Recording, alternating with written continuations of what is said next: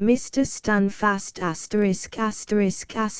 Mr. Standfast by John Buchan. To that most gallant company, the officers and men of the South African Infantry Brigade on the Western Front, note the earlier adventures of Richard Hannay, to which occasional reference is made in this narrative, are recounted in the 39 Steps and Green Mantle.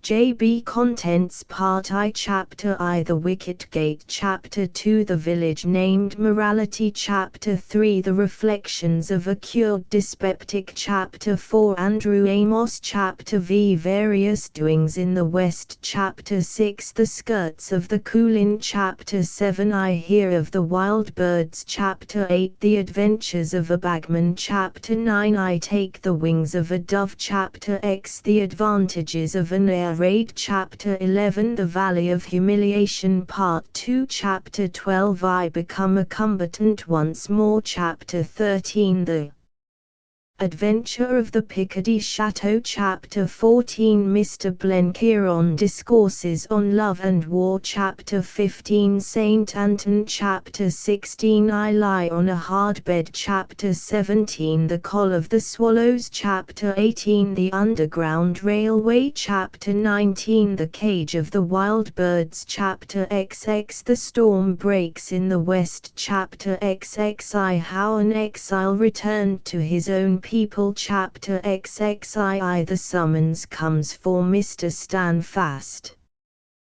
Part I Chapter I The Wicket Gate I spent 1/3 of my journey looking out of the window of a first-class carriage, the next in a local motor car following the course of a trout stream in a shallow valley, and the last tramping over a ridge of downland through great beech woods to my quarters for the night. In the first part I was in an infamous temper, in the second I was worried and mystified, but the cool twilight of the third stage calmed and heartened me, and I reached the gates of Foss Manor with a mighty appetite and a quiet mind. As we slipped up the Thames Valley on the smooth Great Western Line I had reflected ruefully on the thorns in the path of duty. For more than a year I had never been out of khaki, except the months I spent in hospital. They gave me my battalion before the Somme, and I came out of that weary battle after the first big September fighting with a crack in my head and a DSO. I had received a CB for the Erturum business. So what with these and my Matable and South African medals and the Legion of Honor, I had a chest like the High Priest's breastplate. I rejoined in January, and got a brigade on the eve of Arras. There we had a star turn, and took about as many prisoners as we put infantry over the top. After that we were hauled out for a month, and subsequently planted in a bad bit on the scarp with a hint that we would soon be used for a big push. Then suddenly I was ordered home to report to the War Office, and passed on by them to Bullivant and his merry men. So here I was sitting in a railway carriage in a grey tweed suit, with a neat new suitcase on the rack labelled CB. The initials stood for Cornelius Brand, for that was my name now. And an old boy in the corner was asking me questions and wondering audibly why I wasn't fighting, while a young blood of a second lieutenant with a wound stripe was eyeing me with scorn. The old chap was one of the cross-examining type, and after he had borrowed my matches he set to work to find out all about me. He was a tremendous fire-eater, and a bit of a pessimist about our slow progress in the West. I told him I came from South Africa and was a mining engineer. Been fighting with Botha, he asked. No, I said. I'm not the fighting kind. The second lieutenant screwed up his nose. Is there no conscription in South Africa? Thank God there isn't, I said, and the old fellow begged permission to tell me a lot of unpalatable things. I knew his kind and didn't give much for it. He was the sort who, if he had been under 50, would have crawled on his belly to his tribunal to get exempted, but being over age was able to pose as a patriot. But I didn't like the second lieutenant's grin, for he seemed a good class of lad. I looked steadily out of the window for the rest of the way, and wasn't sorry when I got to my station. I had had the queerest interview with Bullivant and McGillivray. They asked me first if I was willing to serve again in the old game, and I said I was. I felt as bitter as sin, for I had got fixed in the military groove, and had made good there. Here was I, a brigadier and still under 40, and with another year of the war there was no saying where I might end. I had started out without any ambition, only a great wish to see the business finished. But now I had acquired a professional interest in the thing, I had a nailing good brigade, and I had got the hang of our new kind of war as well as any fellow from Sandhurst and Camberley. They were asking me to scrap all I had learned and start again in a new job. I had to agree, for discipline's discipline, but I could have knocked their heads together in my vexation. What was worse, they wouldn't, or couldn't, tell me anything about what they wanted me for. It was the old game of running me in blinkers. They asked me to take it on trust and put myself unreservedly in their hands. I would get my instructions later, they said. I asked if it was important. Bullivant narrowed his eyes. If it weren't, do you suppose we could have wrung an active brigadier out of the War Office? As it was like drawing teeth. Is it risky, was my next question. In the long run, damnably was the answer. And you can't tell me anything more? Nothing as yet. You'll get your instructions soon enough. You know both of us, Hannah, and you know we wouldn't waste the time of a good man on folly. We are going to ask you for something which will make a big call on your patriotism. It will be a difficult and arduous task, and it may be a very grim one before you get to the end of it, but we believe you can do it, and that no one else can. You know us pretty well. Will you let us judge for you? I looked at Bullivant's shrewd, kind old face and McGillivray's steady eyes. These men were my friends and wouldn't play with me. All right, I said. I'm willing. What's the first step? Get out of uniform and forget you ever were a soldier. Change your name. Your old one, Cornelis Brandt, will do, but you'd better spell it Brand this time. Remember that you are an engineer just back from South Africa, and that you don't care a rush about the war. You can't understand what all the fools are fighting about, and you think we might have peace at once by a little friendly business talk. You needn't be pro-German, if you like you can be rather severe on the Hun. But you must be in deadly earnest about a speedy peace. I expect the corners of my mouth fell, for Bullivant burst out laughing. Hang it all, man, it's not so difficult. I feel sometimes inclined to argue that way myself, when my dinner doesn't agree with me. It's not so hard as to wander round the fatherland abusing Britain, which was your last job. I'm ready, I said. But I want to do one errand on my own first. I must see a fellow in my brigade who is in a shell-shock hospital in the Cotswolds. Isham's the name of the place. The two men exchanged glances. This looks like fate, said Bullivant. By all means go to Isham. The place where your work begins is only a couple of miles off. I want you to spend next Thursday night as the guest of two maiden ladies called Wyndham at Foss Manor. You will go down there as a lone South African visiting a sick friend. They are hospitable souls and entertain many angels unawares. And I get my orders there. You get your orders, and you are under bond to obey them. And Bullivant and McGillivray smiled at each other.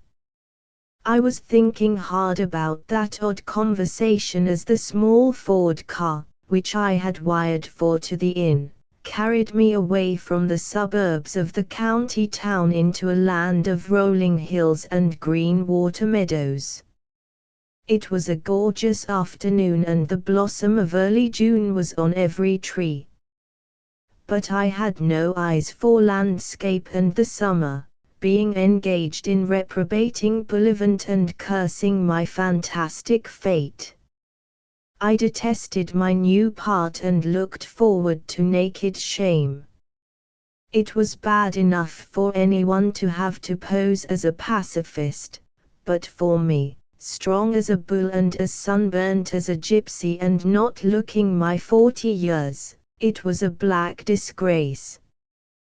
To go into Germany as an anti-British Afrikander was a stoutish adventure, but to lounge about at home talking rot was a very different-sized job. My stomach rose at the thought of it, and I had pretty well decided to wire to Bullivant and cry off.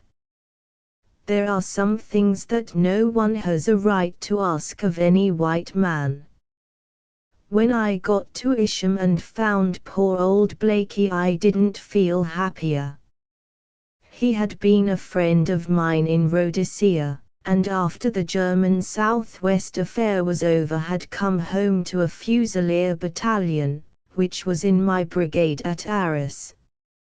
He had been buried by a big crump just before we got our second objective, and was dug out without a scratch on him, but as daft as a hatter.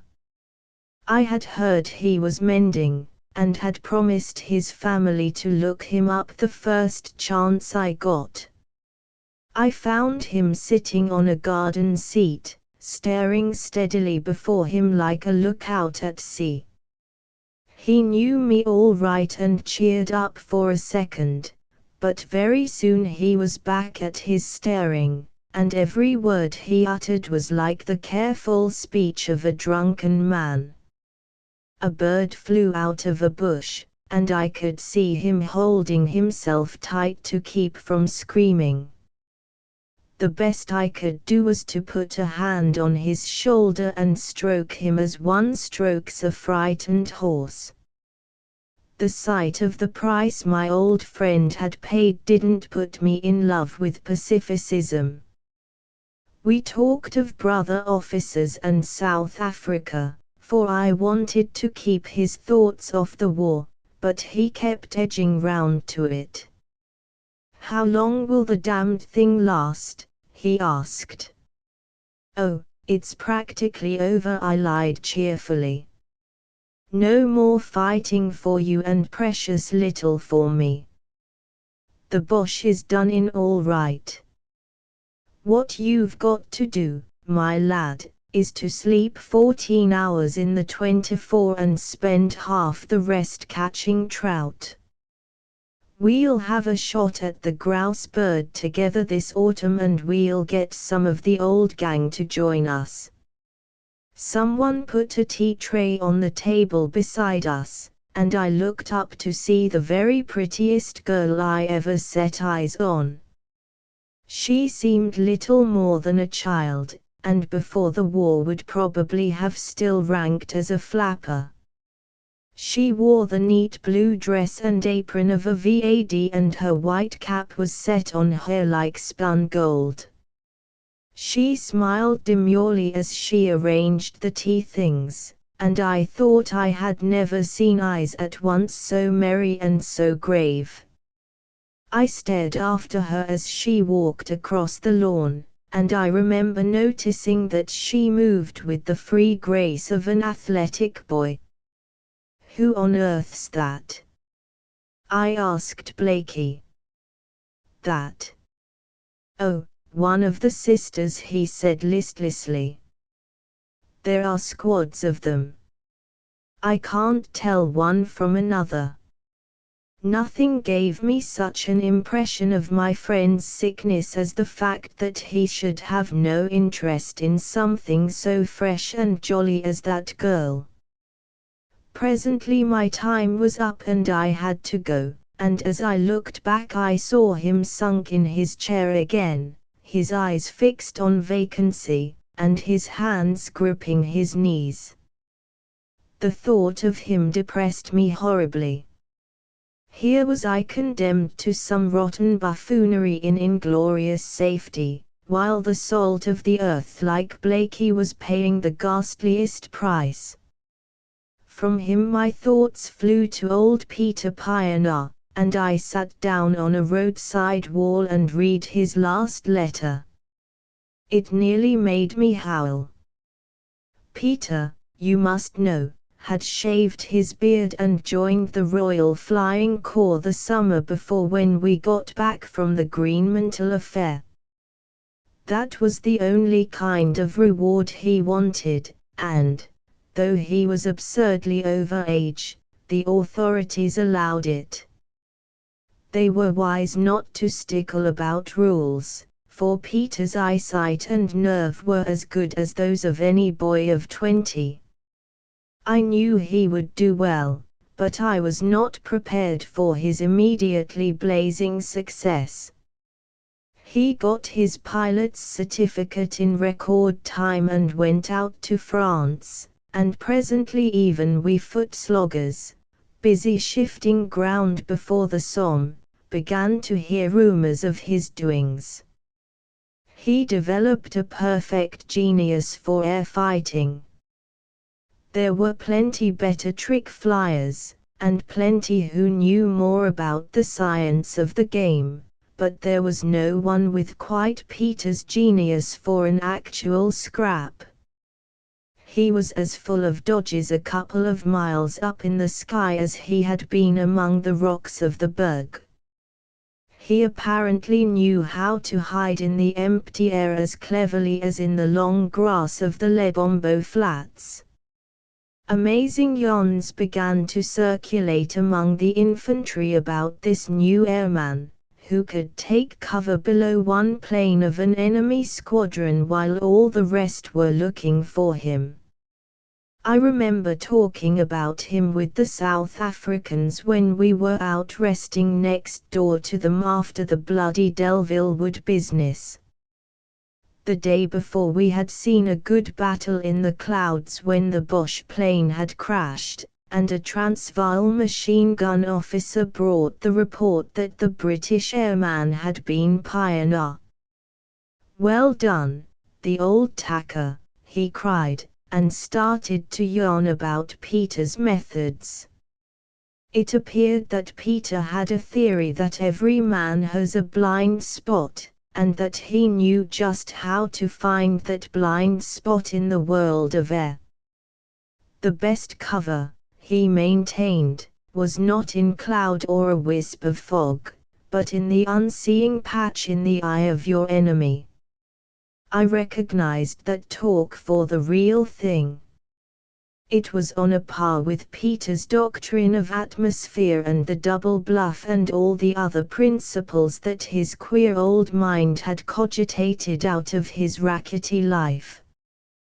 By the end of August that year, Peters was about the best-known figure in the Flying Corps.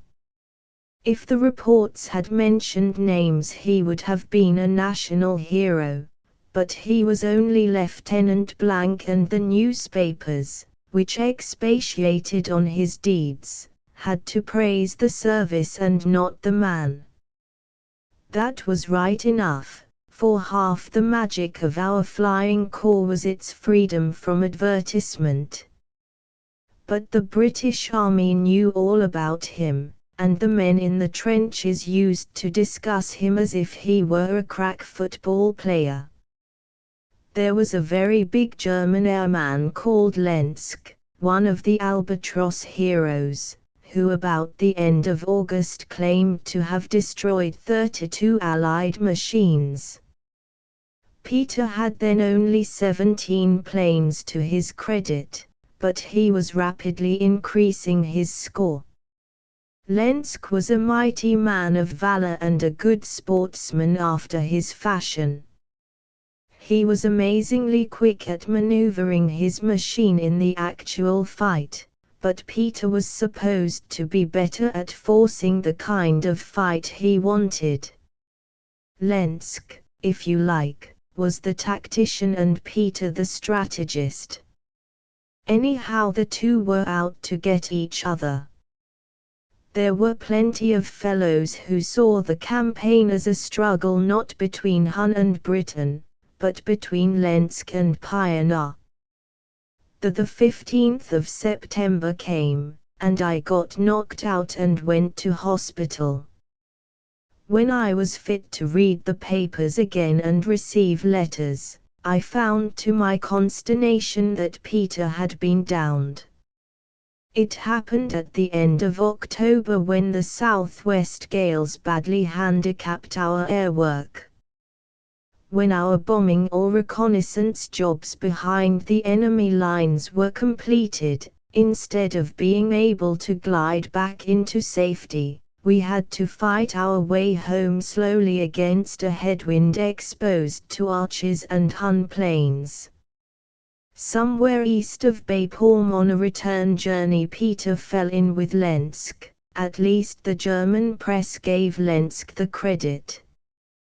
His petrol tank was shot to bits and he was forced to descend in a wood near Morches.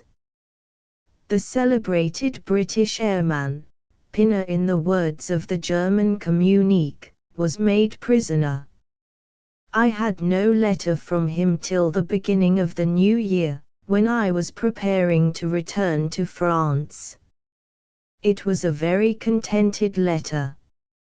He seemed to have been fairly well treated, though he had always a low standard of what he expected from the world in the way of comfort.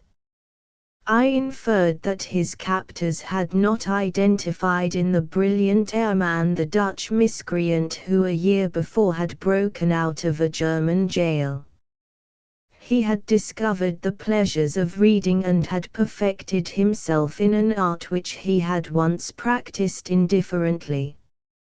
Somehow or other he had got a Pilgrim's Progress, from which he seemed to extract enormous pleasure.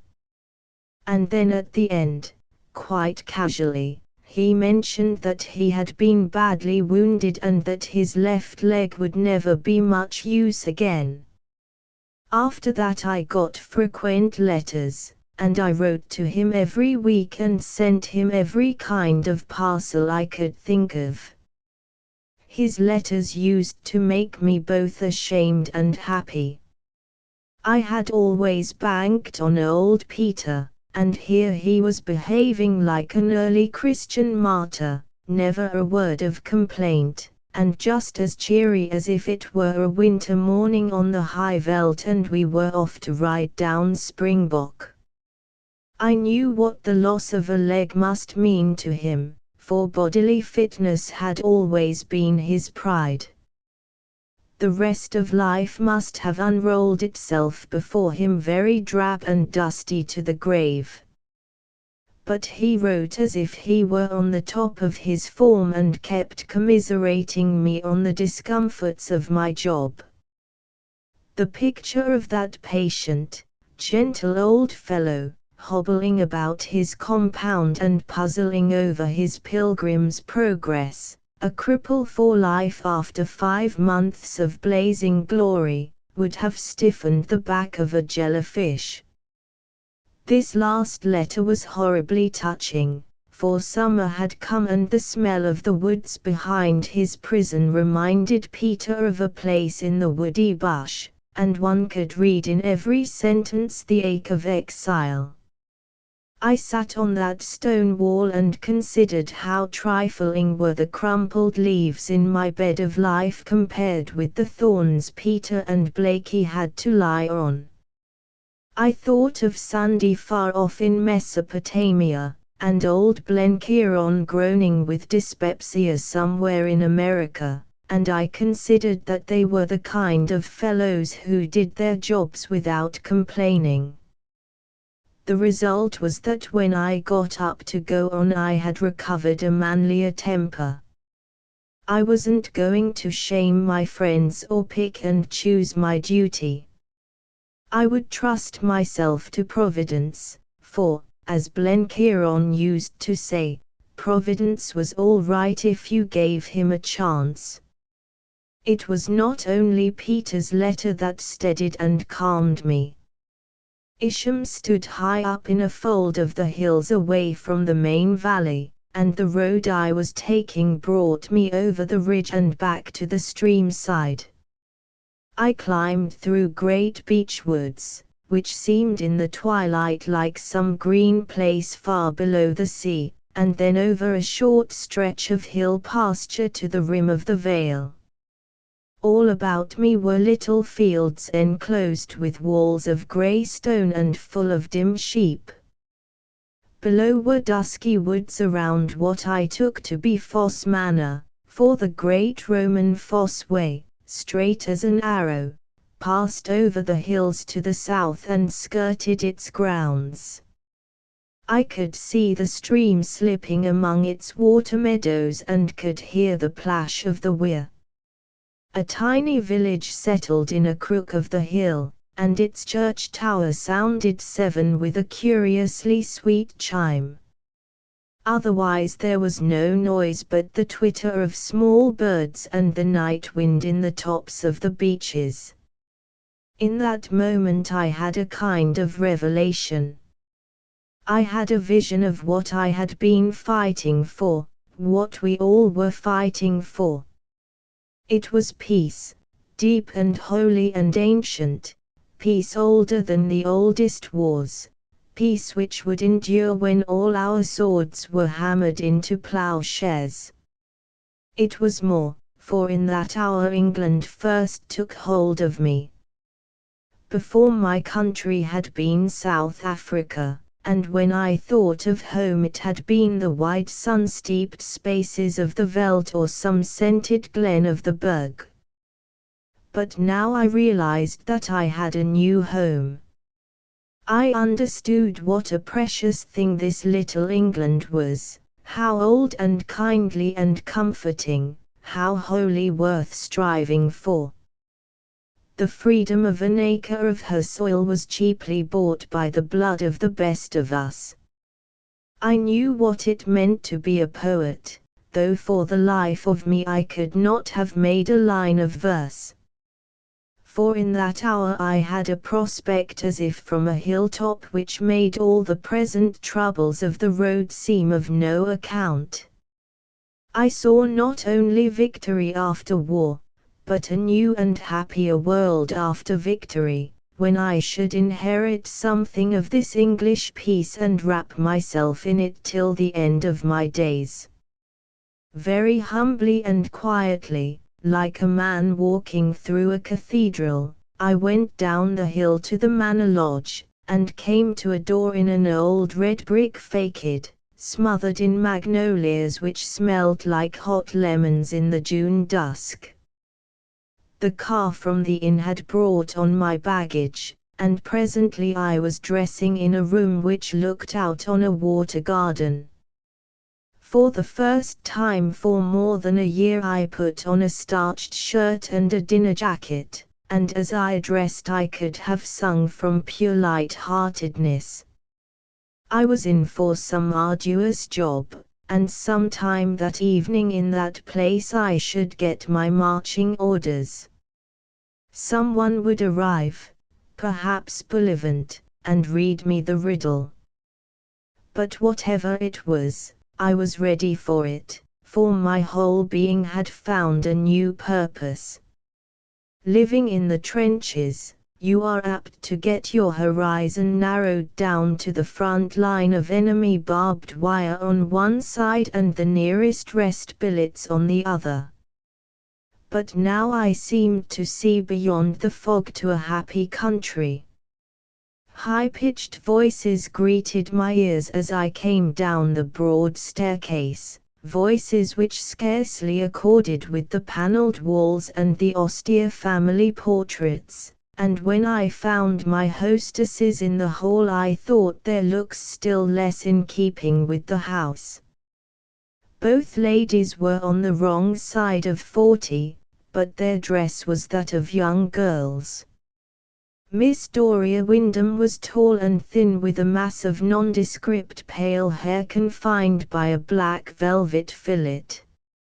Miss Claire Wyndham was shorter and plumper and had done her best by ill-applied cosmetics to make herself look like a foreign demi-mondaine.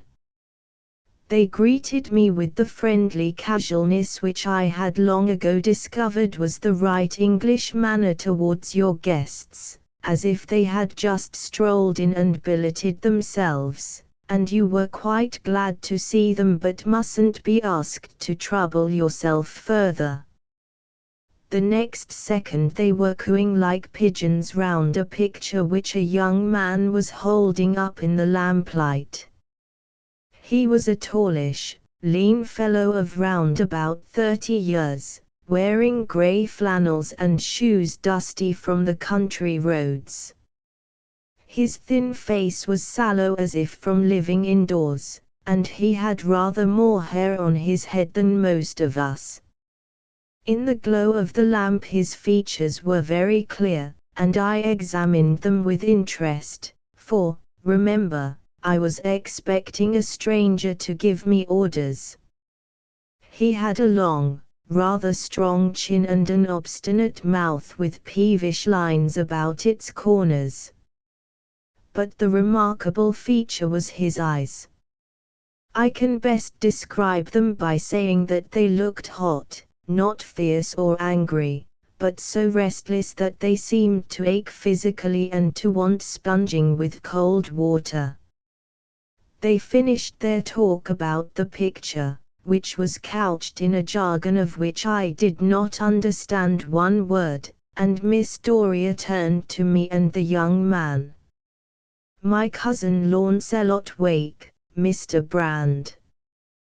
We nodded stiffly and Mr. Wake's hand went up to smooth his hair in a self-conscious gesture. Has Bernard announced dinner? By the way, where is Mary? She came in 5 minutes ago and I sent her to change, said Miss Claire. I won't have her spoiling the evening with that horrid uniform. She may masquerade as she likes out of doors, but this house is for civilized people. The butler appeared and mumbled something. Come along, cried Miss Doria, for I'm sure you are starving, Mr. Brand. And Launcelot has bicycled 10 miles. The dining room was very unlike the hall. The panelling had been stripped off, and the walls and ceiling were covered with a dead black satiny paper on which hung the most monstrous pictures in large dull gold frames. I could only see them dimly, but they seemed to be a mere riot of ugly color. The young man nodded towards them. I see you have got the Diggesses hung at last, he said. How exquisite they are, cried Miss Claire. How subtle and candid and brave. Doria and I warm our souls at their flame. Some aromatic wood had been burned in the room, and there was a queer sickly scent about. Everything in that place was strained and uneasy and abnormal. The candle shades on the table, the mass of faked china fruit in the center dish, the gaudy hangings and the nightmarish walls. But the food was magnificent. It was the best dinner I had eaten since 1914. "Tell me, Mr. Brand," said Miss Doria, her long white face propped on a much beringed hand. "You are one of us. You are in revolt against this crazy war." "Why, yes," I said, remembering my part. "I think a little common sense would settle it right away." "With a little common sense it would never have started," said Mr. Wake. "Lancelot's a CO, you know," said Miss Doria. I did not know, for he did not look any kind of soldier. I was just about to ask him what he commanded, when I remembered that the letters stood also for conscientious objector and stopped in time. At that moment someone slipped into the vacant seat on my right hand. I turned and saw the VAD girl who had brought tea to Blakey that afternoon at the hospital. "He was exempted by his department," the lady went on, "for he's a civil servant, and so he never had a chance of testifying in court, but no one has done better work for our cause. He is on the committee of the LDA, and questions have been asked about him in Parliament." The man was not quite comfortable at this biography. He glanced nervously at me and was going to begin some kind of explanation, when Miss Doria cut him short. "Remember our rule, Lancelot. No turgid war controversy within these walls." I agreed with her. The war had seemed closely knit to the summer landscape for all its peace, and to the noble old chambers of the manor. But in that demented modish dining room it was shriekingly incongruous. Then they spoke of other things. Mostly of pictures or common friends, and a little of books. They paid no heed to me, which was fortunate, for I know nothing about these matters and didn't understand half the language.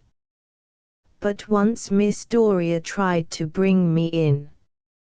They were talking about some Russian novel, a name like Leprous Souls, and she asked me if I had read it. By a curious chance I had. It had drifted somehow into our dugout on the scarp, and after we had all stuck in the second chapter it had disappeared in the mud to which it naturally belonged. The lady praised its poignancy and grave beauty. I assented and congratulated myself on my second escape, for if the question had been put to me I should have described it as God-forgotten twaddle. I turned to the girl, who welcomed me with a smile. I had thought her pretty in her VAD dress, but now, in a filmy black gown and with her hair no longer hidden by a cap, she was the most ravishing thing you ever saw. And I observed something else. There was more than good looks in her young face. Her broad, low brow and her laughing eyes were amazingly intelligent. She had an uncanny power of making her eyes go suddenly grave and deep, like a glittering river narrowing into a pool. "We shall never be introduced," she said, "so let me reveal myself. I'm Mary Lamington and these are my aunts." Did you really like Leprous Souls? It was easy enough to talk to her. and oddly enough her mere presence took away the oppression I had felt in that room. For she belonged to the out-of-doors and to the old house and to the world at large. She belonged to the war, and to that happier world beyond it, a world which must be won by going through the struggle and not by shirking it, like those two silly ladies. I could see Wake's eyes often on the girl, while he boomed and oraculated and the Mrs. Wyndham prattled. Presently the conversation seemed to leave the flowery paths of art and to verge perilously near forbidden topics. He began to abuse our generals in the field. I could not choose but listen. Miss Lamington's brows were slightly bent, as if in disapproval, and my own temper began to rise. He had every kind of idiotic criticism, incompetence, faint-heartedness, corruption. Where he got the stuff I can't imagine, for the most grousing Tommy, with his leave stopped, never put together such balderdash. Worst of all, he asked me to agree with him. It took all my sense of discipline. I don't know much about the subject, I said, but out in South Africa I did hear that the British leading was the weak point. I expect there's a good deal in what you say. It may have been fancy, but the girl at my side seemed to whisper well done. Wake and I did not remain long behind before joining the ladies. I purposely cut it short, for I was in mortal fear lest I should lose my temper and spoil everything. I stood up with my back against the mantelpiece for as long as a man may smoke a cigarette, and I let him yawn to me, while I looked steadily at his face. By this time I was very clear that Wake was not the fellow to give me my instructions. He wasn't playing a game. He was a perfectly honest crank, but not a fanatic, for he wasn't sure of himself. He had somehow lost his self-respect and was trying to argue himself back into it. He had considerable brains, for the reasons he gave for differing from most of his countrymen were good so far as they went. I shouldn't have cared to take him on in public argument. If you had told me about such a fellow a week before, I should have been sick at the thought of him. But now I didn't dislike him. I was bored by him, and I was also tremendously sorry for him. You could see he was as restless as a hen. When we went back to the hall, he announced that he must get on the road, and commandeered Miss Lamington to help him find his bicycle. It appeared he was staying at an inn a dozen miles off for a couple of days fishing, and the news somehow made me like him better. Presently the ladies of the house departed to bed for their beauty sleep, and I was left to my own devices. For some time I sat smoking in the hall, wondering when the messenger would arrive. It was getting late, and there seemed to be no preparation in the house to receive anybody. The butler came in with a tray of drinks, and I asked him if he expected another guest that night. "I hadn't heard of it, sir," was his answer. "There hasn't been a telegram that I know of, and I've received no instructions." I lit my pipe and sat for 20 minutes reading a weekly paper. Then I got up and looked at the family portraits. The moon coming through the lattice invited me out of doors as a cure for my anxiety. It was after 11 o'clock, and I was still without any knowledge of my next step. It is a maddening business to be screwed up for an unpleasant job and to have the wheels of the confounded thing tarry. Outside the house beyond a flagged terrace the lawn fell away, white in the moonshine, to the edge of the stream, which here had expanded into a miniature lake. By the water's edge was a little formal garden with grey stone parapets which now gleamed like dusky marble. Great wafts of scent rose from it, for the lilacs were scarcely over and the May was in full blossom. Out from the shade of it came suddenly a voice like a nightingale. It was singing the old song Cherry Ripe, a common enough thing which I had chiefly known from barrel organs. But heard in the scented moonlight it seemed to hold all the lingering magic of an elder England and of this hallowed countryside. I stepped inside the garden bounds and saw the head of the girl Mary. She was conscious of my presence, for she turned towards me.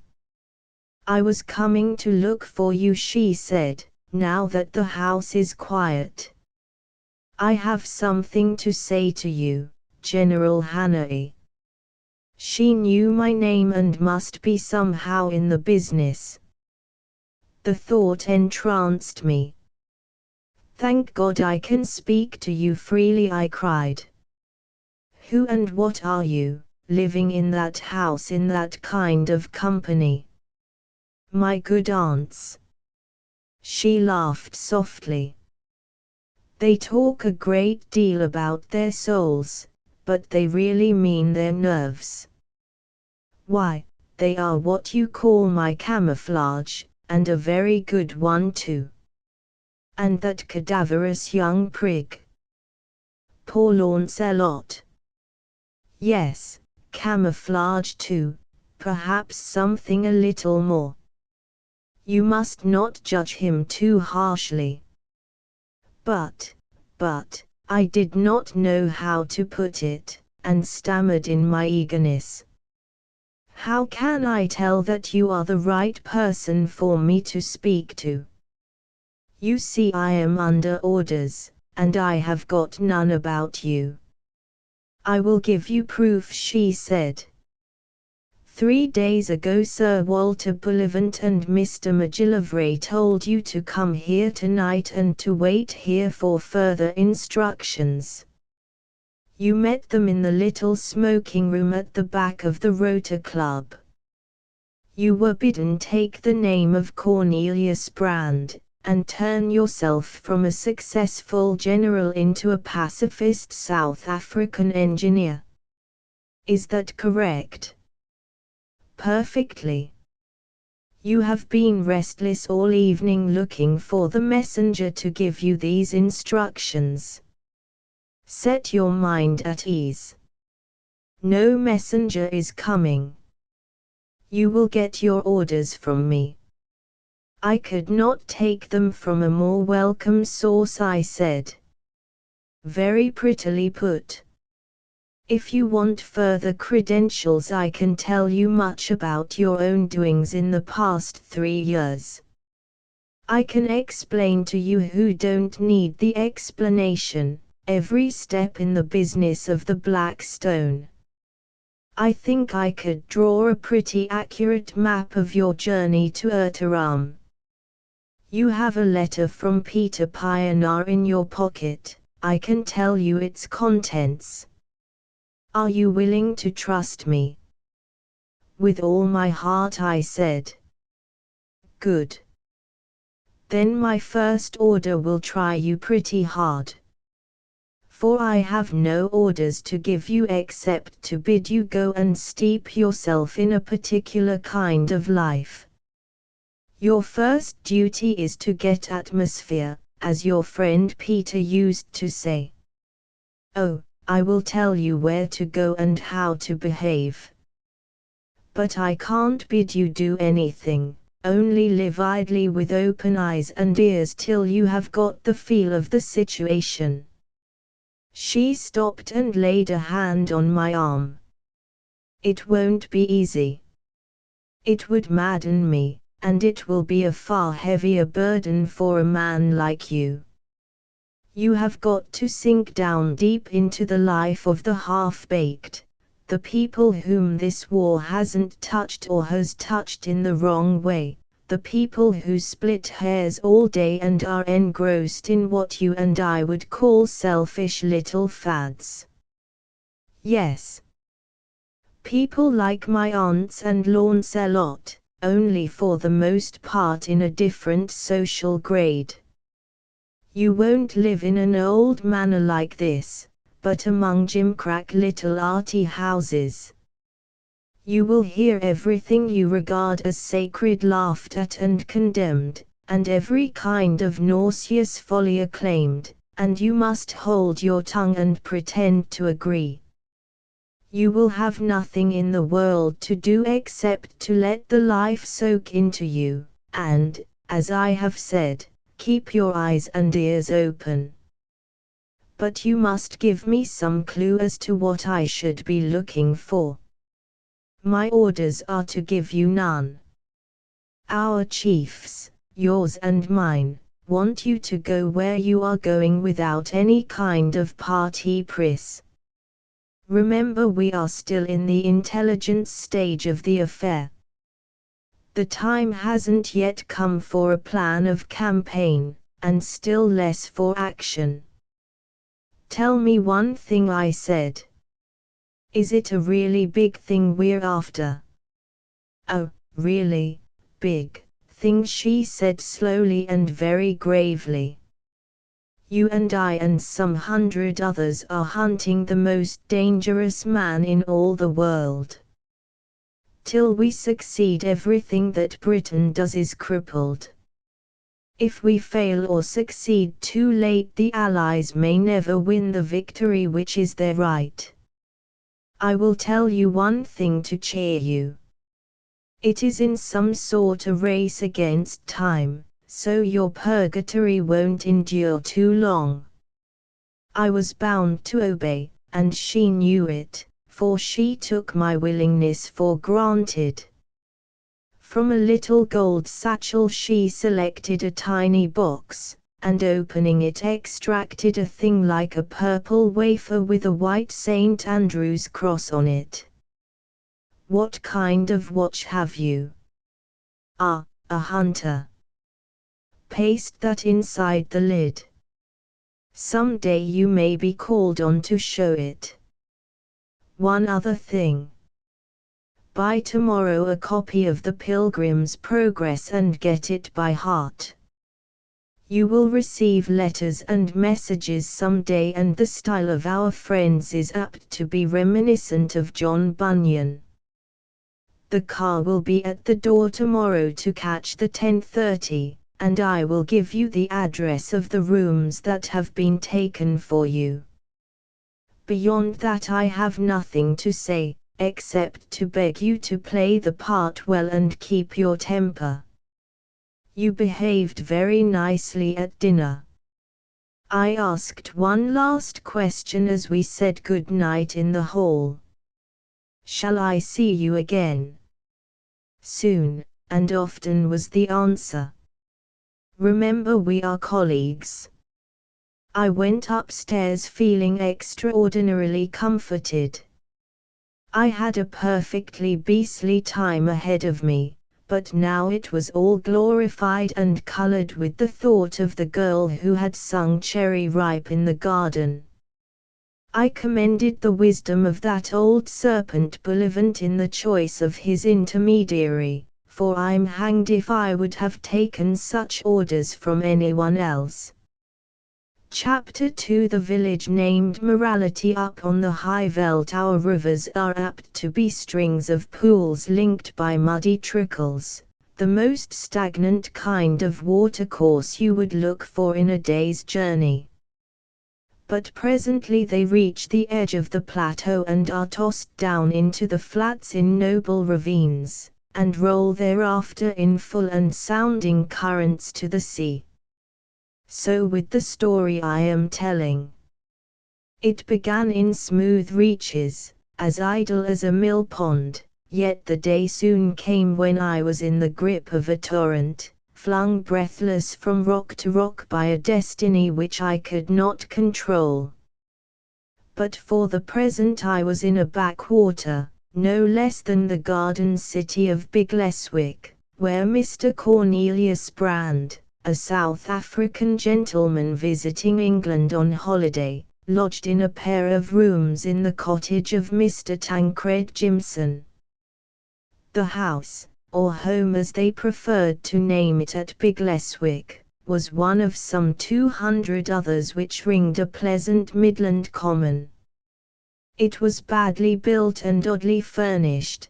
The bed was too short, the windows did not fit, the doors did not stay shut, but it was as clean as soap and water and scrubbing could make it. The 3/4 of an acre of garden were mainly devoted to the culture of potatoes, though under the parlor window Mrs. Jimson had a plot of sweet-smelling herbs, and lines of lank sunflowers fringed the path that led to the front door. It was Mrs. Jimson who received me as I descended from the station fly, a large red woman with hair bleached by constant exposure to weather, clad in a gown which, both in shape and material, seemed to have been modelled on a chintz curtain. She was a good kindly soul, and as proud as Punch of her house. "We follow the simple life here, Mr. Brand," she said. "You must take us as you find us."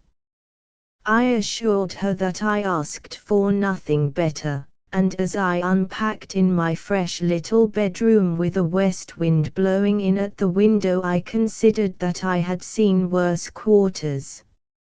I had bought in London a considerable number of books, for I thought that, as I would have time on my hands, I might as well do something about my education.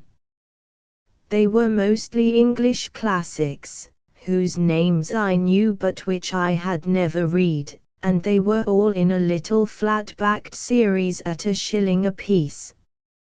I arranged them on top of a chest of drawers, but I kept the Pilgrim's Progress beside my bed, for that was one of my working tools and I had to get it by heart. Mrs. Jimson, who came in while I was unpacking to see if the room was to my liking, approved my taste. At our midday dinner she wanted to discuss books with me, and was so full of her own knowledge that I was able to conceal my ignorance. "We are all laboring to express our personalities," she informed me. "Have you found your medium, Mr. Brand? Is it to be the pen or the pencil?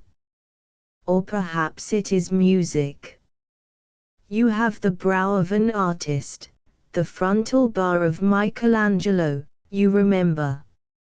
I told her that I concluded I would try literature, but before writing anything I would read a bit more. It was a Saturday, so Jimson came back from town in the early afternoon. He was a managing clerk in some shipping office, but you wouldn't have guessed it from his appearance. His city clothes were loose dark grey flannels, a soft collar, an orange tie, and a soft black hat. His wife went down the road to meet him, and they returned hand in hand, swinging their arms like a couple of school children. He had a skimpy red beard streaked with grey, and mild blue eyes behind strong glasses. He was the most friendly creature in the world, full of rapid questions, and eager to make me feel one of the family. Presently he got into a tweed Norfolk jacket, and started to cultivate his garden. I took off my coat and lent him a hand, and when he stopped to rest from his labors, which was every 5 minutes, for he had no kind of physique, he would mop his brow and rub his spectacles and declaim about the good smell of the earth and the joy of getting close to nature. Once he looked at my big brown hands and muscular arms with a kind of wistfulness. "You are one of the doers, Mr. Brand," he said, "and I could find it in my heart to envy you. You have seen nature in wild forms in far countries. Some day I hope you will tell us about your life. I must be content with my little corner, but happily there are no territorial limits for the mind. This modest dwelling is a watchtower from which I look over all the world."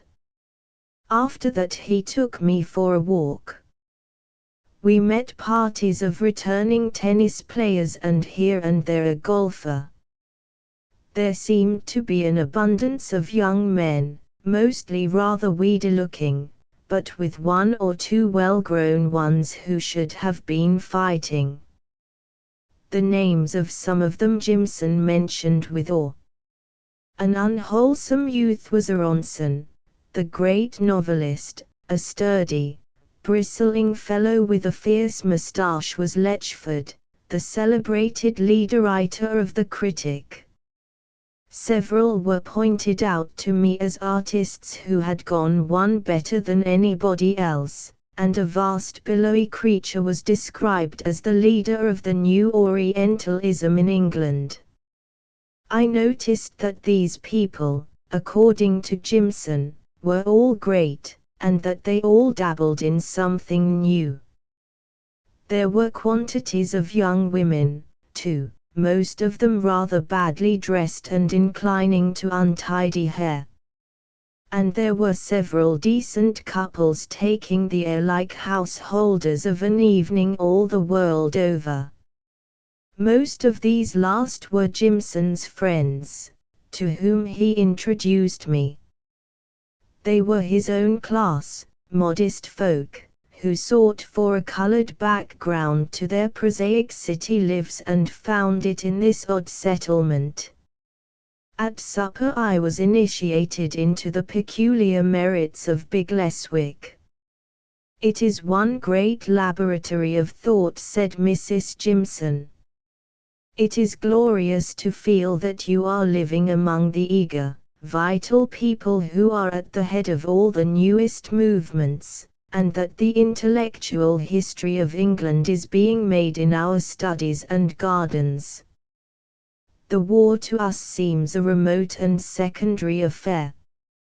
As someone has said, the great fights of the world are all fought in the mind." A spasm of pain crossed her husband's face. "I wish I could feel it far away. After all, Ursula, it is the sacrifice of the young that gives people like us leisure and peace to think. Our duty is to do the best which is permitted to us, but that duty is a poor thing compared with what our young soldiers are giving. I may be quite wrong about the war. I know I can't argue with Letchford. But I will not pretend to a superiority I do not feel. I went to bed feeling that in Jimson I had struck a pretty sound fellow. As I lit the candles on my dressing table I observed that the stack of silver which I had taken out of my pockets when I washed before supper was top-heavy. It had 2 big coins at the top and sixpences and shillings beneath. Now it is one of my oddities that ever since I was a small boy I have arranged my loose coins symmetrically, with the smallest uppermost. That made me observant and led me to notice a second point.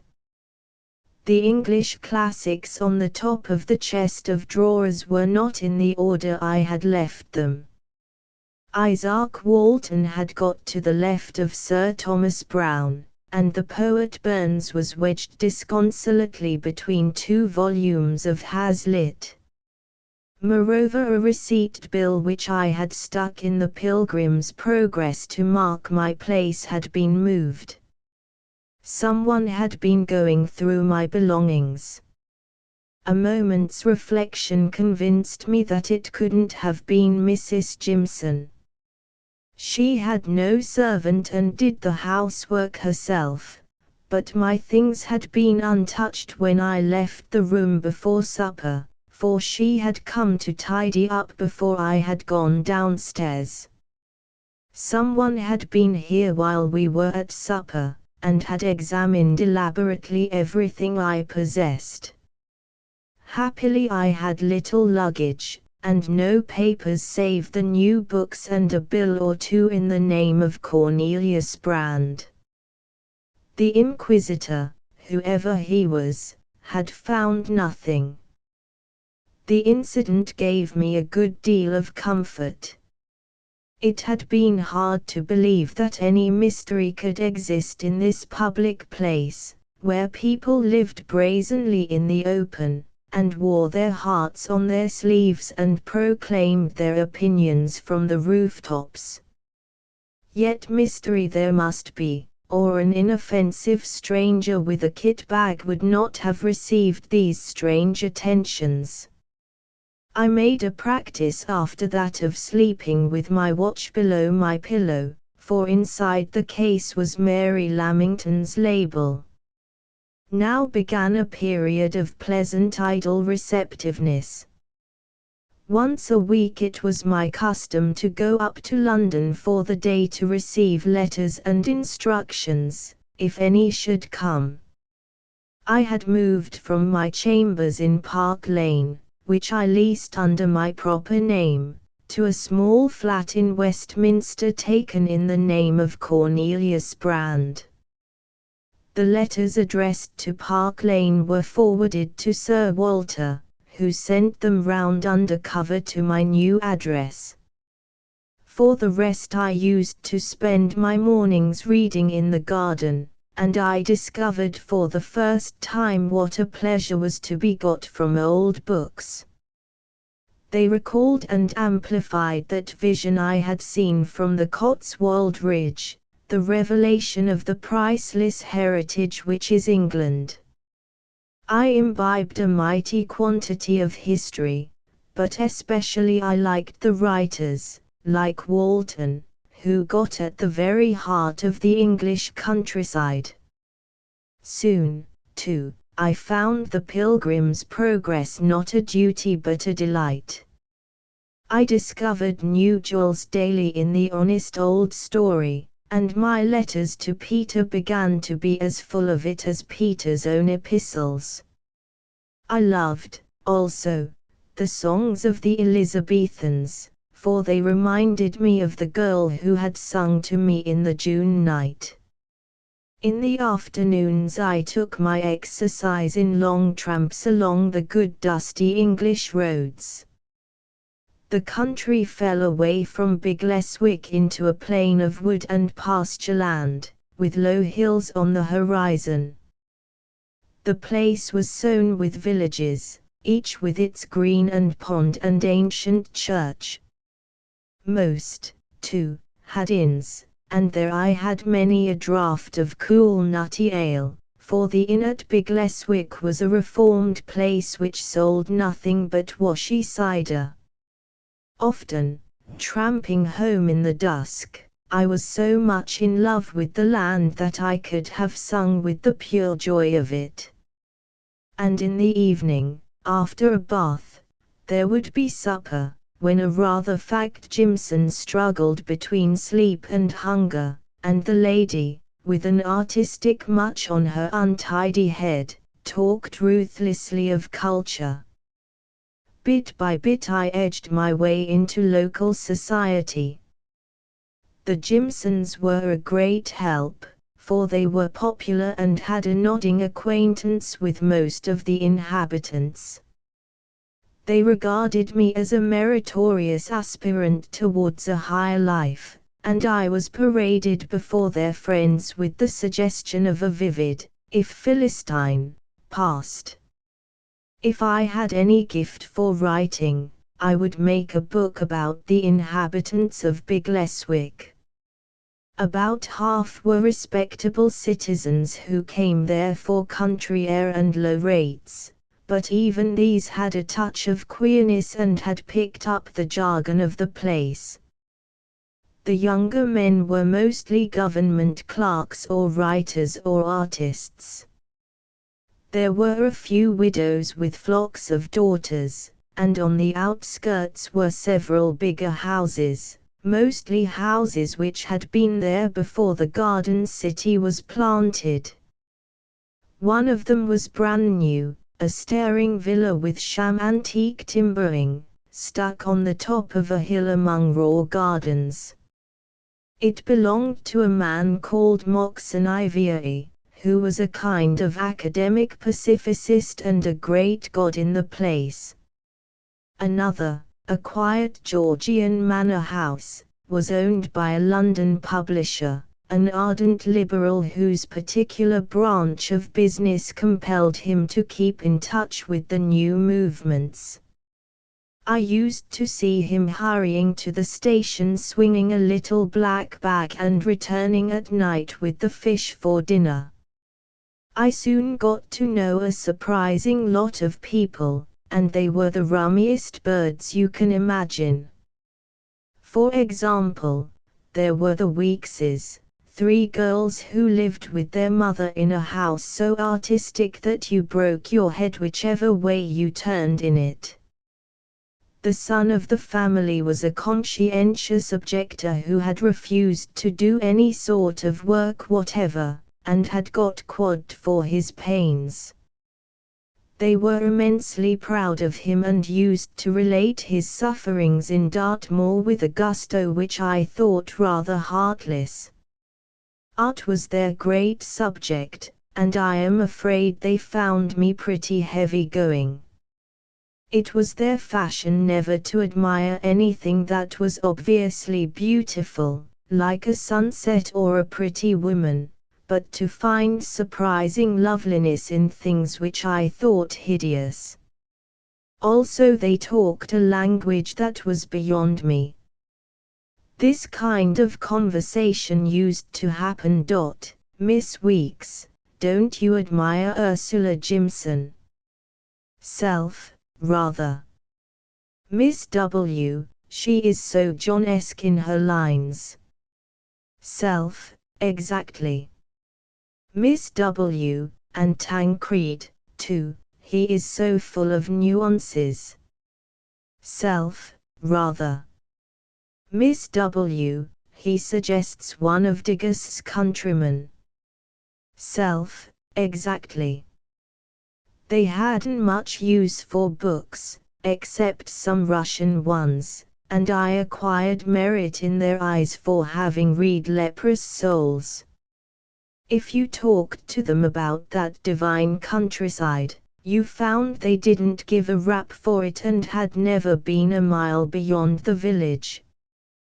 But they admired greatly the somber effect of a train going into Marylebone Station on a rainy day. But it was the men who interested me most.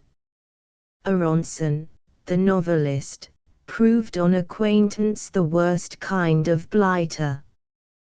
He considered himself a genius whom it was the duty of the country to support, and he sponged on his wretched relatives and anyone who would lend him money.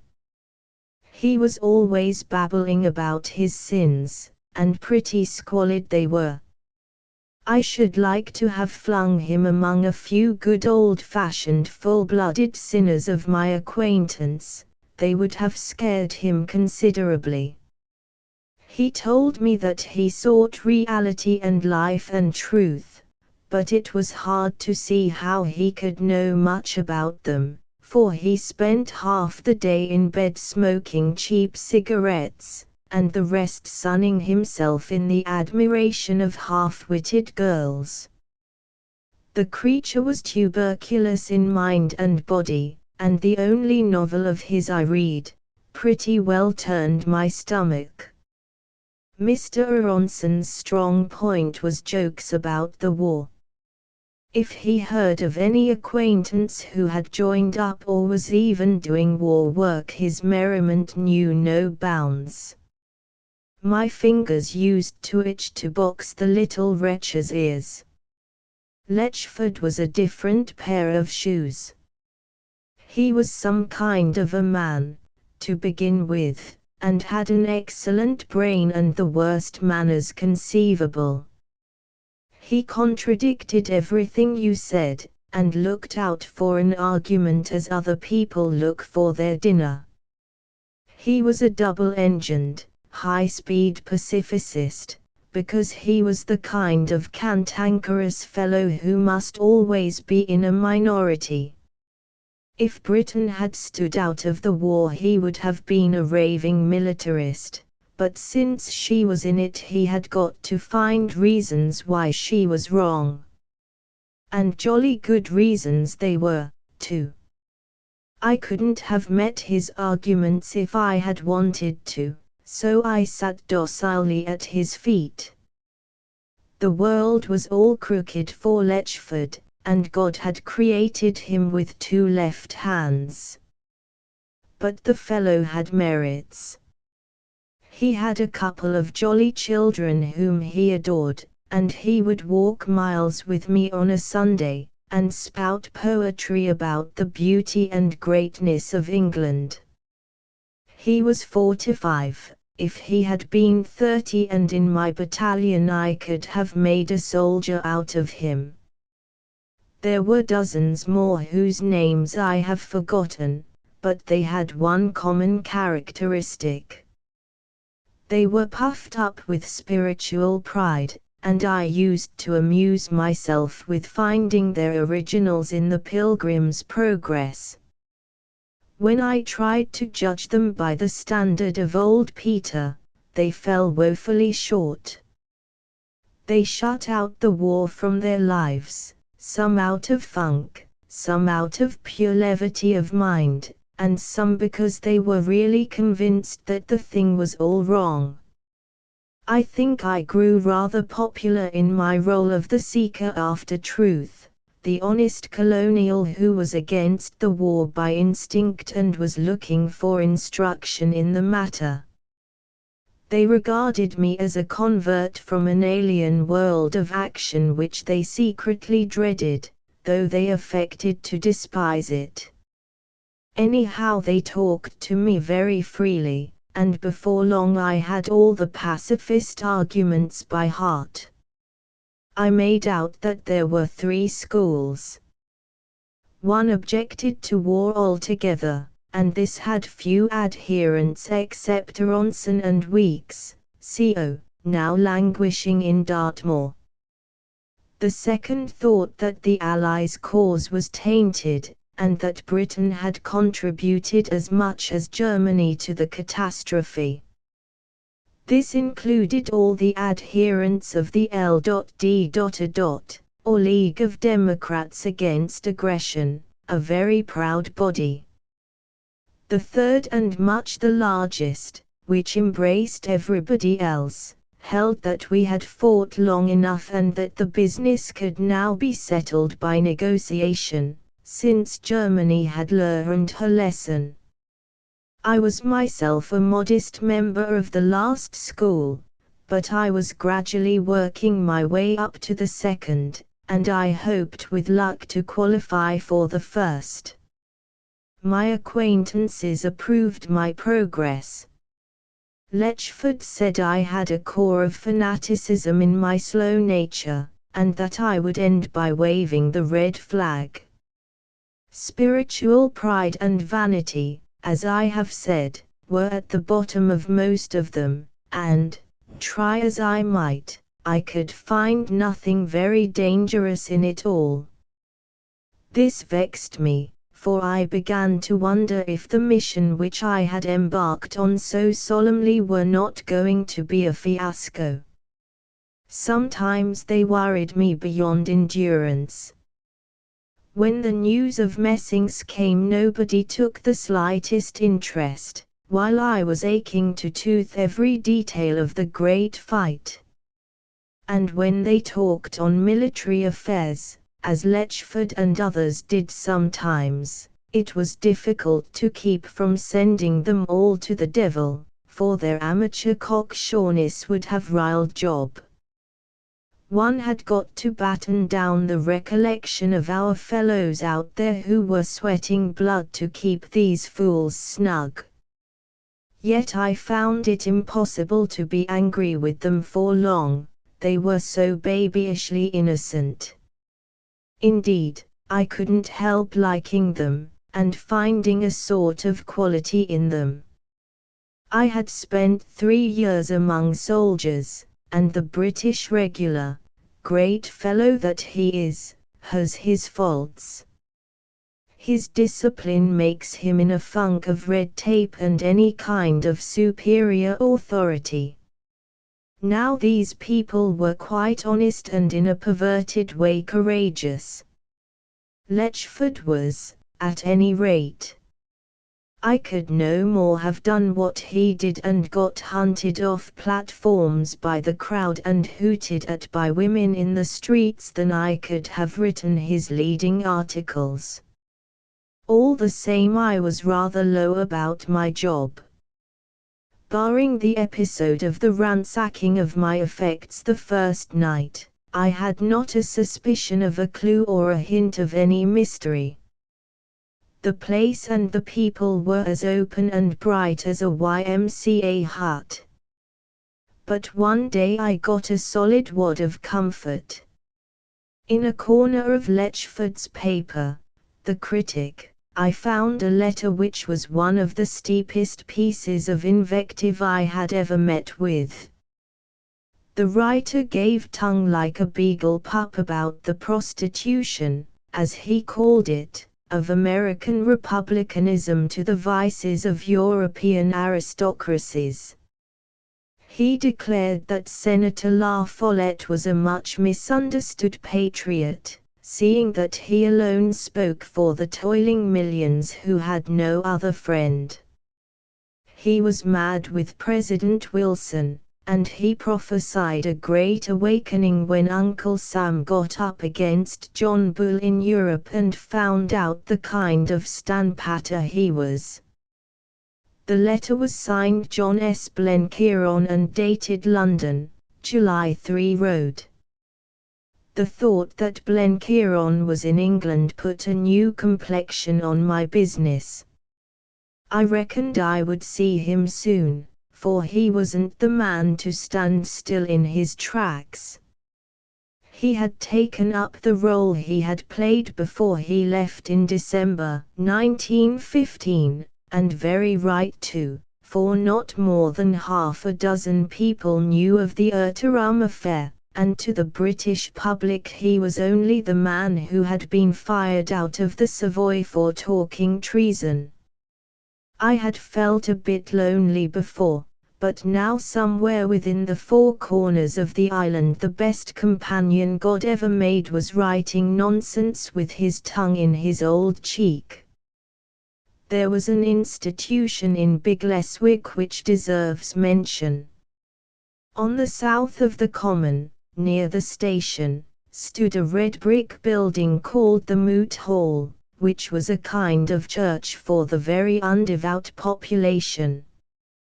Undevout in the ordinary sense, I mean, for I had already counted 27 varieties of religious conviction, including 3 Buddhists, a celestial hierarch, 5 Latter-day Saints, and about 10 varieties of mystic whose names I could never remember. The whole had been the gift of the publisher I have spoken of, and twice a week it was used for lectures and debates. The place was managed by a committee and was surprisingly popular, for it gave all the bubbling intellects a chance of airing their views. When you asked where somebody was and were told he was at Moot, the answer was spoken in the respectful tone in which you would mention a sacrament. I went there regularly and got my mind broadened to cracking point. We had all the stars of the new movements. We had Dr. Chick, who lectured on God, which, as far as I could make out, was a new name he had invented for himself. There was a woman, a terrible woman, who had come back from Russia with what she called a message of healing. And to my joy, one night there was a great buck nigger who had a lot to say about Africa for the Africans. I had a few words with him in Sesotho afterwards, and rather spoiled his visit. Some of the people were extraordinarily good, especially one jolly old fellow who talked about English folk songs and dances, and wanted us to set up a maypole. In the debates which generally followed I began to join, very coyly at first, but presently with some confidence. If my time at Big Leswick did nothing else, it taught me to argue on my feet. The first big effort I made was on a full-dress occasion, when Launcelot Wake came down to speak.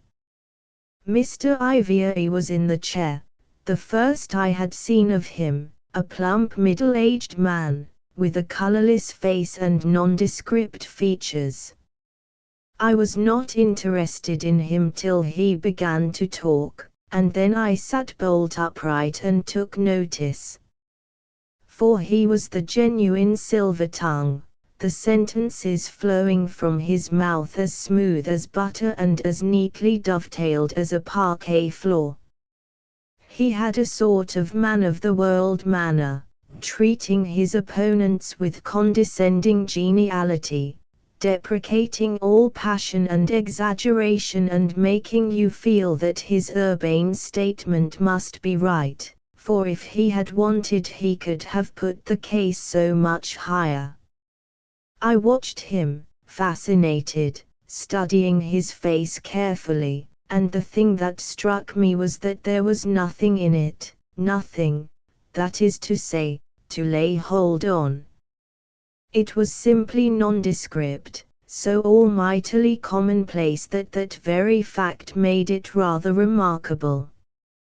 Wake was speaking of the revelations of the Sukhomelynov trial in Russia, which showed that Germany had not been responsible for the war. He was jolly good at the job, and put as clear an argument as a first-class lawyer. I had been sweating away at the subject and had all the ordinary case at my fingers' ends, so when I got a chance of speaking I gave them a long harangue, with some good quotations I had cribbed out of the Vossische Zeitung, which Lechford lent me. I felt it was up to me to be extra violent, for I wanted to establish my character with Wake, seeing that he was a friend of Mary and Mary would know that I was playing the game. I got tremendously applauded, far more than the chief speaker, and after the meeting Wake came up to me with his hot eyes, and wrung my hand. "You're coming on well, Brand," he said, and then he introduced me to Mr. Ivier. "Here's a second and a better smuts," he said. Ivier made me walk a bit of the road home with him. "I am struck by your grip on these difficult problems, Mr. Brand," he told me. "There is much I can tell you, and you may be of great value to our cause." He asked me a lot of questions about my past, which I answered with easy mendacity. Before we parted he made me promise to come one night to supper. Next day I got a glimpse of Mary, and to my vexation she cut me dead. She was walking with a flock of bare-headed girls, all chattering hard, and though she saw me quite plainly she turned away her eyes. I had been waiting for my cue, so I did not lift my hat, but passed on as if we were strangers. I reckoned it was part of the game, but that trifling thing annoyed me, and I spent a morose evening. The following day I saw her again, this time talking sedately with Mr. Ivier, and dressed in a very pretty summer gown, and a broad-brimmed straw hat with flowers in it. This time she stopped with a bright smile and held out her hand. "Mr. Brand, isn't it?" she asked with a pretty hesitation. And then, turning to her companion, "This is Mr. Brand. He stayed with us last month in Gloucestershire." Mr. Ivier announced that he and I were already acquainted. Seen in broad daylight he was a very personable fellow, somewhere between 45 and 50, with a middle-aged figure and a curiously young face. I noticed that there were hardly any lines on it, and it was rather that of a very wise child than that of a man. He had a pleasant smile which made his jaw and cheeks expand like indiarubber. "You are coming to sup with me, Mr. Brand," he cried after me. "On Tuesday after moot. I have already written." He whisked Mary away from me, and I had to content myself with contemplating her figure till it disappeared round a bend of the road. Next day in London I found a letter from Peter. He had been very solemn of late, and very reminiscent of old days now that he concluded his active life was over. But this time he was in a different mood. "I think," he wrote, "that you and I will meet again soon, my old friend. Do you remember when we went after the big black-maned lion in the Ruerond and couldn't get on his track? And then one morning we woke up and said we would get him today, and we did, but he very near got you first. I've had a feel these last days that we're both going down into the valley to meet with Apollyon, and that the devil will give us a bad time, but anyhow we'll be together. I had the same kind of feel myself, though I didn't see how Peter and I were going to meet, unless I went out to the front again and got put in the bag and sent to the same Boche prison. But I had an instinct that my time in Big Leswick was drawing to a close, and that presently I would be in rougher quarters. I felt quite affectionate towards the place, and took all my favourite walks, and drank my own health in the brew of the village inns, with a consciousness of saying goodbye. Also I made haste to finish my English classics, for I concluded I wouldn't have much time in the future for miscellaneous reading. The Tuesday came, and in the evening I set out rather late for the Moot Hall, for I had been getting into decent clothes after a long, hot stride. When I reached the place it was pretty well packed, and I could only find a seat on the back benches. There on the platform was Ivier, and beside him sat a figure that thrilled every inch of me with affection and a wild anticipation. "I have now the privilege," said the chairman, "of introducing to you the speaker whom we so warmly welcome, our fearless and indefatigable American friend, Mr. Blenkiron." It was the old Blenkiron, but almightily changed. His stoutness had gone, and he was as lean as Abraham Lincoln. Instead of a puffy face, his cheekbones and jaw stood out hard and sharp, and in place of his former pasty color his complexion had the clear glow of health. I saw now that he was a splendid figure of a man, and when he got to his feet every movement had the suppleness of an athlete in training. In that moment I realized that my serious business had now begun. My senses suddenly seemed quicker, my nerves tenser, my brain more active. The big game had started, and he and I were playing it together. I watched him with strained attention. It was a funny speech, stuffed with extravagance and vehemence, not very well argued and terribly discursive. His main point was that Germany was now in a fine democratic mood and might well be admitted into a brotherly partnership, that indeed she had never been in any other mood, but had been forced into violence by the plots of her enemies.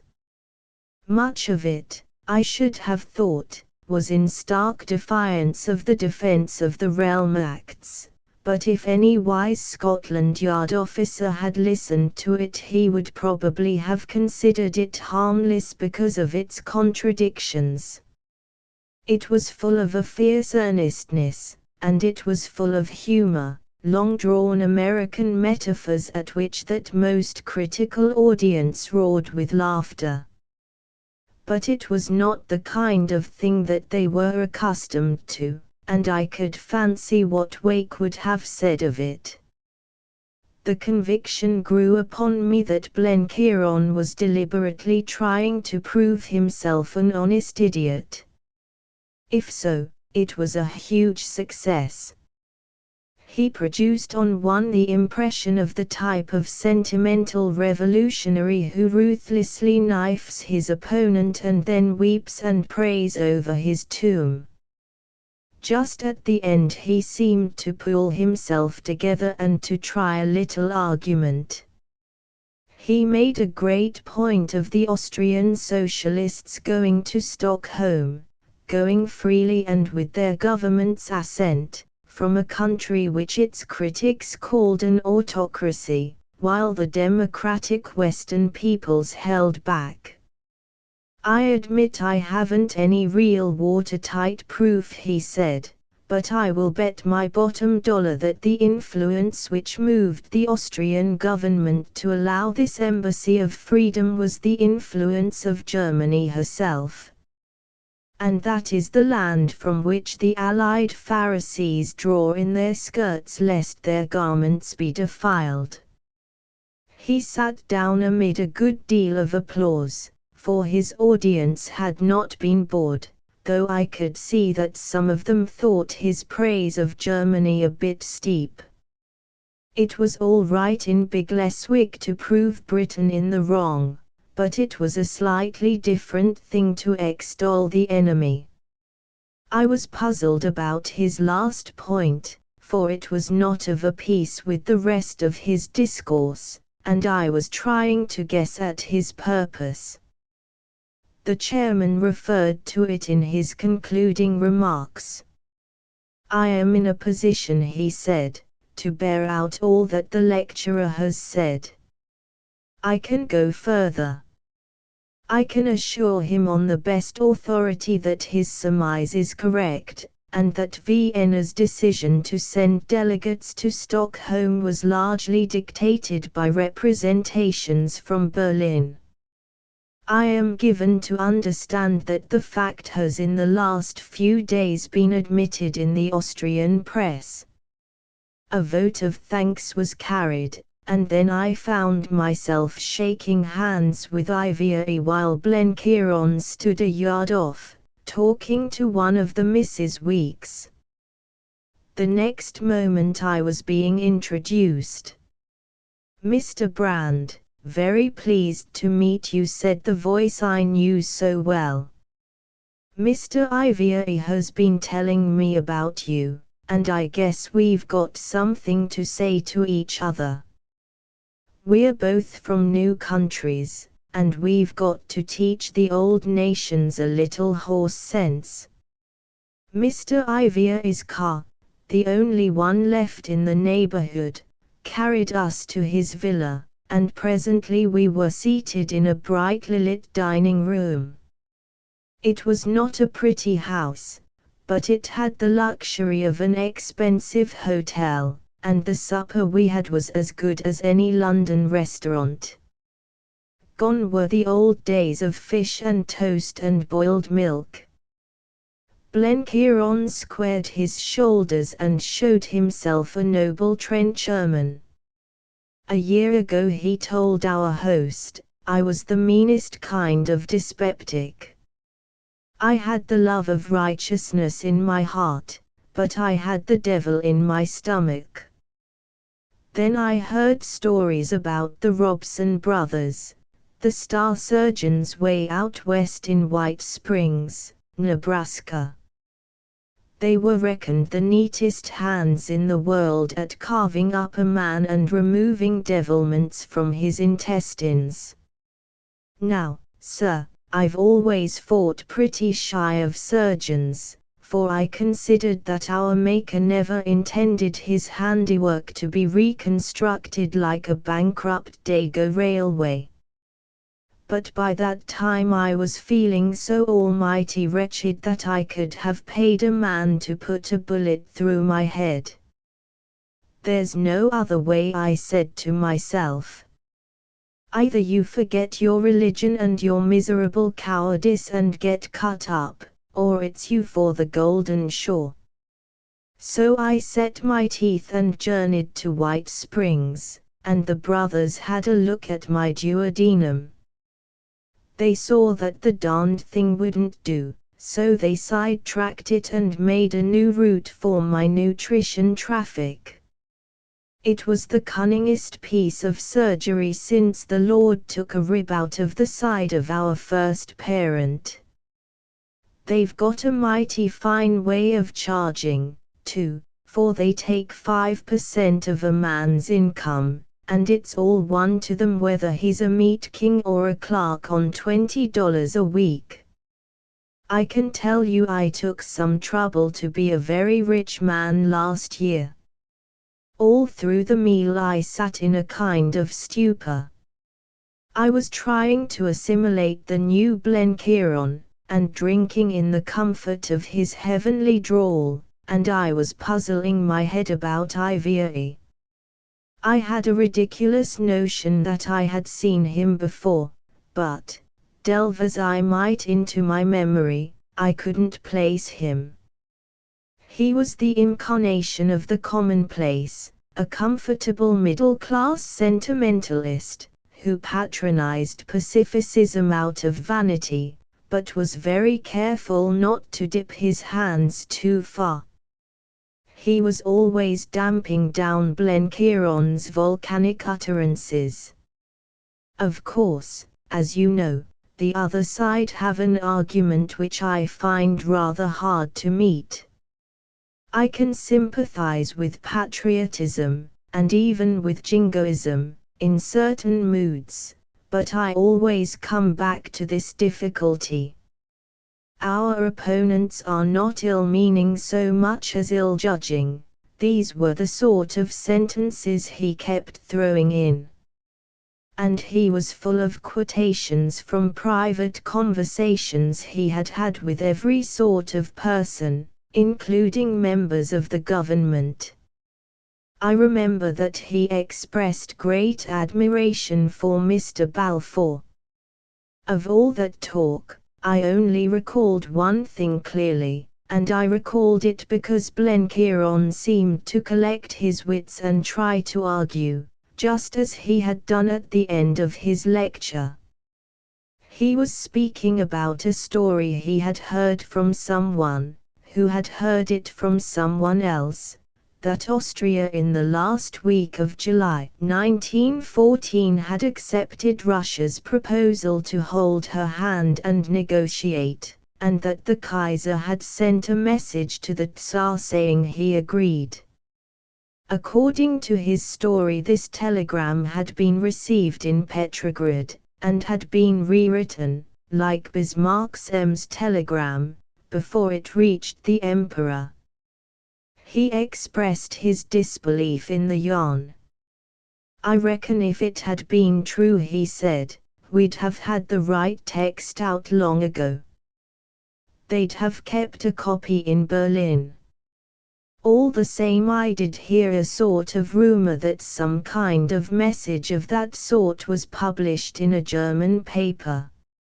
Mr. Ivier looked wise.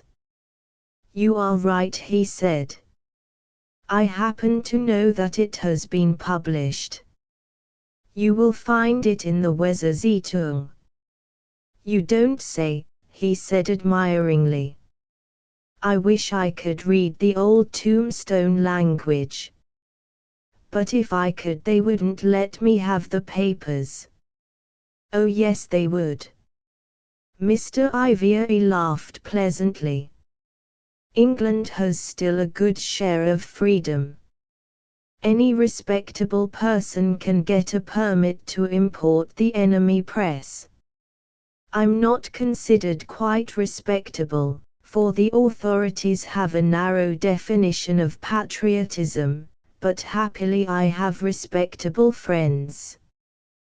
Blenkiron was staying the night, and I took my leave as the clock struck 12.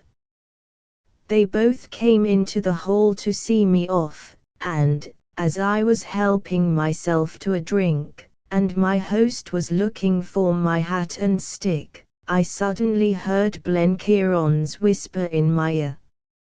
London, the day after tomorrow, he said. Then he took a formal farewell. Mr. Brand, it's been an honor for me, as an American citizen, to make your acquaintance, sir. I will consider myself fortunate if we have an early reunion. I am stopping at Claridge's Hotel, and I hope to be privileged to receive you there. Chapter 3: The Reflections of a Cured Dyspeptic. 35 hours later I found myself in my rooms in Westminster. I thought there might be a message for me there, for I didn't propose to go and call openly on Blenkiron at Claridge's till I had his instructions. But there was no message, only a line from Peter, saying he had hopes of being sent to Switzerland. That made me realize that he must be pretty badly broken up. Presently the telephone bell rang. It was Blenkiron who spoke. Go down and have a talk with your brokers about the war loan. Arrive there about 12 o'clock and don't go upstairs till you have met a friend. You'd better have a quick luncheon at your club, and then come to Traill's bookshop in the Haymarket at 2. You can get back to Big Leswick by the 5:16. I did as I was bid, and 20 minutes later, having travelled by underground, for I couldn't raise a taxi, I approached the block of chambers in Leadenhall Street where dwelled the respected firm who managed my investments. It was still a few minutes before noon, and as I slowed down a familiar figure came out of the bank next door. Ivier beamed recognition. Up for the day, Mr. Brand? He asked. I have to see my brokers, I said, read the South African papers in my club, and get back by the 5:16. Any chance of your company? Why, yes, that's my train. Au revoir. We meet at the station. He bustled off, looking very smart with his neat clothes and a rose in his buttonhole. I lunched impatiently, and at 2 was turning over some new books in Traill's shop with an eye on the street door behind me. It seemed a public place for an assignation. I had begun to dip into a big illustrated book on flower gardens when an assistant came up. The manager's compliments, sir, and he thinks there are some old works of travel upstairs that might interest you. I followed him obediently to an upper floor lined with every kind of volume and with tables littered with maps and engravings. "This way, sir," he said, and opened a door in the wall concealed by bogus book backs. I found myself in a little study, and Blenkiron sitting in an armchair smoking. He got up and seized both my hands. "Why, Dick, this is better than good news. I've heard all about your exploits since we parted a year ago on the wharf at Liverpool.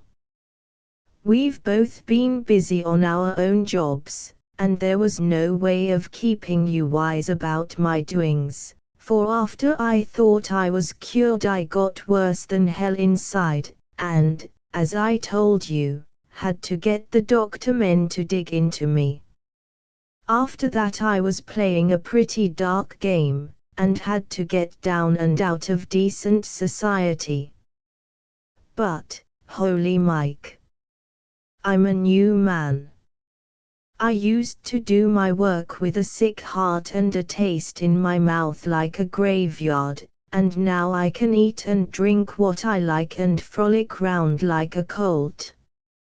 I wake up every morning whistling and thank the good God that I'm alive. It was a bad day for Kaiser when I got on the cars for White Springs. This is a rum place to meet, I said, and you brought me by a roundabout road. He grinned and offered me a cigar. There were reasons. It don't do for you and me to advertise our acquaintance in the street. As for the shop, I've owned it for 5 years.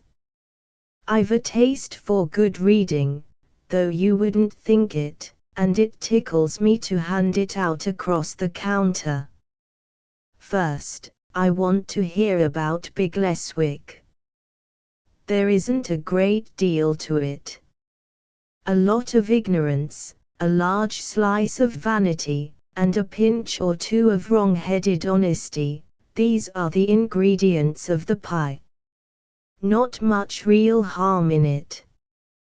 There's 1 or 2 dirty literary gents who should be in a navvies battalion, but they are about as dangerous as yellow Kaffir dogs. I've learned a lot and got all the arguments by heart. But you might plant a Bigleswick in every shire and it wouldn't help the Boche. I can see where the danger lies all the same. These fellows talked academic anarchism, but the genuine article is somewhere about, and to find it you've got to look in the big industrial districts. We had faint echoes of it in Bigleswick. I mean that the really dangerous fellows are those who want to close up the war at once and so get on with their blessed class war, which cuts across nationalities. As for being spies and that sort of thing, the Bigleswick lads are too callow. Yes, said Blenkiron reflectively. They haven't got as much sense as God gave to geese. You're sure you didn't hit against any heavier metal? Yes. There's a man called Launcelot Wake, who came down to speak once. I had met him before. He has the makings of a fanatic, and he's the more dangerous because you can see his conscience is uneasy. I can fancy him bombing a prime minister merely to quiet his own doubts. So he said. Nobody else. I reflected. There's Mr. Ivier, but you know him better than I. I shouldn't put much on him, but I'm not precisely certain, for I never had a chance of getting to know him. Ivier, said Blenkiron in surprise. He has a hobby for half-baked youth, just as another rich man might fancy orchids or fast trotters. You sure can place him right enough. I dare say. Only I don't know enough to be positive. He sucked at his cigar for a minute or so. I guess, Dick, if I told you all I've been doing since I reached these shores you would call me a romancer. I've been way down among the toilers. I did a spell as unskilled diluted labor in the Barrow shipyards. I was barman in a hotel on the Portsmouth Road, and I put in a black month driving a taxicab in the City of London. For a while I was the accredited correspondent of the New York Sentinel and used to go with the rest of the bunch to the POW wows of undersecretaries of state and war office generals. They censored my stuff so cruel that the paper fired me. Then I went on a walking tour round England and sat for a fortnight in a little farm in Suffolk. By and by I came back to Claridge's and this bookshop, for I had learned most of what I wanted. I had learned, he went on, turning his curious, full, ruminating eyes on me, that the British working man is about the soundest piece of humanity on God's earth. He grumbles a bit and jibs a bit when he thinks the government are giving him a crooked deal, but he's gotten the patience of Job and the sand of a gamecock. And he's gotten humor too, that tickles me to death. There's not much trouble in that quarter, for it's he and his kind that's beating the Hun. But I picked up a thing or two besides that. He leaned forward and tapped me on the knee. I reverence the British Intelligence Service. Flies don't settle on it to any considerable extent. It's got a mighty fine mesh, but there's one hole in that mesh, and it's our job to mend it. There's a high-powered brain in the game against us. I struck it a couple of years ago when I was hunting Dunbar and Albert, and I thought it was in New York, but it wasn't. I struck its working again at home last year and located its head office in Europe. So I tried Switzerland and Holland, but only bits of it were there. The center of the web where the old spider sits is right here in England, and for 6 months I've been shadowing that spider. There's a gang to help, a big gang, and a clever gang, and partly an innocent gang. But there's only one brain, and it's to match that the Robson brothers settled my duodenum. I was listening with a quickened pulse, for now at last I was getting to business.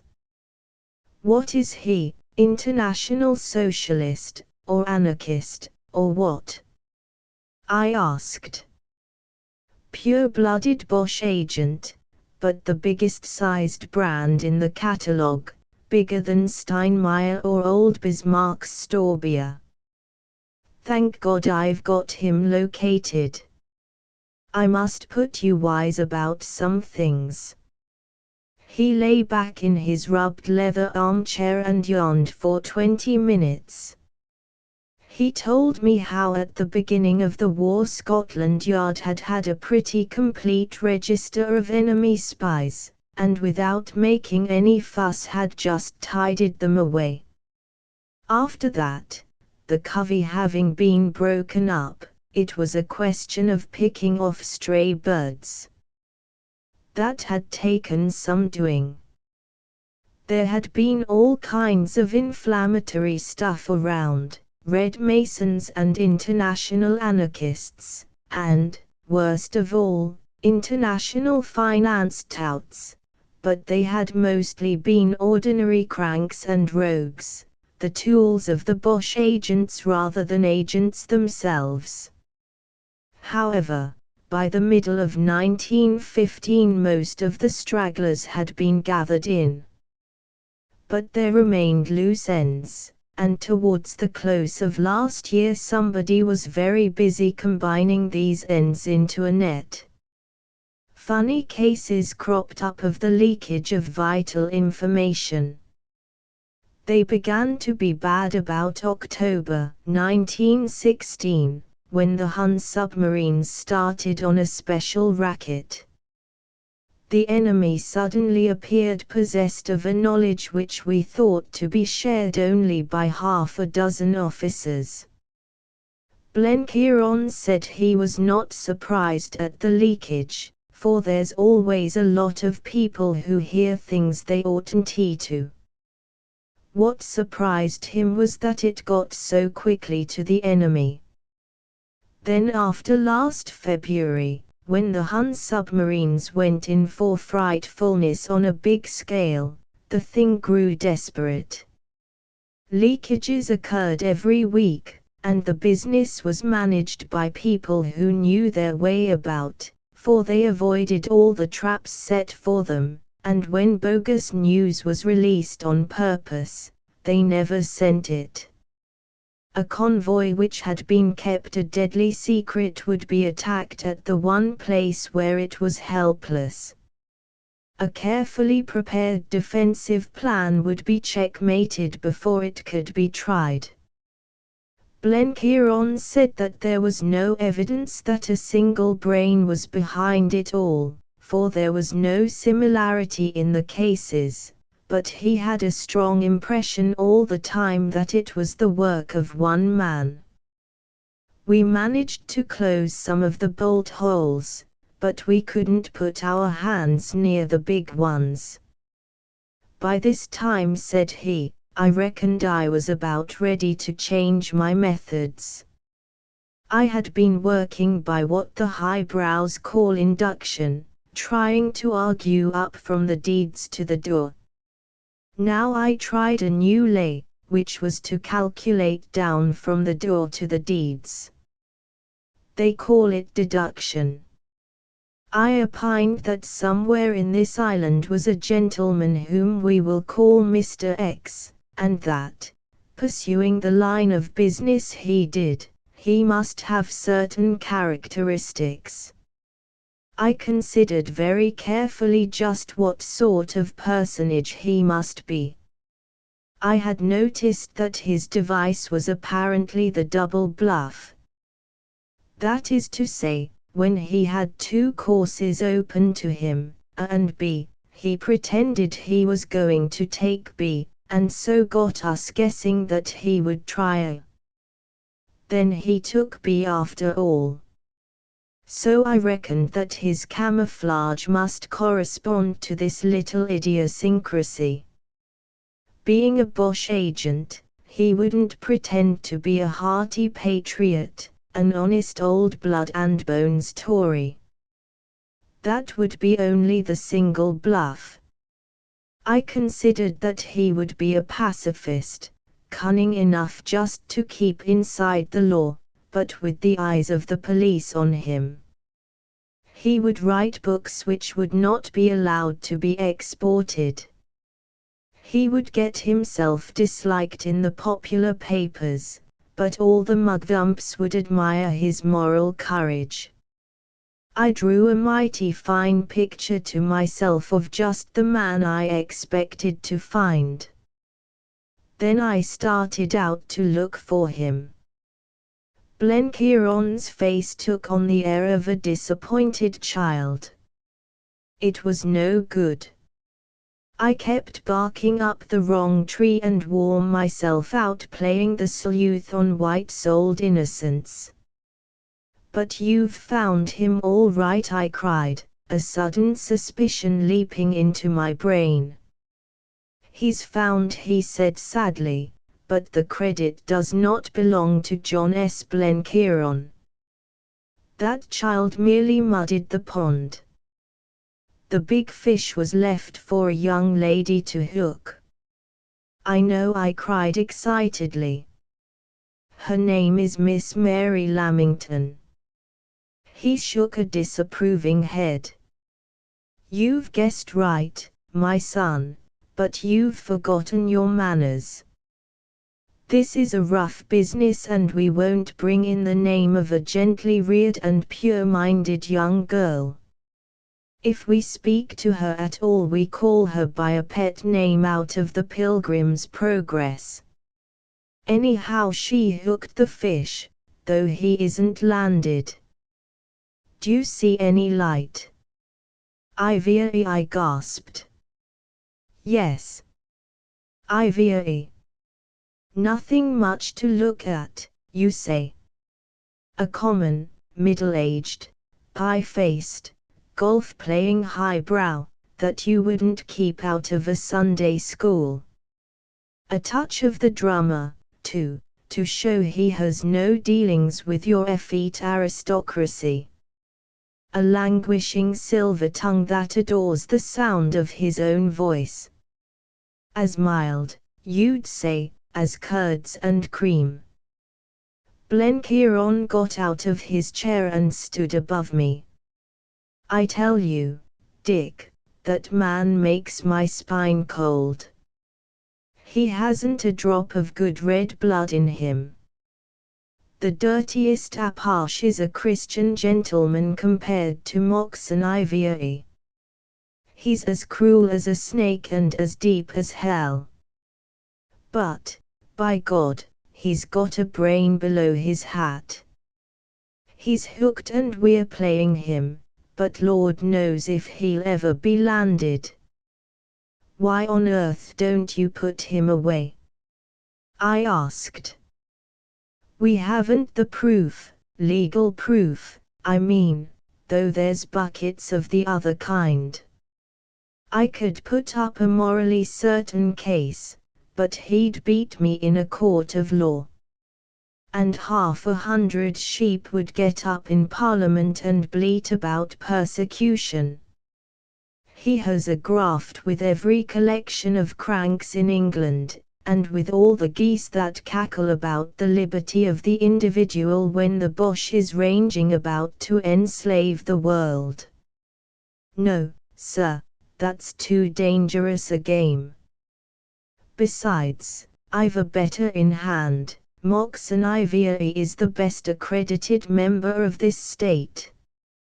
His dossier is the completest thing outside the recording angel's little notebook. We've taken up his references in every corner of the globe and they are all as right as Morgan's balance sheet. From these it appears he's been a high-toned citizen ever since he was in short clothes. He was raised in Norfolk, and there are people living who remember his father. He was educated at Melton School and his name's in the register. He was in business in Valparaiso, and there's enough evidence to write 3 volumes of his innocent life there. Then he came home with a modest competence 2 years before the war, and has been in the public eye ever since. He was Liberal candidate for a London constituency and he has decorated the board of every institution formed for the amelioration of mankind. He's got enough alibis to choke a boa constrictor, and they are watertight and copper-bottomed, and they are mostly damned lies. But you can't beat him at that stunt. The man's the superbest actor that ever walked the earth. You can see it in his face. It isn't a face, it's a mask. He could make himself look like Shakespeare or Julius Caesar or Billy Sunday or Brigadier General Richard Hannay if he wanted to. He hasn't got any personality either, he's got 50, and there's no one he could call his own. I reckon when the devil gets the handling of him at last he'll have to put sand on his claws to keep him from slipping through. Blenkiron was settled in his chair again, with one leg hoisted over the side. We've closed a fair number of his channels in the last few months. No, he don't suspect me. The world knows nothing of its greatest men, and to him I'm only a Yankee peace crank, who gives big subscriptions to loony societies and will travel 100 miles to let off steam before any kind of audience. He's been to see me at Claridge's and I've arranged that he shall know all my record. A darned bad record it is too, for 2 years ago I was violent pro-British before I found salvation and was requested to leave England.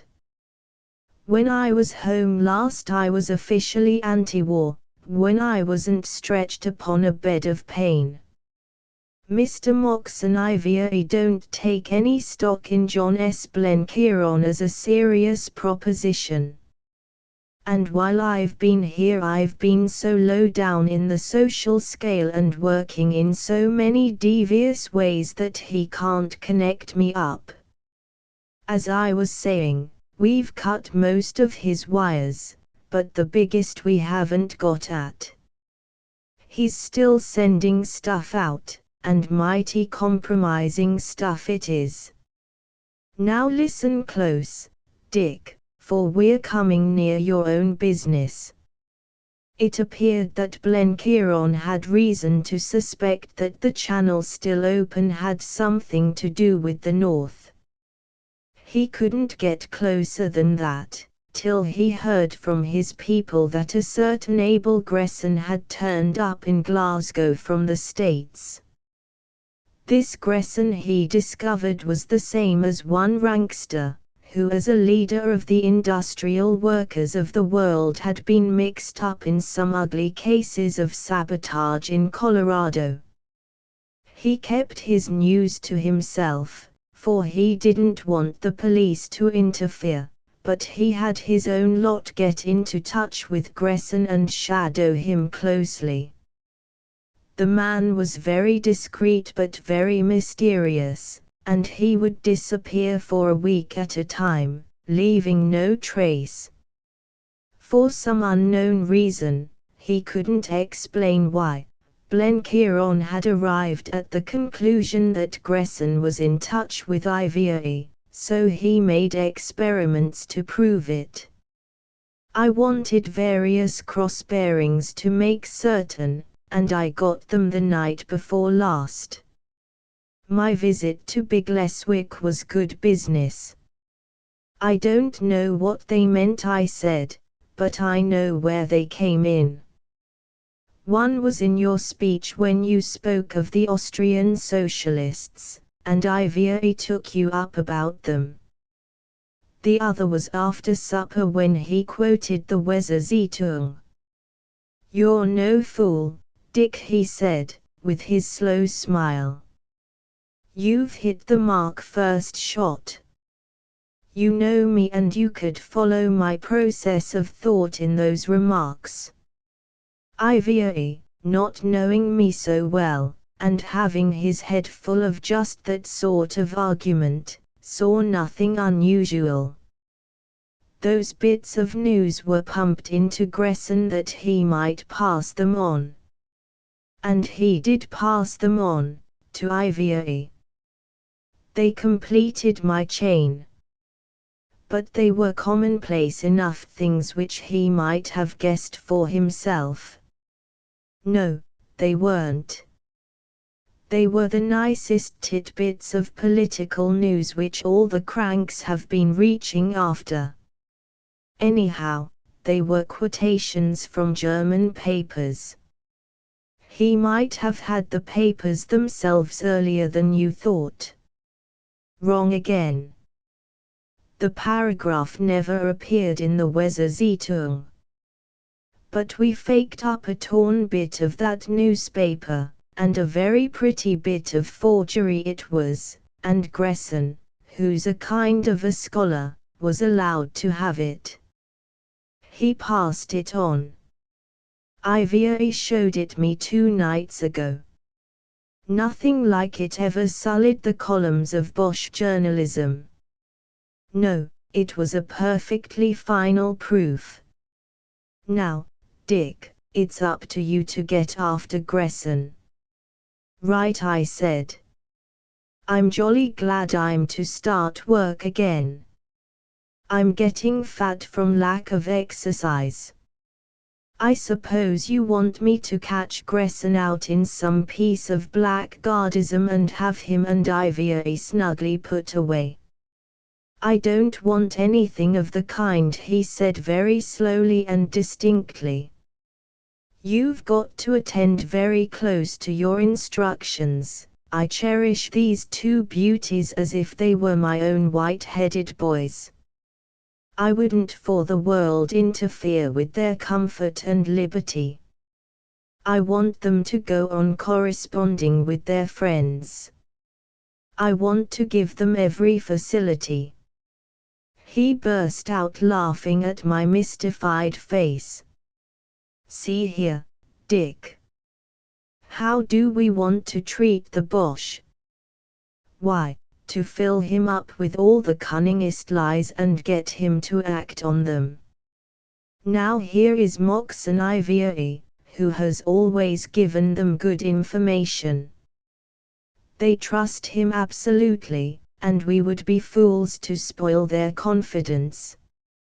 Only, if we can find out Moxon's methods, we can arrange to use them ourselves and send news in his name which isn't quite so genuine. Every word he dispatches goes straight to the Grand High Secret General Staff, and old Hindenburg and Ludendorff put towels round their heads and sigh for it out. We want to encourage them to go on doing it. We'll arrange to send true stuff that don't matter, so as they'll continue to trust him, and a few selected falsehoods that'll matter like hell. It's a game you can't play forever, but with luck I propose to play it long enough to confuse Fritz's little plans. His face became serious and wore the air that our corps commander used to have at the big powwow before a push. I'm not going to give you instructions, for you're man enough to make your own. But I can give you the general hang of the situation. You tell Ivy you're going north to inquire into industrial disputes at first hand. That will seem to him natural and in line with your recent behavior. He'll tell his people that you're a guileless colonial who feels disgruntled with Britain, and may come in useful. You'll go to a man of mine in Glasgow, a red-hot agitator who chooses that way of doing his bit for his country. It's a darned hard way and darned dangerous. Through him you'll get in touch with Gresson, and you'll keep alongside that bright citizen. Find out what he is doing, and get a chance of following him. He must never suspect you, and for that purpose you must be very near the edge of the law yourself. You go up there as an unabashed pacifist and you'll live with folk that will turn your stomach. Maybe you'll have to break some of these 2-cent rules the British government have invented to defend the realm, and it's up to you not to get caught out. Remember, you'll get no help from me. You've got to wise up about Gresson with the whole forces of the British state arrayed officially against you. I guess it's a steep proposition, but you're man enough to make good. As we shook hands, he added a last word. You must take your own time, but it's not a case for slouching. Every day that passes Ivy is sending out the worst kind of poison. The Boche is blowing up for a big campaign in the field, and a big effort to shake the nerve and confuse the judgment of our civilians. The whole earth's war-weary, and we've about reached the danger point. There's pretty big stakes hang on you, Dick, for things are getting mighty delicate. I purchased a new novel in the shop and reached St. Pancras in time to have a cup of tea at the buffet. Ivy was at the bookstall buying an evening paper. When we got into the carriage he seized my punch and kept laughing and calling my attention to the pictures. As I looked at him, I thought that he made a perfect picture of the citizen turned countryman, going back of an evening to his innocent home. Everything was right, his neat tweeds, his light spats, his spotted neckcloth, and his aquascutum. Not that I dared look at him much.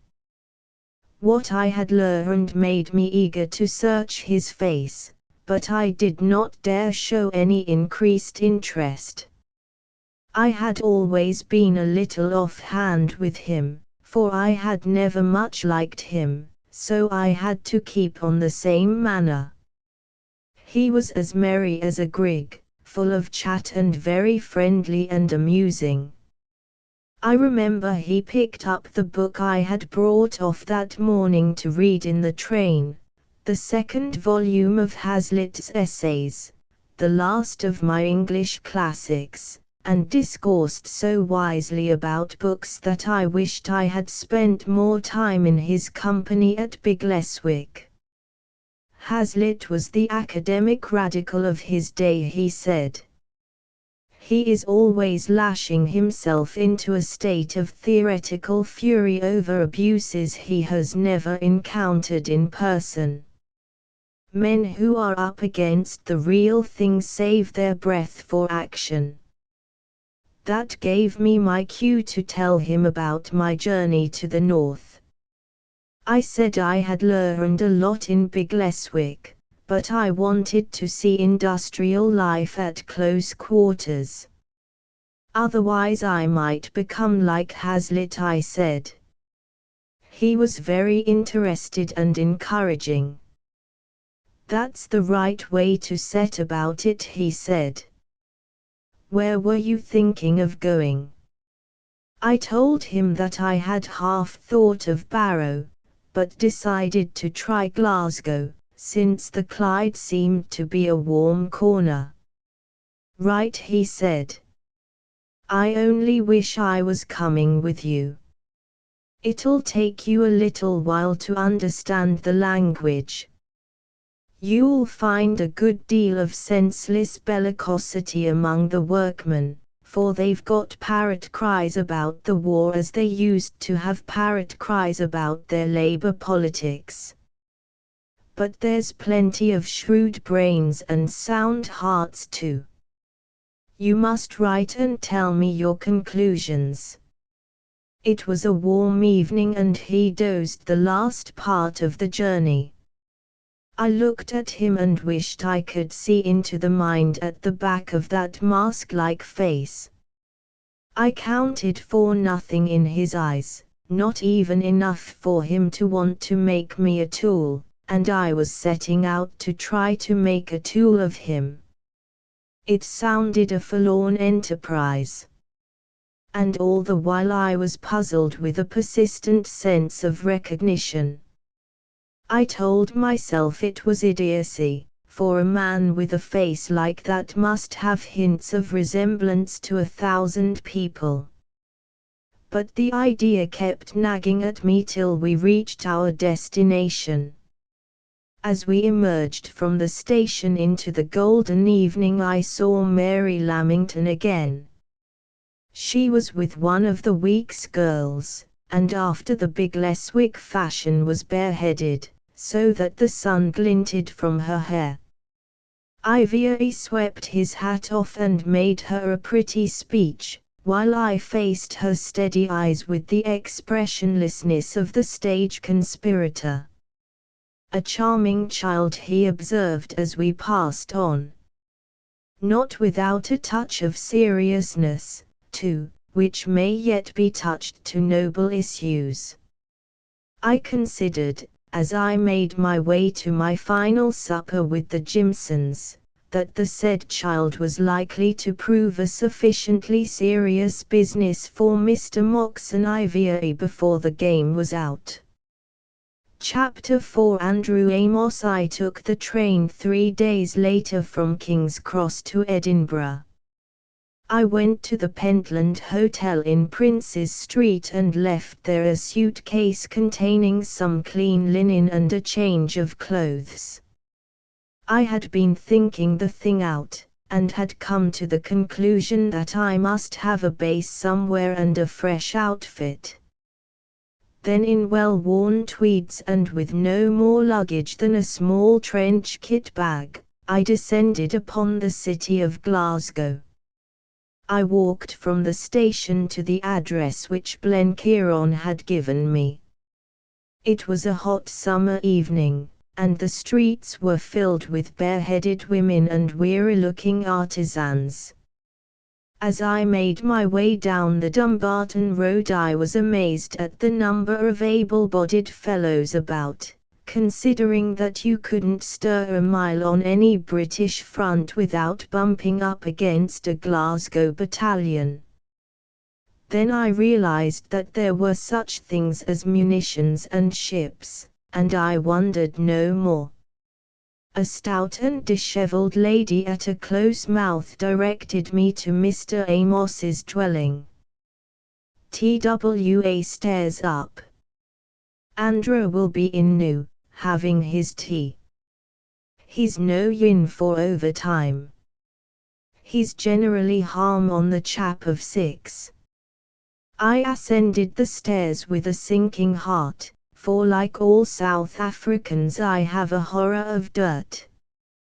The place was pretty filthy, but at each landing there were 2 doors with well-polished handles and brass plates. On one I read the name of Andrew Amos. A man in his shirt sleeves opened to me, a little man, without a collar, and with an unbuttoned waistcoat. That was all I saw of him in the dim light, but he held out a paw like a gorilla's and drew me in. The sitting room, which looked over many chimneys to a pale yellow sky against which 2 factory stalks stood out sharply, gave me light enough to observe him fully. He was about 5 feet 4, broad-shouldered, and with a great tozy head of grizzled hair. He wore spectacles, and his face was like some old-fashioned Scots minister's, for he had heavy eyebrows and whiskers which joined each other under his jaw, while his chin and enormous upper lip were clean-shaven. His eyes were steely grey and very solemn, but full of smouldering energy. His voice was enormous and would have shaken the walls if he had not had the habit of speaking with half-closed lips. He had not a sound tooth in his head. A saucer full of tea and a plate which had once contained ham and eggs were on the table. He nodded towards them and asked me if I had fed. "Ye'll no eat onything." "Well, some would offer ye a dram, but this house is staunch teetotal. I door ye'll have to try the nearest public if ye're thirsty." I disclaimed any bodily wants, and produced my pipe, at which he started to fill an old clay. "Mr. Brand's your name?" he asked in his gusty voice. "I was expectin' ye, but dod, man ye're late." He extricated from his trousers pocket an ancient silver watch, and regarded it with disfavor. "The dashed thing has stopped. What do ye make the time, Mr. Brand?" He proceeded to prise open the lid of his watch with the knife he had used to cut his tobacco, and, as he examined the works, he turned the back of the case towards me. On the inside I saw pasted Mary Lamington's purple and white wafer. I held my watch so that he could see the same token. His keen eyes, raised for a second, noted it, and he shut his own with a snap and returned it to his pocket. His manner lost its wariness and became almost genial. "You've come up to see Glasgow, Mr. Brand. Well, it's a steerin' bit, and there's honest folk bides in it, and some not so honest. They tell me you're from South Africa. That's a long gate away, but I ken something aboot South Africa, for I had a cousin's son out there for his lungs. He was in a shop in Main Street, Bloemfontein. They called him Peter Dobson. You would maybe mind of him." Then he discoursed of the Clyde. He was an incomer, he told me, from the borders, his native place being the town of Galashiels, or, as he called it, Gorlai. "I began as a powerloom tuner in Stavert's mill. Then my father Dede and I took up his trade of ginner. But it's no world nowadays for the small independent business, so I came to the Clyde and learned a shipwright's job. I may say I've become a leader in the trade, for though I'm no an official of the union, and not likely to be, there's no man's word carries more weight than mine. And the government kens that, for they've sent me on commissions up and down the land to look at vuds and report on the nature of the timber. Bribery, they think it is, but Andrew Amos is not to be bribed. He'll have his say about any government on earth, and tell them to their face what he thinks of them. And he'll fight the case of the workingman against his oppressor, should it be the government or the fat calves they see Labour members. You'll have heard tell o' the shop stewards, Mr. Brand." I admitted I had, for I had been well coached by Blenkiron in the current history of industrial disputes. "Well, I'm a shop steward.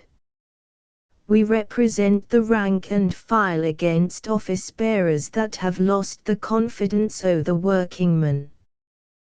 But I'm no socialist, and I would have ye keep mind of that. I'm the old border radicals, and I'm not like to change. I'm for individual liberty and equal rights and chances for all men. I'll no more bow down before a Dagon of a government official than before the bull of a feckless Tweedside lad. I've to keep my views to missile, for the young lads are all druckin' daft with their wee books about corpital and collectivism and a ween long senseless words I wouldna fill my tongue with. Them and their socialism. There's more gumption in a page of John Stuart Mill than in all that foreign trash. But, as I say, I've got to keep a quiet suff, for the world is gettin' socialism now like the measles. It all comes of a defective education. And what does a border radical say about the war?" I asked. He took off his spectacles and cocked his shaggy brows at me. "I'll tell ye, Mr. Brand. All that was bad in all that I've ever wrestled with since I came to years o' discretion, Tories and lairds and manufacturers and publicans and the old kirk, all that was bad, I say, for there were ora bits of decency, you'll find in the Germans full measure pressed down and running over. When the war started, I considered the subject calmly for 3 days, and then I said, Andrew Amos, Ye found the enemy at last. The ones ye fought before were in a manner o' speaking just misguided friends. It's either you or the Kaiser this time, my man. His eyes had lost their gravity and had taken on a somber ferocity. And I've not wavered. I got a word early in the business as to the way I could serve my country best. It's not been an easy job, and there's plenty of honest folk the day will give me a bad name. They think I'm stirring up the men at home and desertin' the cause o' the lads at the front. Man, I'm keeping them straight. If I didna fight their battles on a sound economic issue, they would take the dorts and be at the mercy of the first blackguard that preached revolution. Me and my like are safe to valves, if ye follow me. And dinna you make one mistake, Mr. Brand. The men that are agitating for a rise in wages are not for peace.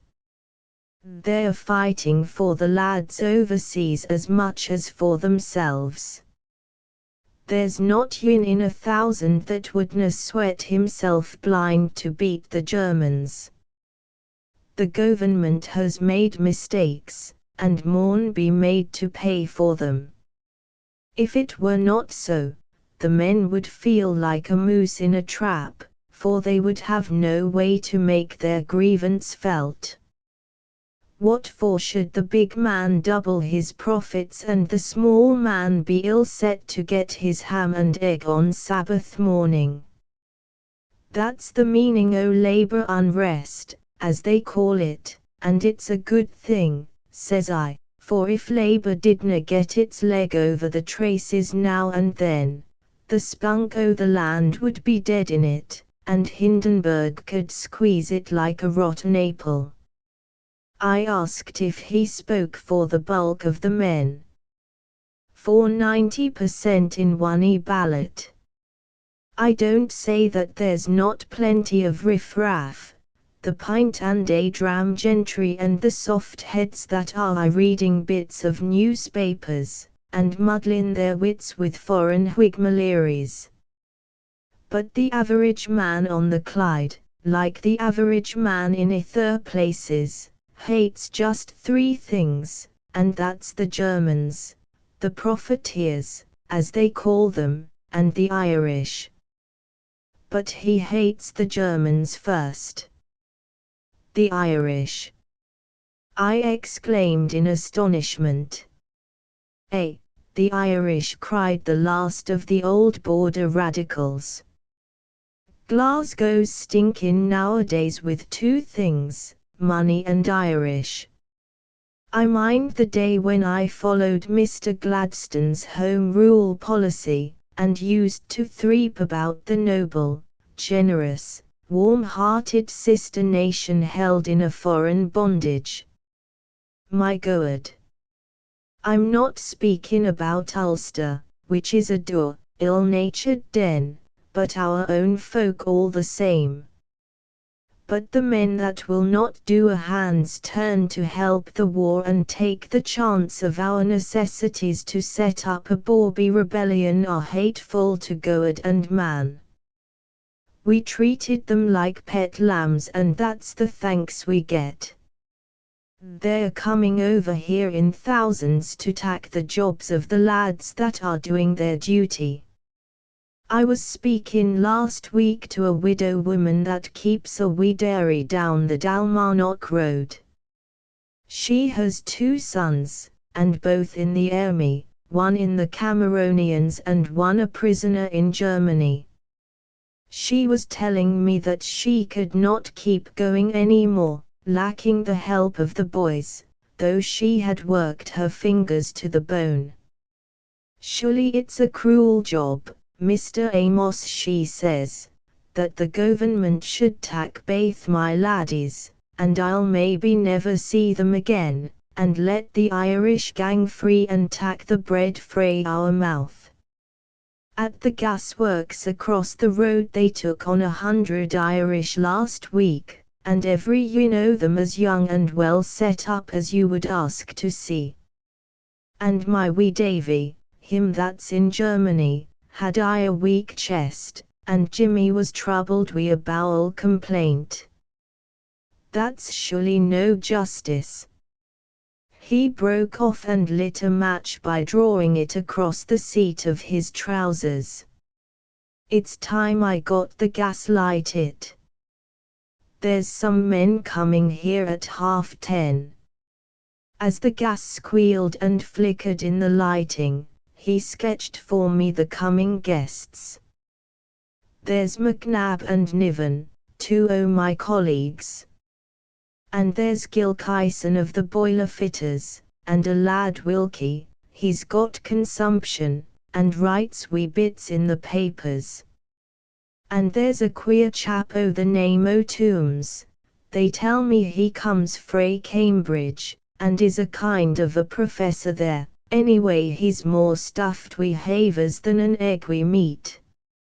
He telled me he was here to get at the heart o' the workingman, and I said to him that he would ha' to look a bit further than the sleeve o' the working man's jacket.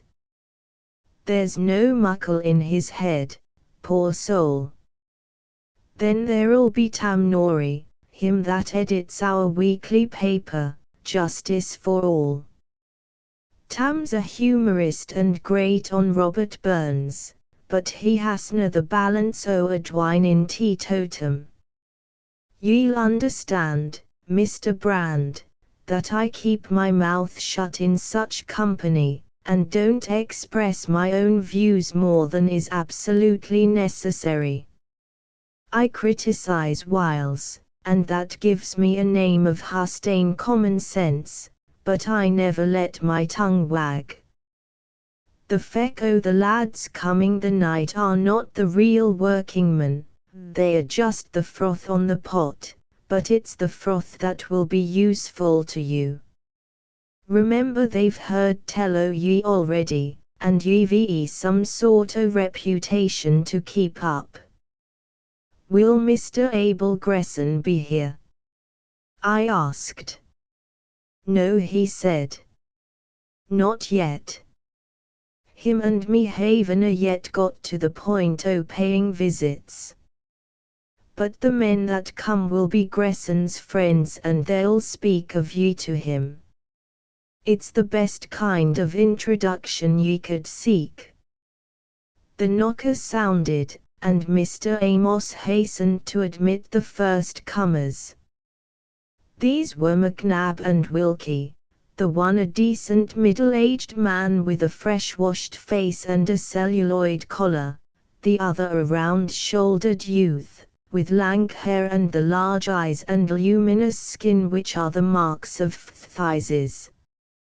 This is Mr. Brand, boys, from South Africa, was Amos's presentation. Presently came Niven, a bearded giant, and Mr. Norrie, the editor, a fat dirty fellow smoking a rank cigar. Gil Kyson of the boiler fitters, when he arrived, proved to be a pleasant young man in spectacles who spoke with an educated voice and clearly belonged to a slightly different social scale. Last came Toombs, the Cambridge professor, a lean youth with a sour mouth and eyes that reminded me of Launcelot Wake.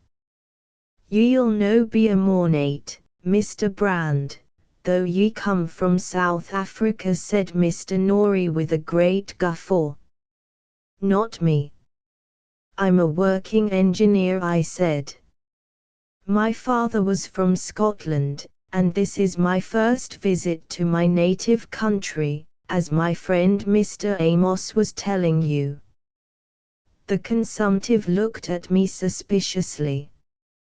We've got 2-3 of the comrades here that the capitalist government expelled from the Transvaal. If ye read our way of thinking, ye will maybe ken them. I said I would be overjoyed to meet them, but that at the time of the outrage in question I had been working on a mine 1,000 miles further north. Then ensued an hour of extraordinary talk. Toombs in his sing-song Nambapamba University voice was concerned to get information. He asked endless questions, chiefly of Gil Kyson, who was the only one who really understood his language. I thought I had never seen anyone quite so fluent and so futile, and yet there was a kind of feeble violence in him like a demented sheep. He was engaged in venting some private academic spite against society, and I thought that in a revolution he would be the class of lad I would personally conduct to the nearest lamp post. And all the while Amos and McNab and Niven carried on their own conversation about the affairs of their society, wholly impervious to the tornado raging around them. It was Mr. Norrie, the editor, who brought me into the discussion. "Our South African friend is very blate," he said in his boisterous way. "Andra, if this place of yours wasn't so damned teetotal and we had a dram apiece, we might get his tongue loosened. I want to hear what he's got to say about the war. You told me this morning he was sound in the faith." "I said no such thing," said Mr. Amos. "As ye ken well, Tam Norrie, I don't judge soundness on that matter as you judge it. I'm for the war myself, subject to certain conditions that I've often stated. I know nothing of Mr. Brand's opinions, except that he's a good Democrat, which is more than I can say of some o' your friends." Here to Andra laughed Mr. Norrie. "He's thinking the inspector in the socialist state would be a war kind of aristocrat than the Duke of Buchan. Weel, there's maybe something in that. But about the war he's wrong. Ye ken my views, boys. This war was made by the capitalists, and it has been fought by the workers, and it's the workers that maun have the ending of it. That day's coming very near. There are those that want to spin it out till labour is that weak it can be pit in chains for the rest o' time. That's the manoeuvre we're out to prevent. We've got to beat the Germans, but it's the workers that has the right to judge when the enemy's beaten and not the capitalists. What do you say, Mr. Brand?" Mr. Norrie had obviously pinned his colours to the fence, but he gave me the chance I had been looking for. I let them have my views with a vengeance, and these views were that for the sake of democracy the war must be ended. I flatter myself I put my case well, for I had got up every rotten argument and I borrowed largely from Launcelot Wake's armoury. But I didn't put it too well, for I had a very exact notion of the impression I wanted to produce. I must seem to be honest and in earnest, just a bit of a fanatic, but principally a hard-headed businessman who knew when the time had come to make a deal. Toombs kept interrupting me with imbecile questions, and I had to sit on him. At the end Mr. Norrie hammered with his pipe on the table. "That'll sort ye, Andra. Ye re-entertain an angel unawares. What do ye say to that, my man?" Mr. Amos shook his head. "I'll no deny there's something in it, but I'm not convinced that the Germans have got enough of a wheepin'." McNab agreed with him, the others were with me. Nori was forgetting me to write an article for his paper, and the consumptive wanted me to address a meeting. Will ye say that over again the morn's night down at our hall in New Mill Street? We've got a lodge meeting o' the IWB, and I'll make them pit ye in the programme. He kept his luminous eyes, like a sick dog's, fixed on me, and I saw that I had made one ally. I told him I had come to Glasgow to learn and not to teach, but I would miss no chance of testifying to my faith. Now, boys, I'm for my bed, said Amos, shaking the dottle from his pipe.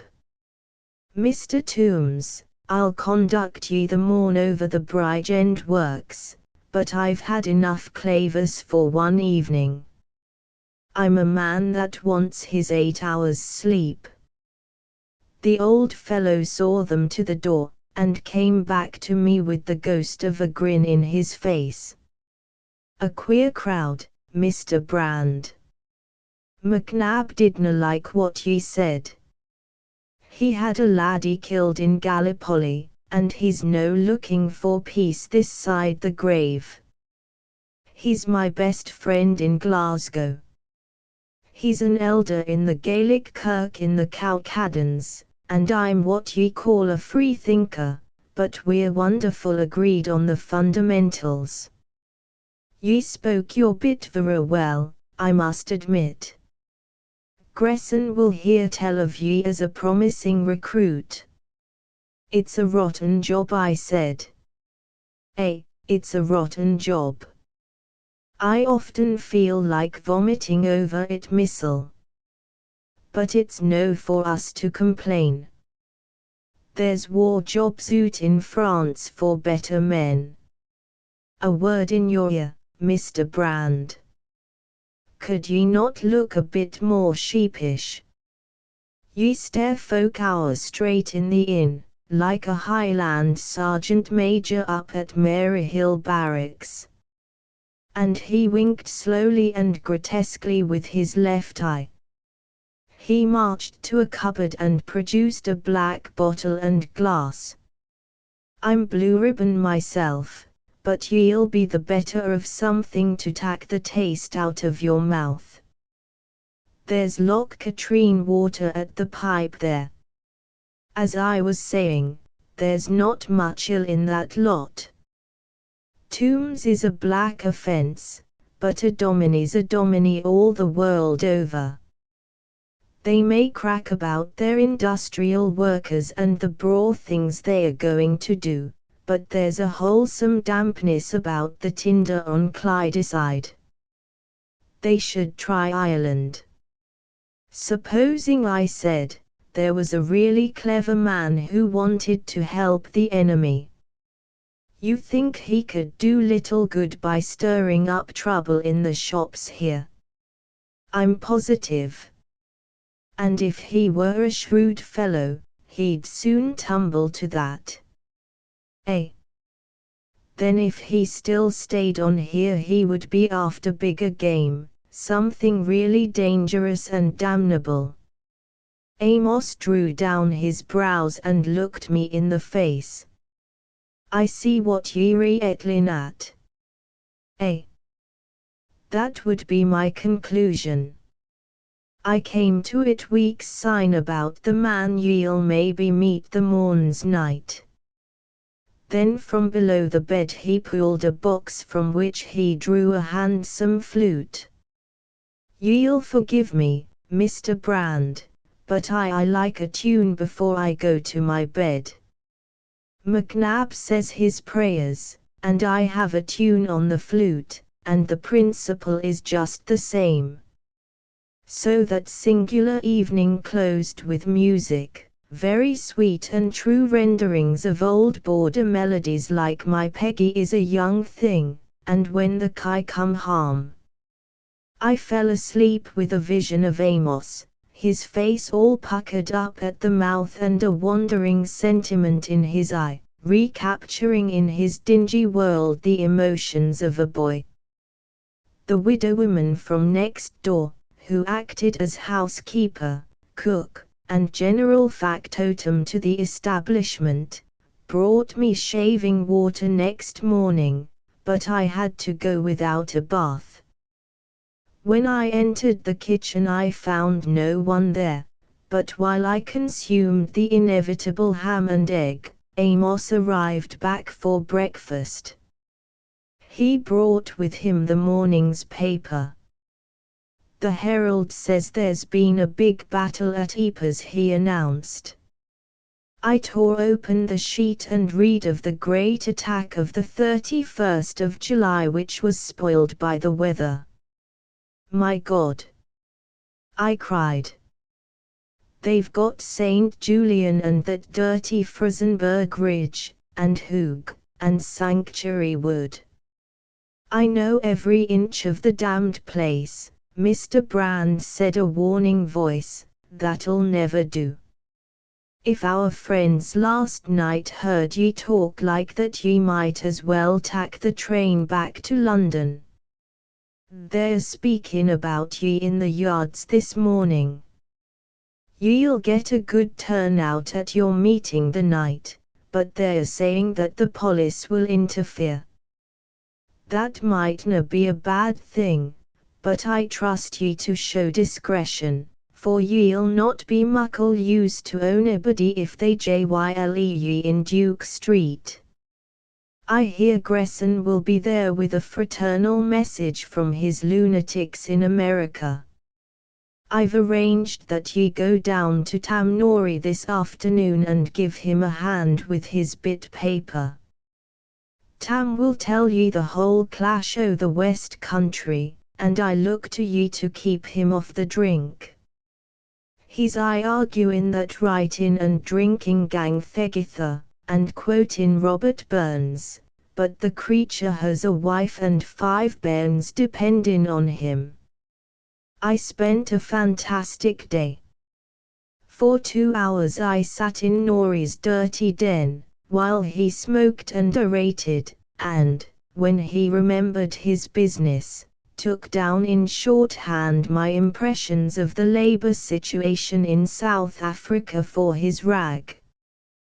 They were fine breezy impressions, based on the most wholehearted ignorance, and if they ever reached the Rand, I wonder what my friends there made of Cornelius Brand, their author. I stood him dinner in an indifferent eating house in a street off the Broomielaw, and thereafter had a drink with him in a public house, and was introduced to some of his less reputable friends.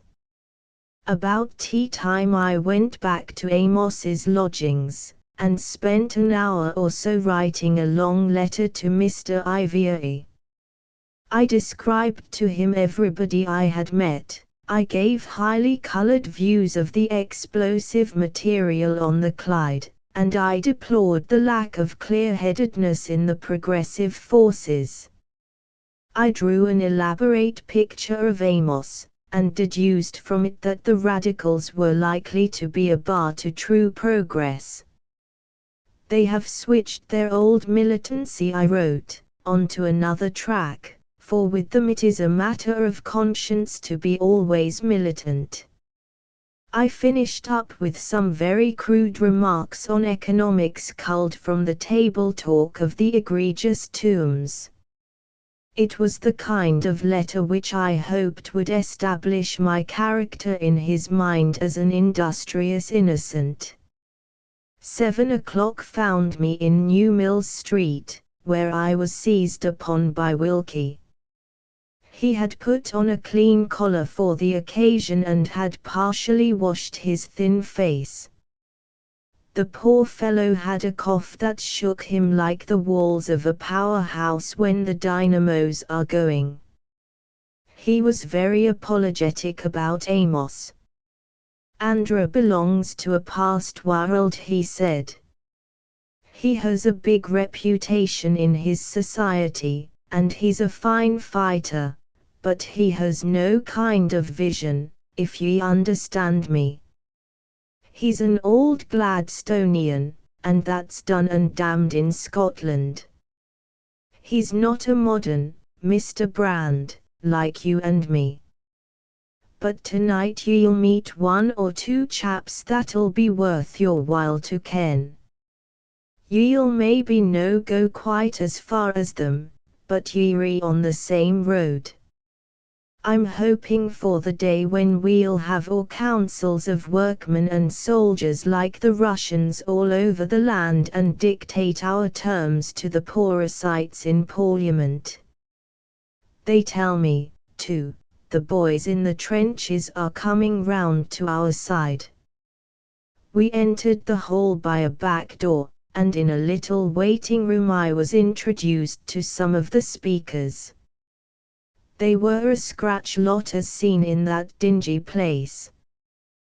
The chairman was a shop steward in one of the societies, a fierce little rat of a man, who spoke with a Cockney accent and addressed me as comrade. But one of them roused my liveliest interest. I heard the name of Gresson, and turned to find a fellow of about 35, rather sprucely dressed, with a flower in his buttonhole. Mr. Brand, he said, in a rich American voice which recalled Blenkiron's. Very pleased to meet you, sir. We have come from remote parts of the globe to be present at this gathering.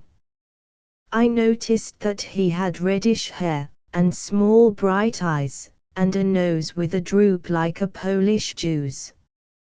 As soon as we reached the platform I saw that there was going to be trouble.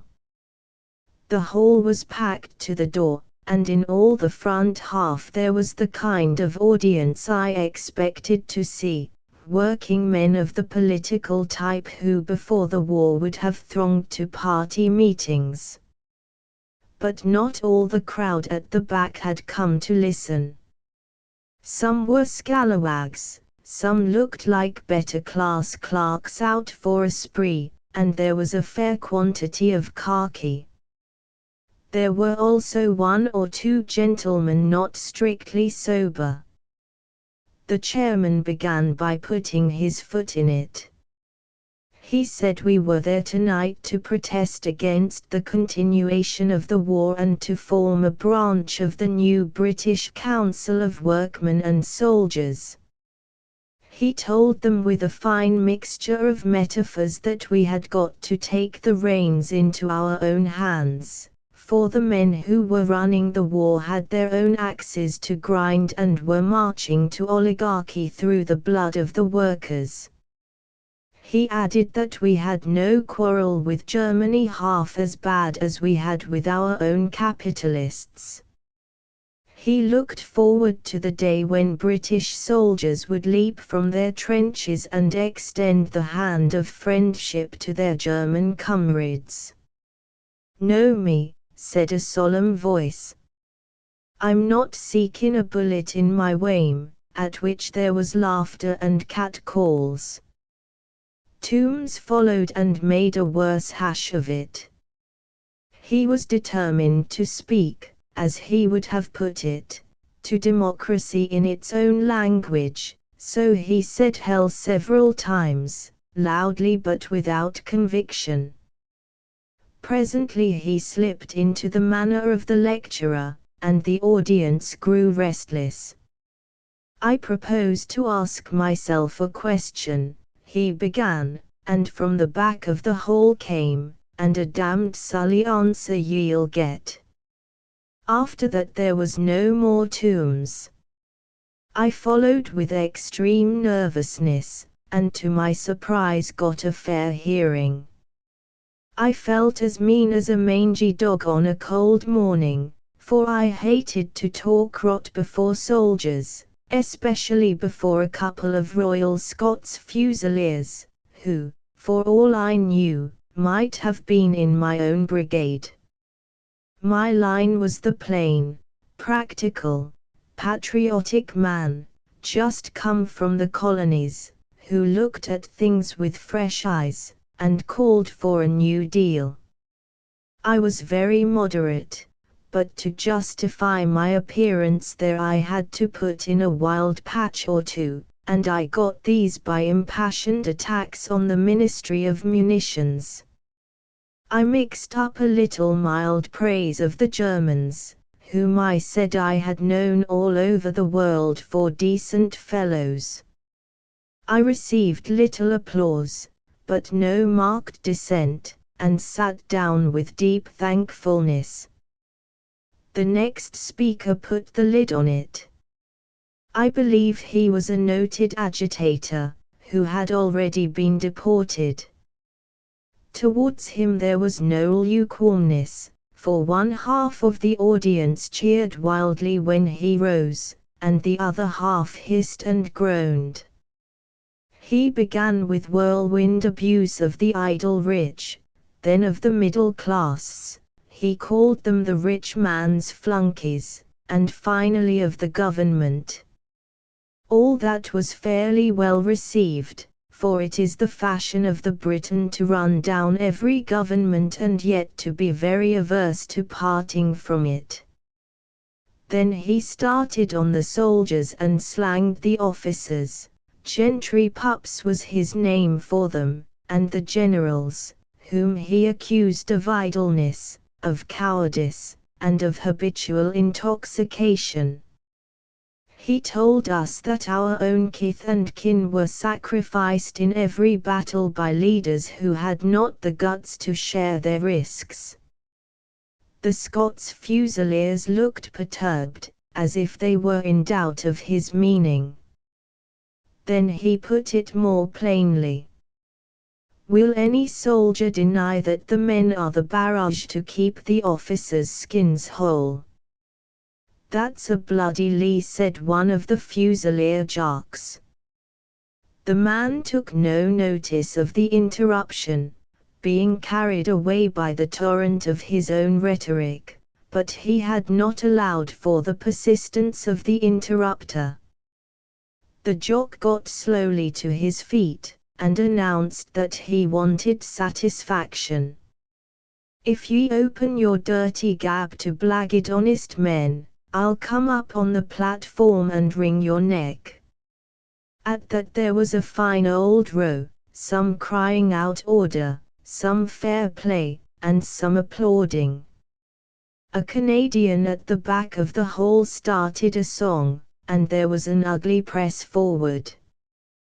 The whole seemed to be moving up from the back, and already men were standing in all the passages and right to the edge of the platform.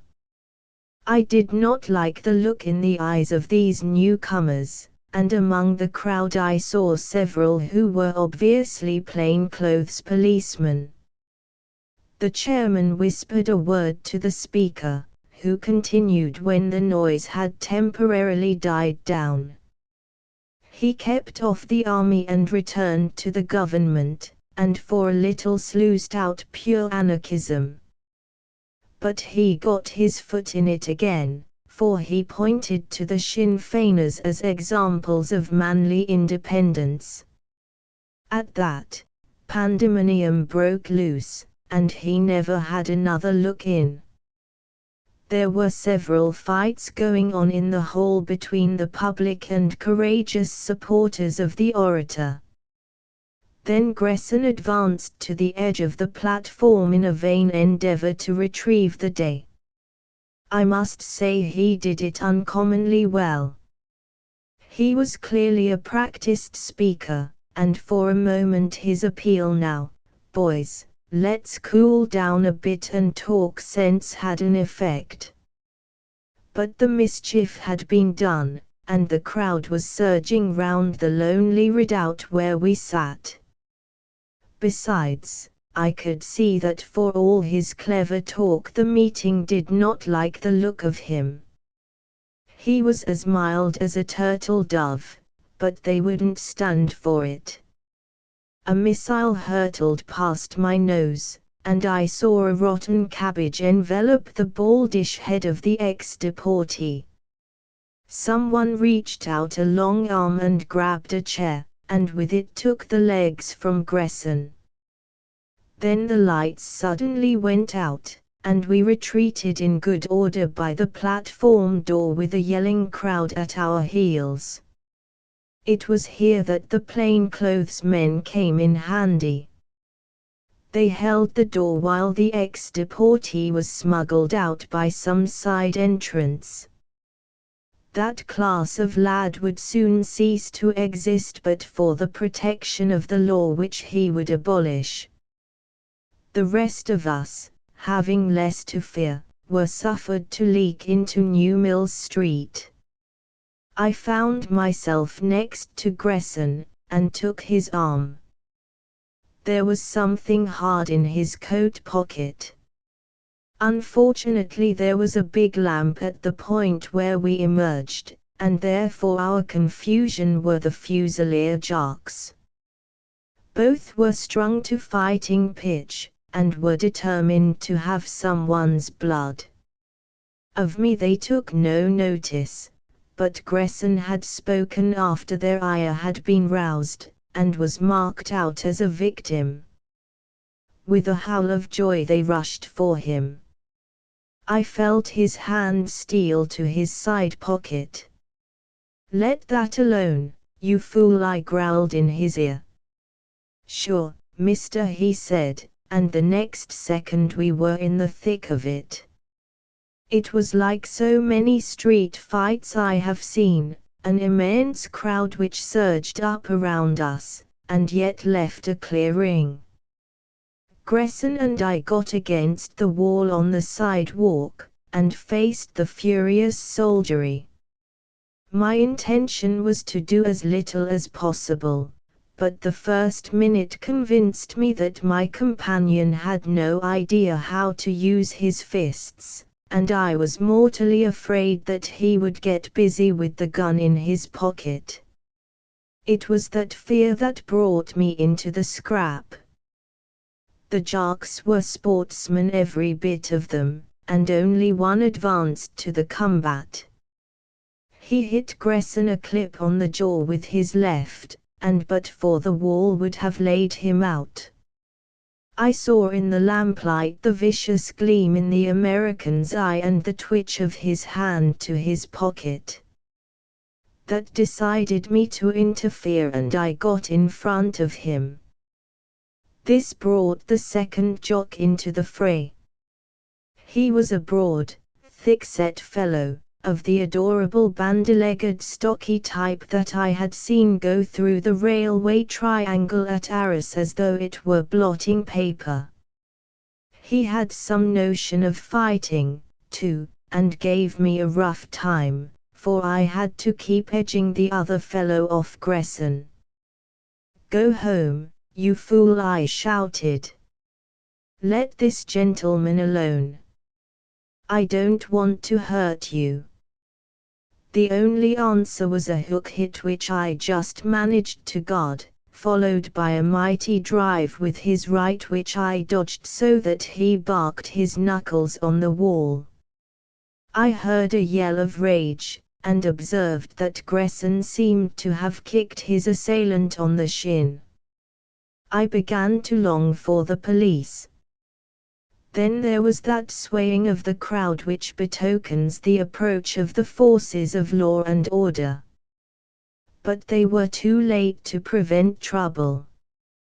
In self-defense I had to take my jock seriously, and got in my blow when he had overreached himself and lost his balance. I never hit anyone so unwillingly in my life. He went over like a poldox, and measured his length on the causeway.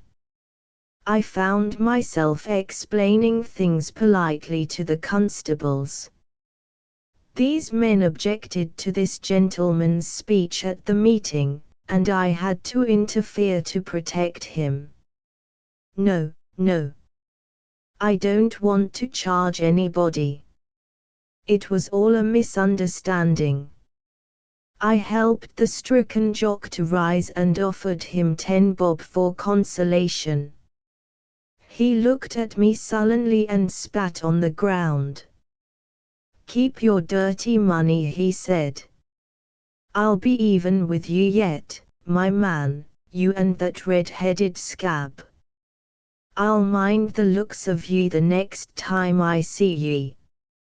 Gresson was wiping the blood from his cheek with a silk handkerchief. "I guess I'm in your debt, Mr. Brand," he said. "You may bet I won't forget it." I returned to an anxious Amos.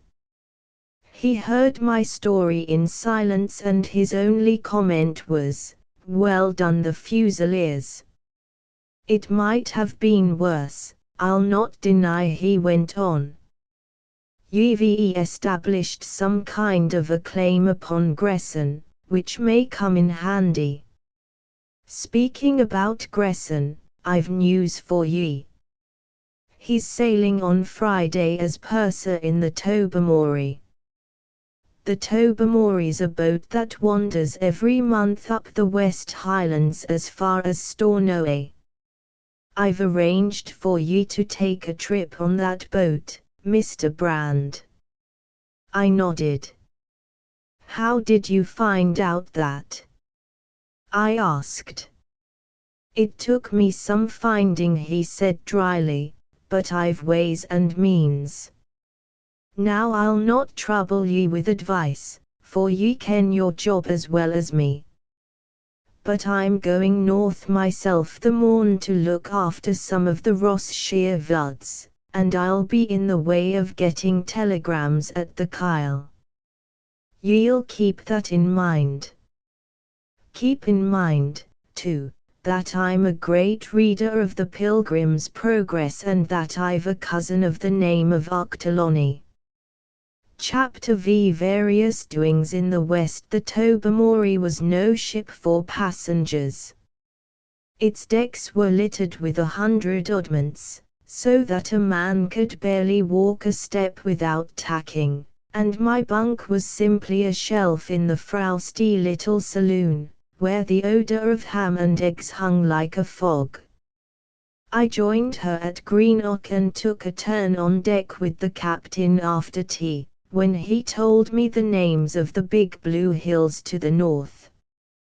He had a fine old copper-colored face and side whiskers like an archbishop, and, having spent all his days beating up the western seas, had as many yarns in his head as Peter himself.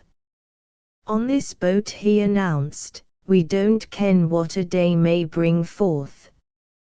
I may put into Colonsay for TWA hours and bide there 3 days. I get a telegram at a ban and the next thing I'm awa' and Barra. Sheep's the difficult business. They maun be fetched for the sails, and they're dooms slow to lift. So ye see it's not what ye call a pleasure trip, Maister Brand." Indeed it wasn't, for the confounded tub wallowed like a fat sow as soon as we rounded a headland and got the weight of the southwestern wind. When asked my purpose, I explained that I was a colonial of Scots extraction, who was paying his first visit to his fatherland and wanted to explore the beauties of the West Highlands. I let him gather that I was not rich in this world's goods. "Ye'll have a passport?" he asked. "They'll no let ye go north o' Fort William without one." Amos had said nothing about passports, so I looked blank. "I could keep ye on board for the whole voyage," he went on, "but ye wouldna be permitted to land. If ye re seekin enjoyment, it would be a poor job sitting on this deck and admirin' the works o' God and no allowed to step on the pier head. Ye should have applied to the military gentlemen in Glasgow. But ye've plenty o' time to make up your mind afore we get to a ban. We've a heap o' calls to make Mull and Isle way." The purser came up to inquire about my ticket, and greeted me with a grin. "Ye reacquaint with Mr. Gresson, then," said the captain. We're a cheery wee ship's company, and that's the great thing on this kind o' job. I made but a poor supper, for the wind had risen to half a gale, and I saw hours of wretchedness approaching. The trouble with me is that I cannot be honestly sick and get it over. Queasiness and headache beset me, and there is no refuge but bed. I turned into my bunk, leaving the captain and the mate smoking shag not 6 feet from my head, and fell into a restless sleep. When I woke, the place was empty, and smelt vilely of stale tobacco and cheese. My throbbing brows made sleep impossible, and I tried to ease them by staggering upon deck. I saw a clear windy sky, with every star as bright as a live coal, and a heaving waste of dark waters running to ink-black hills. Then a douche of spray caught me and sent me down the companion to my bunk again, where I lay for hours trying to make a plan of campaign. I argued that if Amos had wanted me to have a passport, he would have provided one, so I needn't bother my head about that. But it was my business to keep alongside Gresson, and if the boat stayed a week in some port and he went off ashore, I must follow him. Having no passport, I would have to be always dodging trouble, which would handicap my movements and in all likelihood make me more conspicuous than I wanted. I guessed that Amos had denied me the passport for the very reason that he wanted Gresson to think me harmless. The area of danger would, therefore, be the passport country, somewhere north of Fort William. But to follow Gresson I must run risks and enter that country. His suspicions, if he had any, would be lulled if I left the boat at Buchan, but it was up to me to follow overland to the north and hit the place where the Tobermory made a long stay. The confounded tub had no plans. She wandered about the West Highlands looking for sheep and things, and the captain himself could give me no timetable of her voyage. It was incredible that Gresson should take all this trouble if he did not know that at some place, and the right place, he would have time to get a spell ashore. But I could scarcely ask Gresson for that information, though I determined to cast a wary fly over him.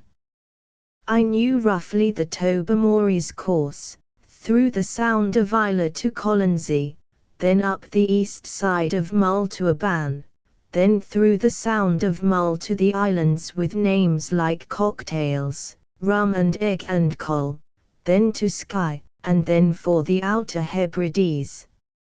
I thought the last would be the place, and it seemed madness to leave the boat, for the Lord knew how I should get across the Minch. This consideration upset all my plans again, and I fell into a troubled sleep without coming to any conclusion. Morning found us nosing between Jura and Islay, and about midday we touched at a little port, where we unloaded some cargo and took on a couple of shepherds who were going to Colonsay. The mellow afternoon and the good smell of salt and heather got rid of the dregs of my queasiness, and I spent a profitable hour on the pierhead with a guidebook called Baddeley's Scotland, and one of Bartholomew's maps. I was beginning to think that Amos might be able to tell me something, for a talk with the captain had suggested that the Tobermory would not dally long in the neighborhood of Rum and Egg. The big droving season was scarcely on yet, and sheep for the Buchan market would be lifted on the return journey. In that case Skye was the first place to watch, and if I could get wind of any big cargo waiting there I would be able to make a plan. Amos was somewhere near the Kyle, and that was across the Narrows from Skye. Looking at the map, it seemed to me that, in spite of being passportless, I might be able somehow to make my way up through Morfern and Urisig to the latitude of Skye. The difficulty would be to get across the strip of sea, but there must be boats to beg, borrow or steal. I was poring over badly when Gresson sat down beside me.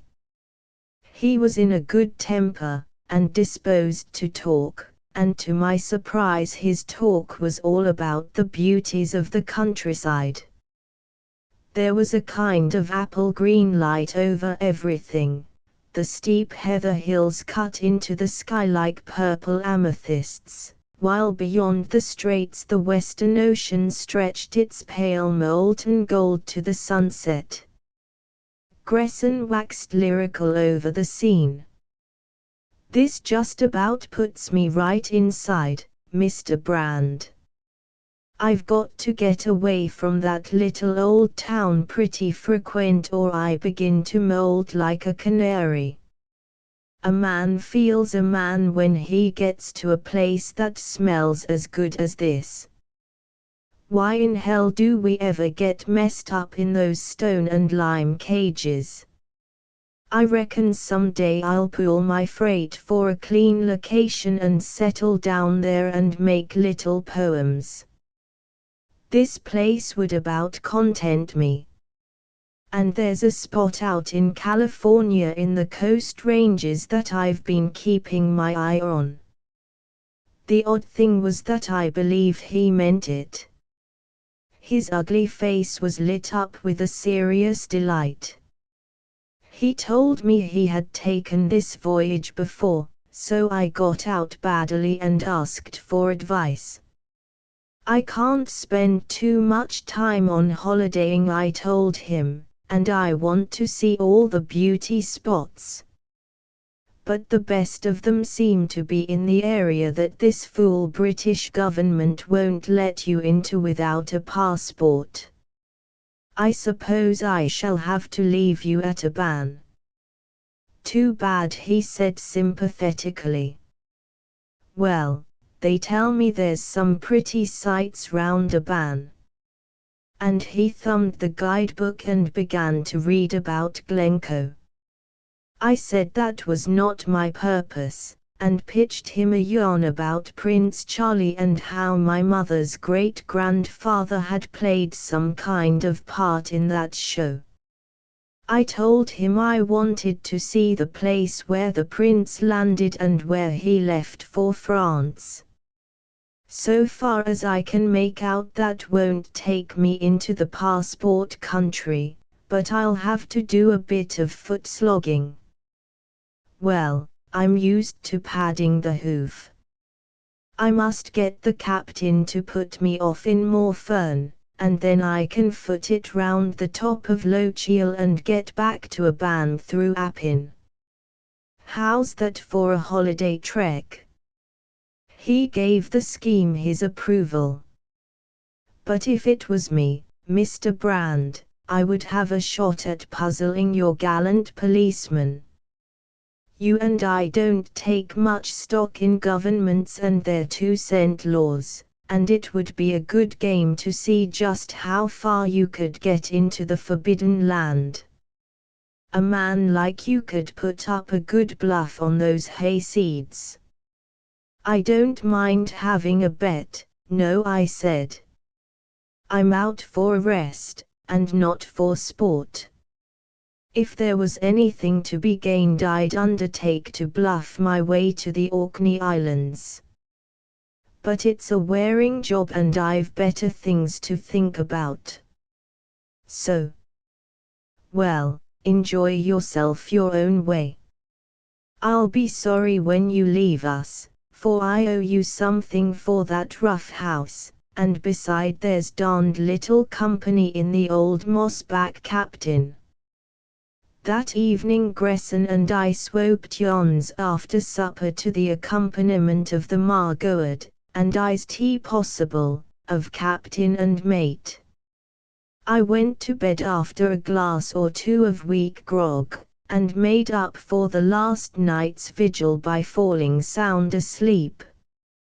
I had very little kit with me, beyond what I stood up in and could carry in my waterproof pockets, but on Amos's advice I had brought my little nickel-plated revolver. This lived by day in my hip pocket, but at night I put it behind my pillow. But when I woke next morning to find us casting anchor in the bay below Ruffalo Hills, which I knew to be the island of Colonsay, I could find no trace of the revolver. I searched every inch of the bunk and only shook out feathers from the mouldy ticking. I remembered perfectly putting the thing behind my head before I went to sleep, and now it had vanished utterly. Of course I could not advertise my loss, and I didn't greatly mind it, for this was not a job where I could do much shooting.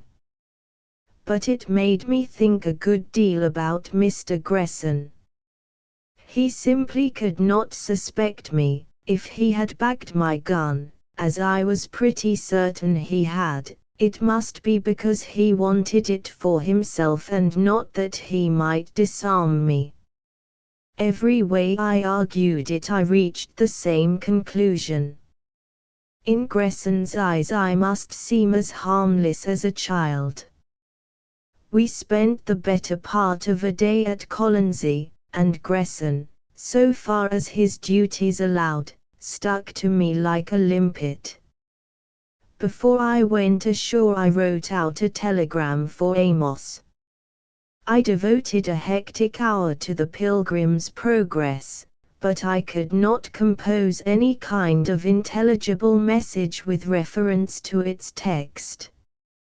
We had all the same edition, the one in the Golden Treasury series, so I could have made up a sort of cipher by referring to lines and pages, but that would have taken up a dozen telegraph forms and seemed to me too elaborate for the purpose. So I sent this message: Arctelony, Post Office, Kyle. I hope to spend part of holiday near you and to see you if boat's program permits. Are any good cargoes waiting in your neighborhood? Reply Post Office, Buchan. It was highly important that Gresson should not see this, but it was the deuce of a business to shake him off. I went for a walk in the afternoon along the shore and passed the telegraph office, but the confounded fellow was with me all the time. My only chance was just before we sailed, when he had to go on board to check some cargo. As the telegraph office stood full in view of the ship's deck I did not go near it. But in the back end of the clachan I found the schoolmaster, and got him to promise to send the wire. I also bought off him a couple of well-worn 7-penny novels. The result was that I delayed our departure for 10 minutes and when I came on board faced a wrathful Gresson. "Where the hell have you been?" he asked. "The weather's blowing up dirty and the old man's mad to get off. Didn't you get your legs stretched enough this afternoon?" I explained humbly that I had been to the schoolmaster to get something to read, and produced my dingy red volumes. At that his brow cleared. I could see that his suspicions were set at rest. We left Colonsay about 6 in the evening with the sky behind us banking for a storm, and the hills of Jura to starboard an angry purple.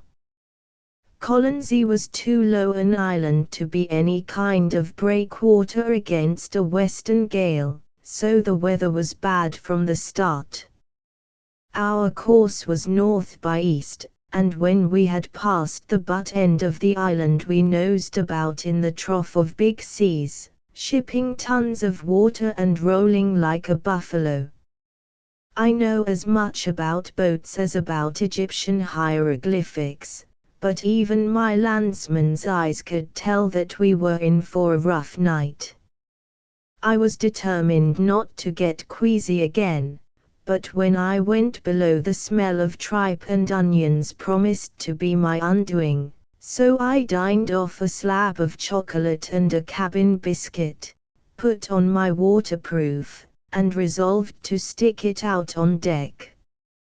I took up position near the bows, where I was out of reach of the oily steamer smells. It was as fresh as the top of a mountain, but mighty cold and wet, for a gusty drizzle had set in, and I got the spindrift of the big waves. There I balanced myself, as we lurched into the twilight, hanging on with one hand to a rope which descended from the stumpy mast. I noticed that there was only an indifferent rail between me and the edge, but that interested me and helped to keep off sickness. I swung to the movement of the vessel, and though I was mortally cold it was rather pleasant than otherwise. My notion was to get the nausea whipped out of me by the weather, and, when I was properly tired, to go down and turn in. I stood there till the dark had fallen. By that time I was an automaton, the way a man gets on Centrigo, and I could have easily hung on till morning. My thoughts ranged about the earth, beginning with the business I had set out on, and presently, by way of recollections of Blenkiron and Peter, reaching the German forest where, in the Christmas of 1915, I had been nearly done in by fever and old stum. I remembered the bitter cold of that wild race, and the way the snow seemed to burn like fire when I stumbled and got my face into it. I reflected that seasickness was kitten's play to a good bout of malaria. The weather was growing worse, and I was getting more than spindrift from the seas. I hooked my arm round the rope, for my fingers were numbing. Then I fell to dreaming again, principally about Foss Manor and Mary Lamington. This so ravished me that I was as good as asleep. I was trying to reconstruct the picture as I had last seen her at Big Leswick Station. A heavy body collided with me and shook my arm from the rope. I slithered across the yard of deck, engulfed in a whirl of water. One foot caught a stanchion of the rail, and it gave with me, so that for an instant I was more than half overboard. But my fingers clawed wildly and caught in the links of what must have been the anchor chain. They held, though a ton's weight seemed to be tugging at my feet. Then the old tub rolled back, the waters slipped off, and I was sprawling on a wet deck with no breath in me and a gallon of brine in my windpipe. I heard a voice cry out sharply, and a hand helped me to my feet. It was Gresson, and he seemed excited. God, Mr. Brand, that was a close call.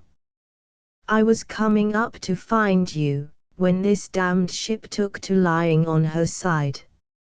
I guess I must have cannoned into you, and I was calling myself bad names when I saw you rolling into the Atlantic. If I hadn't got a grip on the rope I would have been down beside you. Say, you're not hurt. I reckon you'd better come below and get a glass of rum under your belt. You're about as wet as mother's dishclouts. There's one advantage about campaigning. You take your luck when it comes and don't worry about what might have been. I didn't think any more of the business, except that it had cured me of wanting to be seasick. I went down to the reeking cabin without one qualm in my stomach, and ate a good meal of Welsh rabbit and bottled base, with a tot of rum to follow up with. Then I shed my wet garments, and slept in my bunk till we anchored off a village in Mull in a clear blue morning. It took us 4 days to crawl up that coast and make a ban, for we seemed to be a floating general store for every hamlet in those parts. Gresson made himself very pleasant, as if he wanted to atone for nearly doing me in. We played some poker, and I read the little books I had got in Colonsay, and then rigged up a fishing line, and caught scythe and lythe and an occasional big haddock. But I found the time pass slowly, and I was glad that about noon one day we came into a bay blocked with islands and saw a clean little town sitting on the hills and the smoke of a railway engine. I went ashore and purchased a better brand of hat in a tweed store. Then I made a beeline for the post office, and asked for telegrams. One was given to me, and as I opened it I saw Gresson at my elbow. It ran thus: Brand, Post Office, Aban. Page 117, paragraph 3. Arctoloni. I passed it to Gresson with a rueful face. "There's a piece of foolishness," I said. "I've got a cousin who's a Presbyterian minister up in Rossshire, and before I knew about this passport humbug I wrote to him and offered to pay him a visit. I told him to wire me here if it was convenient, and the old idiot has sent me the wrong telegram. This was likely as not meant for some other brother parson, who's got my message instead." "What's the guy's name?" Gresson asked curiously, peering at the signature. "Arctoloni. David Arctoloni. He's a great swell at writing books, but he's no earthly use at handling the telegraph. However, it don't signify, seeing I'm not going near him." I crumpled up the pink form and tossed it on the floor. Gresson and I walked to the Tobermory together. That afternoon, when I got a chance, I had out my Pilgrim's Progress. Page 117, paragraph 3, read: "Then I saw in my dream, that a little off the road, over against the silver mine, stood Demas, gentlemanlike, to call to passengers to come and see, who said to Christian and his fellow, Ho, turn aside hither and I will show you a thing." At tea I led the talk to my own past life. I yarned about my experiences as a mining engineer, and said I could never get out of the trick of looking at country with the eye of the prospector. For instance, I said, if this had been Rhodesia, I would have said there was a good chance of copper in these little kopjes above the town. They're not unlike the hills round the Messina mine. I told the captain that after the war I was thinking of turning my attention to the West Highlands and looking out for minerals. "You'll make nothing of it," said the captain. "The costs are our big, even if ye found the minerals, for ye'd have to import your labour. The West Highlandman is no fond o' hard work. Ye ken the psalm o' the crofter. Oh, that the peats would cut themselves, the fish jump on the shore, and that I in my bed might lie henceforth for evermore. Has it ever been tried? I asked. Often. There's marble and slate quarries, and there was Werdoe coal in Benbecula. And there's the iron mines at Ranna. Where's that? I asked. Up for Rhenant Sky. We call in there, and generally bide a bit. There's a heap of cargo for Ranna, and we usually get a good load back. But as I tell ye, there's few Highlanders working there.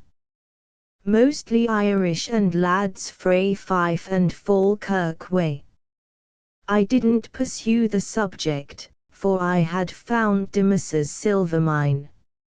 If the Tobermory lay at Ranna for a week, Gresson would have time to do his own private business.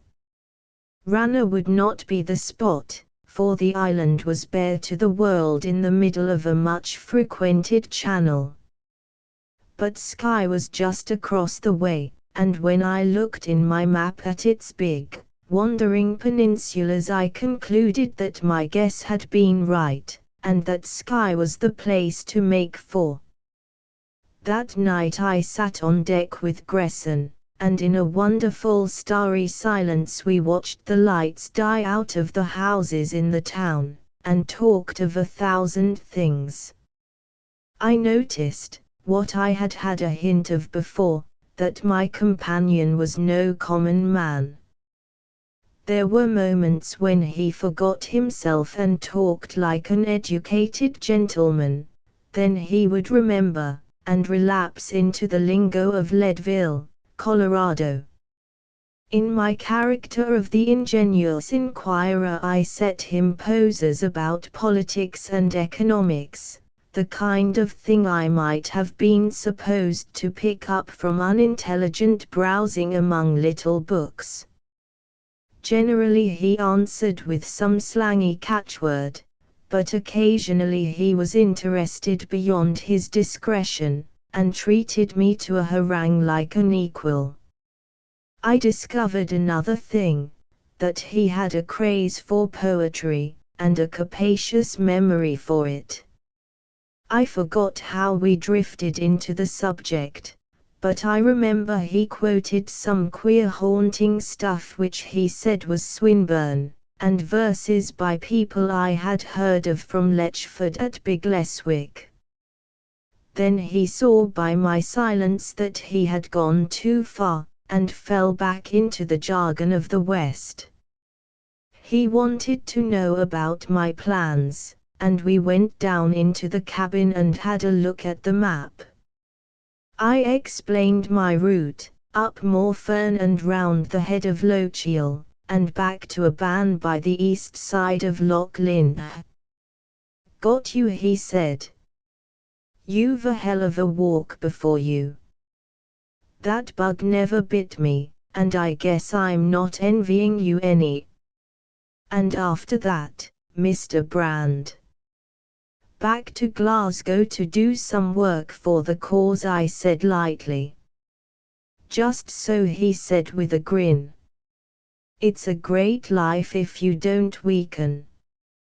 We steamed out of the bay next morning at dawn, and about 9 o'clock I got on shore at a little place called Lochaline. My kit was all on my person, and my waterproof's pockets were stuffed with chocolates and biscuits I had bought in a ban. The captain was discouraging. Ye'll get your belly full o' Highland hills, Mr. Brand, afore ye win round the lock head. Ye'll be wishin' yourself back on the Tobermory. But Gresson speeded me joyfully on my way, and said he wished he were coming with me. He even accompanied me the first 100 yards, and waved his hat after me till I was round the turn of the road. The first stage in that journey was pure delight. I was thankful to be rid of the infernal boat, and the hot summer scents coming down the glen were comforting after the cold, salt smell of the sea. The road lay up the side of a small bay, at the top of which a big white house stood among gardens. Presently I had left the coast and was in a glen where a brown salmon river swirled through acres of bog myrtle. It had its source in a loch, from which the mountain rose steeply, a place so glassy in that August forenoon that every scar and wrinkle of the hillside were faithfully reflected. After that I crossed a low pass to the head of another sea loch, and, following the map, struck over the shoulder of a great hill and ate my luncheon far up on its side, with a wonderful vista of wood and water below me. All that morning I was very happy, not thinking about Gresson or Ivory, but getting my mind clear in those wide spaces, and my lungs filled with the brisk hill air. But I noticed one curious thing. On my last visit to Scotland, when I covered more moorland miles a day than any man since Claverhouse, I had been fascinated by the land, and had pleased myself with plans for settling down in it. But now, after 3 years of war and general rocketing, I felt less drawn to that kind of landscape. I wanted something more green and peaceful and habitable, and it was to the Cotswolds that my memory turned with longing. I puzzled over this till I realized that in all my Cotswold pictures a figure kept going and coming, a young girl with a cloud of gold hair and the strong, slim grace of a boy, who had sung Cherry Ripe in a moonlit garden.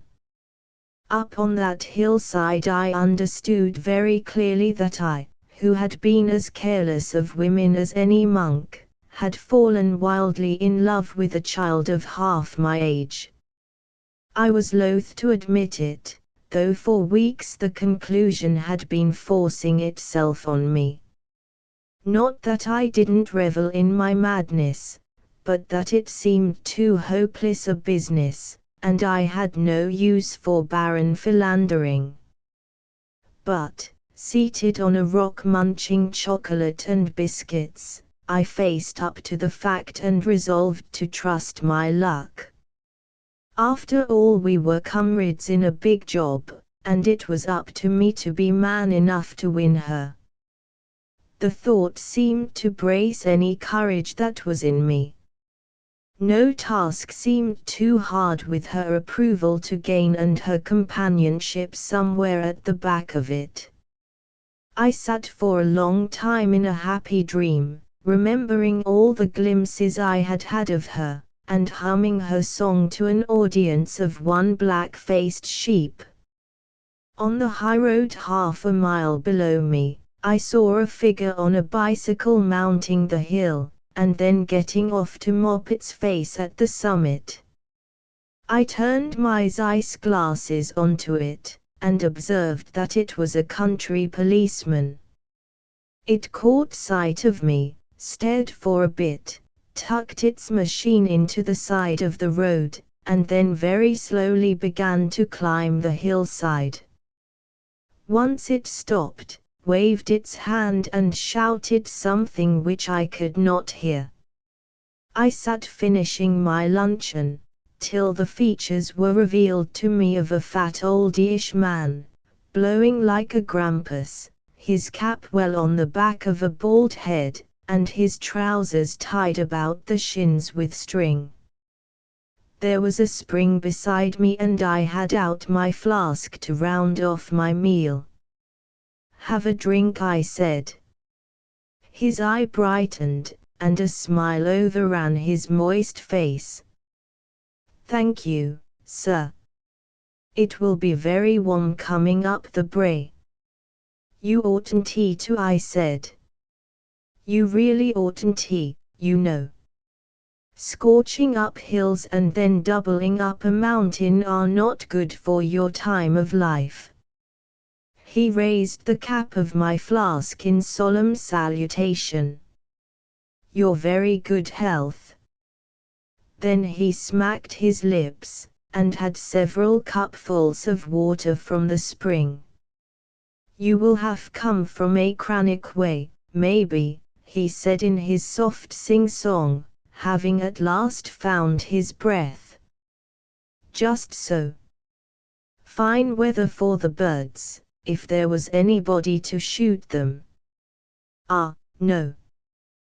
There will be few shots fired today, for there are no gentlemen left in Morfern. But I was asking you, if you come from a Crannock, if you have seen anybody on the road." From his pocket he extricated a brown envelope and a bulky telegraph form. "Will you read it, sir, for I have forgot my spectacles?" It contained a description of one Brand, a South African and a suspected character, whom the police were warned to stop and return to a ban. The description wasn't bad, but it lacked any one good distinctive detail. Clearly the policeman took me for an innocent pedestrian, probably the guest of some moorland shooting box, with my brown face and rough tweeds and hobnailed shoes. I frowned and puzzled a little. I did see a fellow about 3 miles back on the hillside. There's a public house just where the burn comes in, and I think he was making for it. Maybe that was your man. This wire says South African, and now I remember the fellow had the look of a colonial." The policeman sighed. "No doubt it will be the man. Perhaps he will have a pistol and will shoot." "Not him," I laughed. "He looked a mangy sort of chap, and he'll be scared out of his senses at the sight of you. But take my advice and get somebody with you before you tackle him. You're always the better of a witness." "That is so," he said, brightening. "Ach, these are the bad times. In old days there was nothing to do but watch the doors at the flower shows and keep the yachts from poaching the sea trout. But now it is spies, spies, and Donald, get out of your bed, and go off 20 miles to find a German. I was wishing the war was by, and the Germans all dead." "Here, here," I cried, and on the strength of it gave him another dram. I accompanied him to the road, and saw him mount his bicycle and zigzag like a snipe down the hill towards a Crannock. Then I set off briskly northward. It was clear that the faster I moved the better. As I went I paid disgusted tribute to the efficiency of the Scottish police. I wondered how on earth they had marked me down. Perhaps it was the Glasgow meeting, or perhaps my association with Ivy at Big Leswick. Anyhow there was somebody somewhere mighty quick at compiling a dossier. Unless I wanted to be bundled back to a ban I must make good speed to the Arisig coast. Presently the road fell to a gleaming sea loch which lay like the blue blade of a sword among the purple of the hills. At the head there was a tiny clachan, nestled among birches and rowans, where a tawny burn wound to the sea. When I entered the place it was about 4 o'clock in the afternoon, and peace lay on it like a garment. In the wide, sunny street there was no sign of life, and no sound except of hens clucking and of bees busy among the roses. There was a little grey box of a kirk, and close to the bridge a thatched cottage which bore the sign of a post and telegraph office. For the past hour I had been considering that I had better prepare for mishaps. If the police of these parts had been warned they might prove too much for me, and Gresson would be allowed to make his journey unmatched. The only thing to do was to send a wire to Amos and leave the matter in his hands. Whether that was possible or not depended upon this remote postal authority. I entered the little shop, and passed from bright sunshine to a twilight smelling of paraffin and black-striped peppermint balls. An old woman with a much sat in an armchair behind the counter. She looked up at me over her spectacles and smiled, and I took to her on the instant. She had the kind of old wise face that God loves. Beside her I noticed a little pile of books, one of which was a Bible. Open on her lap was a paper, the United Free Church Monthly. I noticed these details greedily, for I had to make up my mind on the part to play. "It's a warm day, mistress," I said, my voice falling into the broad lowland speech, for I had an instinct that she was not of the Highlands. She laid aside her paper.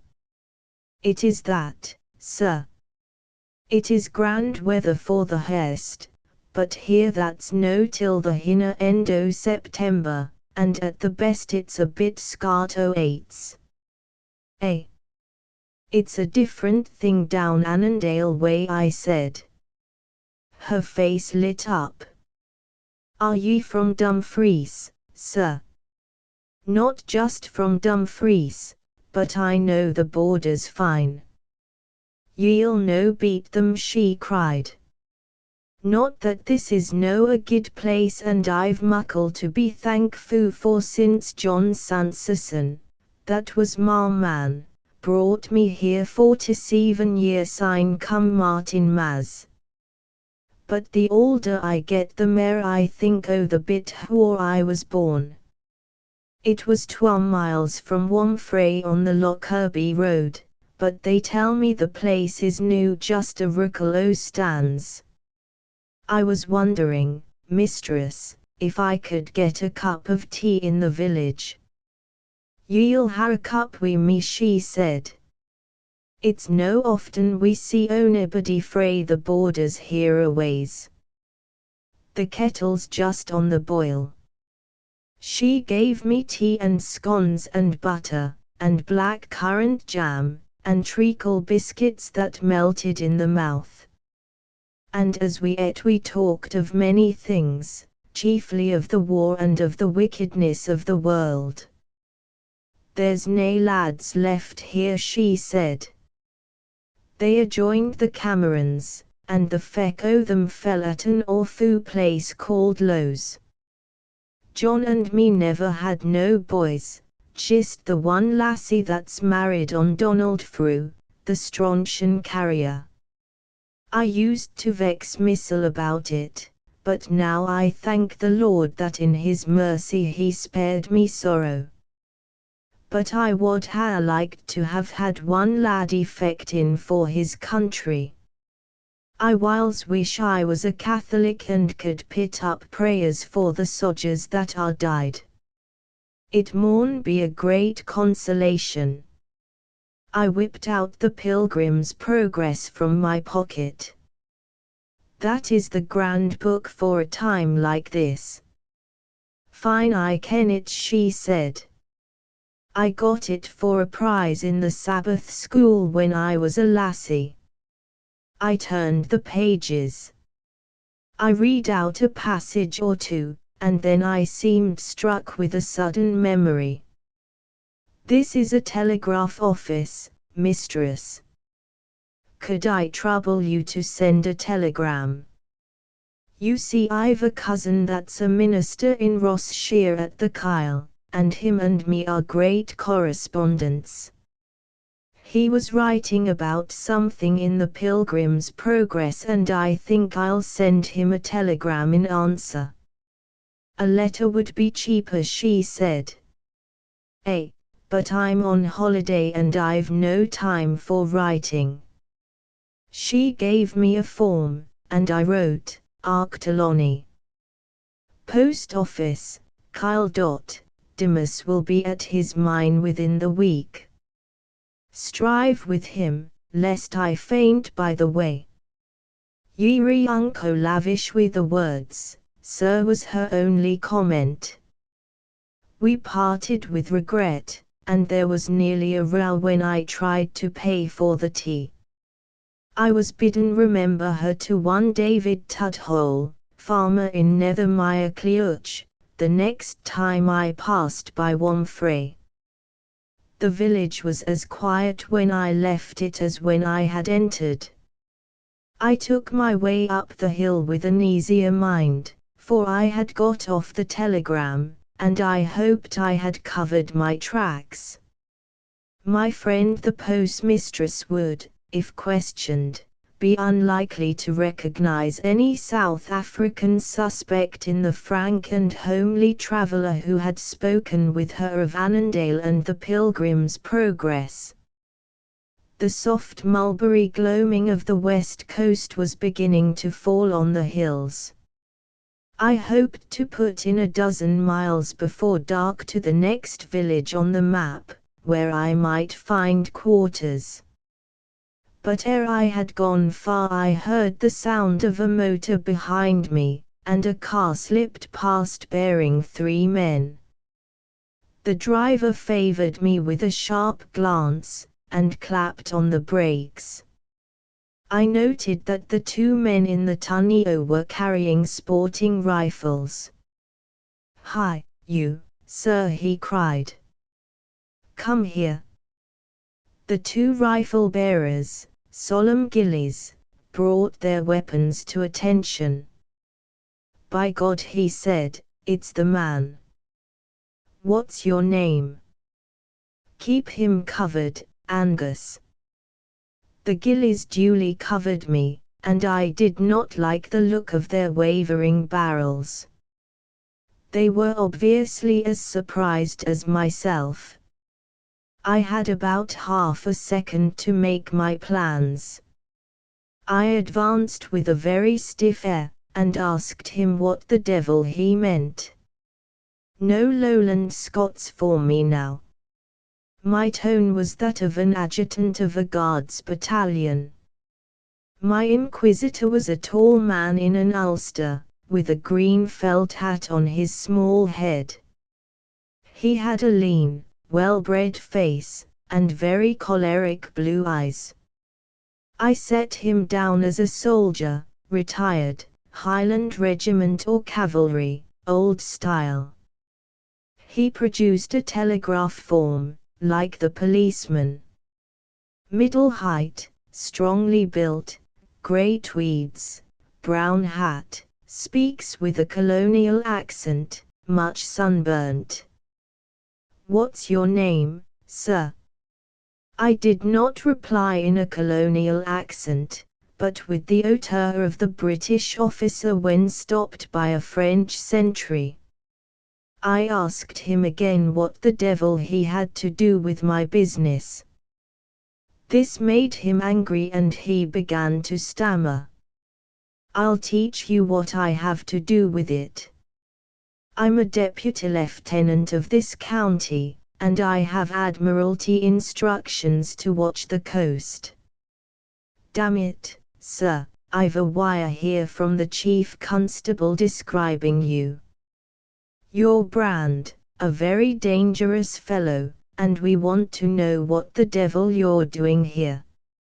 As I looked at his wrathful eye and lean head, which could not have held much brains, I saw that I must change my tone.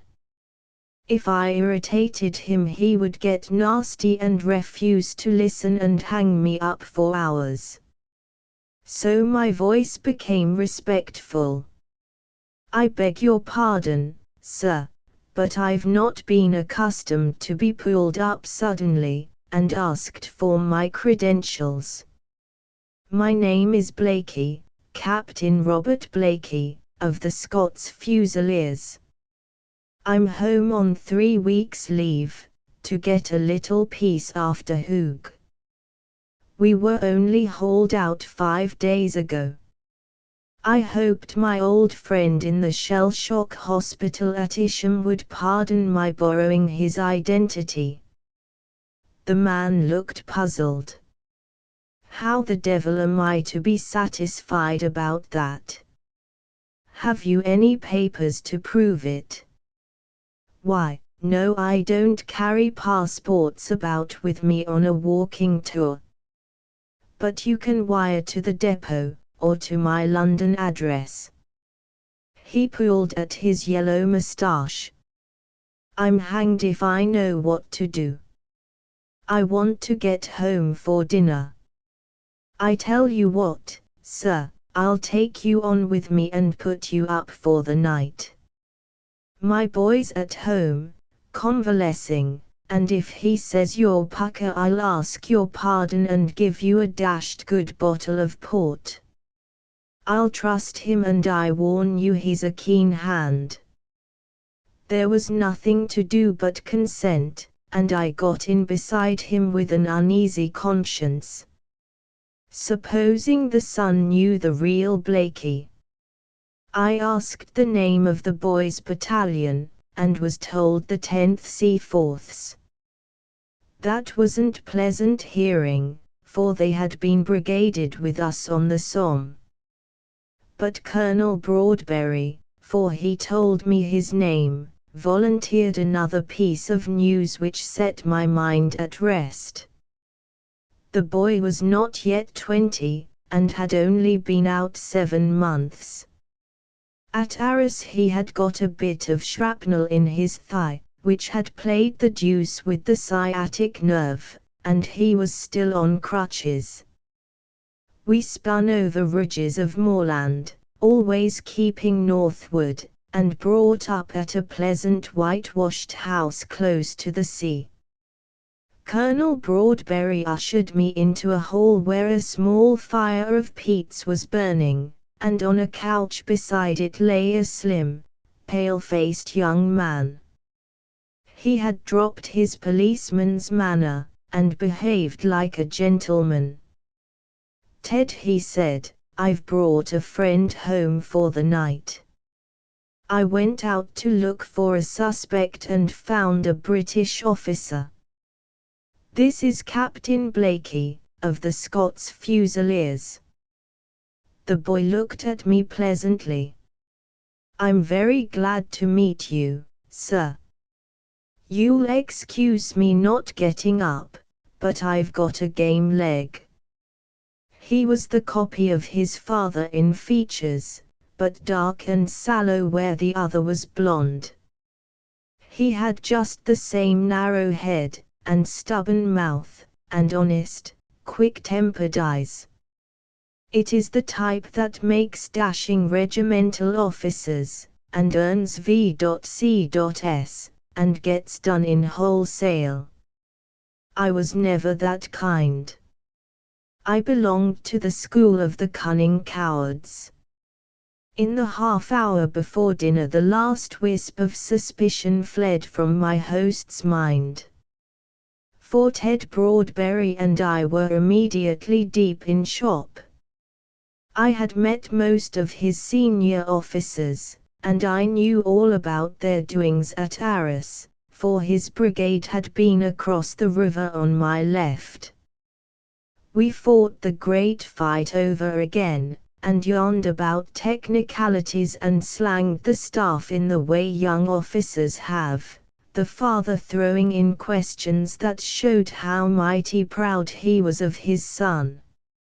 I had a bath before dinner, and as he led me to the bathroom he apologized very handsomely for his bad manners. "Your coming's been a godsend for Ted.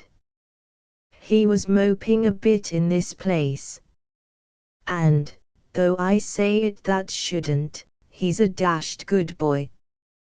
I had my promised bottle of port, and after dinner I took on the father at billiards. Then we settled in the smoking room, and I laid myself out to entertain the pair. The result was that they would have me stay a week, but I spoke of the shortness of my leave, and said I must get onto the railway and then back to Fort William for my luggage. So I spent that night between clean sheets, and ate a Christian breakfast, and was given my host's car to set me a bit on the road. I dismissed it after half a dozen miles, and, following the map, struck over the hills to the west. About midday I topped a ridge, and beheld the sound of sleet shining beneath me.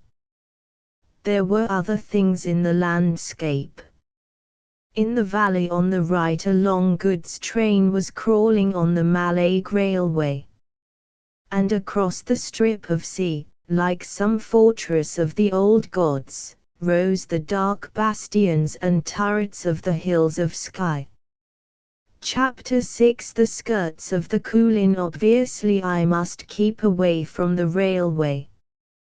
If the police were after me in Morfern, that line would be warned, for it was a barrier I must cross if I were to go farther north.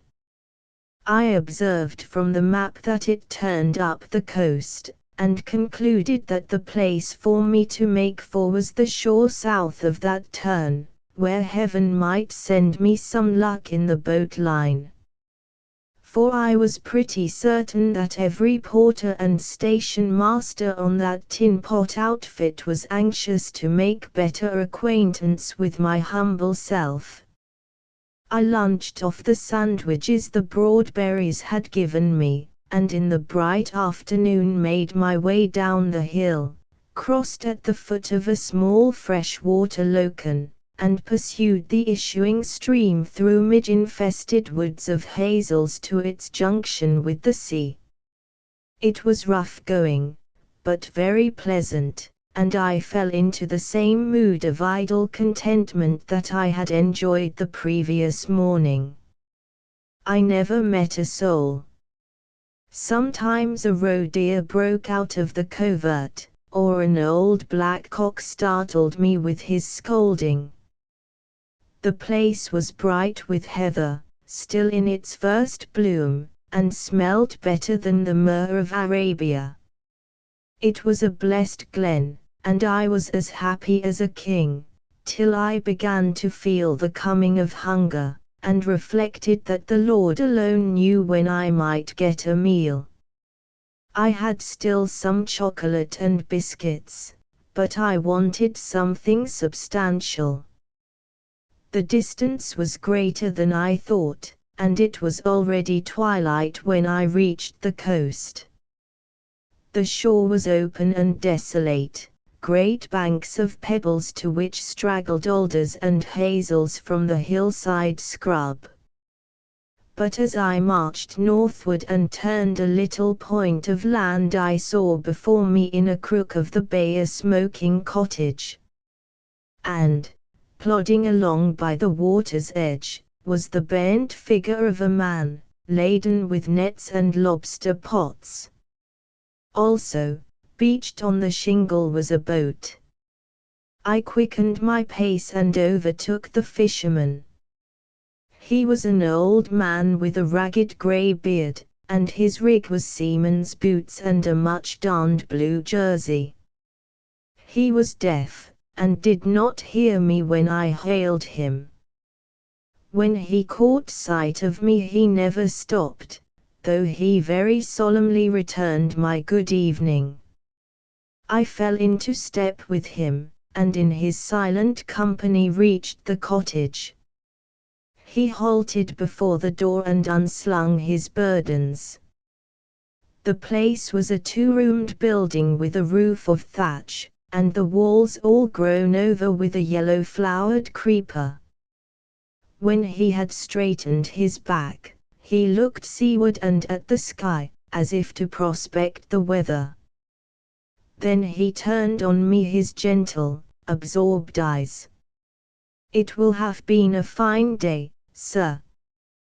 Was you seeking the road to anywhere?" I was seeking a night's lodging, I said. I've had a long tramp on the hills, and I'd be glad of a chance of not going farther. We will have no accommodation for a gentleman, he said gravely. I can sleep on the floor, if you can give me a blanket and a bite of supper. Indeed you will not, and he smiled slowly. But I will ask the wife. Mary, come here. An old woman appeared in answer to his call, a woman whose face was so old that she seemed like his mother. In Highland places one sex ages quicker than the other. This gentleman would like to bide the night. I was telling him that we had a poor small house, but he says he will not be minding it. She looked at me with the timid politeness that you find only in outland places. We can do our best, indeed, sir.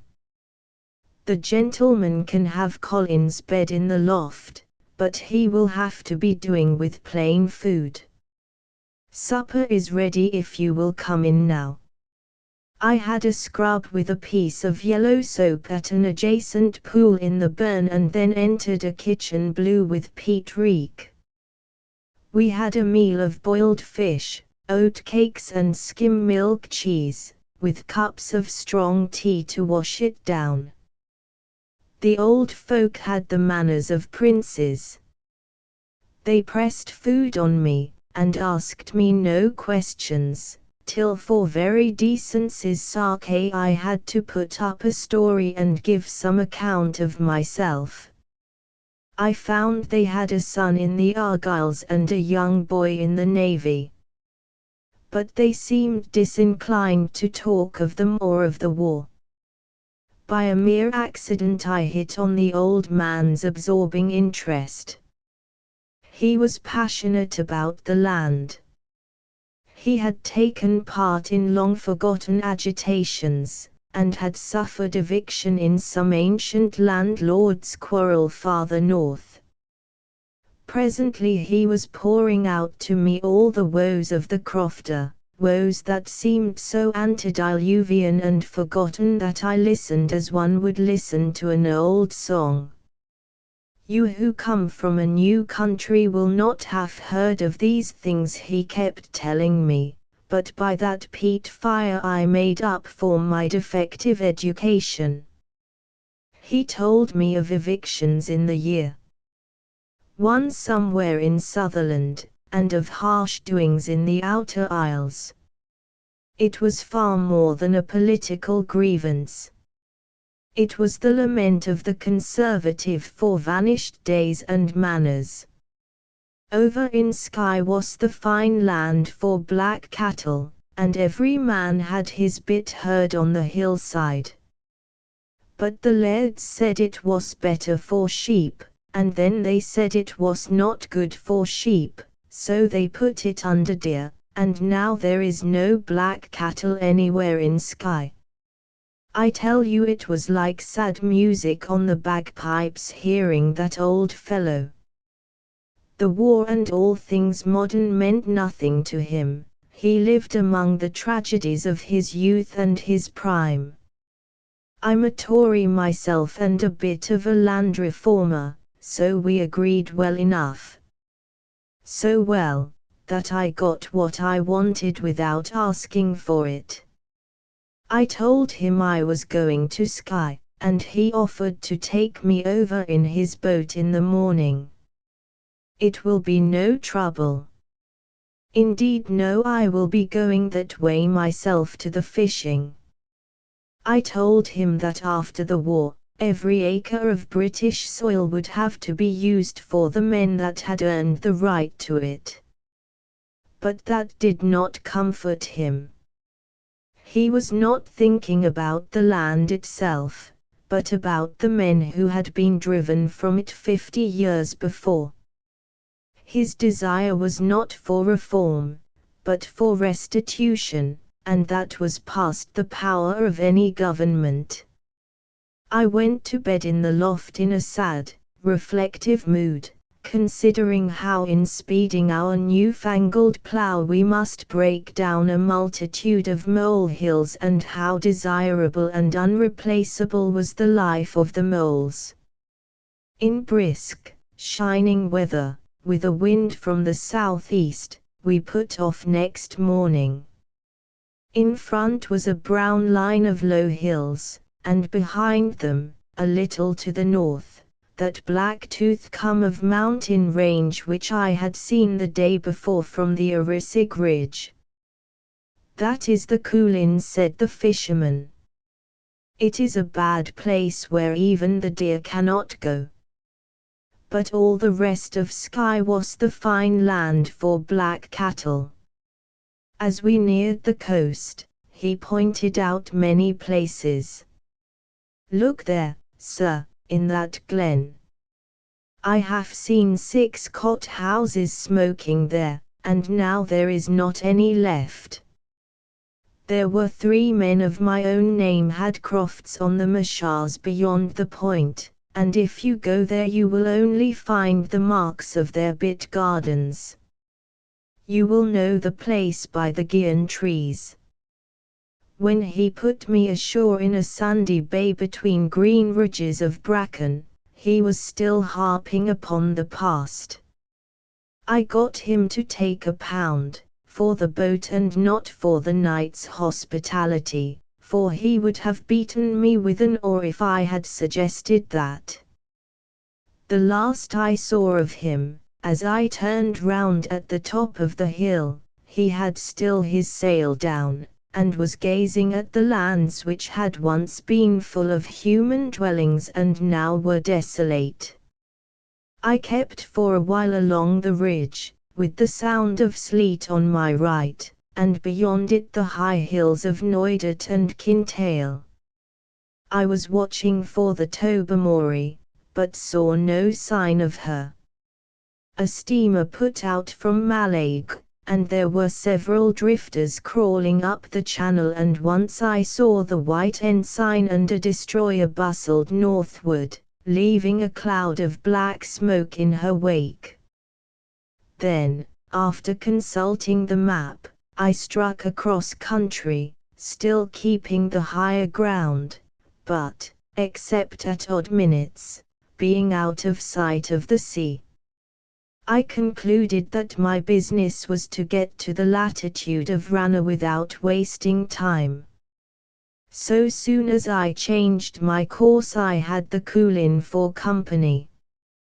Mountains have always been a craze of mine, and the blackness and mystery of those grim peaks went to my head. I forgot all about Foss Manor and the Cotswolds. I forgot, too, what had been my chief feeling since I left Glasgow, a sense of the absurdity of my mission. It had all seemed too far-fetched and whimsical. I was running apparently no great personal risk, and I had always the unpleasant fear that Blenkiron might have been too clever and that the whole thing might be a mare's nest. But that dark mountain mass changed my outlook. I began to have a queer instinct that that was the place, that something might be concealed there, something pretty damnable. I remember I sat on a top for half an hour raking the hills with my glasses. I made out ugly precipices, and glens which lost themselves in primeval blackness. When the sun caught them, for it was a gleamy day, it brought out no colors, only degrees of shade. No mountains I had ever seen, not the Drakensberg or the red kopjes of Damaraland or the cold, white peaks around Ertaram, ever looked so unearthly and uncanny. Oddly enough, too, the sight of them set me thinking about Iviae. There seemed no link between a smooth, sedentary being, dwelling in villas and lecture rooms, and that shaggy tangle of precipices. But I felt there was, for I had begun to realize the bigness of my opponent. Blenkiron had said that he spun his web wide. That was intelligible enough among the half-baked youth of Big Leswick, and the pacifist societies, or even the toughs on the Clyde. I could fit him in all right to that picture. But that he should be playing his game among those mysterious black crags seemed to make him bigger and more desperate, altogether a different kind of proposition. I didn't exactly dislike the idea, for my objection to my past weeks had been that I was out of my proper job, and this was more my line of country. I always felt that I was a better bandit than a detective. But a sort of awe mingled with my satisfaction. I began to feel about Ivier as I had felt about the three devils of the Black Stone who had hunted me before the war, and as I never felt about any other Hun. The men we fought at the front and the men I had run across in the Greenmantle business, even old Stum himself, had been human miscreants. They were formidable enough, but you could gauge and calculate their capacities. But this Ivier was like a poison gas that hung in the air and got into unexpected crannies and that you couldn't fight in an upstanding way. Till then, in spite of Blenkiron's solemnity, I had regarded him simply as a problem. But now he seemed an intimate and omnipresent enemy, intangible, too, as the horror of a haunted house. Up on that sunny hillside, with the sea winds round me and the hawps calling, I got a chill in my spine when I thought of him. I am ashamed to confess it, but I was also horribly hungry. There was something about the war that made me ravenous, and the less chance of food the worse I felt. If I had been in London with 20 restaurants open to me, I should as likely as not have gone off my feet. That was the cussedness of my stomach. I had still a little chocolate left, and I ate the fisherman's buttered scones for luncheon, but long before the evening my thoughts were dwelling on my empty interior. I put up that night in a shepherd's cottage miles from anywhere. The man was called McMoran, and he had come from Galloway when sheep were booming. He was a very good imitation of a savage, a little fellow with red hair and red eyes, who might have been a Pict. He lived with a daughter who had once been in service in Glasgow, a fat young woman with a face entirely covered with freckles and a pout of habitual discontent. No wonder, for that cottage was a pretty mean place. It was so thick with peat reek that throat and eyes were always smarting. It was badly built, and must have leaked like a sieve in a storm.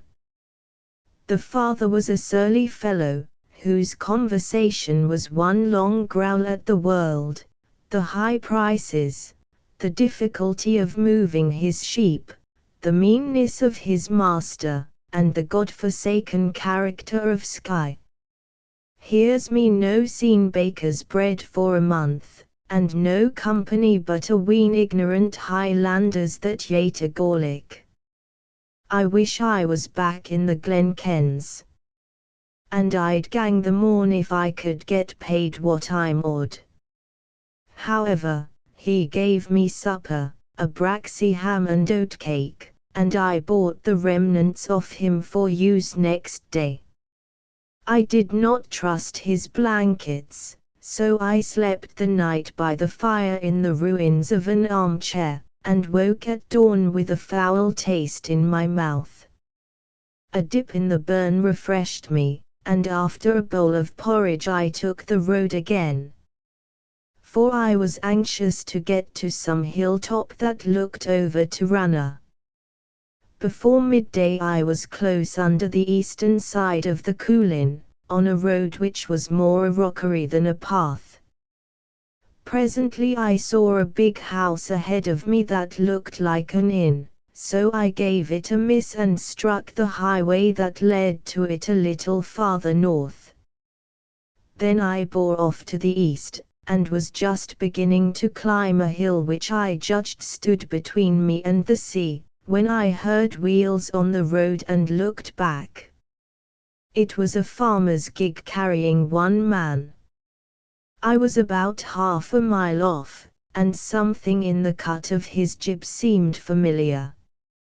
I got my glasses on him and made out a short, stout figure clad in a mackintosh, with a woolen comforter round its throat. As I watched, it made a movement as if to rub its nose on its sleeve. That was the pet trick of one man I knew. Inconspicuously I slipped through the long heather so as to reach the road ahead of the gig. When I rose like a wraith from the wayside, the horse started, but not the driver. "So ye're there," said Amos's voice. "I've news for ye. The Tobermory will be in Ranna by now. She passed Broadford 2 hours syne. When I saw her I yoked this beast and came up on the chance of foregathering with ye." "How on earth did you know I would be here?" I asked in some surprise.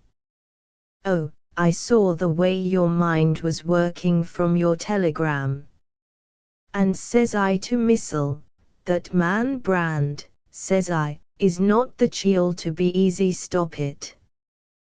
But I was feared ye might be a day late, so I came up the road to hold the fort. Man, I'm glad to see ye.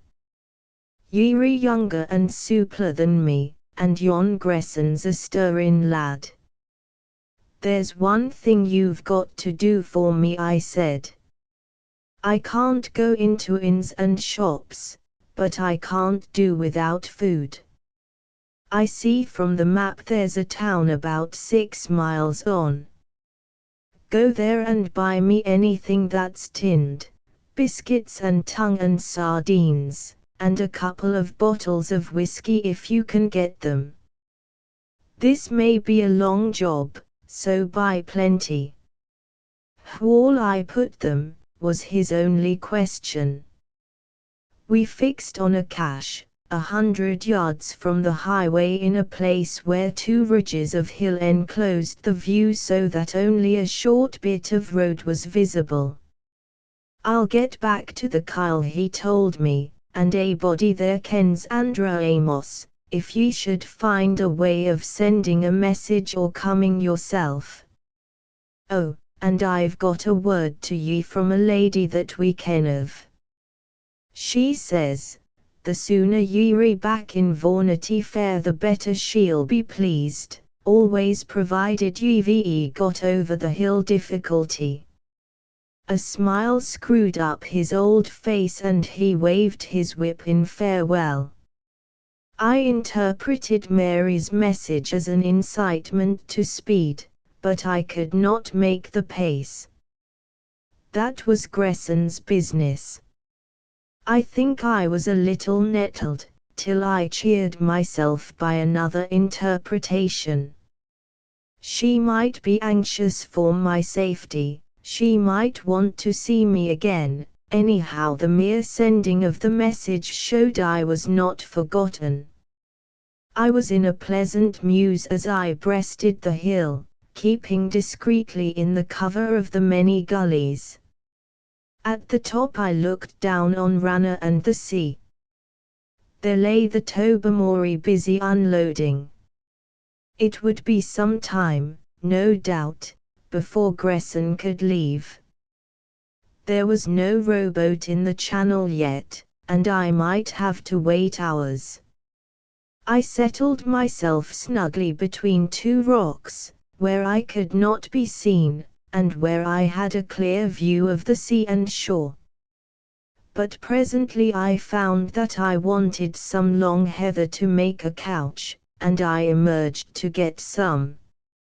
I had not raised my head for a second when I flopped down again. For I had a neighbor on the hilltop. He was about 200 yards off, just reaching the crest, and, unlike me, walking quite openly. His eyes were on Runner, so he did not notice me, but from my cover I scanned every line of him. He looked an ordinary countryman, wearing badly cut, baggy knickerbockers of the kind that gillies affect. He had a face like a Portuguese Jew, but I had seen that type before among people with Highland names. They might be Jews or not, but they could speak Gaelic. Presently he disappeared. He had followed my example and selected a hiding place. It was a clear, hot day, but very pleasant in that airy place. Good scents came up from the sea, the heather was warm and fragrant, bees droned about, and stray seagulls swept the ridge with their wings. I took a look now and then towards my neighbor, but he was deep in his hidey hole. Most of the time I kept my glasses on Runner, and watched the doings of the Tobermory.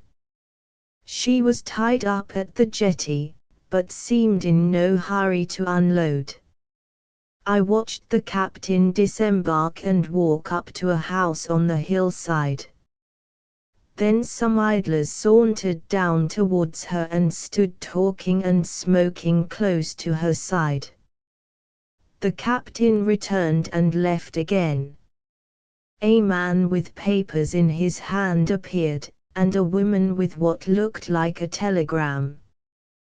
The mate went ashore in his best clothes.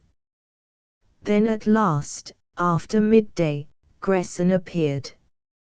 He joined the captain at the piermaster's office, and presently emerged on the other side of the jetty where some small boats were beached. A man from the Tobermory came in answer to his call, a boat was launched, and began to make its way into the channel.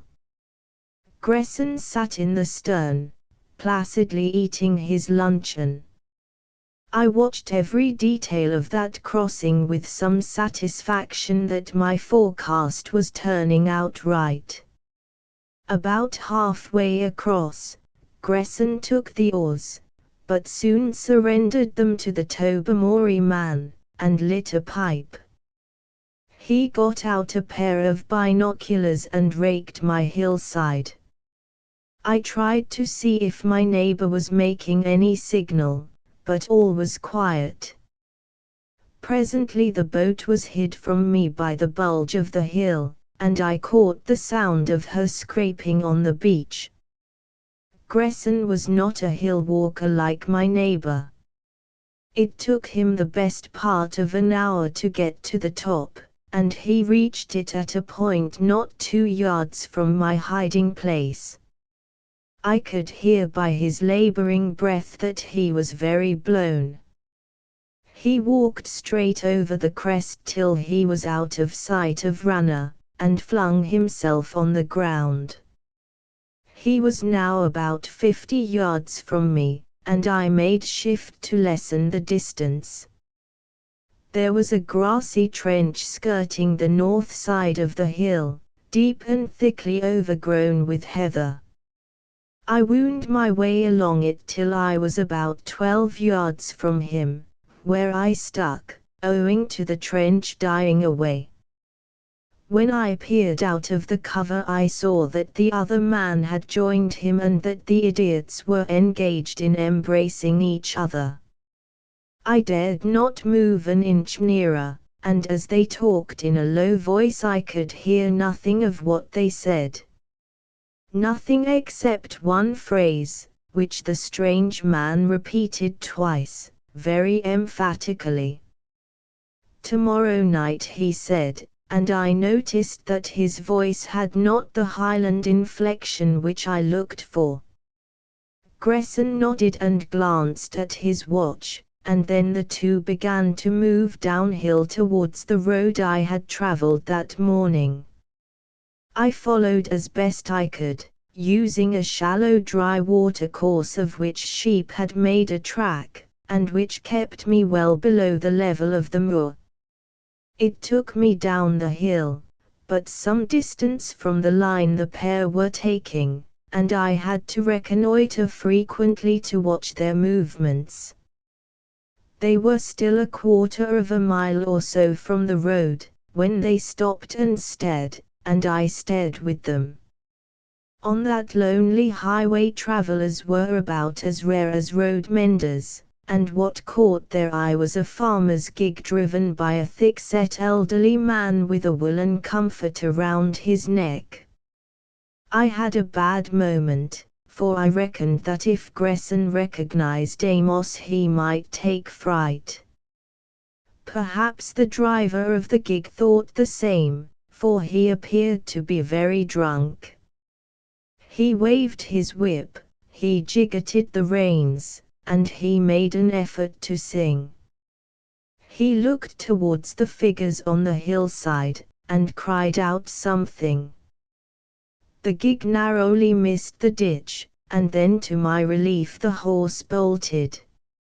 Swaying like a ship in a gale, the whole outfit lurched out of sight round the corner of hill where lay my cache. If Amos could stop the beast and deliver the goods there, he had put up a masterly bit of buffoonery.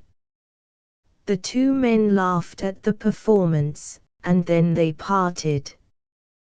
Gresson retraced his steps up the hill. The other man, I called him in my mind the Portuguese Jew, started off at a great pace due west, across the road, and over a big patch of bog towards the northern butt of the Coolin. He had some errand, which Gresson knew about, and he was in a hurry to perform it. It was clearly my job to get after him. I had a rotten afternoon.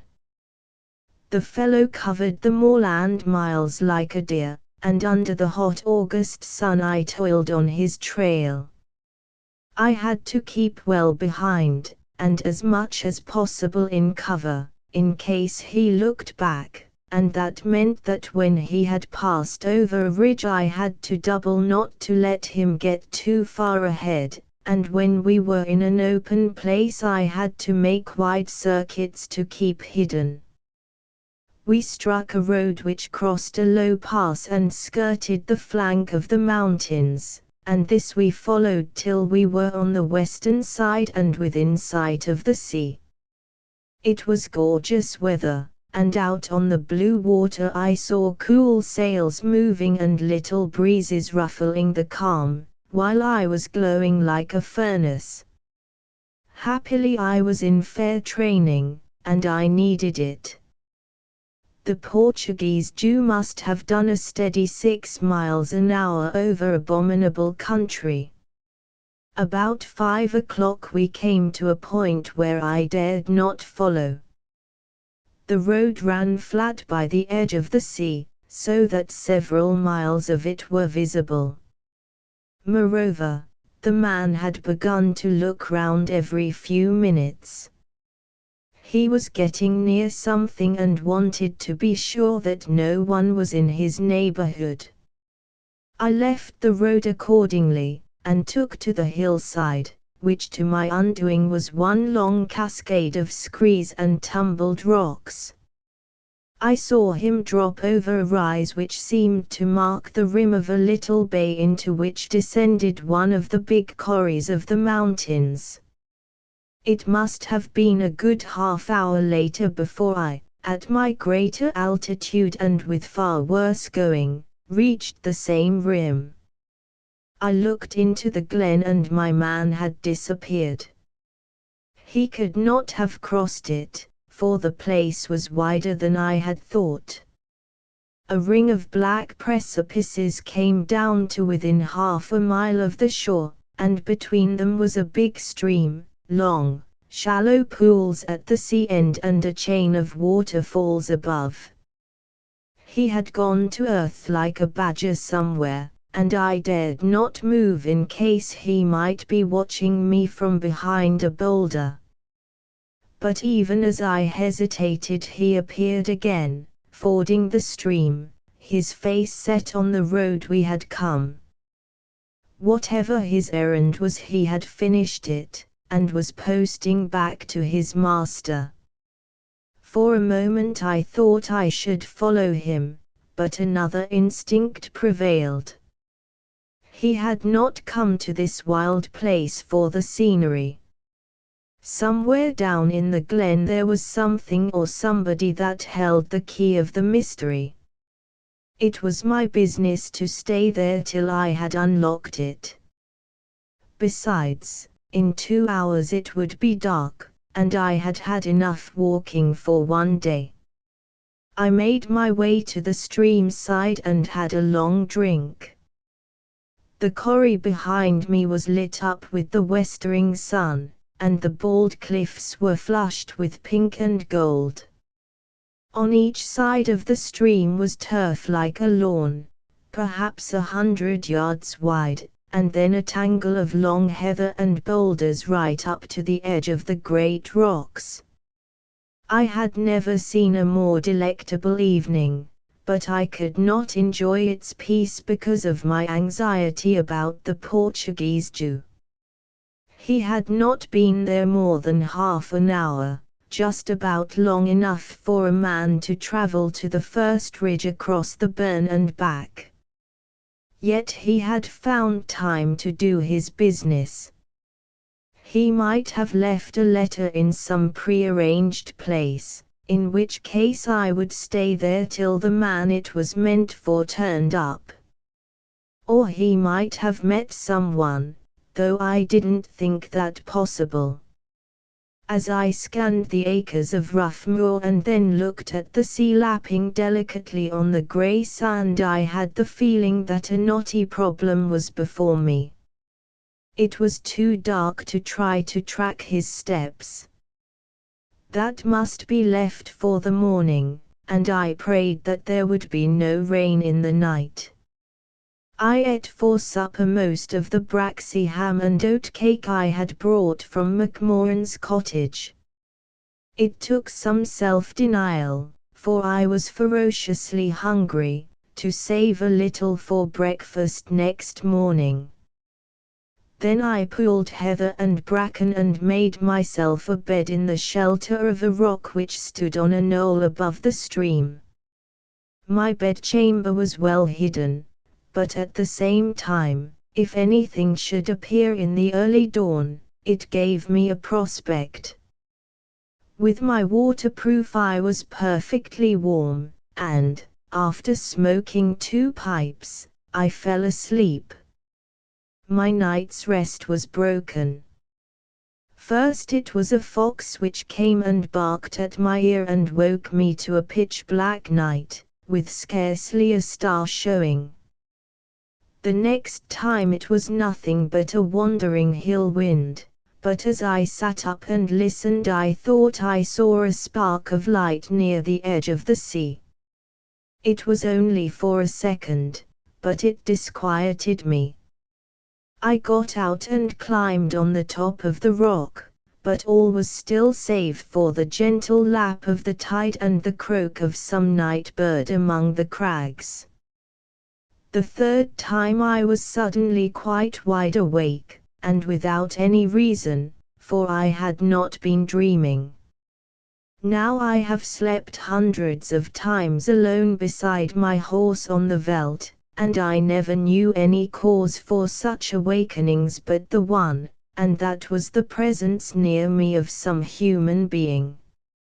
A man who is accustomed to solitude gets this extra sense which announces like an alarm clock the approach of one of his kind.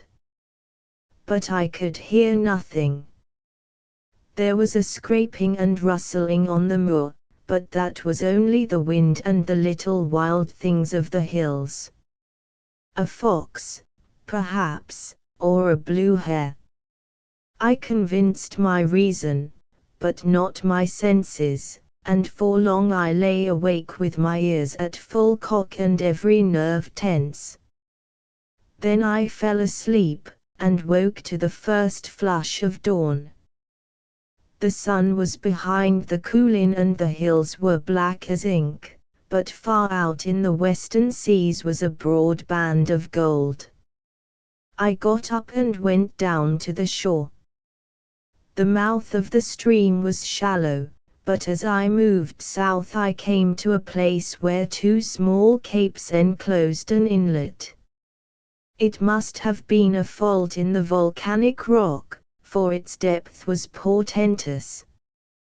I stripped and dived far into its cold abysses, but I did not reach the bottom. I came to the surface rather breathless, and struck out to sea, where I floated on my back and looked at the great rampart of crag. I saw that the place where I had spent the night was only a little oasis of green at the base of one of the grimmest corries the imagination could picture. It was as desert as Damaraland. I noticed, too, how sharply the cliffs rose from the level. There were chimneys and gullies by which a man might have made his way to the summit, but no one of them could have been scaled except by a mountaineer. I was feeling better now, with all the frowsiness washed out of me, and I dried myself by racing up and down the heather. Then I noticed something. There were marks of human feet at the top of the deep water inlet, not mine, for they were on the other side. The short sea turf was bruised and trampled in several places, and there were broken stems of bracken. I thought that some fisherman had probably landed there to stretch his legs. But that set me thinking of the Portuguese Jew. After breakfasting on my last morsels of food, a knuckle of braxy and a bit of oatcake, I set about tracking him from the place where he had first entered the glen. To get my bearings, I went back over the road I had come myself, and after a good deal of trouble I found his spoor. It was pretty clear as far as the stream, for he had been walking, or rather running, over ground with many patches of gravel on it. After that it was difficult, and I lost it entirely in the rough heather below the crags.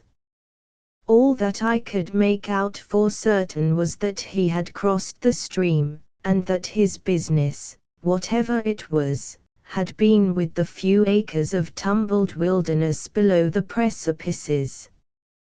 I spent a busy morning there, but found nothing except the skeleton of a sheep picked clean by the ravens. It was a thankless job, and I got very cross over it. I had an ugly feeling that I was on a false scent and wasting my time. I wished to heaven I had old Peter with me. He could follow spoor like a bushman, and would have riddled the Portuguese Jew's track out of any jungle on earth. That was a game I had never learned, for in the old days I had always left it to my natives. I chucked the attempt, and lay disconsolately on a warm patch of grass and smoked and thought about Peter.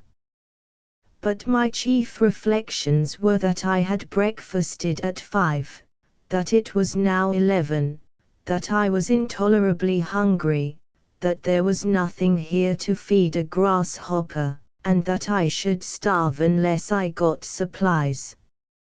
It was a long road to my cache, but there were no two ways of it.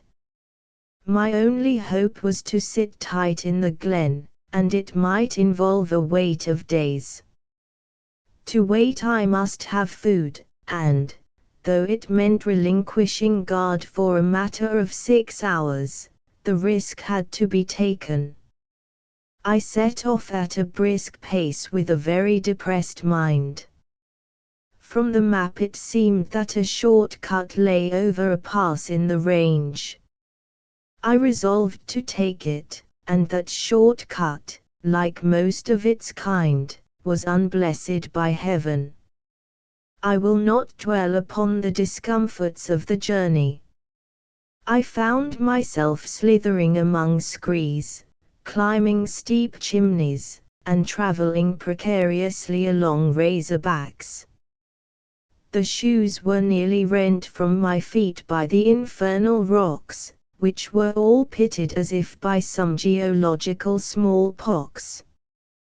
When at last I crossed the divide, I had a horrible business getting down from one level to another in a gruesome corrie, where each step was composed of smooth boiler plates. But at last I was among the bogs on the east side, and came to the place beside the road where I had fixed my cache.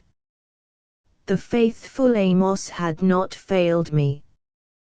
There were the provisions, a couple of small loaves, a dozen tins, and a bottle of whiskey. I made the best pack I could of them in my waterproof, swung it on my stick, and started back, thinking that I must be very like the picture of Christian on the title page of Pilgrim's Progress. I was like a Christian before I reached my destination, Christian after he had got up the hill difficulty. The morning's walk had been bad, but the afternoon's was worse, for I was in a fever to get back, and, having had enough of the hills, chose the longer route I had followed the previous day. I was mortally afraid of being seen, for I cut a queer figure, so I avoided every stretch of road where I had not a clear view ahead. Many weary detours I made among moss hags and screes and the stony channels of burns. But I got there at last, and it was almost with a sense of comfort that I flung my pack down beside the stream where I had passed the night. I ate a good meal, lit my pipe, and fell into the equable mood which follows upon fatigue ended and hunger satisfied. The sun was westering, and its light fell upon the rock wall above the place where I had abandoned my search for the spoor. As I gazed at it idly I saw a curious thing. It seemed to be split in two and a shaft of sunlight came through between. There could be no doubt about it. I saw the end of the shaft on the moor beneath, while all the rest lay in shadow. I rubbed my eyes, and got out my glasses. Then I guessed the explanation. There was a rock tower close against the face of the main precipice and indistinguishable from it to anyone looking direct at the face. Only when the sun fell on it obliquely could it be discovered. And between the tower and the cliff there must be a substantial hollow. The discovery brought me to my feet, and set me running towards the end of the shaft of sunlight. I left the heather, scrambled up some yards of screes, and had a difficult time on some very smooth slabs, where only the friction of tweed and rough rock gave me a hold. Slowly I worked my way towards the speck of sunlight, till I found a handhold, and swung myself into the crack. On one side was the main wall of the hill, on the other a tower some 90 feet high, and between them a long crevice varying in width from 3 to 6 feet. Beyond it there showed a small bright patch of sea. There was more, for at the point where I entered it there was an overhang which made a fine cavern, low at the entrance but a dozen feet high inside, and as dry as tinder. Here, thought I, is the perfect hiding place. Before going farther I resolved to return for food. It was not very easy descending, and I slipped the last 20 feet, landing on my head in a soft patch of screes. At the burnside I filled my flask from the whiskey bottle, and put half a loaf, a tin of sardines, a tin of tongue, and a packet of chocolate in my waterproof pockets. Laden as I was, it took me some time to get up again, but I managed it, and stored my belongings in a corner of the cave. Then I set out to explore the rest of the crack. It slanted down and then rose again to a small platform. After that it dropped in easy steps to the moor beyond the tower. If the Portuguese Jew had come here, that was the way by which he had reached it, for he would not have had the time to make my ascent. I went very cautiously, for I felt I was on the eve of a big discovery. The platform was partly hidden from my end by a bend in the crack, and it was more or less screened by an outlying bastion of the tower from the other side. Its surface was covered with fine powdery dust, as were the steps beyond it. In some excitement I knelt down and examined it. Beyond doubt there was spoor here. I knew the Portuguese Jew's footmarks by this time, and I made them out clearly, especially in one corner. But there were other footsteps, quite different. The one showed the rackets of rough country boots, the others were from nailed soles. Again I longed for Peter to make certain, though I was pretty sure of my conclusions. The man I had followed had come here, and he had not stayed long. Someone else had been here, probably later, for the nailed shoes overlaid the rackets. The first man might have left a message for the second. Perhaps the second was that human presence of which I had been dimly conscious in the night time. I carefully removed all traces of my own footmarks, and went back to my cave. My head was humming with my discovery. I remembered Gresson's word to his friend, "Tomorrow night." As I read it, the Portuguese Jew had taken a message from Gresson to someone, and that someone had come from somewhere and picked it up. The message contained an assignation for this very night. I had found a point of observation, for no one was likely to come near my cave, which was reached from the moor by such a toilsome climb. There I should bivouac and see what the darkness brought forth. I remember reflecting on the amazing luck which had so far attended me. As I looked from my refuge at the blue haze of twilight creeping over the waters, I felt my pulses quicken with a wild anticipation. Then I heard a sound below me, and craned my neck round the edge of the tower.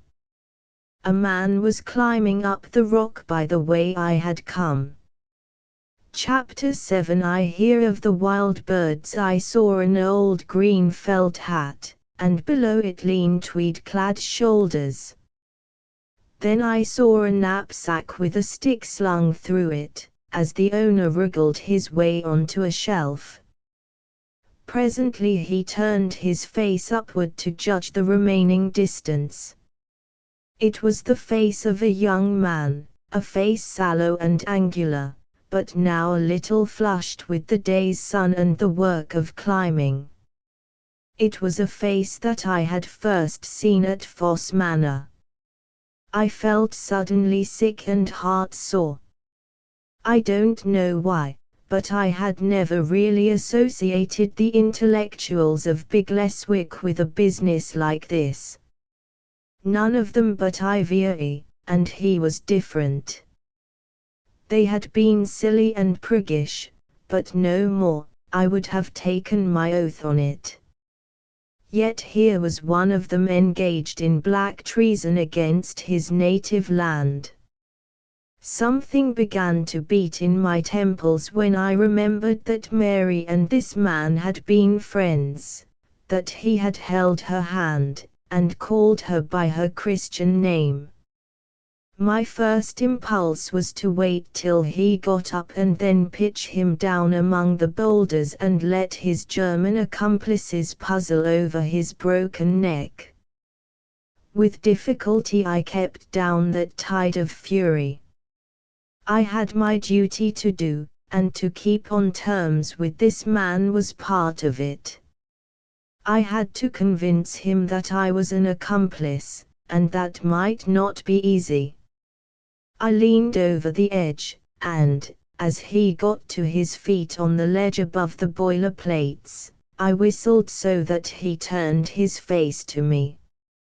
"Hello, Wake," I said. He started, stared for a second, and recognized me.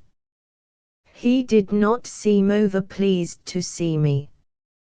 "Brand," he cried. "How did you get here?" He swung himself up beside me, straightened his back and unbuckled his knapsack. I thought this was my own private sanctuary, and that nobody knew it but me. "Have you spotted the cave? It's the best bedroom in Skye." His tone was, as usual, rather acid. That little hammer was beating in my head. I longed to get my hands on his throat and choke the smug treason in him. But I kept my mind fixed on one purpose, to persuade him that I shared his secret and was on his side. His offhand self-possession seemed only the clever screen of the surprised conspirator who was hunting for a plan. We entered the cave, and he flung his pack into a corner. "Last time I was here," he said, "I covered the floor with heather. We must get some more if we would sleep soft." In the twilight he was a dim figure, but he seemed a new man from the one I had last seen in the moot hall at Big Leswick. There was a wiry vigor in his body and a purpose in his face. What a fool I had been to set him down as no more than a conceited flaneur.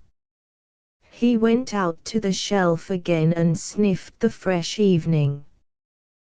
There was a wonderful red sky in the west, but in the crevice the shades had fallen, and only the bright patches at either end told of the sunset. "Wake," I said, "you and I have to understand each other. I'm a friend of Ivy and I know the meaning of this place. I discovered it by accident, but I want you to know that I'm heart and soul with you. You may trust me in tonight's job as if I were Ivy himself." He swung round and looked at me sharply. His eyes were hot again, as I remembered them at our first meeting. "What do you mean? How much do you know?" The hammer was going hard in my forehead, and I had to pull myself together to answer. "I know that at the end of this crack a message was left last night, and that someone came out of the sea and picked it up. That someone is coming again when darkness falls, and there will be another message." He had turned his head away. "You are talking nonsense. No submarine could land on this coast." I could see that he was trying me. This morning, I said, I swam in the deep water inlet below us. It is the most perfect submarine shelter in Britain. He still kept his face from me, looking the way he had come. For a moment he was silent, and then he spoke in the bitter, drawling voice which had annoyed me at Foss Manor. How do you reconcile this business with your principles, Mr. Brand? You were always a patriot, I remember, though you didn't see eye to eye with the government. It was not quite what I expected and I was unready. I stammered in my reply. It's because I am a patriot that I want peace. I think that. I mean, therefore you are willing to help the enemy to win. They have already won. I want that recognized and the end hurried on. I was getting my mind clearer and continued fluently. The longer the war lasts, the worse this country is ruined. We must make the people realize the truth, but he swung round suddenly, his eyes blazing. You blackguard, he cried, you damnable blackguard. And he flung himself on me like a wild cat. I had got my answer. He did not believe me, he knew me for a spy, and he was determined to do me in. We were beyond finesse now, and back at the old barbaric game. It was his life or mine. The hammer beat furiously in my head as we closed, and a fierce satisfaction rose in my heart.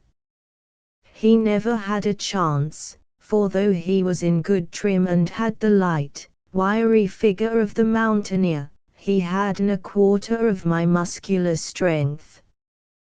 Besides, he was wrongly placed, for he had the outside station. Had he been on the inside he might have toppled me over the edge by his sudden assault. As it was, I grappled him and forced him to the ground, squeezing the breath out of his body in the process. I must have hurt him considerably, but he never gave a cry. With a good deal of trouble I lashed his hands behind his back with the belt of my waterproof, carried him inside the cave and laid him in the dark end of it. Then I tied his feet with the strap of his own knapsack. I would have to gag him, but that could wait. I had still to contrive a plan of action for the night, for I did not know what part he had been meant to play in it. He might be the messenger instead of the Portuguese Jew, in which case he would have papers about his person. If he knew of the cave, others might have the same knowledge, and I had better shift him before they came. I looked at my wristwatch, and the luminous dial showed that the hour was 9:30. Then I noticed that the bundle in the corner was sobbing. It was a horrid sound and it worried me. I had a little pocket electric torch and I flashed it on Wake's face. If he was crying, it was with dry eyes. "What are you going to do with me?" he asked. "That depends," I said grimly. "Well, I'm ready. I may be a poor creature, but I'm damned if I'm afraid of you, or anything like you." That was a brave thing to say, for it was a lie, his teeth were chattering. "I'm ready for a deal," I said. "You won't get it," was his answer. "Cut my throat if you mean to, but for God's sake don't insult me. I choke when I think about you. You come to us and we welcome you, and receive you in our houses, and tell you our inmost thoughts, and all the time you're a bloody traitor. You want to sell us to Germany. You may win now, but by God, your time will come. That is my last word to you, you swine. The hammer stopped beating in my head. I saw myself suddenly as a blind, preposterous fool. I strode over to Wake, and he shut his eyes as if he expected a blow. Instead I unbuckled the straps which held his legs and arms. Wake, old fellow, I said, I'm the worst kind of idiot. I'll eat all the dirt you want. I'll give you leave to knock me black and blue, and I won't lift a hand. But not now. Now we've another job on hand. Man, we're on the same side and I never knew it. It's too bad a case for apologies, but if it's any consolation to you, I feel the lowest dog in Europe at this moment. He was sitting up rubbing his bruised shoulders. What do you mean? He asked hoarsely. I mean that you and I are allies. My name's not Brand. I'm a soldier, a general, if you want to know. I went to Big Leswick under orders, and I came chasing up here on the same job. Ivia is the biggest German agent in Britain and I'm after him. I've struck his communication lines, and this very night, please God, we'll get the last clue to the riddle. Do you hear? We're in this business together, and you've got to lend a hand. I told him briefly the story of Gresson, and how I had tracked his man here. As I talked we ate our supper, and I wish I could have watched Wake's face. He asked questions, for he wasn't convinced in a hurry. I think it was my mention of Mary Lamington that did the trick. I don't know why, but that seemed to satisfy him. But he wasn't going to give himself away. You may count on me, he said, for this is blackguardly treason. But you know my politics, and I don't change them for this. I'm more against your accursed war than ever, now that I know what war involves. Right-o, I said, I'm a pacifist myself. You won't get any heroics about war from me. I'm all for peace, but we've got to down those devils first. It wasn't safe for either of us to stick in that cave, so we cleared away the marks of our occupation, and hid our packs in a deep crevice on the rock. Wake announced his intention of climbing the tower, while there was still a faint afterglow of light. It's broad on the top, and I can keep a watch out to see if any light shows. I've been up it before. I found the way 2 years ago. No, I won't fall asleep and tumble off. I slept most of the afternoon on the top of Skirvikonic, and I'm as wakeful as a bat now. I watched him shin up the face of the tower, and admired greatly the speed and neatness with which he climbed. Then I followed the crevice southward to the hollow just below the platform where I had found the footmarks. There was a big boulder there, which partly shut off the view of it from the direction of our cave. The place was perfect for my purpose, for between the boulder and the wall of the tower was a narrow gap, through which I could hear all that passed on the platform. I found a stance where I could rest in comfort and keep an eye through the crack on what happened beyond. There was still a faint light on the platform, but soon that disappeared and black darkness settled down on the hills. It was the dark of the moon, and, as had happened the night before, a thin rack blew over the sky, hiding the stars. The place was very still, though now and then would come the cry of a bird from the crags that beetled above me, and from the shore the pipe of a tern or oyster catcher. An owl hooted from somewhere up on the tower. That I reckoned was Wake, so I hooted back and was answered. I unbuckled my wristwatch and pocketed it, lest its luminous dial should betray me, and I noticed that the hour was close on 11. I had already removed my shoes, and my jacket was buttoned at the collar so as to show no shirt. I did not think that the coming visitor would trouble to explore the crevice beyond the platform, but I wanted to be prepared for emergencies.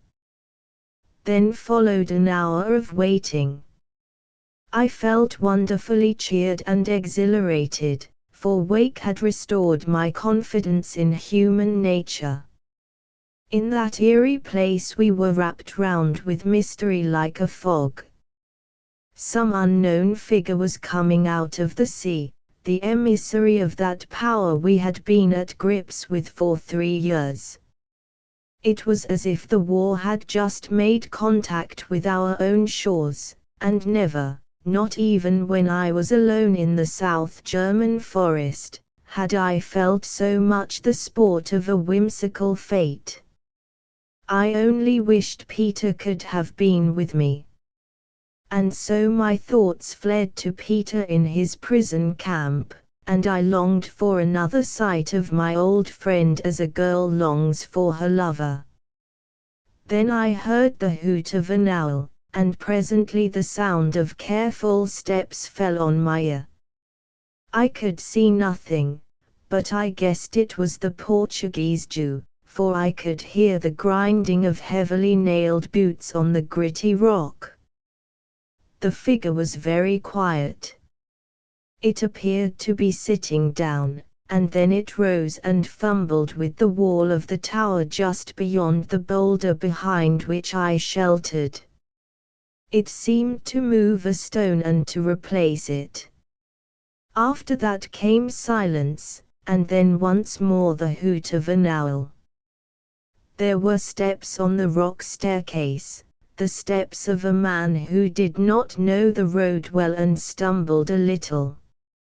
Also they were the steps of one without nails in his boots. They reached the platform and someone spoke. It was the Portuguese Jew and he spoke in good German. Die Vogelein schweigen im Wald, he said. The answer came from a clear, authoritative voice. Wardner, Baldru hest du Orch. Clearly some kind of password, for sane men don't talk about little birds in that kind of situation. It sounded to me like indifferent poetry.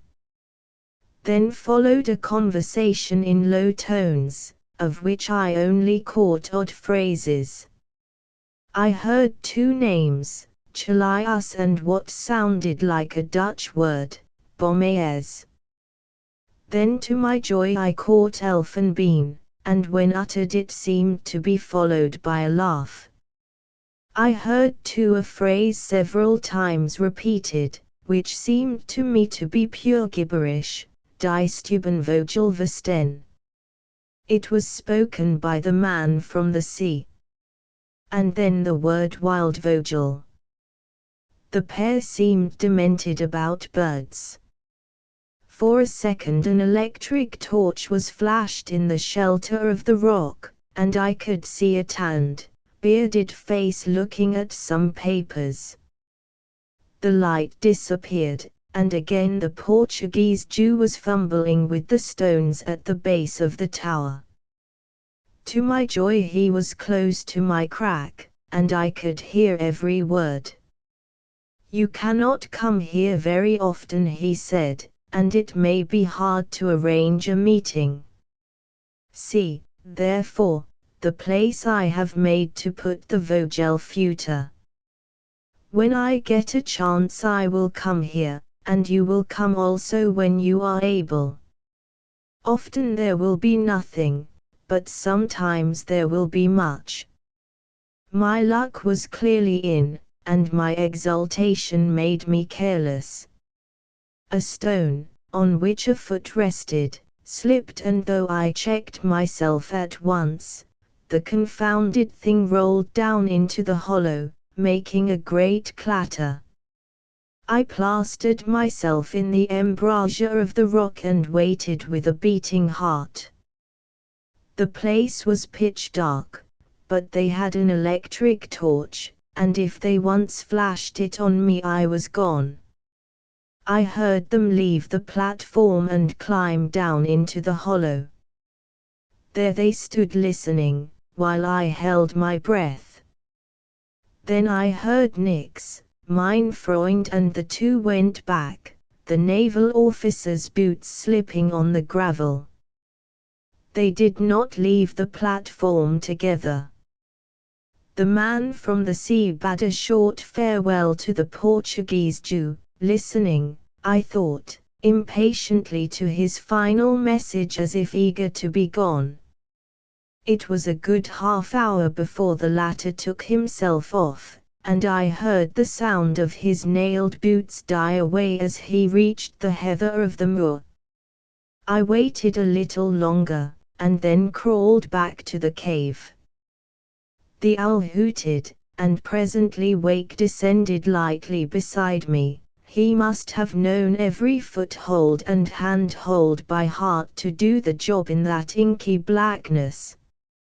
I remember that he asked no question of me, but he used language rare on the lips of conscientious objectors about the men who had lately been in the crevice. We, who 4 hours earlier had been at death grips, now curled up on the hard floor like two tired dogs, and fell sound asleep. I woke to find Wake in a thundering bad temper. The thing he remembered most about the night before was our scrap and the gross way I had insulted him. I didn't blame him, for if any man had taken me for a German spy I would have been out for his blood, and it was no good explaining that he had given me grounds for suspicion. He was as touchy about his blessed principles as an old maid about her age. I was feeling rather extra buckish myself, and that didn't improve matters. His face was like a gargoyle as we went down to the beach to bathe, so I held my tongue. He was chewing the cud of his wounded pride.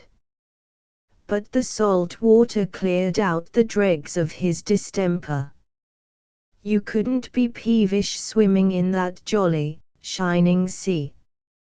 We raced each other away beyond the inlet to the outer water, which a brisk morning breeze was curling.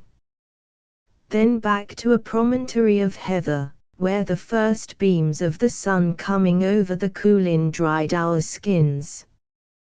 He sat hunched up staring at the mountains while I prospected the rocks at the edge. Out in the Minch 2 destroyers were hurrying southward, and I wondered where in that waste of blue was the craft which had come here in the night watches. I found the spoor of the man from the sea quite fresh on a patch of gravel above the tide mark. "There's our friend of the night," I said. "I believe the whole thing was a whimsy," said Wake, his eyes on the chimneys of Sgurdirg. "They were only 2 natives, poachers, perhaps, or tinkers. They don't speak German in these parts. It was Gaelic probably. What do you make of this, then?" And I quoted the stuff about birds with which they had greeted each other. Wake looked interested. That's über allen Gipfel. Have you ever read Goethe? Never a word. And what do you make of that? I pointed to a flat rock below tide mark covered with a tangle of seaweed. It was of a softer stone than the hard stuff in the hills, and somebody had scraped off half the seaweed and a slice of the side. That wasn't done yesterday morning, for I had my bath here. Wake got up and examined the place. He nosed about in the crannies of the rocks lining the inlet, and got into the water again to explore better. When he joined me he was smiling. I apologize for my skepticism, he said. There's been some petrol-driven craft here in the night. I can smell it, for I've a nose like a retriever. I dare say you're on the right track. Anyhow, though you seem to know a bit about German, you could scarcely invent immortal poetry. We took our belongings to a green crook of the burn, and made a very good breakfast. Wake had nothing in his pack but plasmon biscuits and raisins, for that, he said, was his mountaineering provender, but he was not averse to sampling my tinned stuff. He was a different-sized fellow out in the hills from the anemic intellectual of Big Leswick. He had forgotten his beastly self-consciousness, and spoke of his hobby with a serious passion. It seemed he had scrambled about everywhere in Europe, from the Caucasus to the Pyrenees. I could see he must be good at the job, for he didn't brag of his exploits. It was the mountains that he loved, not wriggling his body up hard places. The Kulin, he said, were his favorites, for on some of them you could get 2,000 feet of good rock. We got our glasses on the face of Zgurliste, and he sketched out for me various ways of getting to its grim summit. The Kulin and the Dolomites for him, for he had grown tired of the Chamonix aiguilles. I remember he described with tremendous gusto the joys of early dawn in Tyrol, when you ascended through acres of flowery meadows to a tooth of clean white limestone against a clean blue sky. He spoke, too, of the little wild hills in the Bavarian Wettersteingebirge, and of a guide he had picked up there and trained to the job. They called him Sebastian Buchwieser. He was the jolliest boy you ever saw, and as clever on crags as a chamois. He is probably dead by now, dead in a filthy Giga battalion. That's you and your accursed war. Well, we've got to get busy and end it in the right way, I said. And you've got to help, my lad. He was a good draftsman, and with his assistance I drew a rough map of the crevice where we had roosted for the night, giving its bearings carefully in relation to the burn and the sea. Then I wrote down all the details about Gresson and the Portuguese Jew, and described the latter in minute detail. I described, too, most precisely the cache where it had been arranged that the messages should be placed. That finished my stock of paper, and I left the record of the oddments overheard of the conversation for a later time. I put the thing in an old leather cigarette case I possessed, and handed it to Wake. You've got to go straight off to the Kyle and not waste any time on the way. Nobody suspects you, so you can travel any road you please. When you get there you ask for Mr. Andrew Amos, who has some government job in the neighborhood, Give him that paper from me. He'll know what to do with it all right. Tell him I'll get somehow to the Kyle before midday the day after tomorrow. I must cover my tracks a bit, so I can't come with you, and I want that thing in his hands just as fast as your legs will take you. If anyone tries to steal it from you, for God's sake eat it. You can see for yourself that it's devilish important. I shall be back in England in 3 days, he said. Any message for your other friends? Forget all about me. You never saw me here. I'm still Brand, the amiable colonial studying social movements. If you meet Ivy, say you heard of me on the Clyde, deep in sedition. But if you see Miss Lamington, you can tell her I'm past the hill difficulty. I'm coming back as soon as God will let me, and I'm going to drop right into the Big Leswick push. Only this time I'll be a little more advanced in my views. You needn't get cross. I'm not saying anything against your principles. The main point is that we both hate dirty treason. He put the case in his waistcoat pocket. I'll go round Gaspin, he said, and over by Camasunry. I'll be at the Kyle long before evening. I meant anyhow to sleep at Broadford tonight.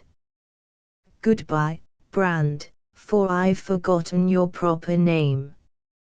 You're not a bad fellow, but you've landed me in melodrama for the first time in my sober existence. I have a grudge against you for mixing up the Coolin with a shilling shocker. You've spoiled their sanctity. You've the wrong notion of romance, I said. Why, man, last night for an hour you were in the front line, the place where the enemy forces touch our own. You were over the top, you were in no man's land. He laughed. That is one way to look at it, and then he stalked off and I watched his lean figure till it was round the turn of the hill. All that morning I smoked peacefully by the burn, and let my thoughts wander over the whole business. I had got precisely what Blenkiron wanted, a post office for the enemy. It would need careful handling, but I could see the juiciest lies passing that way to the Grosses Hauptquartier. Yet I had an ugly feeling at the back of my head that it had been all too easy, and that Ivy was not the man to be duped in this way for long. That set me thinking about the queer talk on the crevice. The poetry stuff I dismissed as the ordinary password, probably changed every time. But who were Chalias and Bomaez, and what in the name of goodness were the wild birds and the cage birds? Twice in the past 3 years I had had 2 such riddles to solve, Scudder's scribble in his pocket-book, and Harry Bullivant's 3 words. I remembered how it had only been by constant chewing at them that I had got a sort of meaning, and I wondered if fate would some day expound this puzzle also. Meantime I had to get back to London as inconspicuously as I had come. It might take some doing, for the police who had been active in Morfern might be still on the track, and it was essential that I should keep out of trouble and give no hint to Gresson and his friends that I had been so far north. However, that was for Amos to advise me on, and about noon I picked up my waterproof with its bursting pockets and set off on a long day tour up the coast. All that blessed day I scarcely met a soul. I passed a distillery which seemed to have quit business, and in the evening came to a little town on the sea where I had a bed and supper in a superior kind of public house. Next day I struck southward along the coast, and had two experiences of interest. I had a good look at Ranna, and observed that the Tobermory was no longer there. Gresson had only waited to get his job finished. He could probably twist the old captain any way he wanted. The second was that at the door of a village smithy I saw the back of the Portuguese Jew. He was talking Gaelic this time, good Gaelic it sounded, and in that knot of idlers he would have passed for the ordinariest kind of gillie. He did not see me, and I had no desire to give him the chance, for I had an odd feeling that the day might come when it would be good for us to meet as strangers. That night I put up boldly in the inn at Broadford, where they fed me nobly on fresh sea trout, and I first tasted an excellent liqueur made of honey and whisky. Next morning I was early afoot, and well before midday was in sight of the narrows of the Kyle, and the two little stone clachans which face each other across the strip of sea. About 2 miles from the place at a turn of the road I came upon a farmer's gig, drawn up by the wayside, with the horse cropping the moorland grass. A man sat on the bank smoking, with his left arm hooked in the reins. He was an oldish man, with a short, square figure, and a woolen comforter enveloped his throat. Chapter 8 The Adventures of a Bagman. Yery punctual to time, Mr. Brand, said the voice of Amos. But losh, man, what have ye done to your breeks? And your bits? Ye're no just very respectable in your appearance. I wasn't. The confounded rocks of the Coolin had left their mark on my shoes, which moreover had not been cleaned for a week, and the same hills had rent my jacket at the shoulders, and torn my trousers above the right knee, and stained every part of my apparel with peat and lichen. I cast myself on the bank beside Amos and lit my pipe. Did you get my message? I asked. It's gone on by a sure hand to the destination we ken of. Ye managed well, Mr. Brand, but I wish ye were back in London. He sucked at his pipe, and the shaggy brows were pulled so low as to hide the wary eyes. Then he proceeded to think aloud. Ye canna go back by Mallaig. I don't just understand why, but they're looking for you down that line. It's a vexatious business when your friends, meanin' the police, are doing their best to upset your plans and you no able to enlighten them.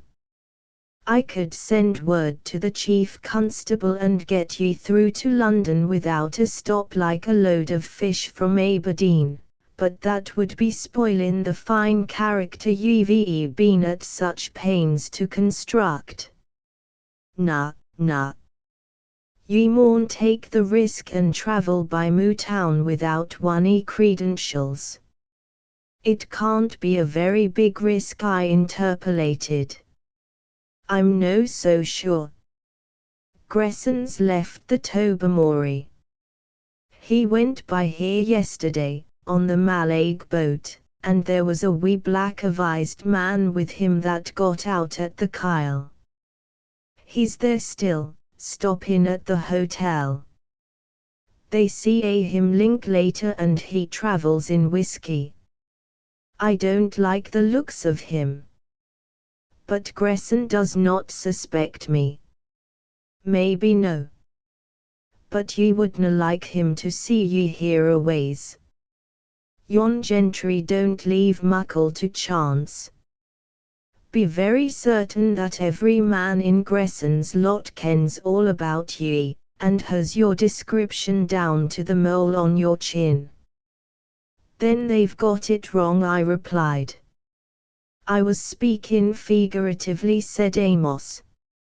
I was considering your case the feck of yesterday, and I've brought the best I could do for ye in the gig. I wish ye were more respectable clad, but a good top coat will hide deficiencies. From behind the gig's seat he pulled out an ancient Gladstone bag and revealed its contents. There was a bowler of a vulgar and antiquated style. There was a ready-made overcoat of some dark cloth, of the kind that a clerk wears on the road to the office. There was a pair of detachable celluloid cuffs, and there was a linen collar and dicky. Also there was a small hand case, such as bagmen carry on their rounds. That's your luggage, said Amos with pride. That wee bag's full of samples. Ye'll mind I took the precaution of measuring ye in Glasgow, so the things'll fit. Ye've got a new name, Mr. Brand, and I've taken a room for ye in the hotel on the strength of it. Ye Archibald McCaskey, and ye travelling for the firm O'Todd, Sons and Brothers, of Edinburgh.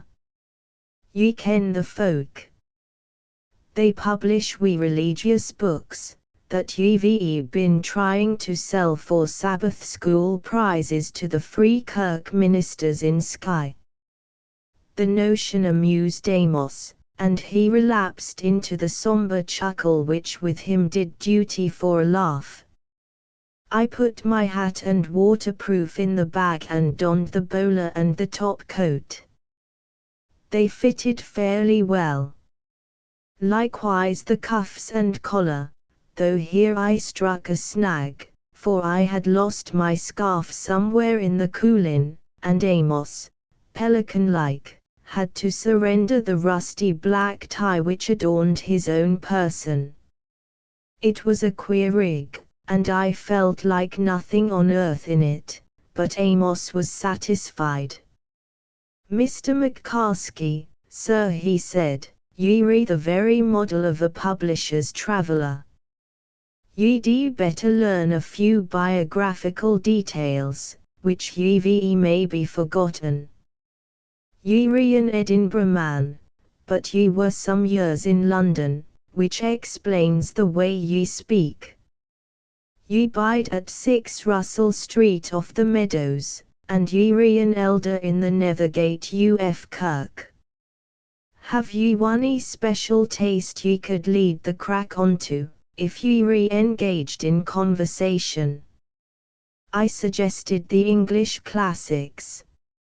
And very suitable. Ye can try politics, too. Ye'd better be a free trader but converted by Lloyd George. That's a common case, and ye'll need to be by ordinar common. If I was you, I would daunder about here for a bit, and no arrive at your hotel till after dark. Then ye can have your supper and gang to bed. The Mootown train leaves at 7:30 in the morning. Nah, ye can't come with me. It wouldna do for us to be seen thegither. If I meet ye in the street I'll never let on I know ye. Amos climbed into the gig and jolted off home. I went down to the shore and sat among the rocks, finishing about tea time the remains of my provisions. In the mellow gloaming I strolled into the Clachan and got a boat to put me over to the inn. It proved to be a comfortable place, with a motherly old landlady who showed me to my room and promised ham and eggs and cold salmon for supper. After a good wash, which I needed, and an honest attempt to make my clothes presentable, I descended to the meal in a coffee room lit by a single dim paraffin lamp. The food was excellent, and, as I ate, my spirits rose. In 2 days I should be back in London beside Blenkiron and somewhere within a day's journey of Mary. I could picture no scene now without thinking how Mary fitted into it. For her sake I held Big Leswick delectable, because I had seen her there. I wasn't sure if this was love, but it was something I had never dreamed of before, something which I now hugged the thought of. It made the whole earth rosy and golden for me, and life so well worth living that I felt like a miser towards the days to come. I had about finished supper, when I was joined by another guest. Seen in the light of that infamous lamp, he seemed a small, alert fellow, with a bushy, black moustache, and black hair parted in the middle. He had fed already and appeared to be hungering for human society. In 3 minutes he had told me that he had come down from Portree and was on his way to Leith. A minute later he had whipped out a card on which I read J.J. Linklater, and in the corner the name of Hatherwick Brothers. His accent betrayed that he hailed from the west. "I've been up among the distilleries," he informed me. "It's a poor business distilling in these times, with the teetotalers yowling about the nation's shame and the way to lose the war. I'm a temperate man, missile, but I would think shame to spile decent folks' business.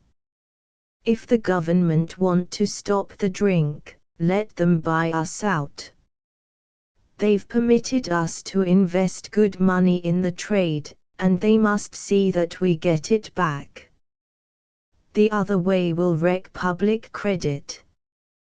That's what I say. Supposin' some Labour government takes the notion that soap's bad for the nation. Are they going to shut up Port Sunlight? Or good clothes? Or lum hats?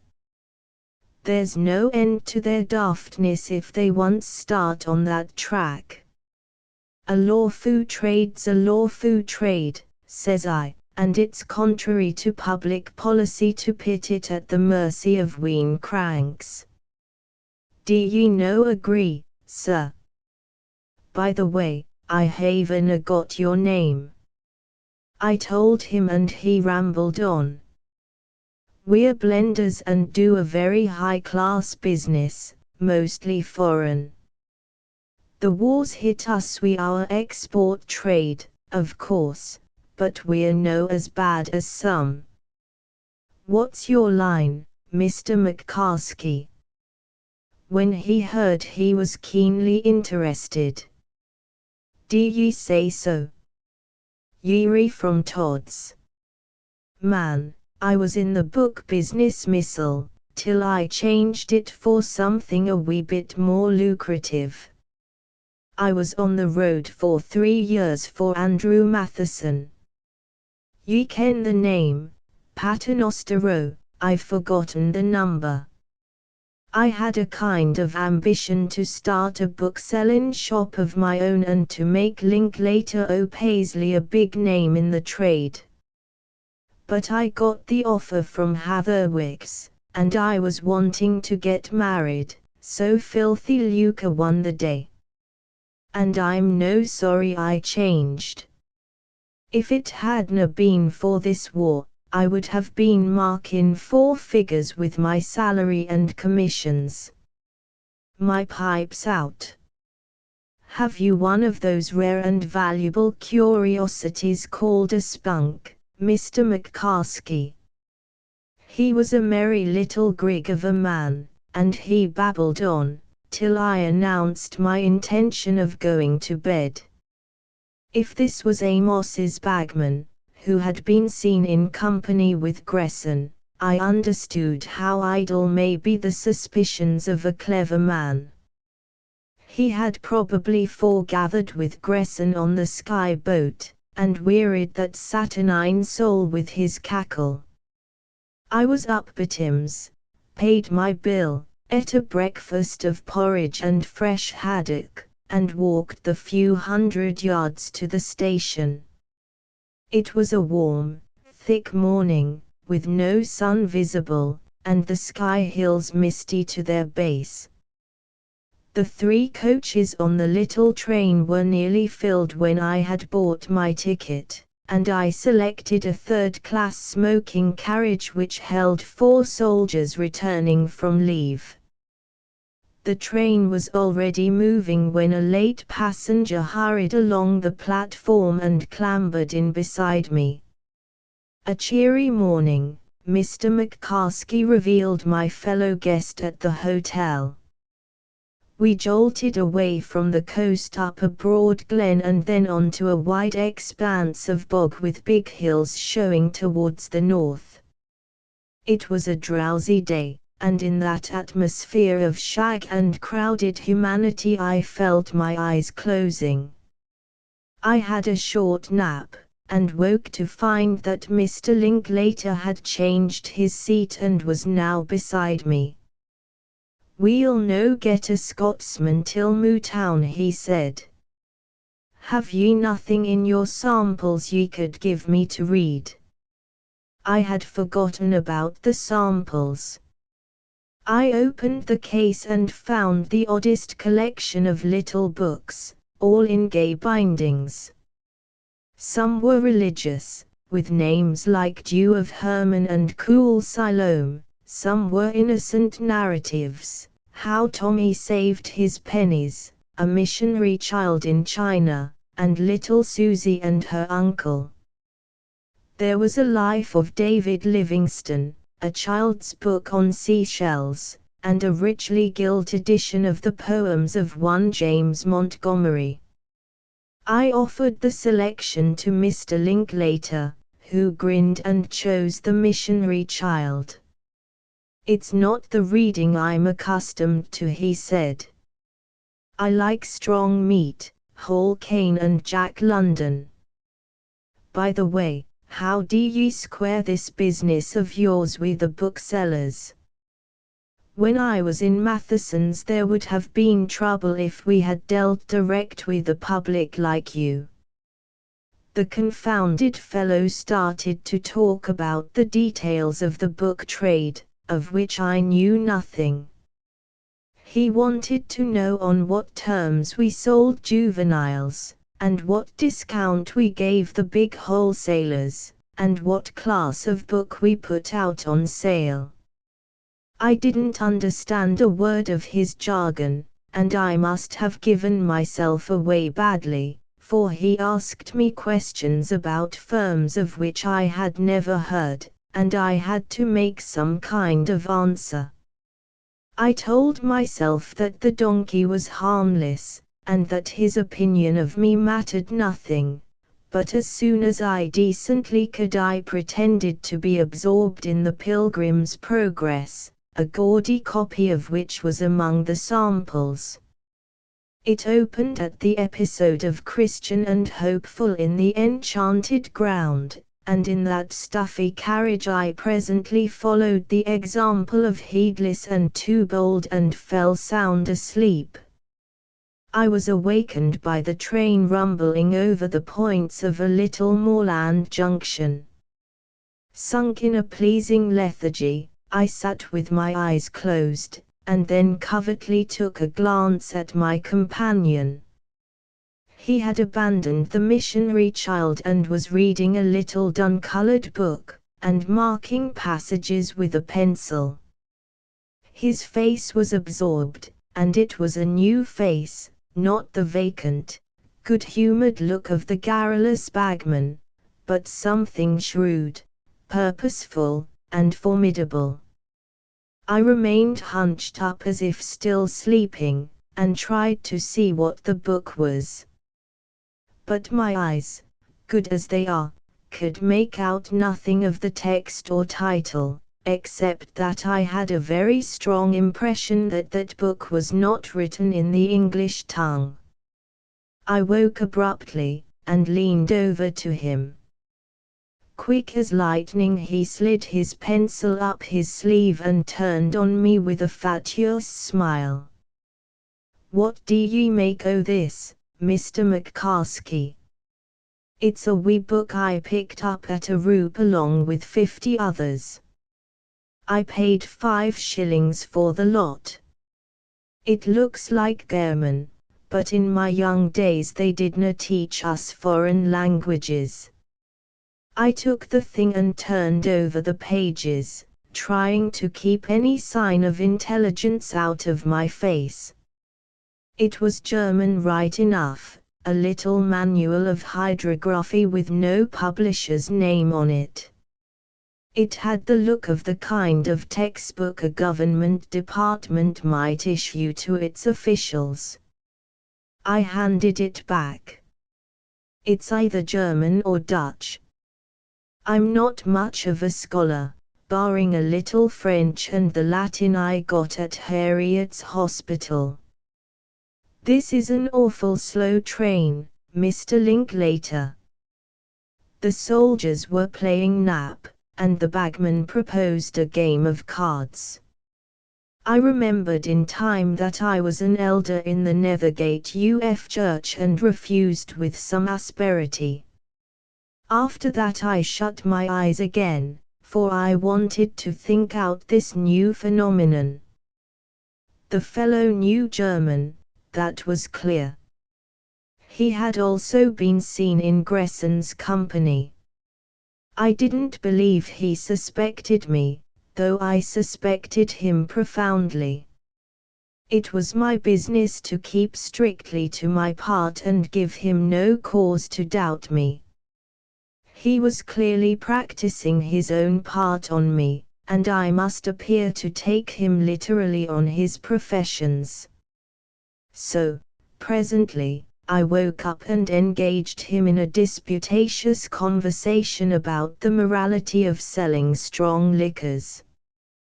He responded readily, and put the case for alcohol with much point and vehemence. The discussion interested the soldiers, and one of them, to show he was on Linklater's side, produced a flask and offered him a drink. I concluded by observing morosely that the bagman had been a better man when he peddled books for Alexander Matheson, and that put the closure on the business. That train was a record. It stopped at every station, and in the afternoon it simply got tired and sat down in the middle of a moor and reflected for an hour. I stuck my head out of the window now and then, and smelled the rooty fragrance of bogs, and when we halted on a bridge I watched the trout in the pools of the Brown River. Then I slept and smoked alternately, and began to get furiously hungry. Once I woke to hear the soldiers discussing the war. There was an argument between a lance corporal in the Camerons and a sapper private about some trivial incident on the Somme. "I tell ye I was there," said the Cameron.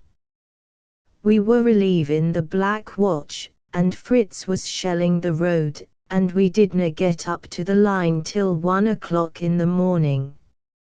Frae Frickout Circus to the south end o' the Highwood is every bit o' 5 mile. "Not a Buchan 3, said the sapper dogmatically. "Man, I've tramped it." "Same here. I took up wire every nicht for a week." The Cameron looked moodily round the company. "I wish there was an either man here that kent the place. He would bear me out. These boys are no good, for they didna join till later. I tell ye it's 5 mile. 3, said the sapper. Tempers were rising, for each of the disputants felt his veracity assailed. It was too hot for a quarrel and I was so drowsy that I was heedless. "Shut up, you fools," I said. "The distance is 6 kilometers, so you're both wrong." My tone was so familiar to the men that it stopped the wrangle, but it was not the tone of a publisher's traveler. Mr. Linklater cocked his ears. "What's a kilometer, Mr. McCaskey?" he asked blandly. "Multiply by 5 and divide by 8 and you get the miles."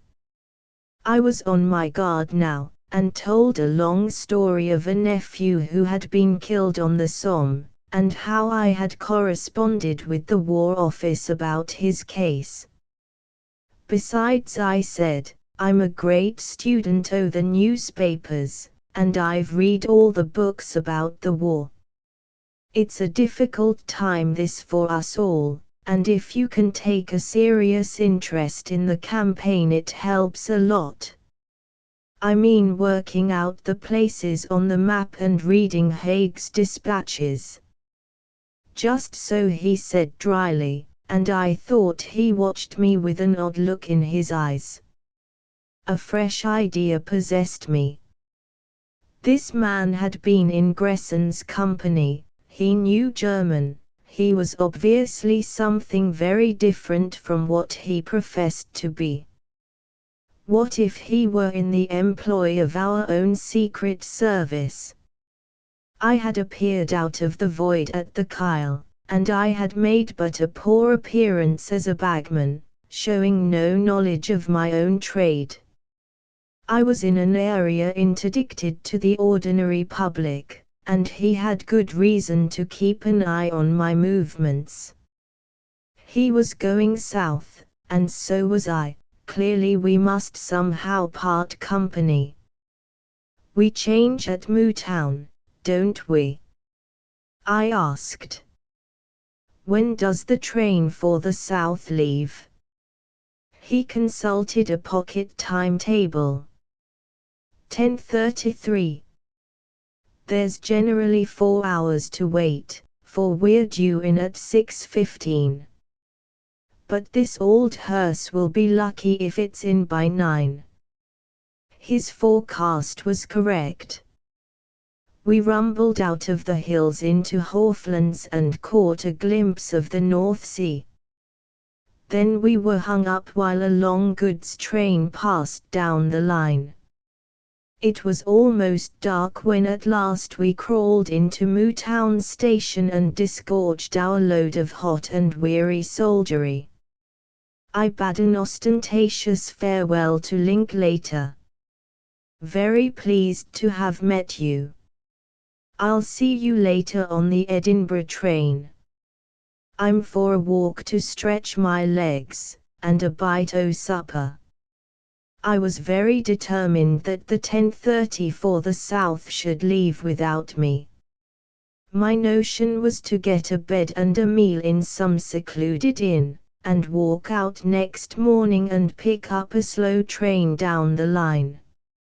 Linklater had disappeared towards the guard's van to find his luggage, and the soldiers were sitting on their packs with that air of being utterly and finally lost and neglected which characterizes the British fighting man on a journey. I gave up my ticket and, since I had come off a northern train, walked unhindered into the town. It was market night, and the streets were crowded. Blue jackets from the fleet, countryfolk into shop, and every kind of military detail thronged the pavements. Fish hawkers were crying their wares, and there was a tatterdemalion piper making the night hideous at a corner. I took a tortuous route and finally fixed on a modest-looking public house in a back street. When I inquired for a room I could find no one in authority, but a slatternly girl informed me that there was one vacant bed, and that I could have ham and eggs in the bar. So, after hitting my head violently against a crossbeam, I stumbled down some steps and entered a frowsty little place smelling of spilled beer and stale tobacco. The promised ham and eggs proved impossible. There were no eggs to be had in Mootown that night, but I was given cold mutton and a pint of indifferent ale. There was nobody in the place but two farmers drinking hot whiskey and water and discussing with somber interest the rise in the price of feeding stuffs. I ate my supper, and was just preparing to find the whereabouts of my bedroom when through the street door there entered a dozen soldiers. In a second the quiet place became a Babel. The men were strictly sober, but they were in that temper of friendliness which demands a libation of some kind. One was prepared to stand treat, he was the leader of the lot, and it was to celebrate the end of his leave that he was entertaining his pals. From where I sat I could not see him, but his voice was dominant. "What's your fancy, Jock?" "Beer for you, Andra." "A pint and a dram for me." "This is better than Vong Blong and Vong Gruge, Davy." "Man, when I'm sitting in those estamints, as they see them, I often long for a good Scots public." The voice was familiar. I shifted my seat to get a view of the speaker, and then I hastily drew back. It was the Scots Fusilier I had clipped on the jaw in defending Gresson after the Glasgow meeting. But by a strange fatality he had caught sight of me. "Was that I the corner?" he cried, leaving the bar to stare at me. "Now it is a queer thing, but if you have once fought with a man, though only for a few seconds, you remember his face, and the scrap in Glasgow had been under a lamp." The Jock recognized me well enough. "By God," he cried, "if this is no a bit o' luck. Boys, here's the man I fought wi' in Glasgow. Ye mind I telled ye about it? He laid me out, and it's my turn to do the same wi' him. I had a notion I was goin' to mak' a nish to tea. There's naebody can hit Geordie Hamilton without Geordie gettin' his ain back some day. Get up, man, for I'm goin' to knock the hate off ye." I duly got up, and with the best composure I could muster looked him in the face. "You're mistaken, my friend. I never clapped eyes on you before, and I never was in Glasgow in my life." "That's a damned lee," said the Fusilier. "Ye re the man, and if ye re no, ye re like enough him to need a hidin'." "Confound your nonsense," I said. "I've no quarrel with you, and I've better things to do than be scrapping with a stranger in a public house." "Have ye sae? Well, I'll learn ye better. I'm goin' to hit ye, and then ye'll ha' to fecht whether ye want it or no. Tam, hoard my jacket, and see that my drink's no skiled." This was an infernal nuisance, for a row here would bring in the police, and my dubious position would be laid bare. I thought of putting up a fight, for I was certain I could lay out the Jock a second time, but the worst of that was that I did not know where the thing would end. I might have to fight the lot of them, and that meant a noble public shindy. I did my best to speak my opponent fair. I said we were all good friends and offered to stand drinks for the party. But the Fusilier's blood was up and he was spoiling for a row, ably abetted by his comrades. He had his tunic off now and was stamping in front of me with doubled fists. I did the best thing I could think of in the circumstances. My seat was close to the steps which led to the other part of the inn. I grabbed my hat, darted up them, and before they realized what I was doing had bolted the door behind me.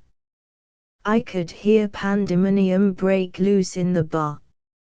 I slipped down a dark passage to another which ran at right angles to it, and which seemed to connect the street door of the inn itself with the back premises. I could hear voices in the little hall, and that stopped me short. One of them was Linklater's, but he was not talking as Linklater had talked. He was speaking educated English. I heard another with a Scots accent, which I took to be the landlord's, and a third which sounded like some superior sort of constables, very prompt and official. I heard one phrase, too, from Linklater. He calls himself McCaskey. Then they stopped, for the turmoil from the bar had reached the front door. The Fusilier and his friends were looking for me by the other entrance. The attention of the men in the hall was distracted, and that gave me a chance. There was nothing for it but the back door. I slipped through it into a courtyard and almost tumbled over a tub of water. I planted the thing so that anyone coming that way would fall over it. A door led me into an empty stable, and from that into a lane. It was all absurdly easy, but as I started down the lane I heard a mighty row and the sound of angry voices. Someone had gone into the tub and I hoped it was Linklater. I had taken a liking to the Fusilier jock. There was the beginning of a moon somewhere, but that lane was very dark. I ran to the left, for on the right it looked like a cul-de-sac. This brought me into a quiet road of two-storied cottages which showed at one end the lights of a street. So I took the other way, for I wasn't going to have the whole population of Mootown on the hue and cry after me. I came into a country lane, and I also came into the van of the pursuit, which must have taken a short cut. They shouted when they saw me, but I had a small start, and legged it down that road in the belief that I was making for open country. That was where I was wrong. The road took me round to the other side of the town, and just when I was beginning to think I had a fair chance I saw before me the lights of a signal box and a little to the left of it the lights of the station. In half an hour's time the Edinburgh train would be leaving, but I had made that impossible. Behind me I could hear the pursuers, giving tongue like hound puppies, for they had attracted some pretty drunken gentlemen to their party. I was badly puzzled where to turn, when I noticed outside the station a long line of blurred lights, which could only mean a train with the carriage blinds down. It had an engine attached and seemed to be waiting for the addition of a couple of trucks to start. It was a wild chance, but the only one I saw. I scrambled across a piece of waste ground, climbed an embankment and found myself on the metals. I ducked under the couplings and got on the far side of the train, away from the enemy. Then simultaneously two things happened. I heard the yells of my pursuers a dozen yards off, and the train jolted into motion. I jumped on the footboard, and looked into an open window. The compartment was packed with troops, 6 aside and 2 men sitting on the floor, and the door was locked.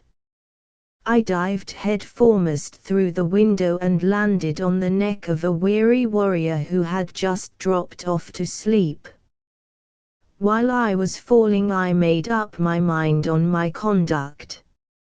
I must be intoxicated, for I knew the infinite sympathy of the British soldier towards those thus overtaken. They pulled me to my feet, and the man I had descended on rubbed his skull and blasphemously demanded explanations. "Gentlemen," I hiccoughed, "I apologize. I was late for this blighted train and I must be in Edinburgh tomorrow or I'll get the sack. I apologize. If I've hurt my friend's head, I'll kiss it and make it well." At this there was a great laugh. "You'd better accept," Pete said one. "It's the first time anybody ever offered to kiss your ugly hate." A man asked me who I was, and I appeared to be searching for a card case. "Lost," I groaned. "Lost, and so's my wee bag and I've bashed my po hat. I'm an awful sight, gentlemen, an awful warning to be in time for trains. I'm John Johnston, managing clerk to Messrs. Waters, Brown and Elphinstone, 923 Charlette Street, Edinburgh. I've been up north seeing my mamma." "Ye should be in France," said one man. "Wished I was, but they wouldn't let me." "Mr. Johnston," they said, "ye're no damn good. You've varicose veins and a bad heart," they said. So I says, "Good morning, gentlemen. Don't blame me if the countries are united." That's what I said. I had by this time occupied the only remaining space left on the floor. With the philosophy of their race, the men had accepted my presence, and were turning again to their own talk. The train had got up speed, and as I judged it to be a special of some kind, I looked for few stoppings. Moreover, it was not a corridor carriage, but one of the old-fashioned kind, so I was safe for a time from the unwelcome attention of conductors. I stretched my legs below the seat, rested my head against the knees of a brawny gunner, and settled down to make the best of it. My reflections were not pleasant. I had got down too far below the surface, and had the naked feeling you get in a dream when you think you have gone to the theatre in your nightgown. I had had 3 names in 2 days, and as many characters. I felt as if I had no home or position anywhere, and was only a stray dog with everybody's hand and foot against me. It was an ugly sensation, and it was not redeemed by any acute fear or any knowledge of being mixed up in some desperate drama. I knew I could easily go on to Edinburgh, and when the police made trouble, as they would, a wire to Scotland Yard would settle matters in a couple of hours. There wasn't a suspicion of bodily danger to restore my dignity.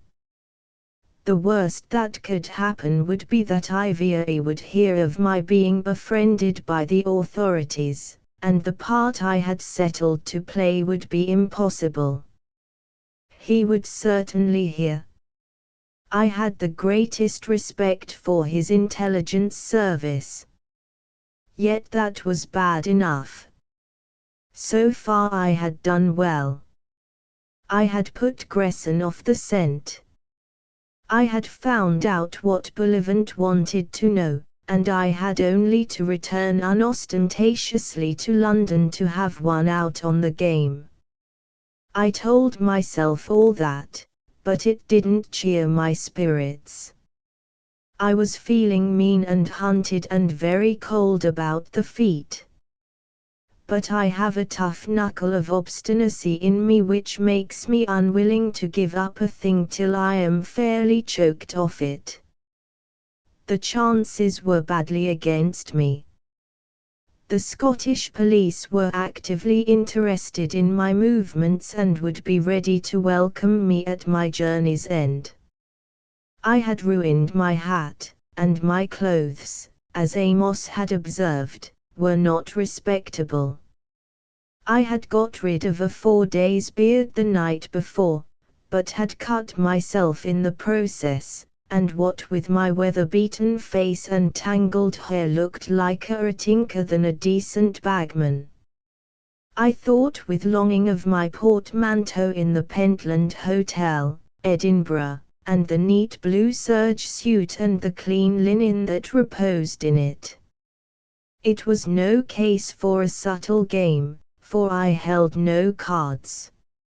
Still I was determined not to chuck in my hand till I was forced to. If the train stopped anywhere I would get out, and trust to my own wits and the standing luck of the British Army for the rest. The chance came just after dawn, when we halted at a little junction. I got up yawning and tried to open the door, till I remembered it was locked. Thereupon I stuck my legs out of the window on the side away from the platform, and was immediately seized upon by a sleepy Seaforth who thought I contemplated suicide. "Let me go," I said. "I'll be back in a jiffy." "Let him gang, Jock," said another voice. "Ye ken what a man's like when he's been on the bash. The cord'll sober him." I was released, and after some gymnastics dropped on the metals and made my way round the rear of the train. As I clambered on the platform it began to move, and a face looked out of one of the back carriages. It was Linklater and he recognized me. He tried to get out, but the door was promptly slammed by an indignant porter. I heard him protest, and he kept his head out till the train went round the curve. That cooked my goose all right. He would wire to the police from the next station. Meantime in that clean, bare, chilly place there was only one traveller. He was a slim young man, with a kit bag and a gun case. His clothes were beautiful, a green Homburg hat, a smart green tweed overcoat, and boots as brightly polished as a horse chestnut. I caught his profile as he gave up his ticket and to my amazement I recognized it. The station master looked askance at me as I presented myself, dilapidated and dishevelled, to the official gaze. I tried to speak in a tone of authority. "Who is the man who has just gone out? Where's your ticket?" I had no time to get one at Mootown, and as you see I have left my luggage behind me. Take it out of that pound and I'll come back for the change. I want to know if that was Sir Archibald Roylance. He looked suspiciously at the note. "I think that's the name. He's a captain up at the Fleein' School." "What was ye wanting with him?" I charged through the booking office and found my man about to enter a big grey motor car. "Archie," I cried and beat him on the shoulders. He turned round sharply. "What the devil? Who are you?" and then recognition crept into his face and he gave a joyous shout. My holy aunt! The general disguised as Charlie Chaplin. Can I drive you anywhere, sir? Chapter 9 I take the wings of a dove, drive me somewhere to breakfast, Archie, I said, for I'm perishing hungry. He and I got into the Tunneo, and the driver swung us out of the station road up a long incline of hill. Sir Archie had been one of my subalterns in the old Lennox Highlanders, and had left us before the Somme to join the Flying Corps. I had heard that he had got his wings and had done well before Arras, and was now training pilots at home. He had been a light-hearted youth, who had endured a good deal of rough-tonguing from me for his sins of omission. But it was the casual class of lad I was looking for now. I saw him steal amused glances at my appearance. Been seeing a bit of life, sir? He inquired respectfully. I'm being hunted by the police, I said. Dirty dogs. But don't worry, sir, we'll get you off all right. I've been in the same fix myself. You can lie snug in my little log hut, for that old image Gibbons won't blab. Or, tell you what, I've got an aunt who lives near here and she's a bit of a sportsman. You can hide in her moated grange till the bobbies get tired. I think it was Archie's calm acceptance of my position as natural and becoming that restored my good temper. He was far too well bred to ask what crime I had committed, and I didn't propose to enlighten him much. But as we swung up the moorland road I let him know that I was serving the government, but that it was necessary that I should appear to be unauthenticated and that therefore I must dodge the police. He whistled his appreciation. Gad, that's a deep game. Sort of camouflage. Speaking from my experience, it is easy to overdo that kind of stunt. When I was at Mizio, the French started out to camouflage the caravans where they keep their pigeons, and they did it so damned well that the poor little birds couldn't hit 'em off, and spent the night out. We entered the white gates of a big aerodrome, skirted a forest of tents and huts, and drew up at a shanty on the far confines of the place. The hour was 4:30, and the world was still asleep. Archie nodded towards one of the hangars, from the mouth of which projected the propeller end of an aeroplane. I'm by way of flying that bus down to Fountain tomorrow, he remarked. It's the new Shark Gladders. Got a mouth like a tree. An idea flashed into my mind. You're going this morning, I said. How did you know? He exclaimed. I'm due to go today, but the grouse up in Caithness wanted shootin' so badly that I decided to wangle another day's leave. They can't expect a man to start for the south of England when he's just off a frozy journey. All the same, you're going to be a stout fellow and start in 2 hours' time. And you're going to take me with you. He stared blankly, and then burst into a roar of laughter. You're the man to go tiger shootin' with. But what price, my commandant? He's not a bad chap, but a trifle shaggy about the fetlocks. He won't appreciate the joke. He needn't know. He mustn't know. This is an affair between you and me till it's finished. I promise you I'll make it all square with the Flying Corps. Get me down to Fountain before evening, and you'll have done a good piece of work for the country. Righto.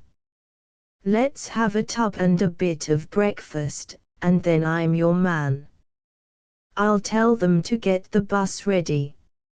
In Archie's bedroom I washed and shaved and borrowed a green tweed cap and a brand new aquascutum. The latter covered the deficiencies of my armament, and when I commandeered a pair of gloves I felt almost respectable. Gibbons, who seemed to be a jack of all trades, cooked us some bacon and an omelette, and as he ate Archie yawned. In the battalion his conversation had been mostly of race meetings and the forsaken delights of town, but now he had forgotten all that, and, like every good airman I have ever known, wallowed enthusiastically in shop. I have a deep respect for the Flying Corps, but it is apt to change its jargon every month, and its conversation is hard for the layman to follow. He was desperately keen about the war, which he saw wholly from the viewpoint of the air. Arras to him was over before the infantry crossed the top, and the tough bit of the Somme was October, not September. He calculated that the big air fighting had not come along yet, and all he hoped for was to be allowed out to France to have his share in it. Like all good airmen, too, he was very modest about himself. "I've done a bit of steeplechasing and hunting and I've good hands for a horse, so I can handle a bus fairly well. It's all a matter of hands, you know. There ain't half the risk of the infantry down below you, and a million times the fun. Jolly glad I changed, sir." We talked of Peter, and he put him about top. Voss, he thought, was the only Boche that could compare with him, for he hadn't made up his mind about Lensk. The Frenchman Guinmer he ranked high, but in a different way. I remember he had no respect for Ruthufen and his celebrated circus. At 6 sharp we were ready to go. A couple of mechanics had got out the machine, and Archie put on his coat and gloves and climbed into the pilot's seat, while I squeezed in behind in the observer's place. The aerodrome was waking up, but I saw no officers about. We were scarcely seated when Gibbons called our attention to a motor car on the road, and presently we heard a shout and saw men waving in our direction. "Better get off, my lad," I said. "These look like my friends." The engine started and the mechanics stood clear. As we taxied over the turf I looked back and saw several figures running in our direction. The next second we had left the bumpy earth for the smooth highroad of the air. I had flown several dozen times before, generally over the enemy lines when I wanted to see for myself how the land lay. Then we had flown low, and been nicely dusted by the Hun Archies, not to speak of an occasional machine gun. But never till that hour had I realized the joy of a straight flight in a swift plane in perfect weather. Archie didn't lose time. Soon the hangars behind looked like a child's toys, and the world ran away from us till it seemed like a great golden bowl spilling over with the quintessence of light. The air was cold and my hands numbed, but I never felt them. As we throbbed and tore southward, sometimes bumping in eddies, sometimes swimming evenly in a stream of motionless ether, My head and heart grew as light as a boy's. I forgot all about the vexations of my job and saw only its joyful comedy. I didn't think that anything on earth could worry me again. Far to the left was a wedge of silver and beside it a cluster of toy houses. That must be Edinburgh, where reposed my portmanteau, and where a most efficient police force was now inquiring for me. At the thought I laughed so loud that Archie must have heard me. He turned round, saw my grinning face, and grinned back. Then he signalled to me to strap myself in. I obeyed, and he proceeded to practice stunts, the loop, the spinning nosedive, and others I didn't know the names of. It was glorious fun, and he handled his machine as a good rider coaxes a nervous horse over a stiff hurdle. He had that extra something in his blood that makes the great pilot. Presently the chessboard of green and brown had changed to a deep purple with faint silvery lines like veins in a rock. We were crossing the border hills, the place where I had legged it for weary days when I was mixed up in the Blackstone business. What a marvellous element was this air, which took one far above the fatigues of humanity. Archie had done well to change. Peter had been the wise man. I felt a tremendous pity for my old friend hobbling about a German prison yard, when he had once flown a hawk. I reflected that I had wasted my life hitherto. And then I remembered that all this glory had only one use in war, and that was to help the muddy British infantryman to down his Hun opponent. He was the fellow, after all, that decided battles, and the thought comforted me. A great exhilaration is often the precursor of disaster, and mine was to have a sudden downfall. It was getting on forenoon and we were well into England. I guessed from the rivers we had passed that we were somewhere in the north of Yorkshire, when the machine began to make odd sounds, and we bumped in perfectly calm patches of air. We dived and then climbed, but the confounded thing kept sputtering. Archie passed back a slip of paper on which he had scribbled, "Engine conked. Must land at my collegial. Very sorry." So we dropped to a lower elevation where we could see clearly the houses and roads and the long swelling ridges of a moorland country. I could never have found my way about, but Archie's practiced I knew every landmark. We were trundling along very slowly now, and even I was soon able to pick up the hangars of a big aerodrome.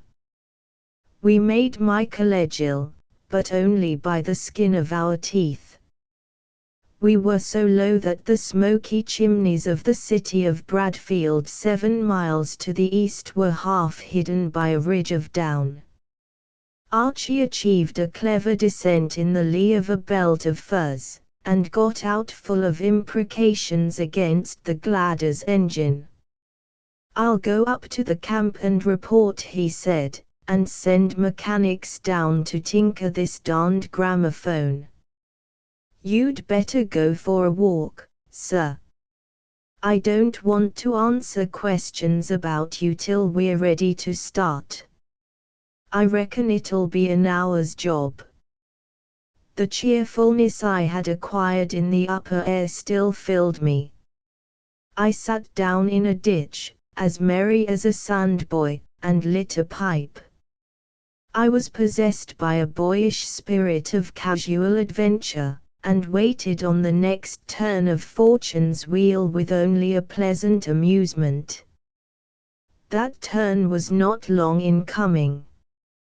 Archie appeared very breathless. Look here, sir, there's the deuce of a row up there. They've been wiring about you all over the country, and they know you're with me.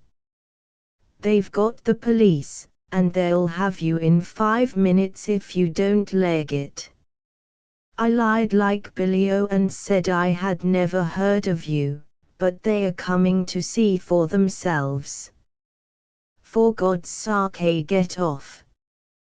You'd better keep in cover down that hollow and round the back of these trees. I'll stay here and try to brazen it out. I'll get strafed to blazes anyhow. I hope you'll get me out of the scrape, sir.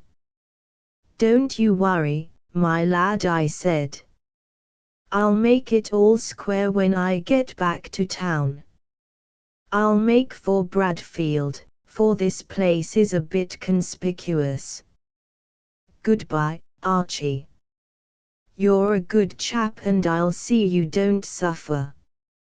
I started off down the hollow of the moor, trying to make speed atone for lack of strategy, for it was hard to know how much my pursuers commanded from that higher ground. They must have seen me, for I heard whistles blown and men's cries. I struck a road, crossed it, and passed a ridge from which I had a view of Bradfield 6 miles off.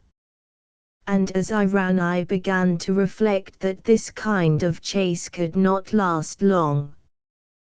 They were bound to round me up in the next half hour unless I could puzzle them. But in that bare green place there was no cover, and it looked as if my chances were pretty much those of a hare coursed by a good greyhound on a naked moor. Suddenly from just in front of me came a familiar sound. It was the roar of guns, the slam of field batteries and the boom of small howitzers. I wondered if I had gone off my head. As I plodded on, the rattle of machine guns was added, and over the ridge before me I saw the dust and fumes of bursting shells. I concluded that I was not mad, and that therefore the Germans must have landed. I crawled up the last slope, quite forgetting the pursuit behind me. And then I'm blessed if I did not look down on a veritable battle. There were 2 sets of trenches with barbed wire and all the fixings, one set filled with troops and the other empty. On these latter shells were bursting, but there was no sign of life in them. In the other lines there seemed the better part of 2 brigades, and the first trench was stiff with bayonets. My first thought was that home forces had gone dotty, for this kind of show could have no sort of training value. And then I saw other things. Cameras and cameramen on platforms on the flanks, and men with megaphones behind them on wooden scaffoldings. One of the megaphones was going full blast all the time. I saw the meaning of the performance at last. Some movie merchant had got a graft with the government, and troops had been turned out to make a war film. It occurred to me that if I were mixed up in that push I might get the cover I was looking for. I scurried down the hill to the nearest cameraman. As I ran, the first wave of troops went over the top. They did it uncommon well, for they entered into the spirit of the thing, and went over with grim faces and that slow, purposeful lope that I had seen in my own fellows at Arras. Smoke grenades burst among them, and now and then some resourceful mountebank would roll over. Altogether it was about the best show I have ever seen. The cameras clicked, the guns banged, a background of Boy Scouts applauded, and the dust rose in billows to the sky. but all the same something was wrong. I could imagine that this kind of business took a good deal of planning from the point of view of the movie merchant, for his purpose was not the same as that of the officer in command. You know how a photographer finicks about and is dissatisfied with a pose that seems all right to his sitter. I should have thought the spectacle enough to get any cinema audience off their feet, but the man on the scaffolding near me judged differently. He made his megaphone boom like the swan song of a dying buffalo. He wanted to change something and didn't know how to do it. He hopped on one leg, he took the megaphone from his mouth to curse, he waved it like a banner and yelled at some opposite number on the other flank. And then his patience forsook him and he skipped down the ladder, dropping his megaphone, past the cameramen, onto the battlefield. That was his undoing. He got in the way of the second wave and was swallowed up like a leaf in a torrent. For a moment I saw a red face and a loud checked suit, and the rest was silence. He was carried on over the hill, or rolled into an enemy trench, but anyhow he was lost to my ken. I bagged his megaphone and hopped up the steps to the platform. At last I saw a chance of first-class cover, for with Archie's coat and cap I made a very good appearance as a movie merchant. 2 waves had gone over the top, and the cinema men, working like beavers, had filmed the lot. But there was still a fair amount of troops to play with, and I determined to tangle up that outfit so that the fellows who were after me would have better things to think about. My advantage was that I knew how to command men. I could see that my opposite number with the megaphone was helpless, for the mistake which had swept my man into a shell hole had reduced him to impotence. The troops seemed to be mainly in charge of N.C.O.S. I could imagine that the officers would try to shirk this business, and an NCO is the most literal creature on earth. So with my megaphone I proceeded to change the battle order. I brought up the third wave to the front trenches. In about 3 minutes the men had recognized the professional touch and were moving smartly to my orders. They thought it was part of the show, and the obedient cameras clicked at everything that came into their orbit. My aim was to deploy the troops on too narrow a front so that they were bound to fan outward, and I had to be quick about it, for I didn't know when the hapless movie merchant might be retrieved from the battlefield and dispute my authority. It takes a long time to straighten a thing out, but it does not take long to tangle it, especially when the thing is so delicate a machine as disciplined troops. In about 8 minutes I had produced chaos. The flanks spread out, in spite of all the shepherding of the N.C.O.S., and the fringe engulfed the photographers.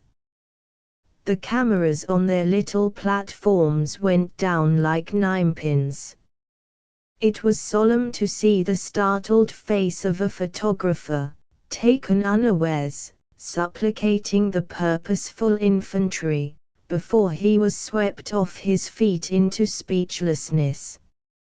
It was no place for me to linger in, so I chucked away the megaphone and got mixed up with the tail of the third wave.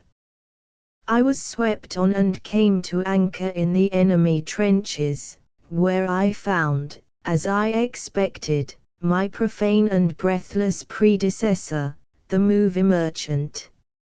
I had nothing to say to him, so I stuck to the trench till it ended against the slope of the hill. On that flank, delirious with excitement, stood a knot of Boy Scouts. My business was to get to Bradfield as quick as my legs would take me, and as inconspicuously as the gods would permit. Unhappily I was far too great an object of interest to that nursery of heroes. Every Boy Scout is an amateur detective and hungry for knowledge. I was followed by several, who plied me with questions, and were told that I was off to Bradfield to hurry up part of the cinema outfit. It sounded lame enough, for that cinema outfit was already past praying for. We reached the road and against a stone wall stood several bicycles. I selected one and prepared to mount. "That's Mr. Emmett's machine," said one boy sharply. "He told me to keep an eye on it." "I must borrow it, Sonny," I said. "Mr. Emmett's my very good friend and won't object." From the place where we stood I overlooked the back of the battlefield and could see an anxious congress of officers. I could see others, too, whose appearance I did not like. They had not been there when I operated on the megaphone.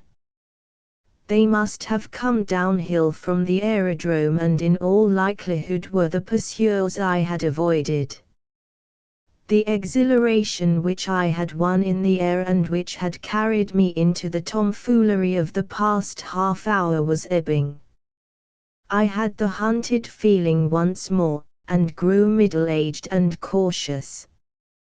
I had a baddish record for the day, what with getting Archie into a scrape and busting up an official cinema show, neither consistent with the duties of a brigadier general. Besides, I had still to get to London. I had not gone 200 yards down the road when a Boy Scout, pedalling furiously, came up abreast me.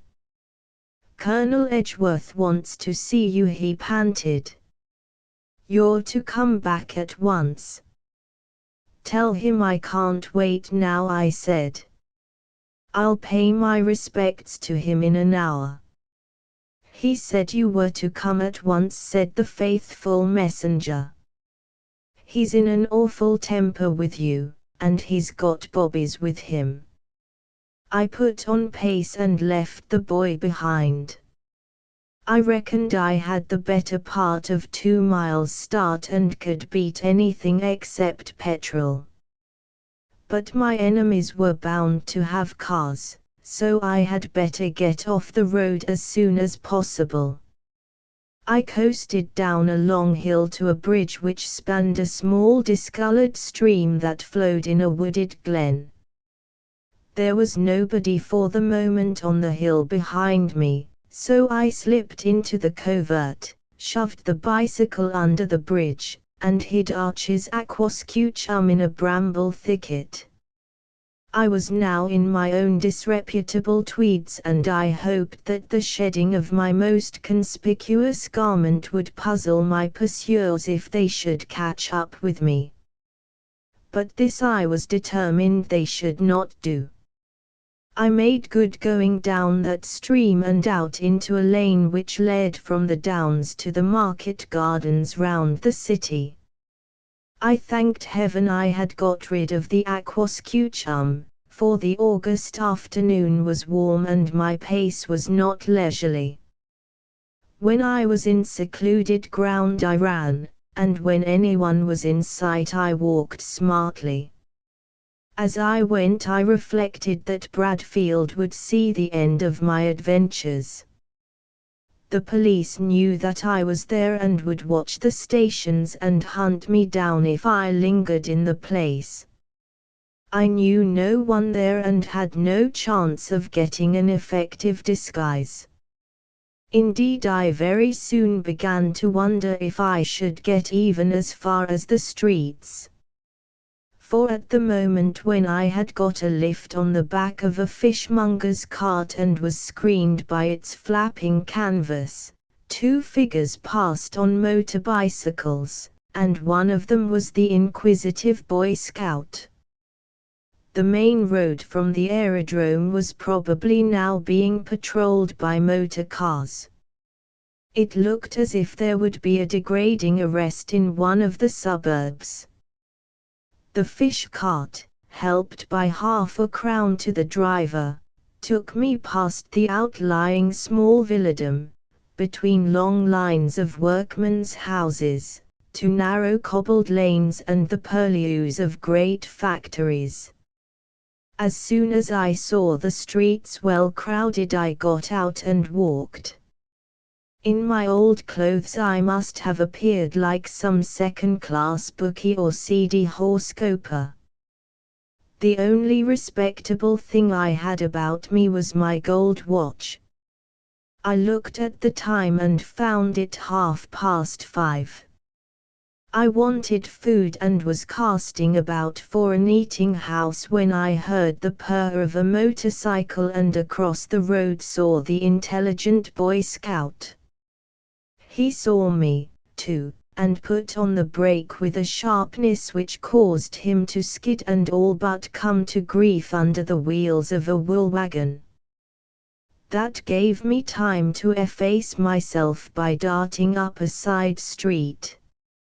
I had an unpleasant sense that I was about to be trapped, for in a place I knew nothing of I had not a chance to use my wits.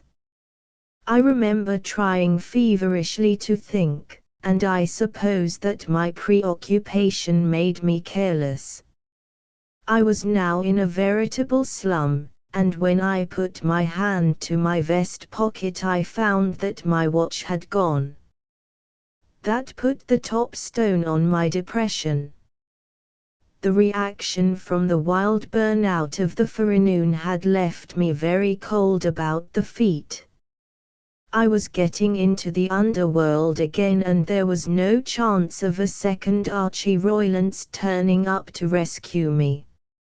I remember yet the sour smell of the factories and the mist of smoke in the evening air. It is a smell I have never met since without a sort of dulling of spirit. Presently I came out into a marketplace. Whistles were blowing, and there was a great hurrying of people back from the mills. The crowd gave me a momentary sense of security, and I was just about to inquire my way to the railway station when someone jostled my arm. A rough-looking fellow in mechanic's clothes was beside me. "Mate," he whispered, "I've got summat o' yours here." And to my amazement he slipped my watch into my hand. It was took by mistake. "We're friends o' yours. You're right enough if you do what I tell you. There's a peeler over there got his eye on you. Follow me and I'll get you off." I didn't much like the man's looks, but I had no choice, and anyhow he had given me back my watch. He sidled into an alley between tall houses and I sidled after him. Then he took to his heels, and led me a twisting course through smelly courts into a tanyard and then by a narrow lane to the back quarters of a factory. Twice we doubled back, and once we climbed a wall and followed the bank of a blue-black stream with a filthy scum on it. Then we got into a very mean quarter of the town, and emerged in a dingy garden, strewn with tin cans and broken flower pots. By a back door we entered one of the cottages and my guide very carefully locked it behind him. He lit the gas and drew the blinds in a small parlor and looked at me long and quizzically. He spoke now in an educated voice. "I ask no questions," he said, but it's my business to put my services at your disposal. You carry the passport." I stared at him, and he pulled out his watch and showed a white and purple cross inside the lid. "I don't defend all the people we employ," he said, grinning. "Men's morals are not always as good as their patriotism. One of them pinched your watch, and when he saw what was inside it he reported to me.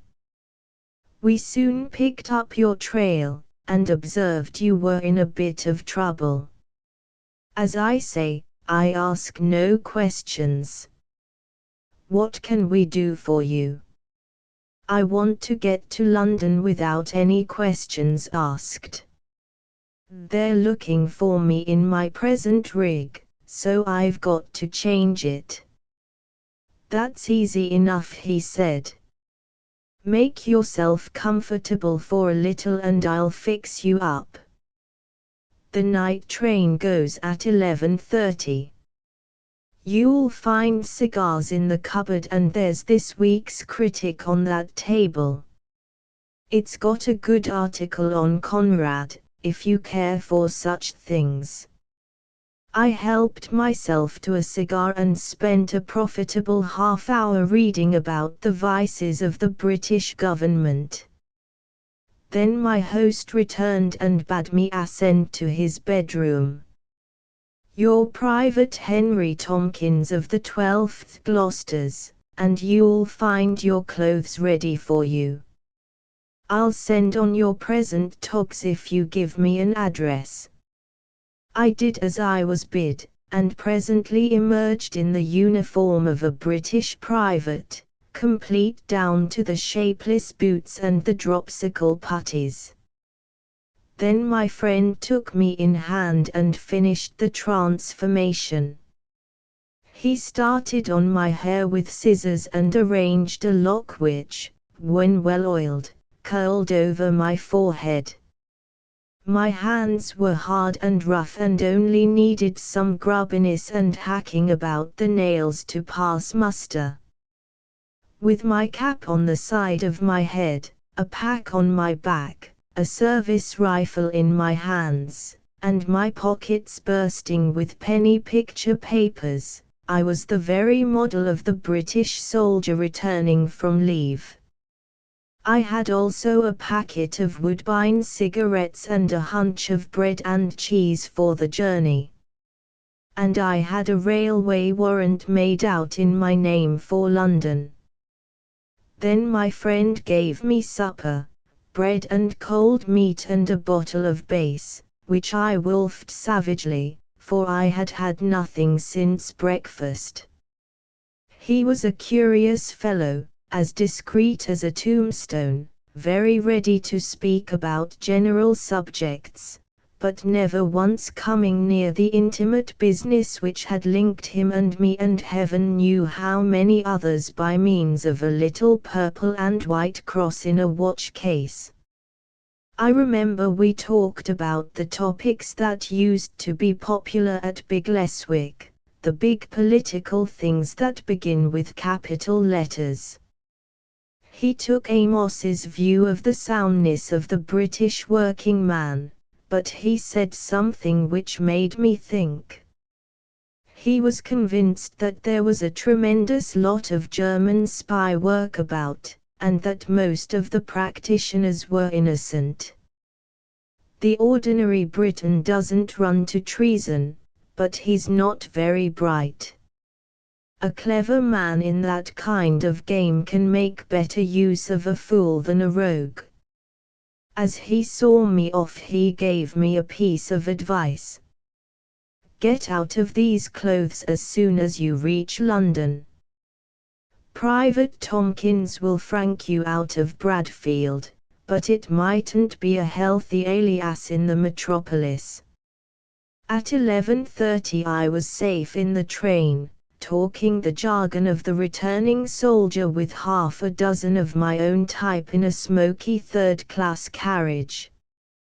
I had been lucky in my escape, for at the station entrance and on the platform I had noticed several men with the unmistakable look of plainclothes police. Also, though this may have been my fancy, I thought I caught in the crowd a glimpse of the bagman who had called himself Linklater. Chapter X. The advantages of an air raid. The train was abominably late. It was due at 8:27, but it was nearly 10 when we reached St. Pancras. I had resolved to go straight to my rooms in Westminster, buying on the way a cap and waterproof to conceal my uniform should anyone be near my door on my arrival. Then I would ring up Blenkiron and tell him all my adventures. I breakfasted at a coffee stall, left my pack and rifle in the cloakroom, and walked out into the clear sunny morning. I was feeling very pleased with myself. Looking back on my madcap journey, I seemed to have had an amazing run of luck and to be entitled to a little credit too. I told myself that persistence always pays and that nobody is beaten till he is dead. All Blenkiron's instructions had been faithfully carried out. I had found Ivia's post office. I had laid the lines of our own special communications with the enemy, and so far as I could see I had left no clue behind me. Ivia and Gresson took me for a well-meaning nincompoop. It was true that I had aroused profound suspicion in the breasts of the Scottish police. But that mattered nothing, for Cornelius Brand, the suspect, would presently disappear, and there was nothing against that rising soldier, Brigadier General Richard Hannay, who would soon be on his way to France. After all, this piece of service had not been so very unpleasant. I laughed when I remembered my grim forebodings in Gloucestershire. Bullivant had said it would be damnably risky in the long run, but here was the end and I had never been in danger of anything worse than making a fool of myself. I remember that, as I made my way through Bloomsbury, I was not thinking so much of my triumphant report to Blenkiron as of my speedy return to the front. Soon I would be with my beloved brigade again. I had missed Messings and the first part of 3rd Ypres, but the battle was still going on, and I had yet a chance. I might get a division, for there had been talk of that before I left. I knew the army commander thought a lot of me. But on the whole I hoped I would be left with the brigade. After all, I was an amateur soldier, and I wasn't certain of my powers with a bigger command. In Charing Cross Road I thought of Mary, and the brigade seemed suddenly less attractive. I hoped the war wouldn't last much longer, though with Russia heading straight for the devil I didn't know how it was going to stop very soon. I was determined to see Mary before I left, and I had a good excuse, for I had taken my orders from her. The prospect entranced me, and I was mooning along in a happy dream, when I collided violently with an agitated citizen. Then I realized that something very odd was happening. There was a dull sound like the popping of the corks of flat soda water bottles. There was a humming, too, from very far up in the skies. People in the street were either staring at the heavens or running wildly for shelter. A motor bus in front of me emptied its contents in a twinkling. A taxi pulled up with a jar and the driver and fare dived into a second-hand bookshop. It took me a moment or two to realize the meaning of it all, and I had scarcely done this when I got a very practical proof. 100 yards away a bomb fell on a street island, shivering every window pane in a wide radius, and sending splinters of stone flying about my head. I did what I had done 100 times before at the front, and dropped flat on my face. The man who says he doesn't mind being bombed or shelled is either a liar or a maniac. This London air raid seemed to me a singularly unpleasant business. I think it was the sight of the decent civilized life around one and the orderly streets, for what was perfectly natural in a rubble heap like Ypres or Arras seemed an outrage here. I remember once being in billets in a Flanders village where I had the mayor's house and sat in a room upholstered in cut velvet, with wax flowers on the mantelpiece and oil paintings of 3 generations on the walls. The Boche took it into his head to shell the place with a long-range naval gun, and I simply loathed it. It was horrible to have dust and splinters blown into that snug, homely room, whereas if I had been in a ruined barn I wouldn't have given the thing 2 thoughts. In the same way bombs dropping in central London seemed a grotesque indecency. I hated to see plump citizens with wild eyes, and nursemaids with scared children, and miserable women scuttling like rabbits in a warren. The drone grew louder, and, looking up, I could see the enemy planes flying in a beautiful formation, very leisurely as it seemed, with all London at their mercy. Another bomb fell to the right, and presently bits of our own shrapnel were clattering viciously around me. I thought it about time to take cover, and ran shamelessly for the best place I could see, which was a tube station. 5 minutes before the street had been crowded, now I left behind me a desert dotted with 1 bus and 3 empty taxicabs. I found the tube entrance filled with excited humanity. One stout lady had fainted, and a nurse had become hysterical, but on the whole people were behaving well. Oddly enough they did not seem inclined to go down the stairs to the complete security of underground, but preferred rather to collect where they could still get a glimpse of the upper world, as if they were torn between fear of their lives and interest in the spectacle. That crowd gave me a good deal of respect for my countrymen. But several were badly rattled, and one man a little way off, whose back was turned, kept twitching his shoulders as if he had the colic.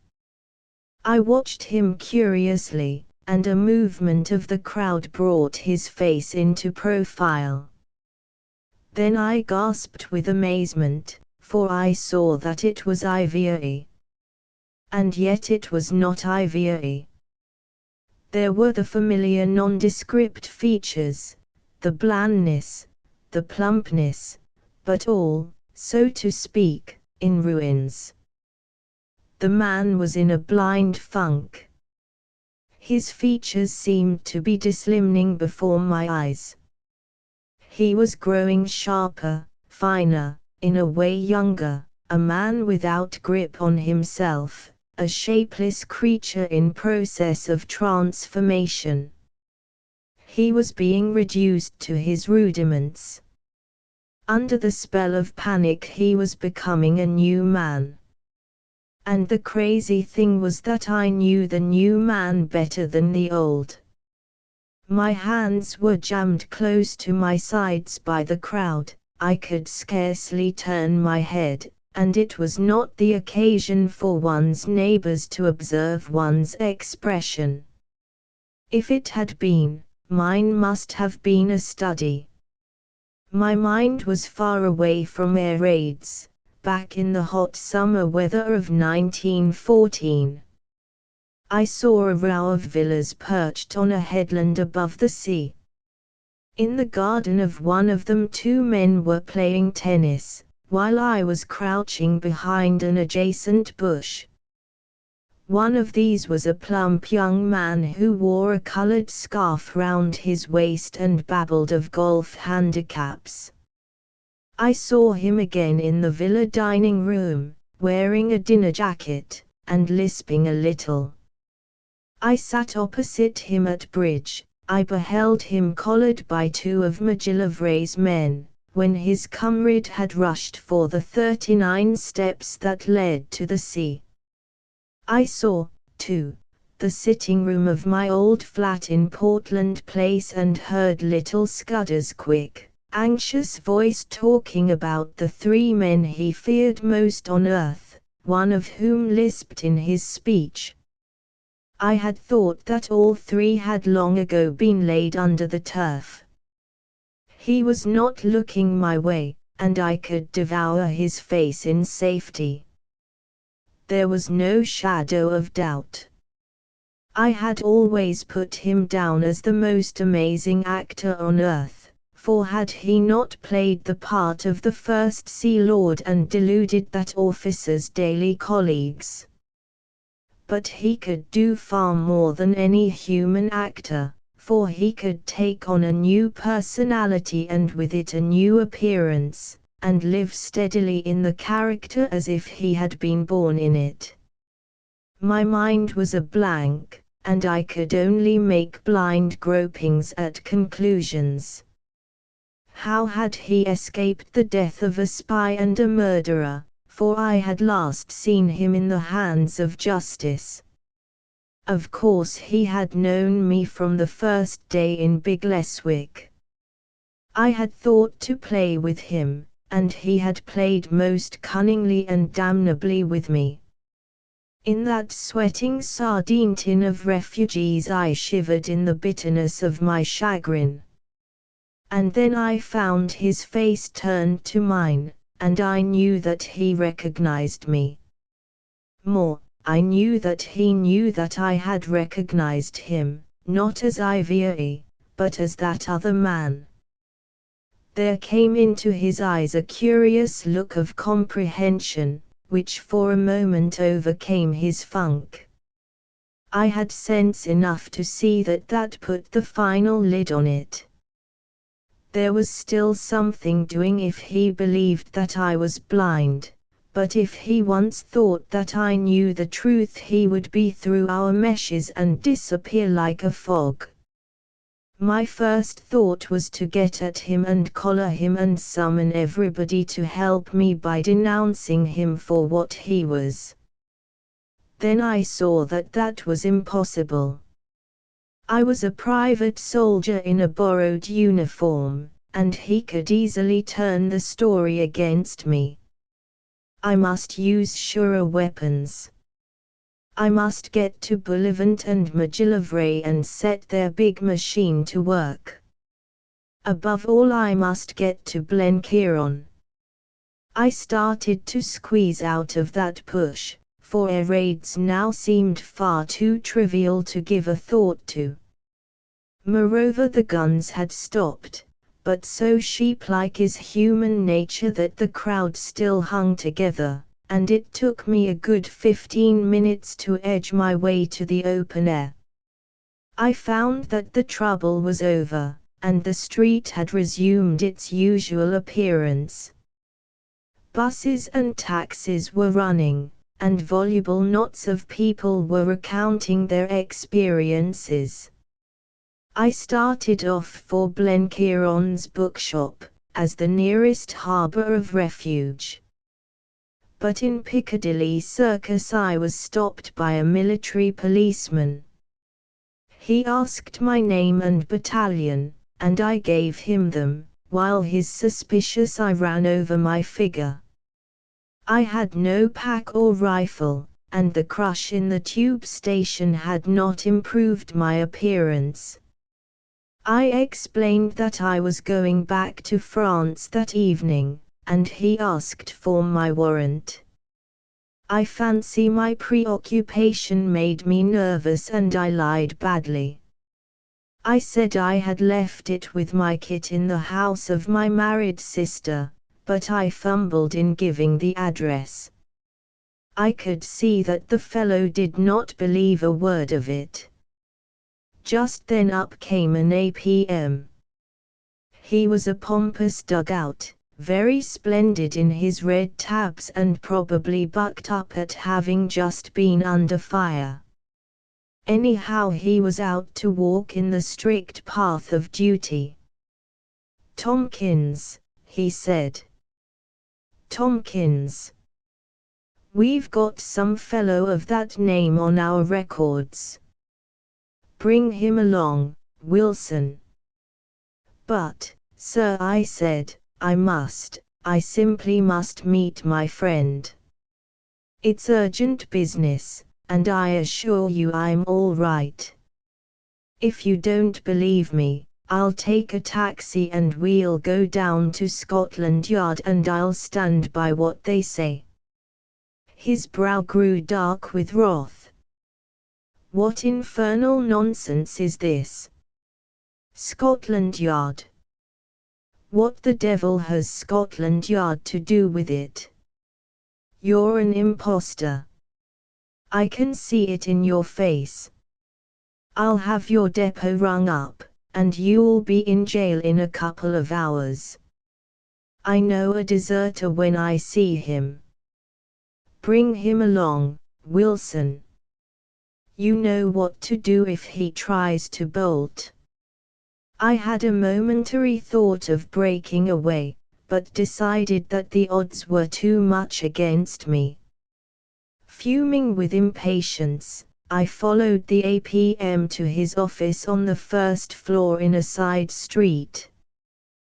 The precious minutes were slipping past. Ivory, now thoroughly warned, was making good his escape, and I, the sole repository of a deadly secret, was tramping in this absurd procession. The APM issued his orders.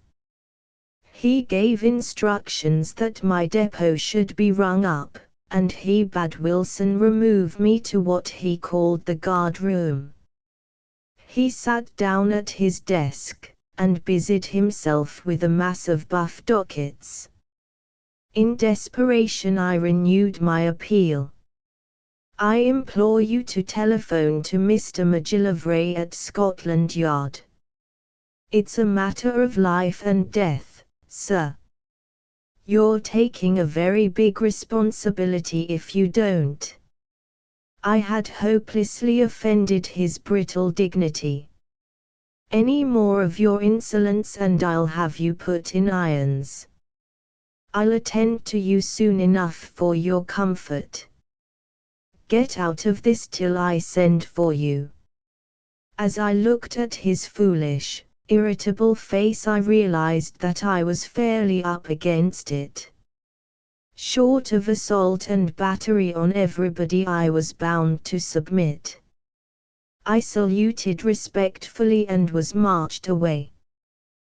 The hours I spent in that bare anteroom are like a nightmare in my recollection. A sergeant was busy at a desk with more buff dockets and an orderly waited on a stool by a telephone. I looked at my watch and observed that it was 1 o'clock. Soon the slamming of a door announced that the APM had gone to lunch. I tried conversation with the fat sergeant, but he very soon shut me up. So I sat hunched up on the wooden form and chewed the cud of my vexation. I thought with bitterness of the satisfaction which had filled me in the morning. I had fancied myself the devil of a fine fellow, and I had been no more than a mountebank. The adventures of the past days seemed merely childish. I had been telling lies and cutting capers over half Britain, thinking I was playing a deep game, and I had only been behaving like a schoolboy. On such occasions a man is rarely just to himself, and the intensity of my self-abasement would have satisfied my worst enemy. It didn't console me that the futility of it all was not my blame. I was looking for excuses. It was the facts that cried out against me, and on the facts I had been an idiotic failure. For of course Ivy had played with me since the first day at Big Leswick. He had applauded my speeches and flattered me, and advised me to go to the Clyde, laughing at me all the time. Gresson, too, had known. Now I saw it all. He had tried to drown me between Colonsay and Mull. It was Gresson who had set the police on me in Morfern. The bagman Linklater had been one of Gresson's creatures. The only meagre consolation was that the gang had thought me dangerous enough to attempt to murder me, and that they knew nothing about my doings in Skye. Of that I was positive. They had marked me down, but for several days I had slipped clean out of their ken. As I went over all the incidents, I asked if everything was yet lost. I had failed to hoodwink Ivy, but I had found out his post office, and if he only believed I hadn't recognized him for the miscreant of the Black Stone, he would go on in his old ways and play into Blenkiron's hands. Yes, but I had seen him in undress, so to speak, and he knew that I had so seen him. The only thing now was to collar him before he left the country, for there was ample evidence to hang him on. The law must stretch out its long arm and collect him and Gresson and the Portuguese Jew, try them by court-martial, and put them decently underground. But he had now had more than an hour's warning, and I was entangled with red tape in this damned P.M.'s office. The thought drove me frantic, and I got up and paced the floor. I saw the orderly with rather a scared face making ready to press the bell, and I noticed that the fat sergeant had gone to lunch. "Say, mate," I said, "don't you feel inclined to do a poor fellow a good turn? I know I'm for it all right, and I'll take my medicine like a lamb. But I want badly to put a telephone call through." "It ain't allowed," was the answer. "I'd get L from the old man." "But he's gone out," I urged. "I don't want you to do anything wrong, mate. I leave you to do the talking if you'll only send my message. I'm flush of money, and I don't mind handing you a quid for the job." He was a pinched little man with a weak chin, and he obviously wavered. "Oh, do you want to talk to?" he asked. "Scotland Yard," I said, "the home of the police." "Lord bless you, there can't be no harm in that. You've only got to ring up Scotland Yard. I'll give you the number, and give the message to Mr. McGillivray. He's the head bummer of all the bobbies." "That sounds a bit of all right," he said. "The old man he won't be back for half an hour, nor the sergeant neither. Let's see your quid though." I laid a £1 note on the form beside me. "It's yours, mate, if you get through to Scotland Yard and speak the piece I'm going to give you." He went over to the instrument. "What do you want to say to the bloke with the long name?" Say that Richard Hannay is detained at the A.P.M.S. office in Claxton Street. Say he's got important news, say urgent and secret news, and ask Mr. McGillivray to do something about it at once. But Hannay ain't the name you gave. Lord bless you, no, did you never hear of a man borrowing another name? Anyhow, that's the one I want you to give. But if this Mac man comes round they'll know he's been rung up, and I'll lay the old man down on me. It took 10 minutes and a £2 note to get him past this hurdle. By and by he screwed up courage and rang up the number. I listened with some nervousness while he gave my message. He had to repeat it twice, and waited eagerly on the next words. No, sir, I heard him say, "'E don't want you to come round 'ere. 'E thinks as 'ow, I mean to say, 'e wants." I took a long stride and twitched the receiver from him. "McGillivray," I said, "is that you?" "Richard Hannay. For the love of God, come round here this instant and deliver me from the clutches of a tomfool APM. I've got the most deadly news. There's not a second to waste. For God's sake, come quick." Then I added, "Just tell your fellows to gather Ivy in at once. You know his les." I hung up the receiver and faced a pale and indignant orderly. "It's all right," I said. "I promise you that you won't get into any trouble on my account. And there's your £2. The door in the next room opened and shut. The APM had returned from lunch. 10 minutes later the door opened again. I heard McGillivray's voice, and it was not pitched in dulcet tones. He had run up against minor officialdom and was making hay with it. I was my own master once more, so I forsook the company of the orderly.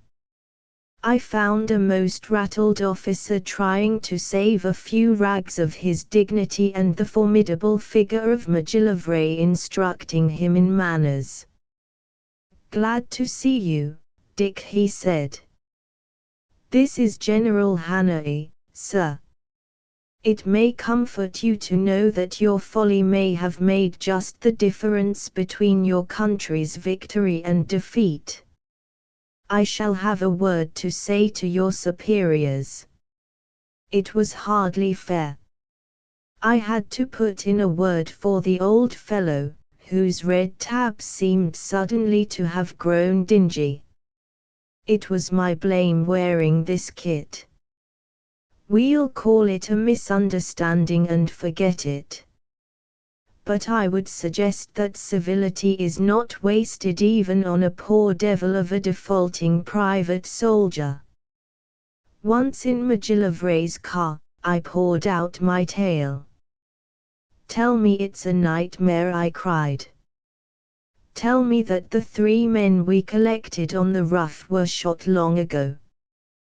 "2," he replied, "but 1 escaped. Heaven knows how he managed it, but he disappeared clean out of the world." The plump one who lisped in his speech. McGillivray nodded. "Well, we're in for it this time." "Have you issued instructions?" "Yes. With luck we shall have our hands on him within an hour.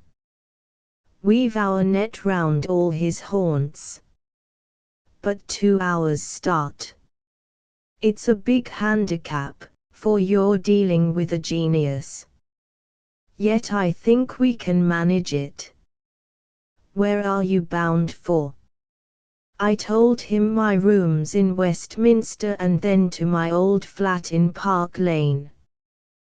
The day of disguises is past.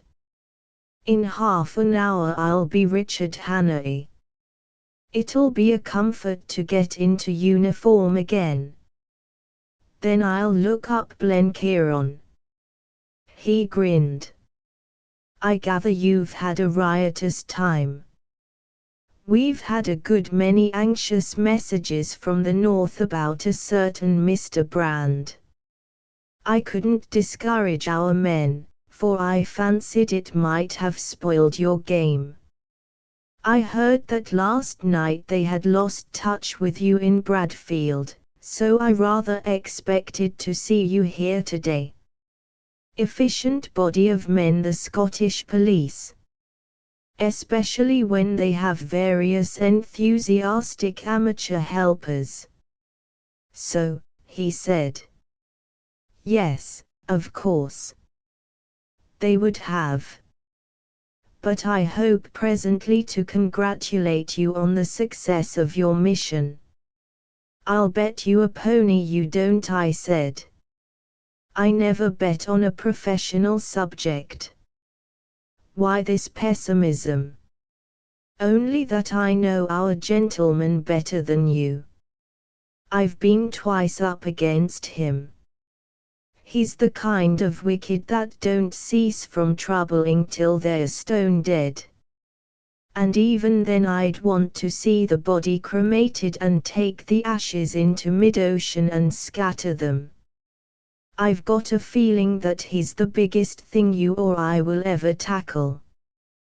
Chapter 11 The Valley of Humiliation. I collected some baggage and a pile of newly arrived letters from my rooms in Westminster and took a taxi to my Park Lane flat.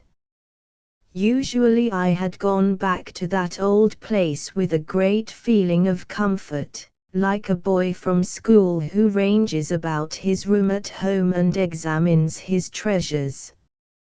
I used to like to see my hunting trophies on the wall and to sink into my own armchairs, but now I had no pleasure in the thing.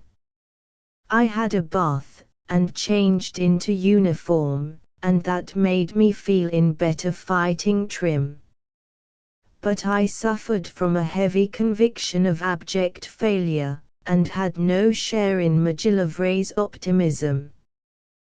The awe with which the Blackstone gang had filled me 3 years before had revived 1,000-fold.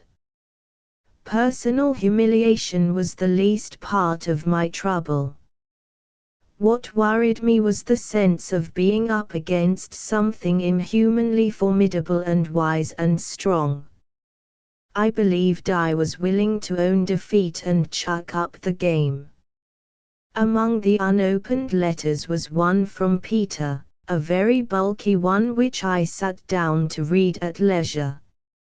It was a curious epistle, far the longest he had ever written me, and its size made me understand his loneliness. He was still at his German prison camp, but expecting every day to go to Switzerland.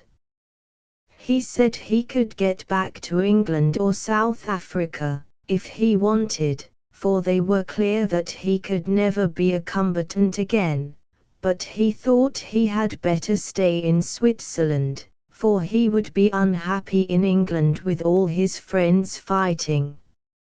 As usual, he made no complaints, and seemed to be very grateful for his small mercies. There was a doctor who was kind to him, and some good fellows among the prisoners.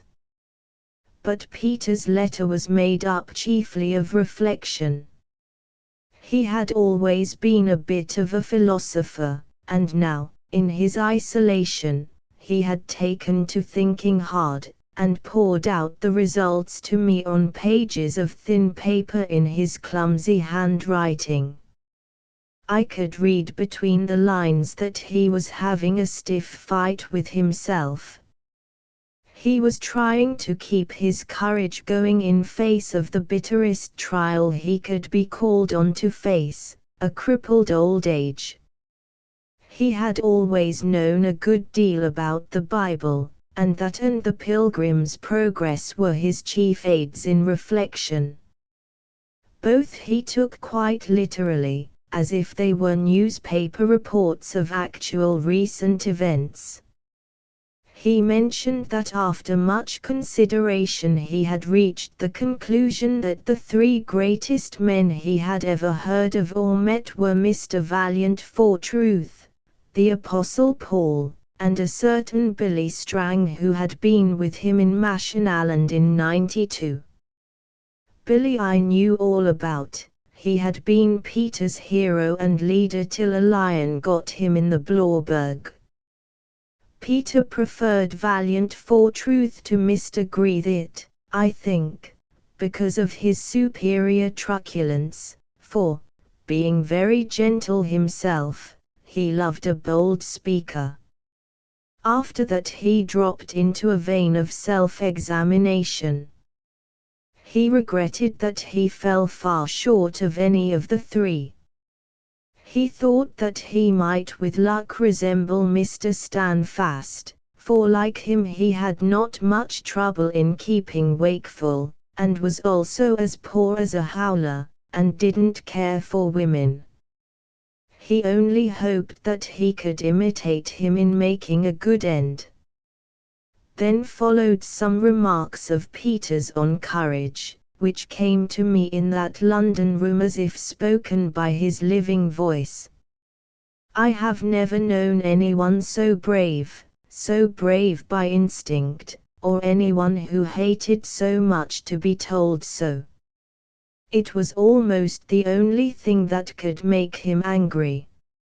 All his life he had been facing death, and to take risks seemed to him as natural as to get up in the morning and eat his breakfast.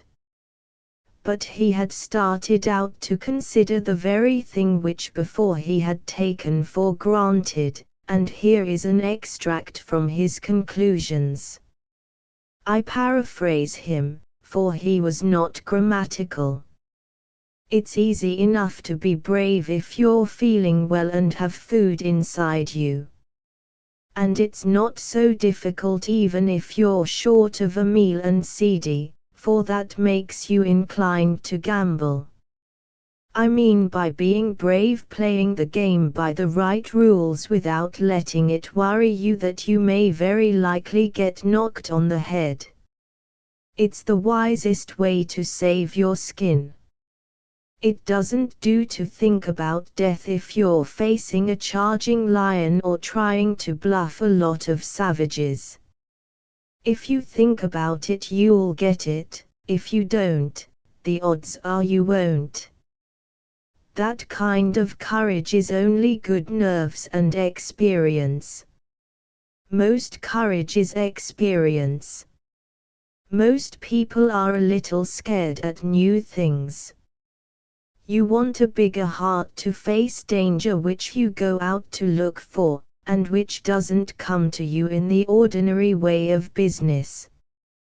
Still, that's pretty much the same thing, good nerves and good health, and a natural liking for Rose. You see, Dick, in all that game there's a lot of fun. There's excitement and the fun of using your wits and skill, and you know that the bad bits can't last long.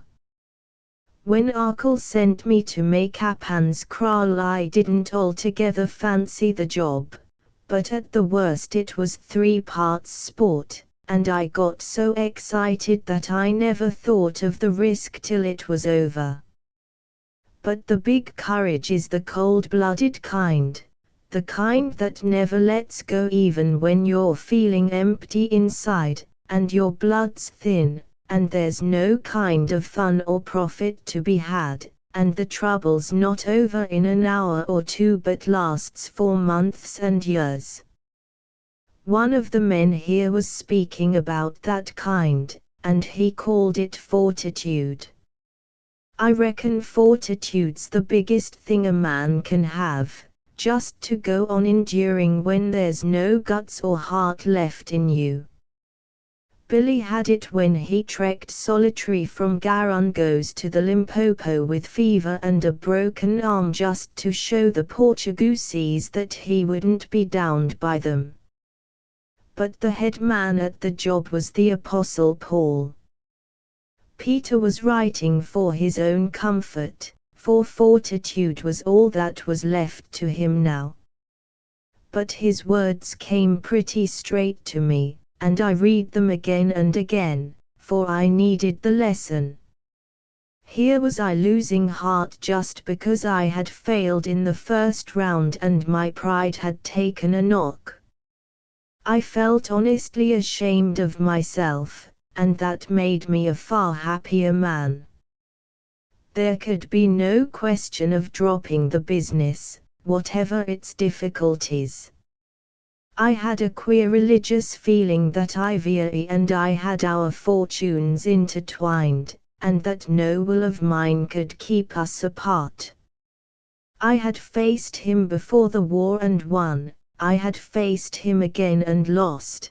The third time or the 20th time we would reach a final decision. The whole business had hitherto appeared to me a trifle unreal, at any rate my own connection with it. I had been docilely obeying orders, but my real self had been standing aside and watching my doings with a certain aloofness. But that hour in the tube station had brought me into the serum, and I saw the affair not as Bullivant's or even Blenkiron's, but as my own. Before I had been itching to get back to the front, now I wanted to get onto Ivy's trail, though it should take me through the nether pit. Peter was right. Fortitude was the thing a man must possess if he would save his soul. The hours passed, and, as I expected, there came no word from Magillivray. I had some dinner sent up to me at 7 o'clock, and about 8 I was thinking of looking up Blenkiron. Just then came a telephone call asking me to go round to Sir Walter Bullivant's house in Queen Anne's Gate. 10 minutes later I was ringing the bell, and the door was opened to me by the same impassive butler who had admitted me on that famous night 3 years before. Nothing had changed in the pleasant green-panelled hall. The alcove was the same as when I had watched from it the departure of the man who now called himself Ivy. The telephone book lay in the very place from which I had snatched it in order to ring up the First Sea Lord. And in the back room, where that night 5 anxious officials had conferred, I found Sir Walter and Blenkiron. Both looked worried. The American feverishly so. He walked up and down the hearthrug, sucking an unlit black cigar. "Say, Dick," he said, "this is a bad business. It wasn't no fault of yours. You did fine. It was us, me and Sir Walter and Mr. Magillivray that were the quitters." "Any news?" I asked. "So far the cover's drawn blank," Sir Walter replied. "It was the devil's own work that our friend looked your way today. You're pretty certain he saw that you recognized him?" "Absolutely. As sure as that he knew I recognized him in your hall 3 years ago when he was swaggering as Lord Alloa." "No," said Blenkiron dolefully, "that little flicker of recognition is just the one thing you can't be wrong about. Land alive! I wish Mr. Magillivray would come." The bell rang, and the door opened, but it was not Magillivray. It was a young girl in a white ball gown, with a cluster of blue cornflowers at her breast. The sight of her fetched Sir Walter out of his chair so suddenly that he upset his coffee cup. "Mary, my dear, how did you manage it? I didn't expect you till the late train. I was in London, you see, and they telephoned on your telegram. I'm staying with Aunt Doria, and I cut her theatre party. She thinks I'm at the Shanwick's dance, so I needn't go home till morning. Good evening, General Hannay. You got over the hill difficulty. The next stage is the Valley of Humiliation, I answered. So it would appear, she said gravely, and sat very quietly on the edge of Sir Walter's chair with her small, cool hand upon his. I had been picturing her in my recollection as very young and glimmering, a dancing, exquisite child. But now I revised that picture. The crystal freshness of morning was still there, but I saw how deep the waters were. It was the clean fineness and strength of her that entranced me. I didn't even think of her as pretty, any more than a man thinks of the good looks of the friend he worships. We waited, hardly speaking a word, till Macgillivray came. The first sight of his face told his story. Gone? Asked Blenkiron sharply. The man's lethargic calm seemed to have wholly deserted him. Gone, repeated the newcomer. We have just tracked him down. Oh, he managed it cleverly. Never a sign of disturbance in any of his lays. His dinner ordered at Bigleswick and several people invited to stay with him for the weekend, one a member of the government. 2 meetings at which he was to speak arranged for next week. Early this afternoon he flew over to France as a passenger in one of the new planes. He had been mixed up with the Air Board people for months, of course, as another man with another face. Miss Lamington discovered that just too late. The bus went out of its course and came down in Normandy. By this time our man's in Paris or beyond it. Sir Walter took off his big tortoise-shell spectacles and laid them carefully on the table. Roll up the map of Europe, he said. This is our Austerlitz. Mary, my dear, I am feeling very old. Macgillivray had the sharpened face of a bitterly disappointed man. Blenkiron had got very red, and I could see that he was blaspheming violently under his breath. Mary's eyes were quiet and solemn. She kept on patting Sir Walter's hand. The sense of some great impending disaster hung heavily on me, and to break the spell I asked for details. Tell me just the extent of the damage, I asked. Our neat plan for deceiving the Boche has failed. That is bad. A dangerous spy has got beyond our power. That's worse. Tell me, is there still a worst? What's the limit of mischief he can do? Sir Walter had risen and joined Blenkiron on the hearthrug. His brows were furrowed and his mouth hard as if he were suffering pain. There is no limit, he said. None that I can see, except the long suffering of God. You know the man as Ivier, and you knew him as that other whom you believed to have been shot one summer morning and decently buried. You feared the second, at least if you didn't, I did, most mortally. You realized that we feared Ivier, and you knew enough about him to see his fiendish cleverness. Well, You have the two men combined in one man. Ivier was the best brain MacGillivray and I ever encountered, the most cunning and patient and long-sighted. Combine him with the other, the chameleon who can blend himself with his environment, and has as many personalities as there are types and trays on the earth. What kind of enemy is that to have to fight? I admit it's a steep proposition.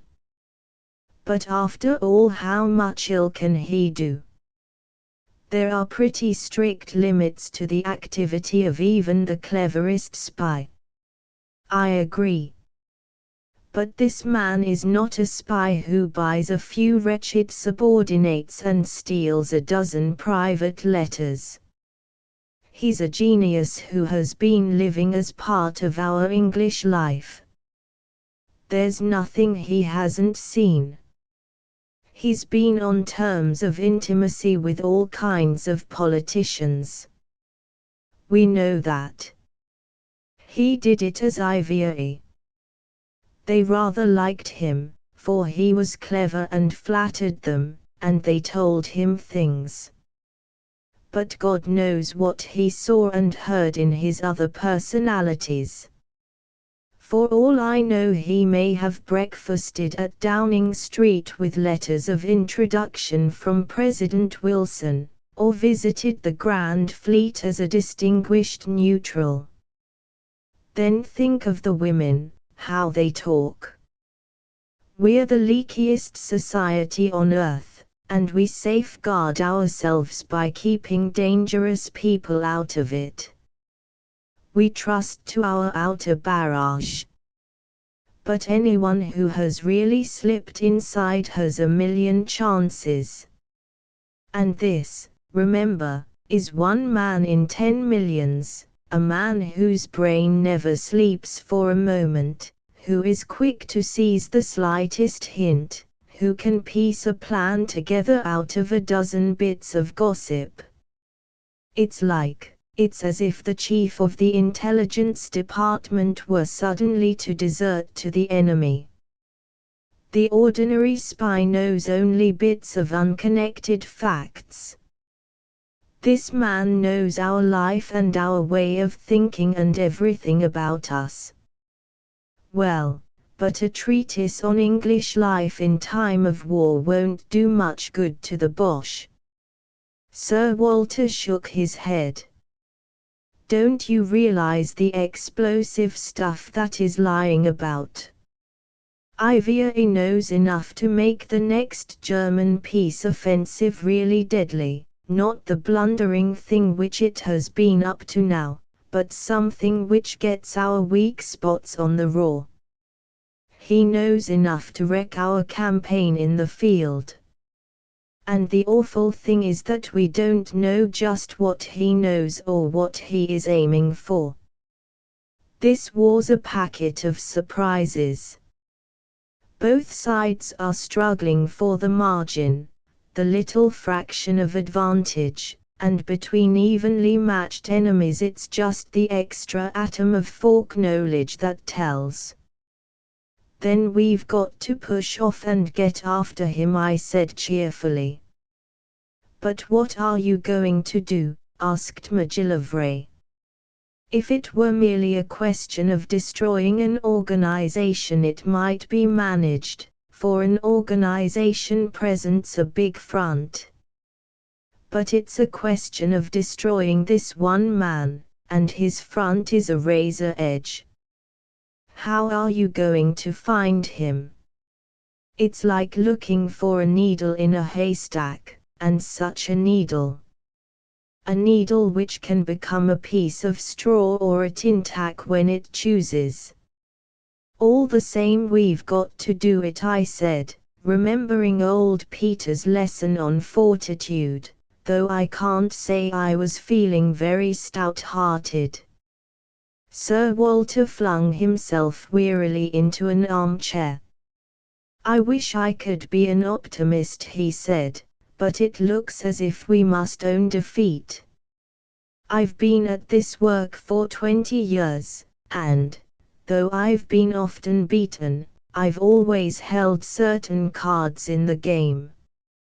Now I'm hanged if I've any. It looks like a knockout, Hannah. It's no good deluding ourselves. We're men enough to look facts in the face and tell ourselves the truth.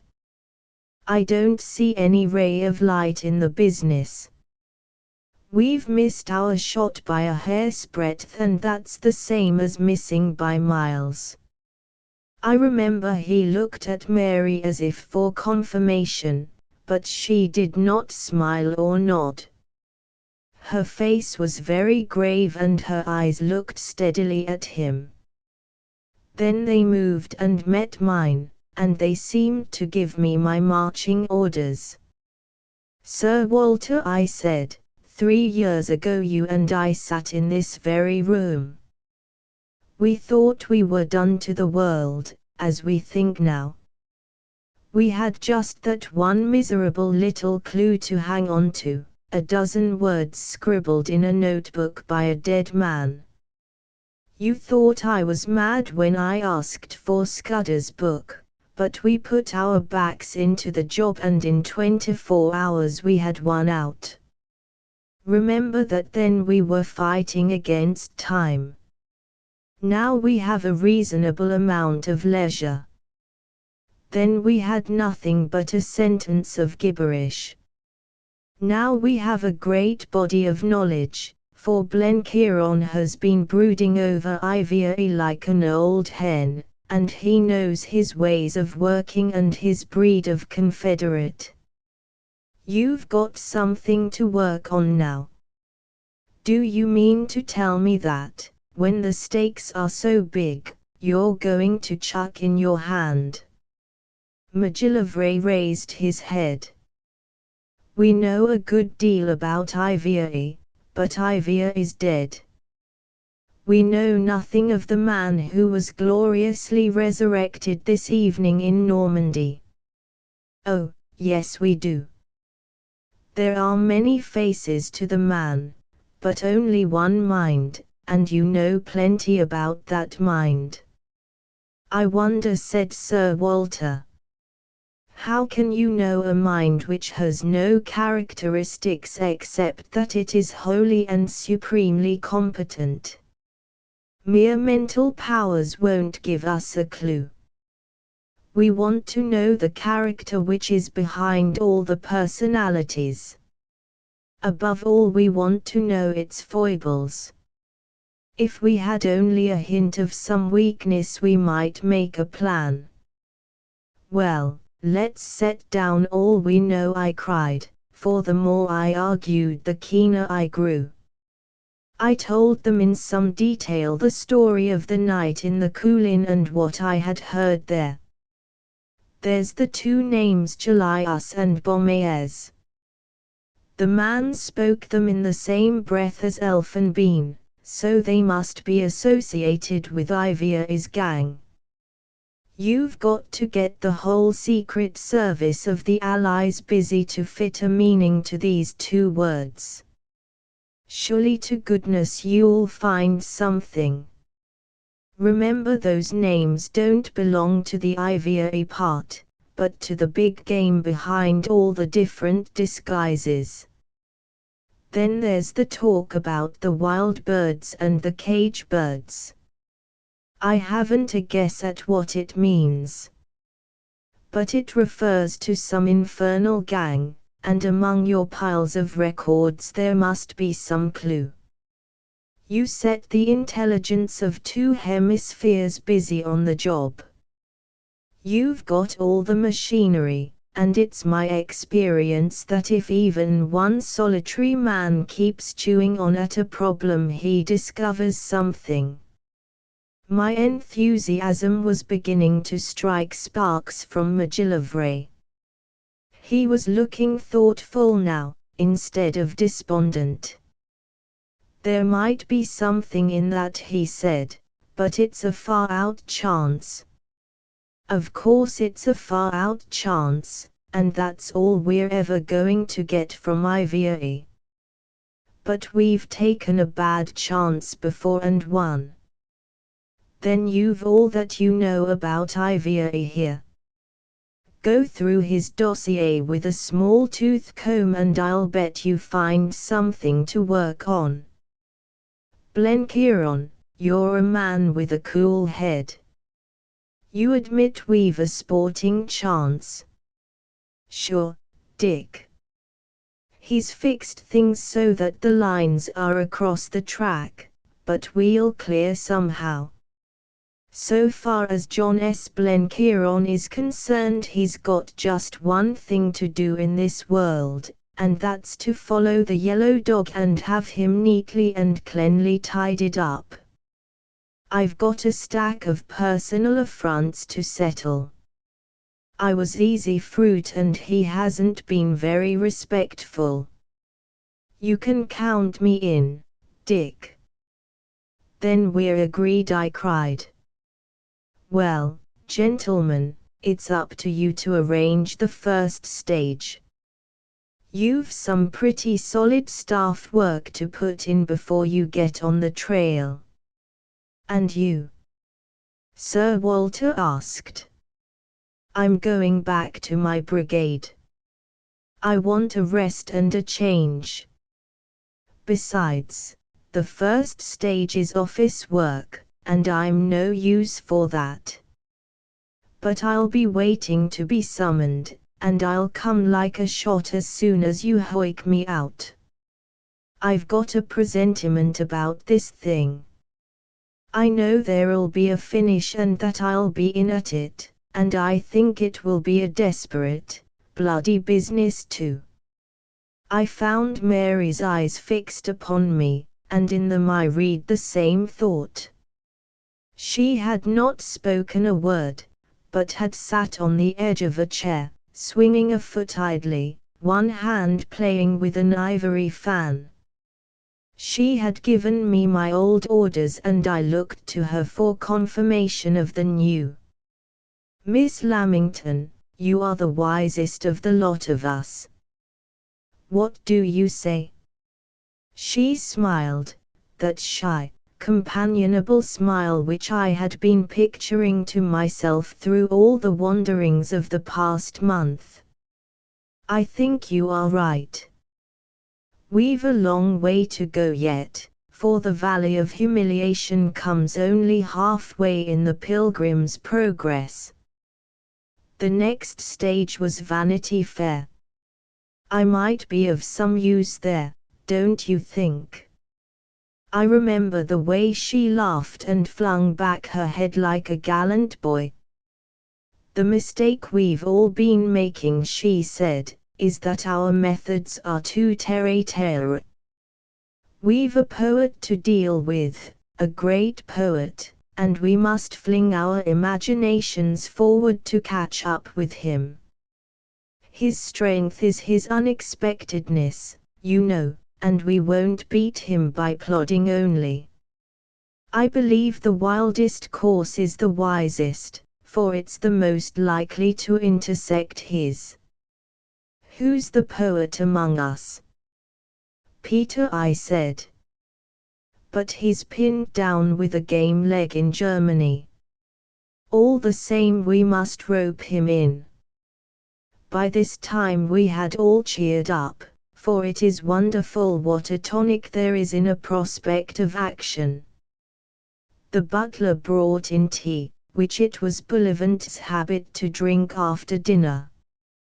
To me it seemed fantastic to watch a slip of a girl pouring it out for two grizzled and distinguished servants of the state and one battered soldier, as decorous a family party as you would ask to see, and to reflect that all four were engaged in an enterprise where men's lives must be reckoned at less than thistledown. After that we went upstairs to a noble Georgian drawing-room and Mary played to us. I don't care two straws for music from an instrument, unless it be the pipes or a regimental band, but I dearly love the human voice. But she would not sing, for singing to her, I fancy, was something that did not come at will, but flowed only like a bird's note when the mood favored. I did not want it either. I was content to let Cherry Ripe be the one song linked with her in my memory. It was McGillivray who brought us back to business. I wish to heaven there was one habit of mind we could definitely attach to him and to no one else.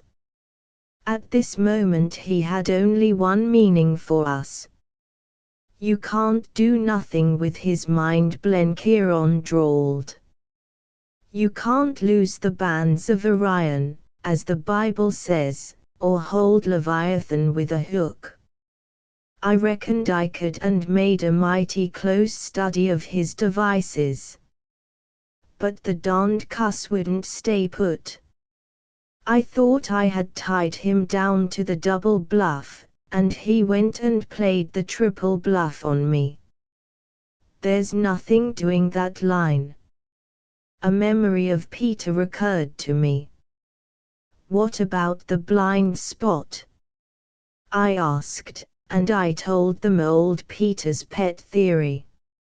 Every man that God made has his weak spot somewhere, some flaw in his character which leaves a dull patch in his brain.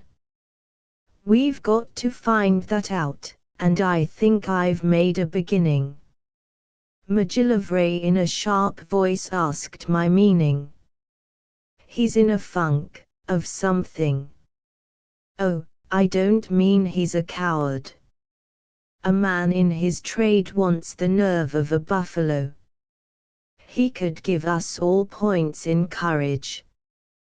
What I mean is that he's not clean white all through. There are yellow streaks somewhere in him. I've given a good deal of thought to this courage business, for I haven't got a great deal of it myself. Not like Peter, I mean. I've got heaps of soft places in me. I'm afraid of being drowned for one thing, or of getting my eyes shot out. Ivia is afraid of bombs, at any rate he's afraid of bombs in a big city. I once read a book which talked about a thing called agoraphobia. Perhaps it's that. Now if we know that weak spot it helps us in our work. There are some places he won't go to, and there are some things he can't do, not well, anyway. I reckon that's useful." "Yes," said McGillivray. "Perhaps it's not what you'd call a burning and a shining light." "There's another chink in his armor," I went on.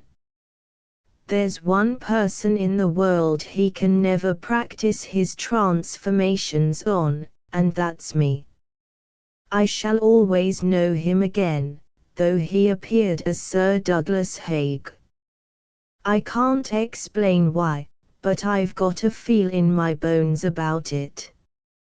I didn't recognize him before, for I thought he was dead, and the nerve in my brain which should have been looking for him wasn't working. But I'm on my guard now, and that nerve's functioning at full power. Whenever and wherever and howsoever we meet again on the face of the earth, it will be Dr. Livingstone, I presume, between him and me." "That is better," said McGillivray. "If we have any luck, Hannah, it won't be long till we pull you out of His Majesty's forces." Mary got up from the piano and resumed her old perch on the arm of Sir Walter's chair. "There's another blind spot which you haven't mentioned." It was a cool evening, but I noticed that her cheeks had suddenly flushed. "Last week Mr. Ivia asked me to marry him," she said. Part 2 Chapter 12 I become a combatant once more. I returned to France on the 13th of September, and took over my old brigade on the 19th of the same month. We were shoved in at the Polygon Wood on the 26th, and after 4 days got so badly mauled that we were brought out to refit. On the 7th of October, very much to my surprise, I was given command of a division and was on the fringes of the Ypres fighting during the first days of November. From that front we were hurried down to Cambrai in support, but came in only for the last backwash of that singular battle. We held a bit of the St. Quentin sector till just before Christmas, when we had a spell of rest in billets, which endured, so far as I was concerned, till the beginning of January, when I was sent off on the errand which I shall presently relate. That is a brief summary of my military record in the latter part of 1917. I am not going to enlarge on the fighting. Except for the days of the Polygon Wood, it was neither very severe nor very distinguished, and you will find it in the history books. What I have to tell of here is my own personal quest, for all the time I was living with my mind turned 2 ways.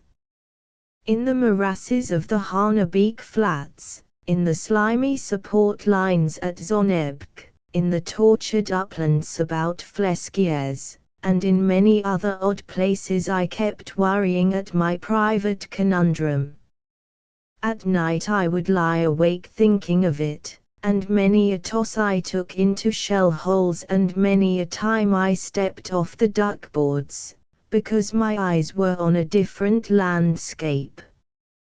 Nobody ever chewed a few wretched clues into such a pulp as I did during those bleak months in Flanders and Picardy. For I had an instinct that the thing was desperately grave, graver even than the battle before me. Russia had gone headlong to the devil, Italy had taken it between the eyes and was still dizzy, and our own prospects were none too bright. The Boche was getting uppish and with some cause, and I foresaw a rocky time ahead till America could line up with us in the field. It was the chance for the wild birds, and I used to wake in a sweat to think what devilry IVA might be engineering. I believe I did my proper job reasonably well, but I put in my most savage thinking over the other. I remember how I used to go over every hour of every day from that June night in the Cotswolds till my last meeting with Bullivant in London, trying to find a new bearing. I should probably have got brain fever, if I hadn't had to spend most of my days and nights fighting a stiffish battle with a very watchful Hun. That kept my mind balanced, and I dare say it gave an edge to it, for during those months I was lucky enough to hit on a better scent than Bullivant and Macgillivray and Blenkiron, pulling 1,000 wires in their London offices. I will set down in order of time the various incidents in this private quest of mine. The first was my meeting with Geordie Hamilton. It happened just after I rejoined the brigade, when I went down to have a look at our Scots Fusilier battalion. The old brigade had been roughly handled on the 31st of July, and had had to get heavy drafts to come anywhere near strength. The Fusiliers especially were almost a new lot, formed by joining our remnants to the remains of a battalion in another division and bringing about a dozen officers from the training unit at home. I inspected the men and my eyes caught sight of a familiar face.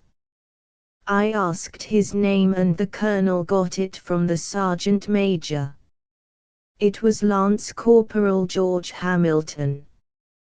Now I wanted a new batman, and I resolved then and there to have my old antagonist.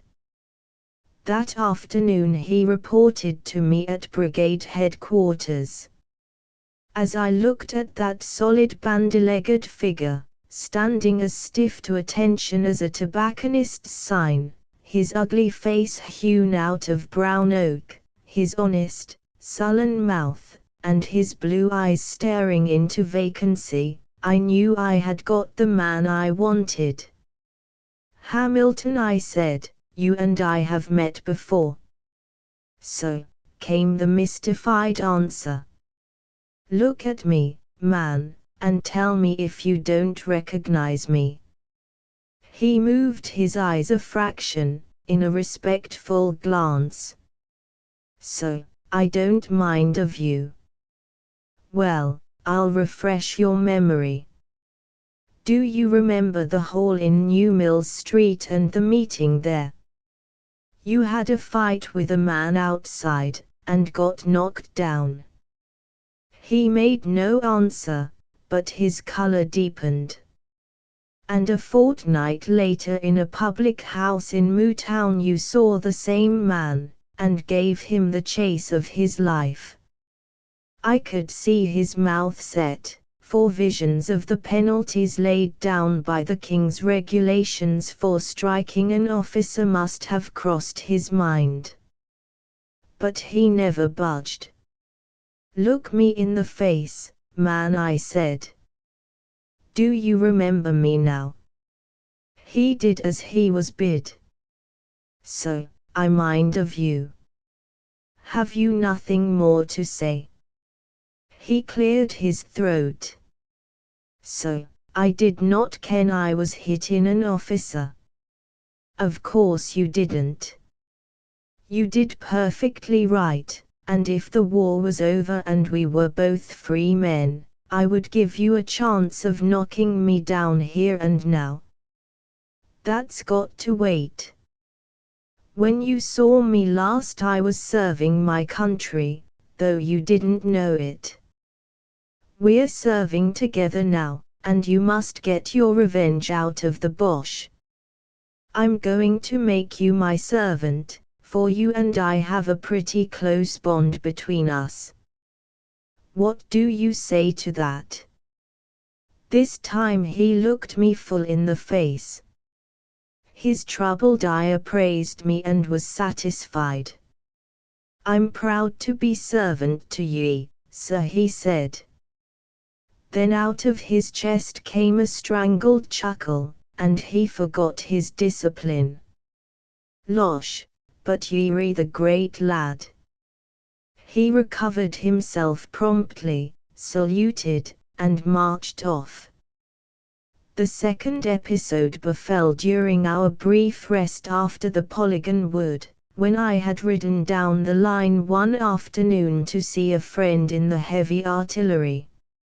I was returning in the drizzle of evening, clanking along the greasy pave between the sad poplars, when I struck a Labour company repairing the ravages of a Boche strafe that morning.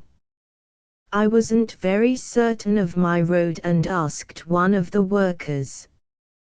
He straightened himself and saluted, and I saw beneath a disreputable cap the features of the man who had been with me in the Coolin crevice. I spoke a word to his sergeant, who fell him out, and he walked a bit of the way with me. "Great Scott, Wake, what brought you here?" I asked. "Same thing as brought you. This rotten war." I had dismounted and was walking beside him, and I noticed that his lean face had lost its pallor and that his eyes were less hot than they used to be. "You seem to thrive on it," I said, for I did not know what to say.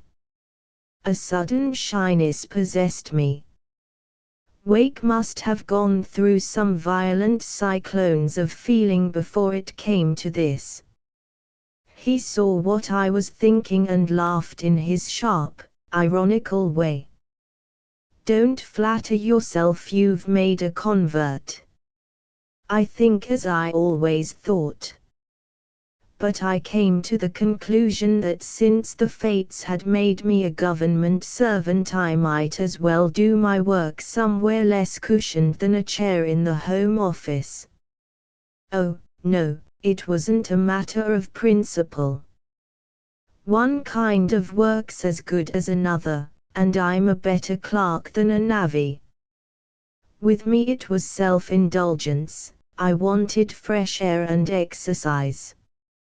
I looked at him, mud to the waist, and his hands all blistered and cut with unaccustomed labor. I could realize what his associates must mean to him, and how he would relish the rough tonguing of non-coms. "You're a confounded humbug," I said. "Why on earth didn't you go into an OTC and come out with a commission? They're easy enough to get." "You mistake my case," he said bitterly. "I experienced no sudden conviction about the justice of the war. I stand where I always stood. I'm a non-combatant, and I wanted a change of civilian work. No, it wasn't any idiotic tribunal sent me here. I came of my own free will, and I'm really rather enjoying myself." "It's a rough job for a man like you," I said. "Not so rough as the fellows get in the trenches. I watched a battalion marching back today and they looked like ghosts who had been years in muddy graves. White faces and dazed eyes and leaden feet. Mine's a cushy job. I like it best when the weather's foul. It cheats me into thinking I'm doing my duty." I nodded towards a recent shell hole. "Much of that sort of thing. Now and then. We had a good dusting this morning. I can't say I liked it at the time, but I like to look back on it. A sort of moral anodyne. I wonder what on earth the rest of your lot make of you." "They don't make anything. I'm not remarkable for my bonhomie. They think I'm a prig, which I am. It doesn't amuse me to talk about beer and women or listen to a gramophone or grouse about my last meal. But I'm quite content, thank you. Sometimes I get a seat in a corner of a YMCA hut, and I've a book or two. My chief affliction is the Padre. He was up at Keble in my time, and, as one of my colleagues puts it, wants to be too bloody helpful." "What are you doing, Hannah? I see you're some kind of general." "They're pretty thick on the ground here. I'm a sort of general. Soldiering in the salient isn't the softest of jobs, but I don't believe it's as tough as yours is for you. Do you know, Wake, I wish I had you in my brigade. Trained or untrained, you're a dashed stout-hearted fellow." He laughed with a trifle less acidity than usual. "Almost thou persuadest me to be combatant." "No, thank you. I haven't the courage, and besides there's my jolly old principles. All the same I'd like to be near you. You're a good chap, and I've had the honor to assist in your education. I must be getting back, or the sergeant will think I've bolted." We shook hands, and the last I saw of him was a figure saluting stiffly in the wet twilight. The third incident was trivial enough, though momentous in its results. Just before I got the division I had a bout of malaria. We were in support in the salient, in very uncomfortable trenches behind Wheelchair, and I spent 3 days on my back in a dugout. Outside was a blizzard of rain, and the water now and then came down the stairs through the gas curtain and stood in pools at my bed foot. It wasn't the merriest place to convalesce in, but I was as hard as nails at the time, and by the third day I was beginning to sit up and be bored. I read all my English papers twice and a big stack of German ones which I used to have sent up by a friend in the GHQ intelligence, who knew I liked to follow what the Boche was saying. As I dozed and ruminated in the way a man does after fever, I was struck by the tremendous display of one advertisement in the English press. It was a thing called Gussiter's deep breathing system which, according to its promoter, was a cure for every ill, mental, moral, or physical, that man can suffer. Politicians, generals, admirals, and music hall artists all testified to the new life it had opened up for them. I remember wondering what these sportsmen got for their testimonies, and thinking I would write a spoof letter myself to old Gussiter. Then I picked up the German papers, and suddenly my eye caught an advertisement of the same kind in the Frankfurter Zeitung. It was not Gussiter this time, but one Weissman, but his game was identical, deep breathing. The Hun style was different from the English, all about the goddess of health, and the nymphs of the mountains, and 2 quotations from Schiller. But the principle was the same. That made me ponder a little, and I went carefully through the whole batch. I found the advertisement in the Frankfurter and in 1 or 2 rather obscure Volkshymns and Volkszeitungs. I found it too in Der Großkrieg, the official German propagandist picture paper. They were the same all but one, and that one had a bold variation, for it contained 4 of the sentences used in the ordinary English advertisement. This struck me as fishy, and I started to write a letter to Macgillivray pointing out what seemed to be a case of trading with the enemy, and advising him to get on to Mr. Gussiter's financial backing. I thought he might find a Hun syndicate behind him. And then I had another notion, which made me rewrite my letter. I went through the papers again. The English ones which contained the advertisement were all good, solid, bellicose organs, the kind of thing no censorship would object to leaving the country. I had before me a small sheaf of pacifist prints, and they had not the advertisement. That might be for reasons of circulation, or it might not.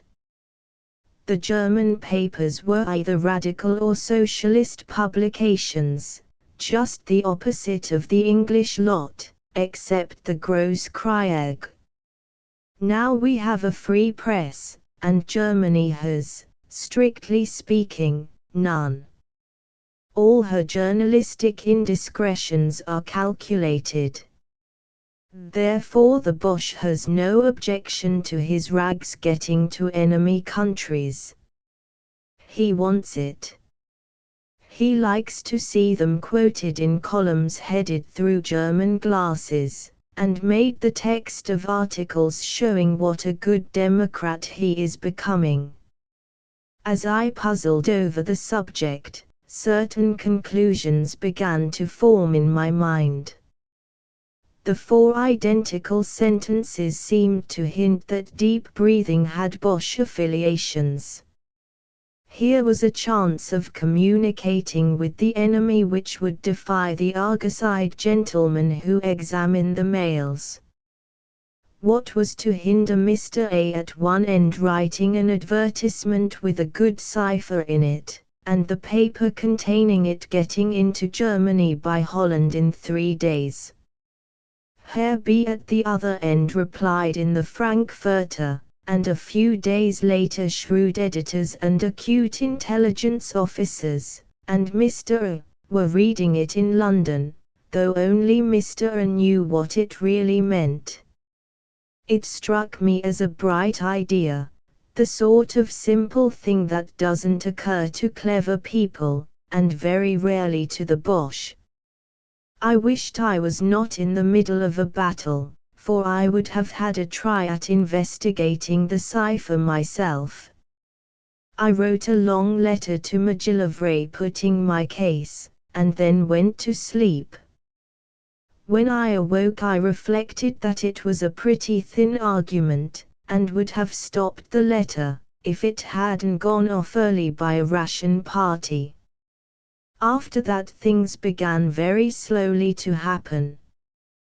The first was when Hamilton, having gone to Buchan to fetch some mess stores, returned with the startling news that he had seen Gresson. He had not heard his name, but described him dramatically to me as the wee red-headed devil that kicked Eckie Brock's knee on time in Glasgow, so I recognized the description. Gresson, it appeared, was joyriding. He was with a party of Labour delegates who had been met by 2 officers and carried off in chars-à-bancs. Hamilton reported from inquiries among his friends that this kind of visitor came weekly. I thought it a very sensible notion on the government's part, but I wondered how Gresson had been selected. I had hoped that McGillivray had weeks ago made a long arm and quadded him. Perhaps they had too little evidence to hang him, but he was the blackest sort of suspect and should have been interned. A week later I had occasion to be at GHQ on business connected with my new division. My friends in the intelligence allowed me to use the direct line to London, and I called up McGillivray. For 10 minutes I had an exciting talk, for I had had no news from that quarter since I left England. I heard that the Portuguese Jew had escaped, had vanished from his native heather when they went to get him. They had identified him as a German professor of Celtic languages, who had held a chair in a Welsh college, a dangerous fellow, for he was an upright, high-minded, raging fanatic. Against Gresson they had no evidence at all, but he was kept under strict observation. When I asked about his crossing to France, McGillivray replied that that was part of their scheme. I inquired if the visit had given them any clues, but I never got an answer, for the line had to be cleared at that moment for the War Office. I hunted up the man who had charge of these Labour visits, and made friends with him. Gresson, he said, had been a quiet, well-mannered, and most appreciative guest.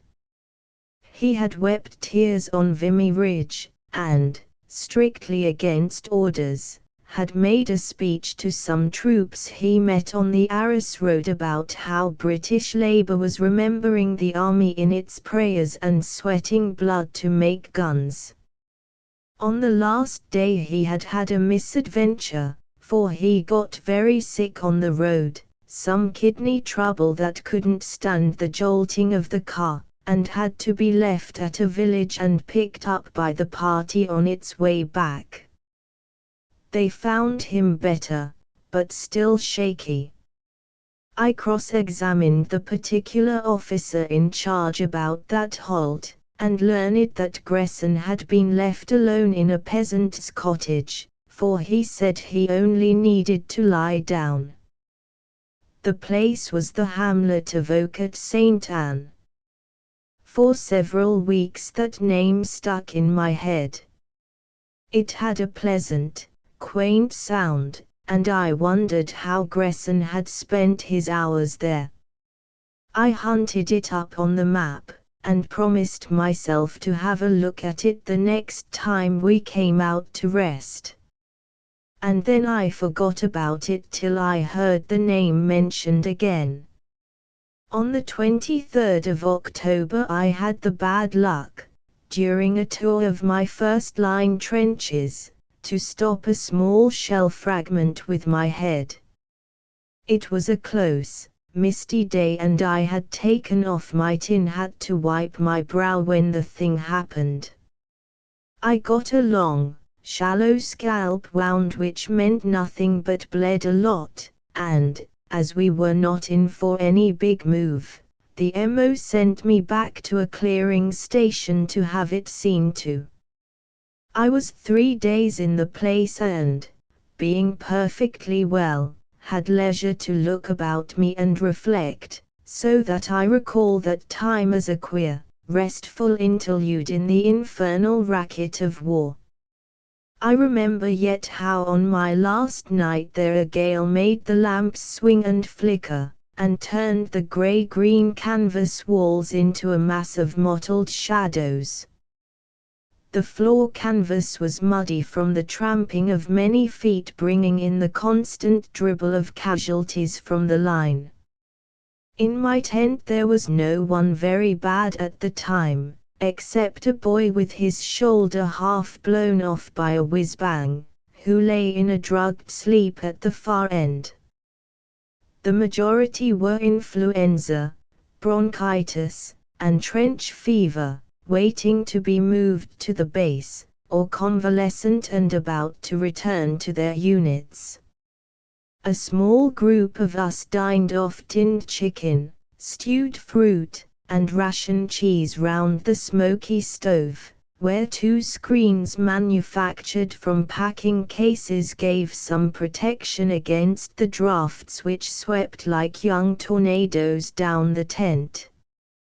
One man had been reading a book called The Ghost Stories of an Antiquary, and the talk turned on the unexplainable things that happen to everybody once or twice in a lifetime. I contributed a yarn about the men who went to look for Kruger's treasure in the bush veldt and got scared by a green wildebeest. It is a good yarn and I'll write it down someday. A tall Highlander, who kept his slippered feet on the top of the stove, and whose costume consisted of a kilt, a British warm, a grey hospital dressing gown, and 4 pairs of socks, told the story of the Camerons at First Ypres, and of the lowland subaltern who knew no Gaelic and suddenly found himself encouraging his men with some ancient Highland rigmarole. The poor chap had a racking bronchial cough, which suggested that his country might well use him on some warmer battleground than Flanders. He seemed a bit of a scholar and explained the Cameron business in a lot of long words. I remember how the talk meandered on as talk does when men are idle and thinking about the next day. I didn't pay much attention, for I was reflecting on a change I meant to make in one of my battalion commands, when a fresh voice broke in. It belonged to a Canadian captain from Winnipeg, a very silent fellow who smoked shag tobacco. "There's a lot of ghosts in this darned country," he said. Then he started to tell about what happened to him when his division was last back in rest billets. He had a staff job and put up with the divisional command at an old French chateau. They had only a little bit of the house, the rest was shut up, but the passages were so tortuous that it was difficult to keep from wandering into the unoccupied part. One night, he said, he woke with a mighty thirst, and, since he wasn't going to get cholera by drinking the local water in his bedroom. He started out for the room they messed in to try to pick up a whiskey and soda. He couldn't find it, though he knew the road like his own name. He admitted he might have taken a wrong turning, but he didn't think so. Anyway, he landed in a passage which he had never seen before, and, since he had no candle, he tried to retrace his steps. Again he went wrong, and groped until he saw a faint light which he thought must be the room of the GSO, a good fellow and a friend of his. So he barged in, and found a big, dim salon with two figures in it and a lamp burning between them, and a queer, unpleasant smell about. He took a step forward, and then he saw that the figures had no faces. That fairly loosened his joints with fear, and he gave a cry. One of the two ran towards him, the lamp went out, and the sickly scent caught suddenly at his throat.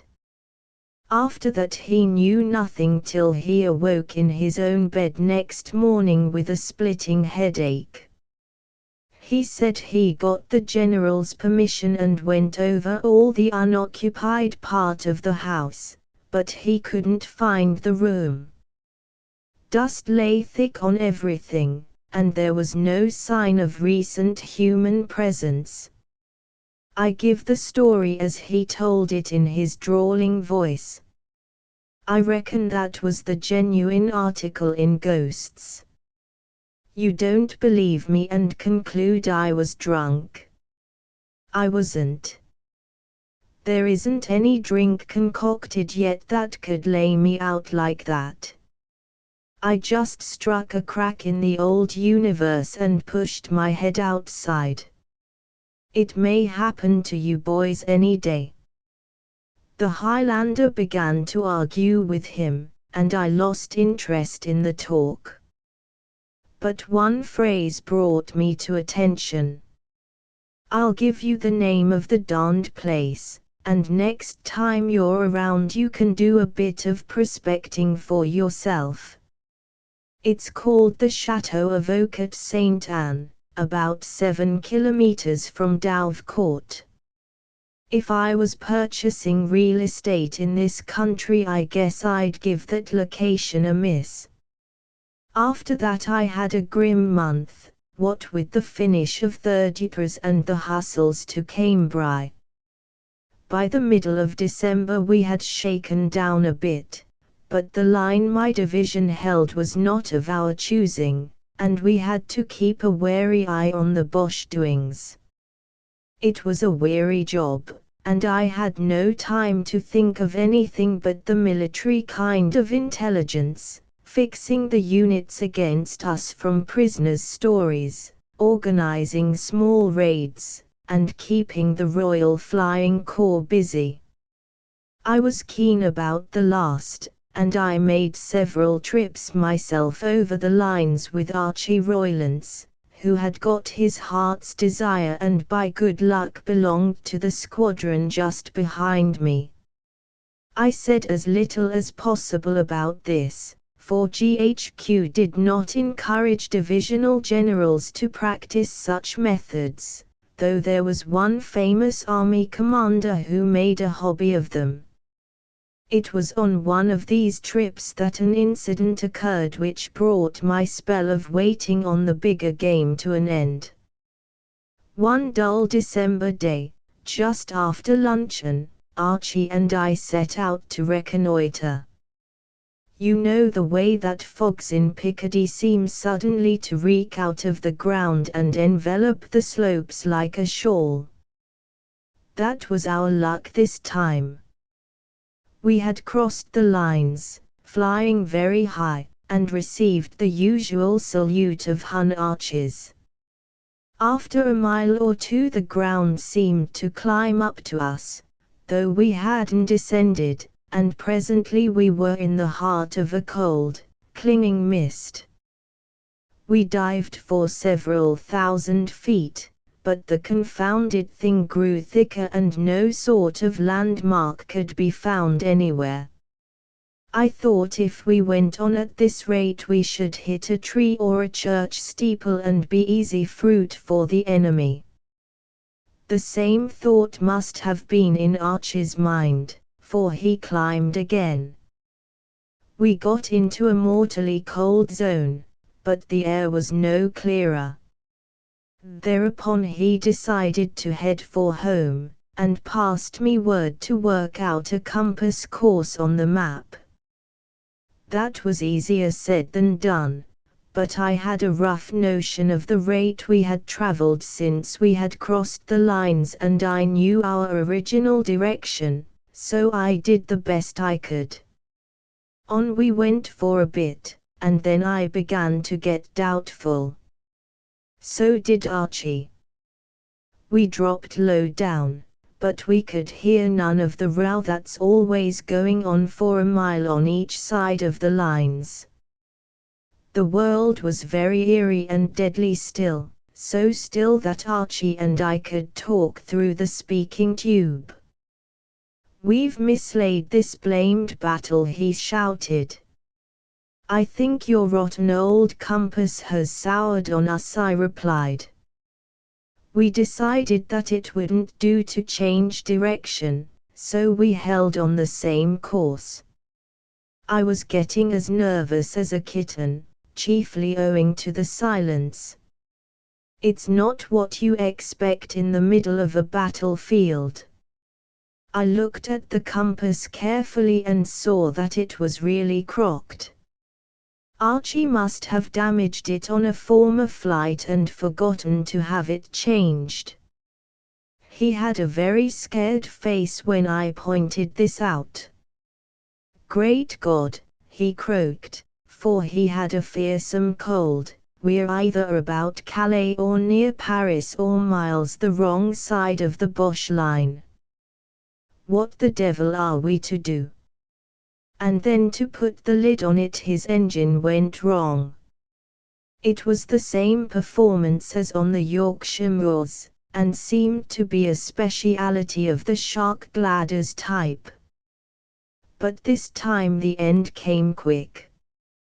We dived steeply, and I could see by Archie's grip on the stick that he was going to have his work cut out to save our necks. Save them he did, but not by much, for we jolted down on the edge of a ploughed field with a series of bumps that shook the teeth in my head. It was the same dense, dripping fog, and we crawled out of the old bus and bolted for cover like two ferreted rabbits. Our refuge was the lee of a small copse. "It's my opinion," said Archie solemnly, "that we're somewhere about La Cateau. Tim Wilbraham got left there in the retreat, and it took him 9 months to make the Dutch frontier. It's a giddy prospect, sir." I sallied out to reconnoiter. At the other side of the wood was a highway, and the fog so blanketed sound that I could not hear a man on it till I saw his face. The first one I saw made me lie flat in the covert. For he was a German soldier, field grey, forage cap, red band and all, and he had a pick on his shoulder. A second's reflection showed me that this was not final proof. He might be one of our prisoners. But it was no place to take chances. I went back to Archie, and the pair of us crossed the ploughed field and struck the road farther on. There we saw a farmer's cart with a woman and child in it. They looked French, but melancholy, just what you would expect from the inhabitants of a countryside in enemy occupation. Then we came to the park wall of a great house, and saw dimly the outlines of a cottage. Here sooner or later we would get proof of our whereabouts, so we lay and shivered among the poplars of the roadside. No one seemed abroad that afternoon. For a quarter of an hour it was as quiet as the grave. Then came a sound of whistling, and muffled steps. "That's an Englishman," said Archie joyfully. "No Boche could make such a beastly noise." He was right. The form of an Army Service Corps private emerged from the mist, his cap on the back of his head, his hands in his pockets, and his walk the walk of a free man. I never saw a welcomer sight than that jam merchant. We stood up and greeted him. "What's this place?" I shouted. He raised a grubby hand to his forelock. "Arcot St. Annie, sir," he said. "Beg pardon, sir, but you ain't hurt, sir." 10 minutes later I was having tea in the mess of an empty workshop while Archie had gone to the nearest signals to telephone for a car and give instructions about his precious bus. It was almost dark, but I gulped my tea and hastened out into the thick dusk. For I wanted to have a look at the chateau. I found a big entrance with high stone pillars, but the iron gates were locked and looked as if they had not been opened in the memory of man. Knowing the way of such places, I hunted for the side entrance and found a muddy road which led to the back of the house.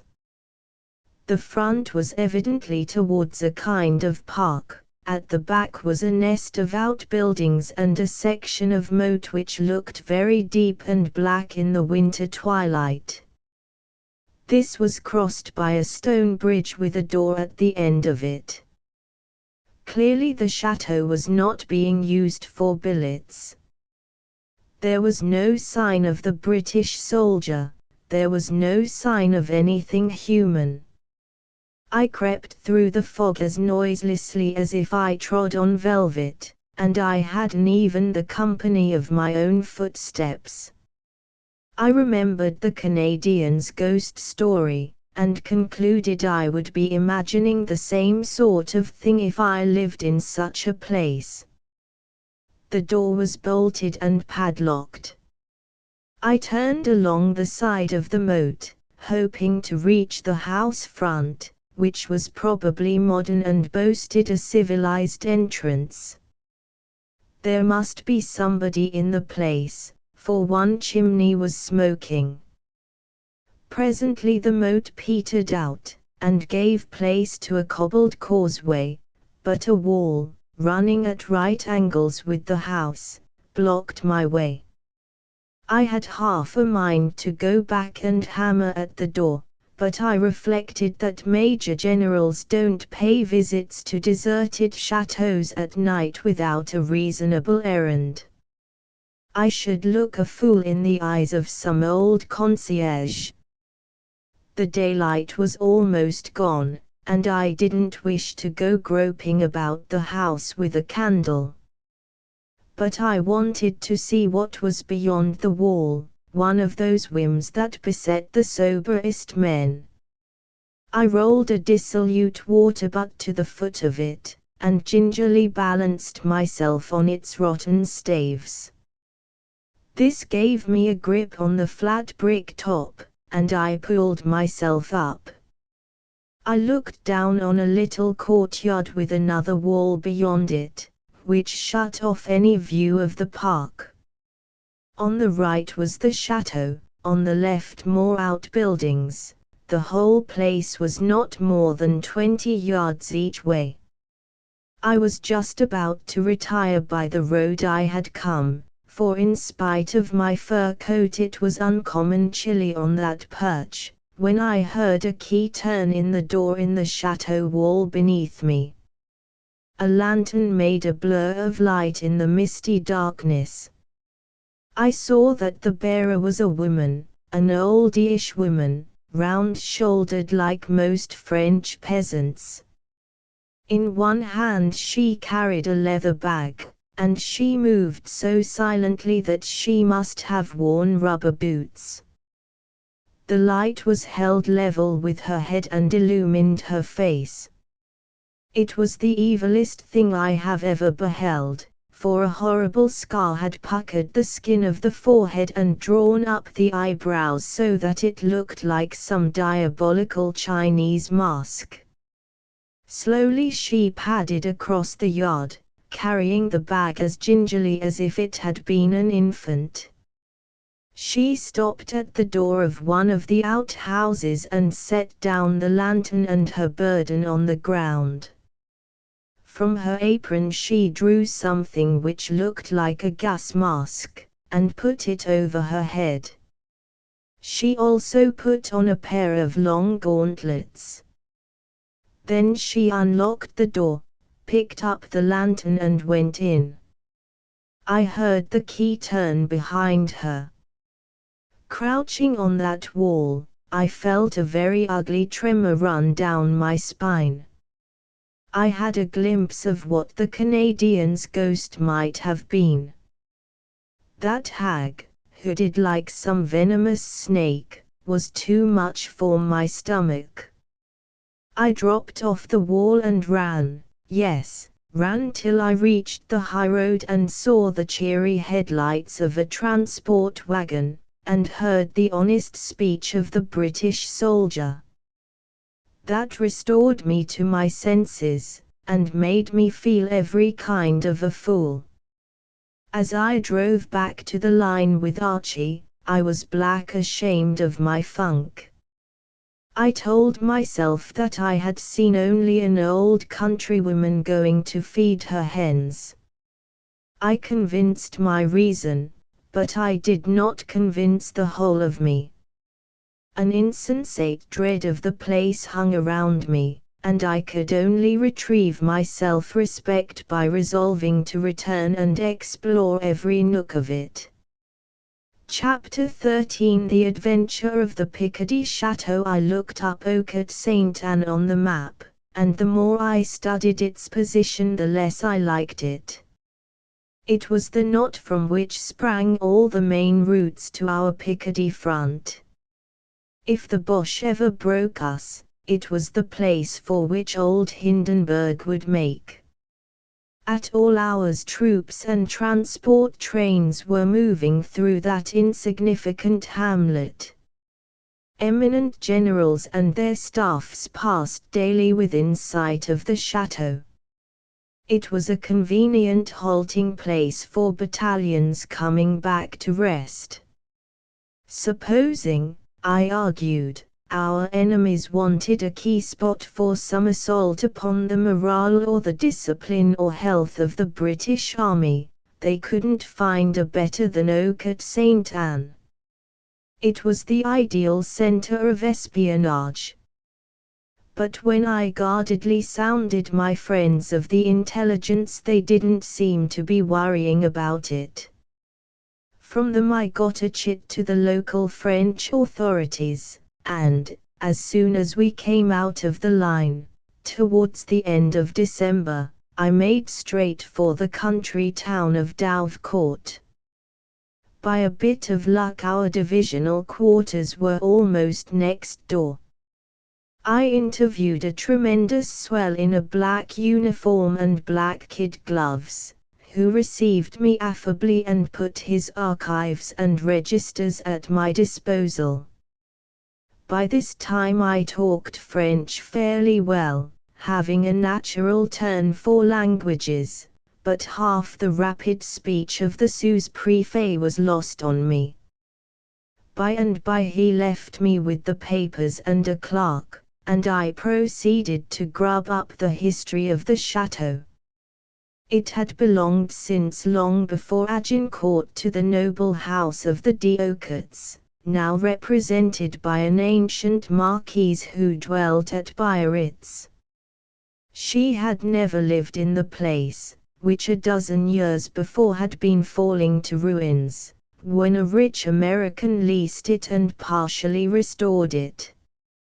He had soon got sick of it. His daughter had married a blackguard French cavalry officer with whom he quarrelled, said the clerk, and since then there had been several tenants.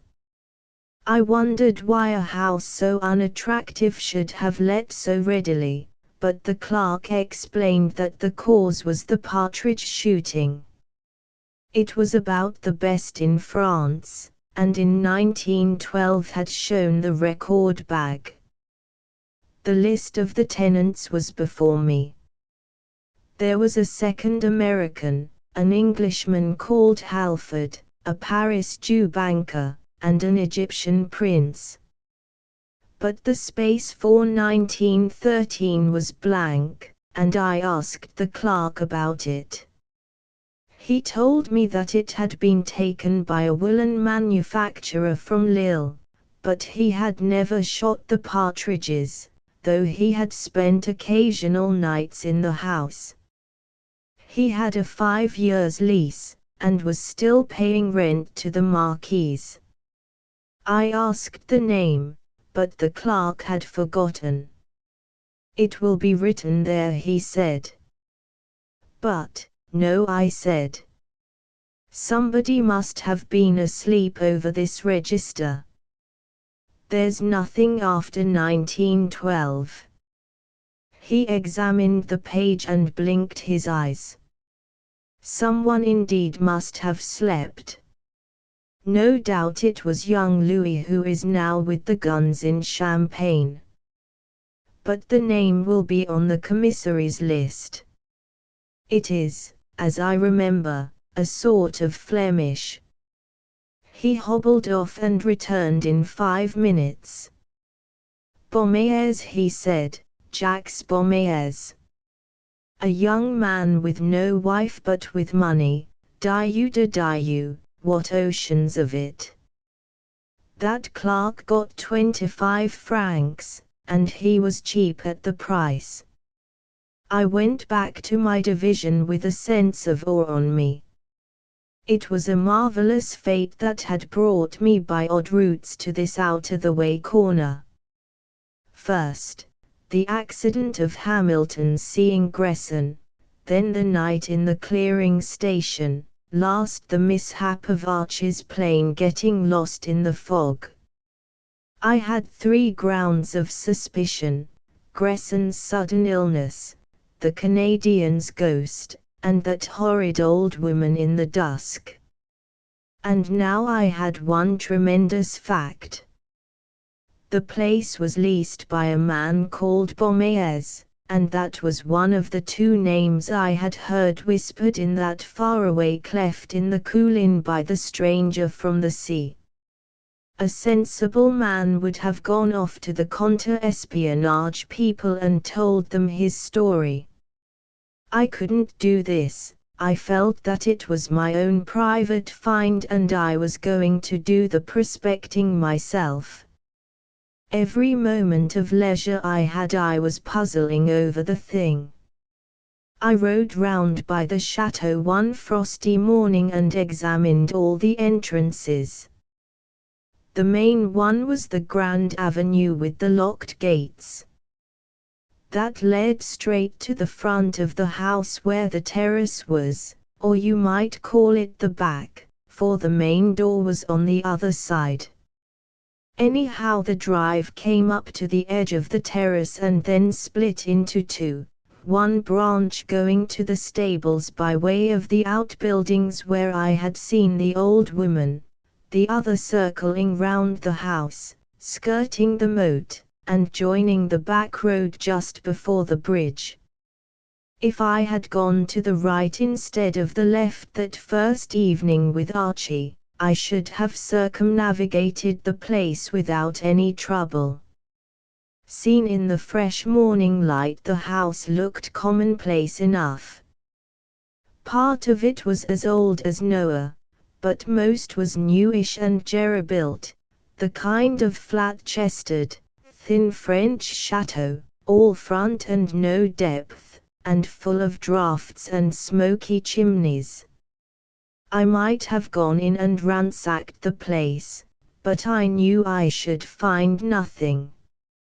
It was borne in on me that it was only when evening fell that house was interesting, and that I must come, like Nicodemus, by night.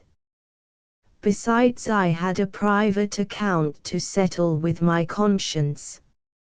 I had funked the place in the foggy twilight, and it does not do to let a matter like that slide. A man's courage is like a horse that refuses a fence. You have got to take him by the head and cram him at it again. If you don't, he will funk worse next time. I hadn't enough courage to be able to take chances with it, though I was afraid of many things. The thing I feared most mortally was being afraid. I did not get a chance till Christmas Eve. The day before there had been a fall of snow, but the frost set in and the afternoon ended in a green sunset with the earth crisp and crackling like a shark's skin. I dined early, and took with me Geordie Hamilton, who added to his many accomplishments that of driving a car. He was the only man in the BEF who guessed anything of the game I was after, and I knew that he was as discreet as a tombstone. I put on my oldest trench cap, slacks, and a pair of scaife-soled boots, that I used to change into in the evening. I had a useful little electric torch, which lived in my pocket, and from which a cord led to a small bulb of light that worked with a switch and could be hung on my belt. That left my arms free in case of emergencies. Likewise, I strapped on my pistol. There was little traffic in the hamlet of Oak St. Anne that night. Few cars were on the road, and the MT detachment, judging from the din, seemed to be busy on a private spree. It was about 9 o'clock when we turned into the side road, and at the entrance to it I saw a solid figure in khaki mounting guard beside two bicycles. Something in the man's gesture, as he saluted, struck me as familiar, but I had no time to hunt for casual memories. I left the car just short of the bridge, and took the road which would bring me to the terraced front of the house. Once I turned the corner of the chateau and saw the long ghostly facade white in the moonlight, I felt less confident. The eeriness of the place smote me. In that still, snowy world it loomed up immense and mysterious with its rows of shuttered windows, each with that air which empty houses have of concealing some wild story. I longed to have old Peter with me, for he was the man for this kind of escapade. I had heard that he had been removed to Switzerland, and I pictured him now in some mountain village where the snow lay deep. I would have given anything to have had Peter with a whole leg by my side. I stepped on the terrace and listened. There was not a sound in the world, not even the distant rumble of a cart. The pile towered above me like a mausoleum, and I reflected that it must take some nerve to burgle an empty house. It would be good enough fun to break into a bustling dwelling and pinch the plate when the folk were at dinner, but to burgle emptiness and silence meant a fight with the terrors in a man's soul. It was worse in my case, for I wasn't cheered with prospects of loot. I wanted to get inside chiefly to soothe my conscience. I hadn't much doubt I would find a way, for 3 years of war and the frequent presence of untidy headquarters staffs have loosened the joints of most Picardy houses. There's generally a window that doesn't latch or a door that doesn't bar. but I tried window after window on the terrace without result. The heavy green sun shutters were down over each, and when I broke the hinges of one there was a long bar within to hold it firm. I was beginning to think of shinning up a rain pipe and trying the second floor, when a shutter I had laid hold on swung back in my hand. It had been left unfastened, and, kicking the snow from my boots, I entered a room. A gleam of moonlight followed me and I saw I was in a big salon with a polished wood floor and dark lumps of furniture swathed in sheets. I clicked the bulb at my belt, and the little circle of light showed a place which had not been dwelt in for years. At the far end was another door, and as I tiptoed towards it something caught my eye on the parquet. It was a piece of fresh snow like that which clumps on the heel of a boot. I had not brought it there. Some other visitor had passed this way, and not long before me. Very gently I opened the door and slipped in. In front of me was a pile of furniture which made a kind of screen, and behind that I halted and listened.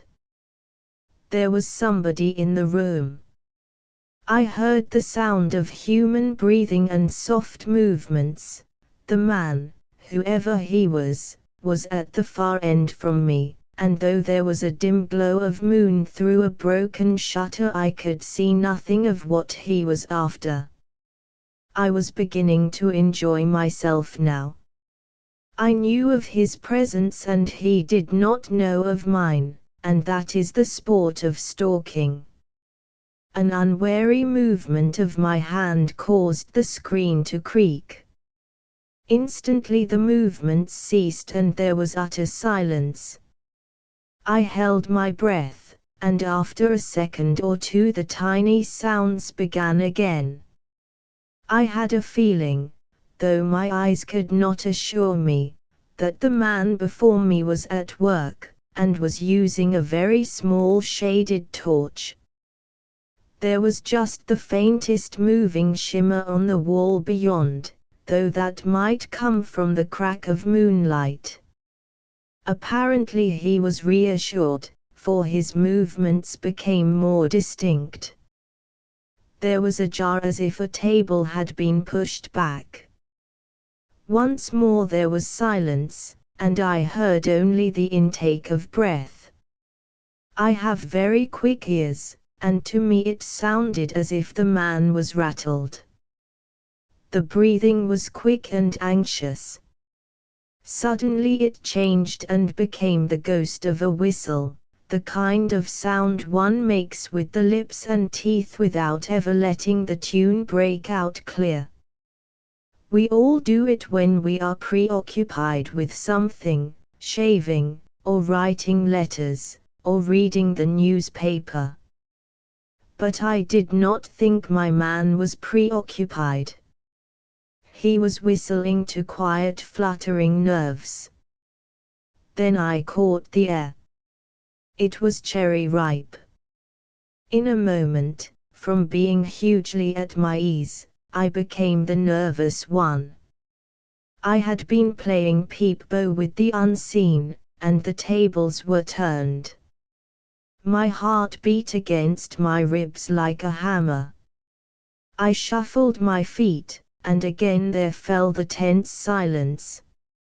"Mary," I said, and the word seemed to explode like a bomb in the stillness. "Mary." "It's me, Dick Hannay." There was no answer but a sob and the sound of a timid step. I took 4 paces into the darkness and caught in my arms a trembling girl. Often in the last months I had pictured the kind of scene which would be the culminating point of my life. When our work was over and war had been forgotten, somewhere, perhaps in a green Cotswold meadow or in a room of an old manor, I would talk with Mary. By that time we should know each other well and I would have lost my shyness. I would try to tell her that I loved her, but whenever I thought of what I should say my heart sank, for I knew I would make a fool of myself. You can't live my kind of life for 40 years wholly among men and be of any use at pretty speeches to women. I knew I should stutter and blunder, and I used despairingly to invent impossible situations where I might make my love plain to her without words by some piece of melodramatic sacrifice. But the kind fates had saved me the trouble. Without a syllable save Christian names stammered in that eerie darkness we had come to complete understanding. The fairies had been at work unseen, and the thoughts of each of us had been moving towards the other, till love had germinated like a seed in the dark. As I held her in my arms I stroked her hair and murmured things which seemed to spring out of some ancestral memory. Certainly my tongue had never used them before, nor my mind imagined them. By and by she slipped her arms round my neck and with a half-sob strained towards me. She was still trembling. "Dick," she said, and to hear that name on her lips was the sweetest thing I had ever known. "Dick, is it really you? Tell me I'm not dreaming."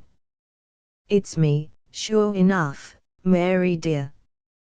And now I have found you I will never let you go again." "But, my precious child, how on earth did you get here?"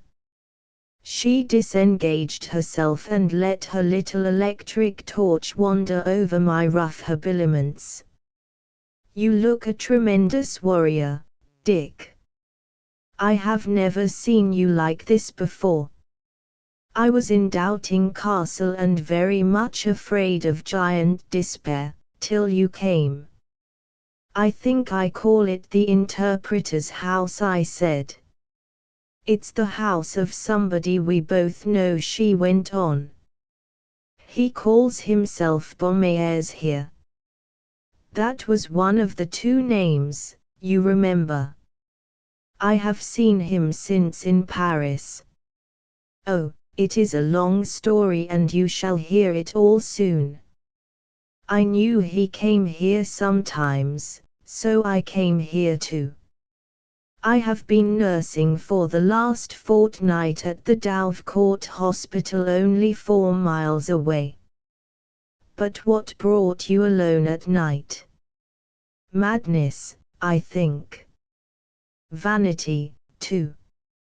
You see, I had found out a good deal, and I wanted to find out the one vital thing which had puzzled Mr. Blenkiron. I told myself it was foolish, but I couldn't keep away. And then my courage broke down, and before you came I would have screamed at the sound of a mouse. If I hadn't whistled I would have cried. But why alone and at this hour? I couldn't get off in the day. And it was safest to come alone. You see, he is in love with me, and when he heard I was coming to Dovecourt forgot his caution and proposed to meet me here. He said he was going on a long journey and wanted to say goodbye. If he had found me alone, well, he would have said goodbye. If there had been anyone with me, he would have suspected, and he mustn't suspect me. Mr. Blenkiron says that would be fatal to his great plan. He believes I am like my aunts, and that I think him an apostle of peace working by his own methods against the stupidity and wickedness of all the governments. He talks more bitterly about Germany than about England. He had told me how he had to disguise himself and play many parts on his mission, and of course I have applauded him. Oh, I have had a difficult autumn. Mary, I cried, tell me you hate him. No, she said quietly. I do not hate him. I am keeping that for later. I fear him desperately. Some day when we have broken him utterly I will hate him, and drive all likeness of him out of my memory like an unclean thing. But till then I won't waste energy on hate. We want to hoard every atom of our strength for the work of beating him. She had won back her composure, and I turned on my light to look at her. She was in nurse's outdoor uniform, and I thought her eyes seemed tired. The priceless gift that had suddenly come to me had driven out all recollection of my own errand. I thought of Ivy only as a would-be lover of Mary, and forgot the manufacturer from Lille who had rented his house for the partridge shooting. And you, Dick, she asked, is it part of a general's duties to pay visits at night to empty houses? I came to look for traces of M. Beaumays. I, too, got on his track from another angle, but that story must wait. You observe that he has been here today. She pointed to some cigarette ash spilled on the table edge, and a space on its surface cleared from dust. In a place like this the dust would settle again in a few hours, and that is quite clean. I should say he has been here just after luncheon. Great Scott! I cried, what a close shave! I'm in the mood at this moment to shoot him at sight. You say you saw him in Paris and knew his lair. Surely you had a good enough case to have him collared. She shook her head. Mr. Blenkiron, he's in Paris too, wouldn't hear of it. He hasn't just figured the thing out yet, he says. We've identified one of your names, but we're still in doubt about Chalias. Ah, Chalias. Yes, I see. We must get the whole business complete before we strike. Has old Blenkiron had any luck? Your guess about the deep-breathing advertisement was very clever, Dick. It was true, and it may give us Chalias.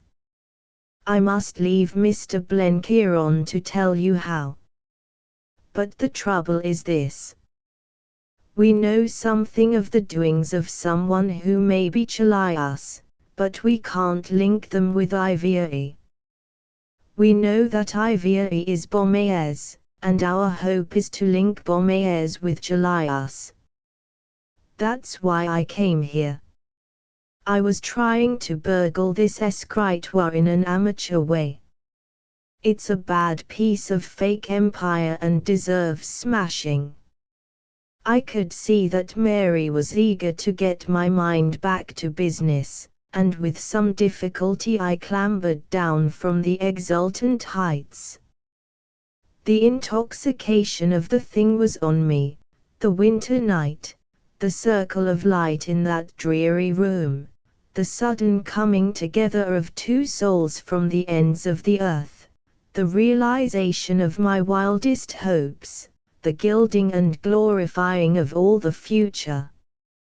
But she had always twice as much wisdom as me, and we were in the midst of a campaign which had no use for daydreaming.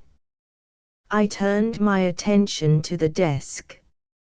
It was a flat table with drawers, and at the back a half-circle of more drawers with a central cupboard. I tilted it up and most of the drawers slid out, empty of anything but dust. I forced two open with my knife and they held empty cigar boxes. Only the cupboard remained, and that appeared to be locked. I wedged a key from my pocket into its keyhole, but the thing would not budge. "It's no good," I said. "He wouldn't leave anything he valued in a place like this. That sort of fellow doesn't take risks. If he wanted to hide something, there are 100 holes in this chateau which would puzzle the best detective." "Can't you open it?" she asked. "I've a fancy about that table. He was sitting here this afternoon and he may be coming back." I solved the problem by turning up the escritoire and putting my knee through the cupboard door. Out of it tumbled a little dark green attach case. "This is getting solemn," said Mary.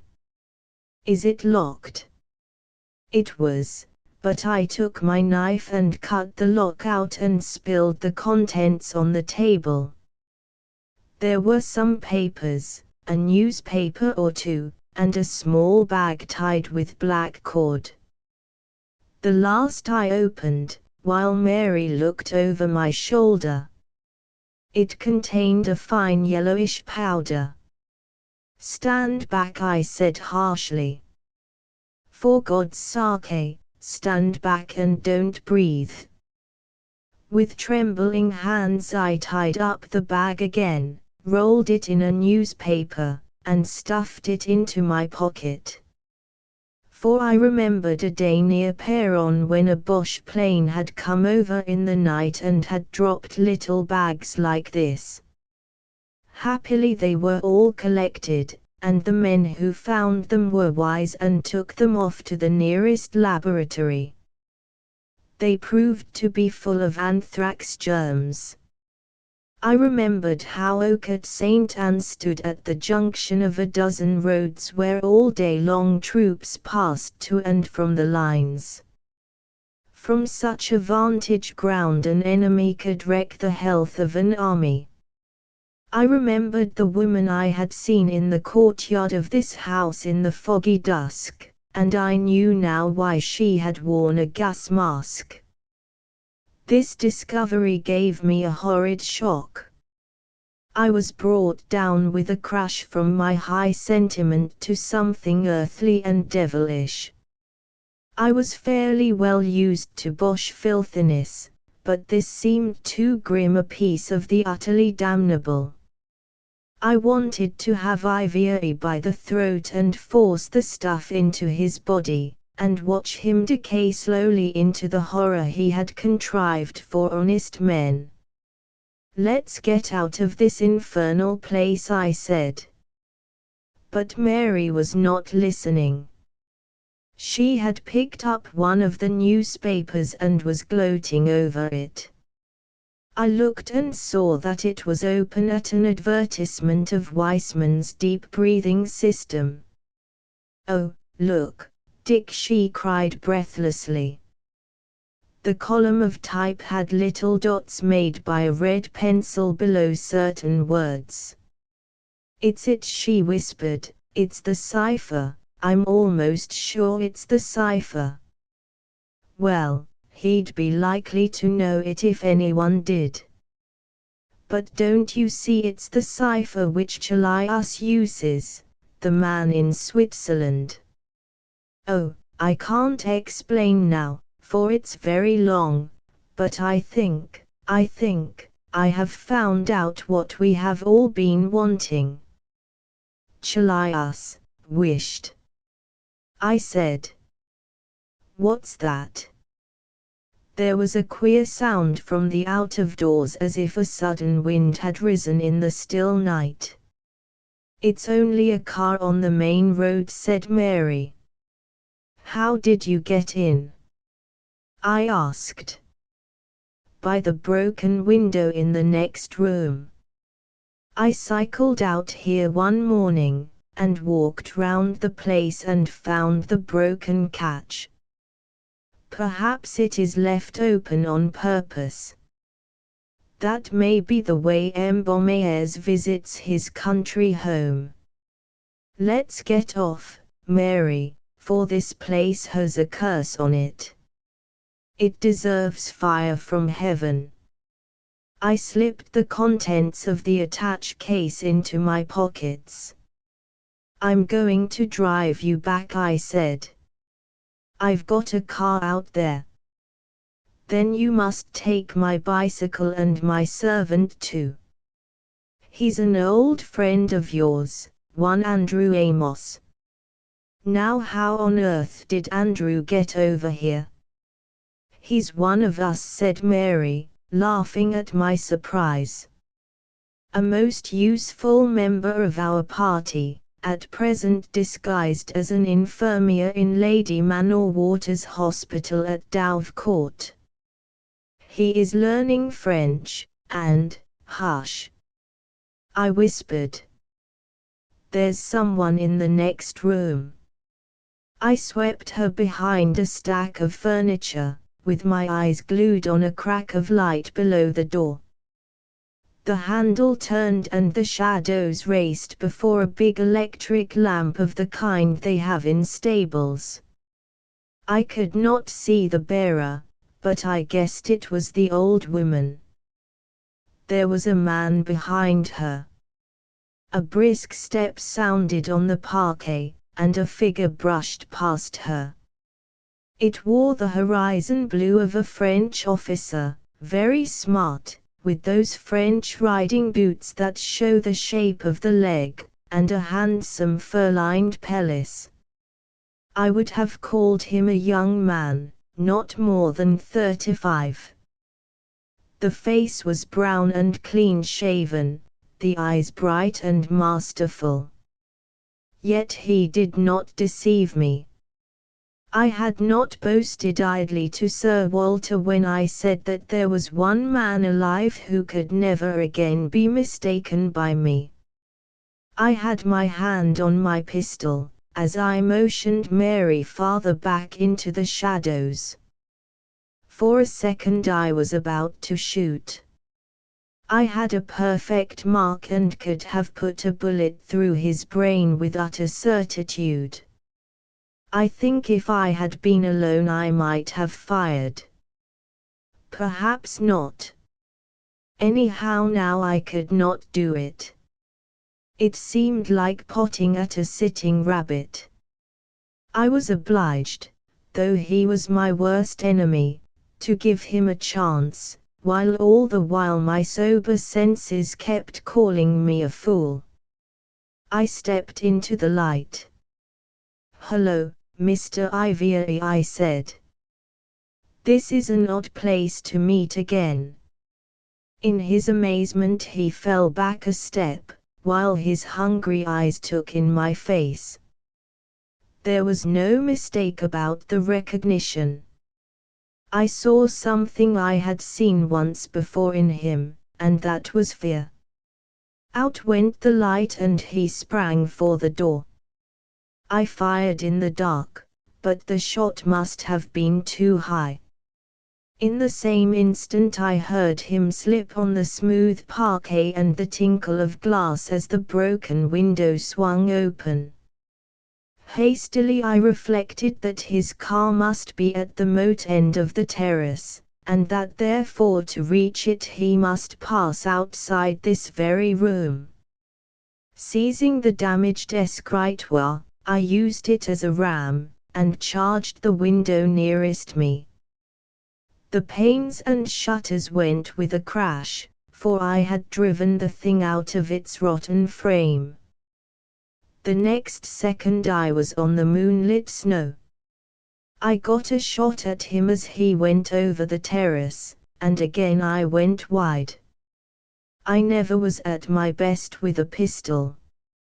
Still I reckoned I had got him, for the car which was waiting below must come back by the moat to reach the high road. But I had forgotten the great closed park gates. Somehow or other they must have been opened, for as soon as the car started it headed straight for the Grand Avenue. I tried a couple of long-range shots after it, and one must have damaged either Ivier or his chauffeur, for there came back a cry of pain.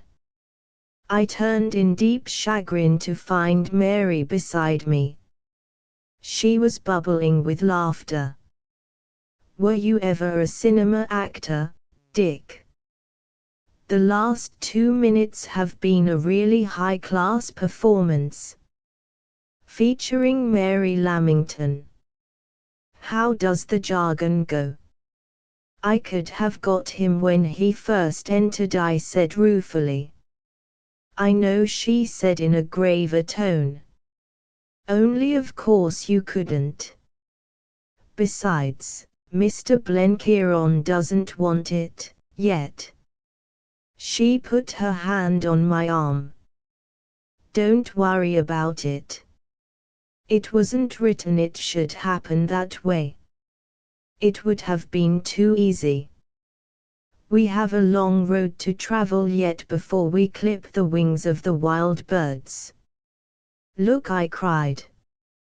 The fire from heaven.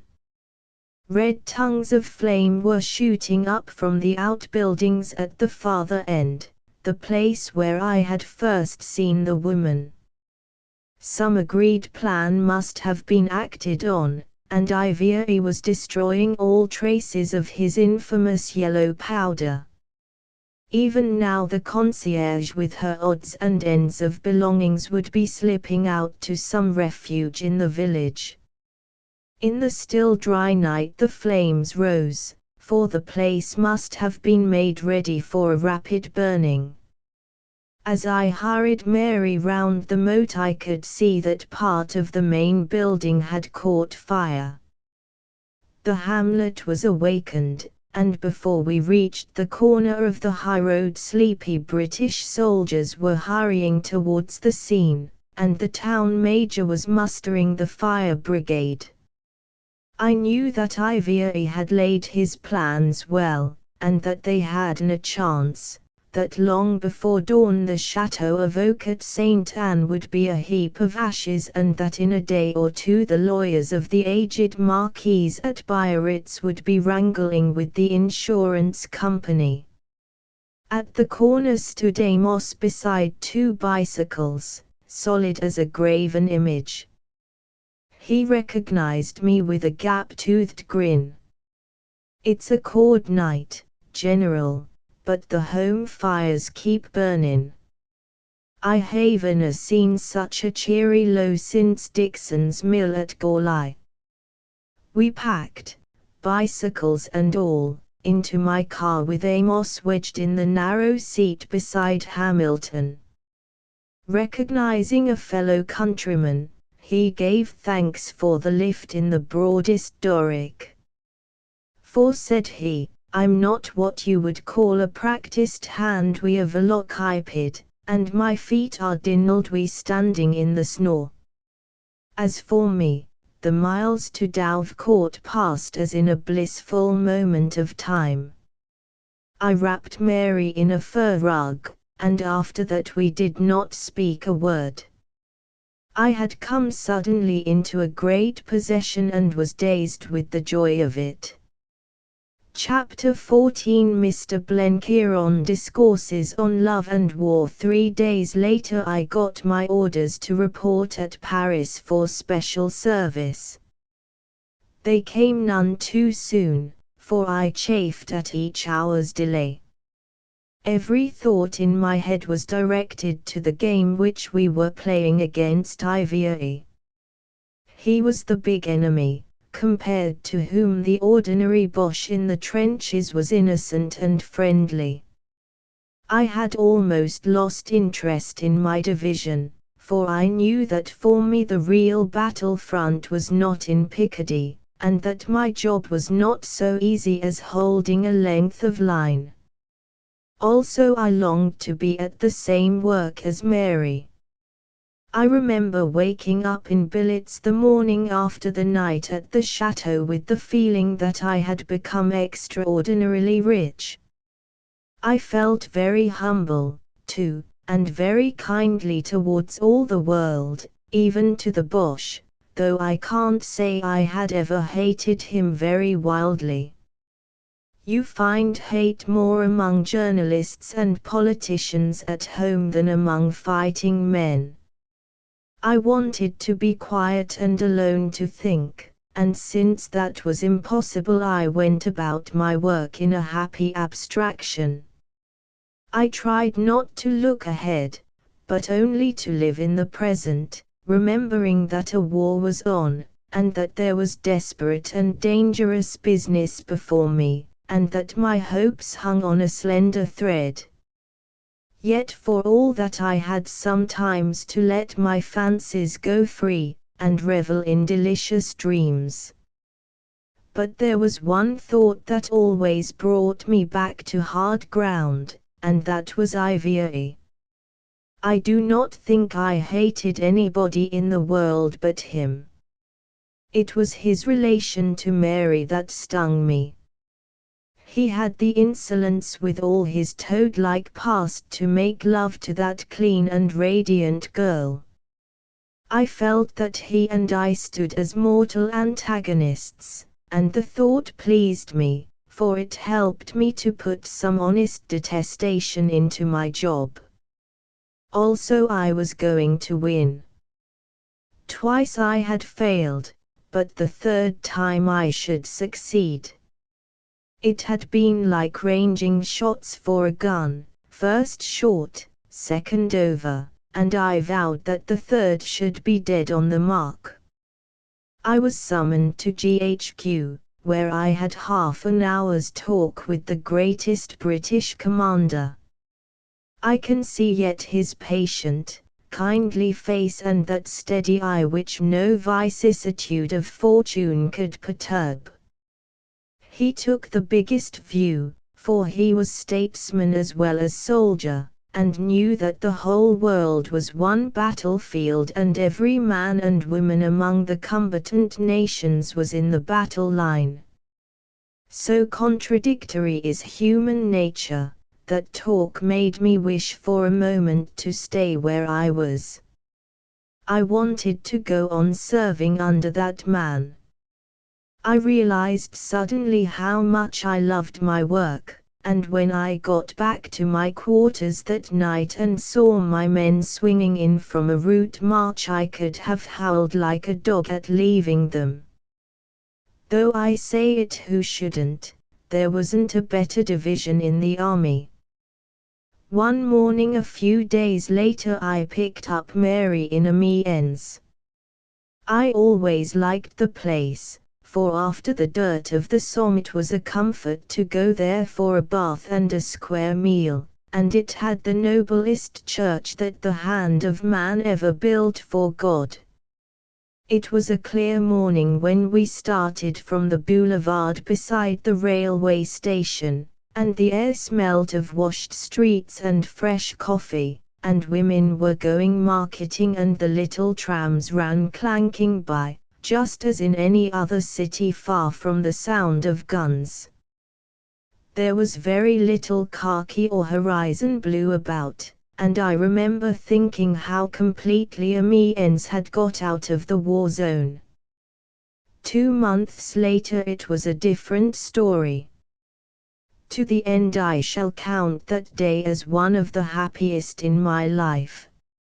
Spring was in the air, though the trees and fields had still their winter coloring. 1,000 good fresh scents came out of the earth, and the larks were busy over the new furrows. I remember that we ran up a little glen, where a stream spread into pools among sallows, and the roadside trees were heavy with mistletoe. On the table and beyond the Somme valley the sun shone like April. At Beauvais we lunched badly in an inn, badly as to food, but there was an excellent Burgundy at 2 francs a bottle. Then we slipped down through little flat-chested townships to the Seine, and in the late afternoon passed through Saint-Germain's forest. The wide green spaces among the trees set my fancy dwelling on that divine English countryside where Mary and I would one day make our home. She had been in high spirits all the journey, but when I spoke of the Cotswolds her face grew grave. "Don't let us speak of it, Dick," she said. "It's too happy a thing and I feel as if it would wither if we touched it. I don't let myself think of peace and home, for it makes me too homesick. I think we shall get there some day, you and I, but it's a long road to the Delectable Mountains, and Faithful, you know, has to die first. There is a price to be paid." The words sobered me. "Who is our Faithful?" I asked. "I don't know. But he was the best of the pilgrims." Then, as if a veil had lifted, her mood changed, and when we came through the suburbs of Paris and swung down the Champs-Élysées she was in a holiday humor. The lights were twinkling in the blue January dusk, and the warm breath of the city came to greet us. I knew little of the place, for I had visited it once only on a 4 days Paris leave, but it had seemed to me then the most habitable of cities, and now, coming from the battlefield with Mary by my side, it was like the happy ending of a dream. I left her at her cousin's house near the Rue Saint-Honore, and deposited myself, according to instructions, at the Hotel Louis Quinze. There I wallowed in a hot bath, and got into the civilian clothes which had been sent on from London. They made me feel that I had taken leave of my division for good, and all this time Blenkiron had a private room, where we were to dine, and a more wonderful litter of books and cigar boxes I have never seen, for he had a notion of tidiness. I could hear him grunting at his toilet in the adjacent bedroom, and I noticed that the table was laid for 3. I went downstairs to get a paper, and on the way ran into Launcelot Wake. He was no longer a private in a Labour battalion. Evening clothes showed beneath his overcoat. "Hello, Wake, are you in this push too?" "I suppose so," he said, and his manner was not cordial. "Anyhow, I was ordered down here. My business is to do as I am told." "Coming to dine?" I asked. "No. I'm dining with some friends at the Crillon." Then he looked me in the face, and his eyes were hot as I first remembered them. "I hear I've to congratulate you, Hannah," and he held out a limp hand. I never felt more antagonism in a human being. "You don't like it?" I said, for I guessed what he meant. "How on earth can I like it?" he cried angrily. "Good Lord, man, you'll murder her soul. You an ordinary, stupid, successful fellow, and she's the most precious thing God ever made. You can never understand a fraction of her preciousness, but you'll clip her wings all right. She can never fly now." He poured out this hysterical stuff to me at the foot of the staircase within hearing of an elderly French widow with a poodle. I had no impulse to be angry, for I was far too happy. "Don't, Wake," I said. "We're all too close together to quarrel. I'm not fit to black Mary's shoes. You can't put me too low or her too high. But I've at least the sense to know it. You couldn't want me to be humbler than I felt." He shrugged his shoulders, as he went out to the street. "Your infernal magnanimity would break any man's temper." I went upstairs to find Blenkiron, washed and shaven, admiring a pair of bright patent leather shoes. "Why, Dick, I've been wearying bad to see you. I was nervous you would be blown to glory, for I've been reading awful things about your battles in the newspapers. The war correspondents worry me so I can't take breakfast." He mixed cocktails and clinked his glass on mine. "Here's to the young lady. I was trying to write her a pretty little sonnet, but the darned rhymes wouldn't fit. I've gotten a heap of things to say to you when we've finished dinner."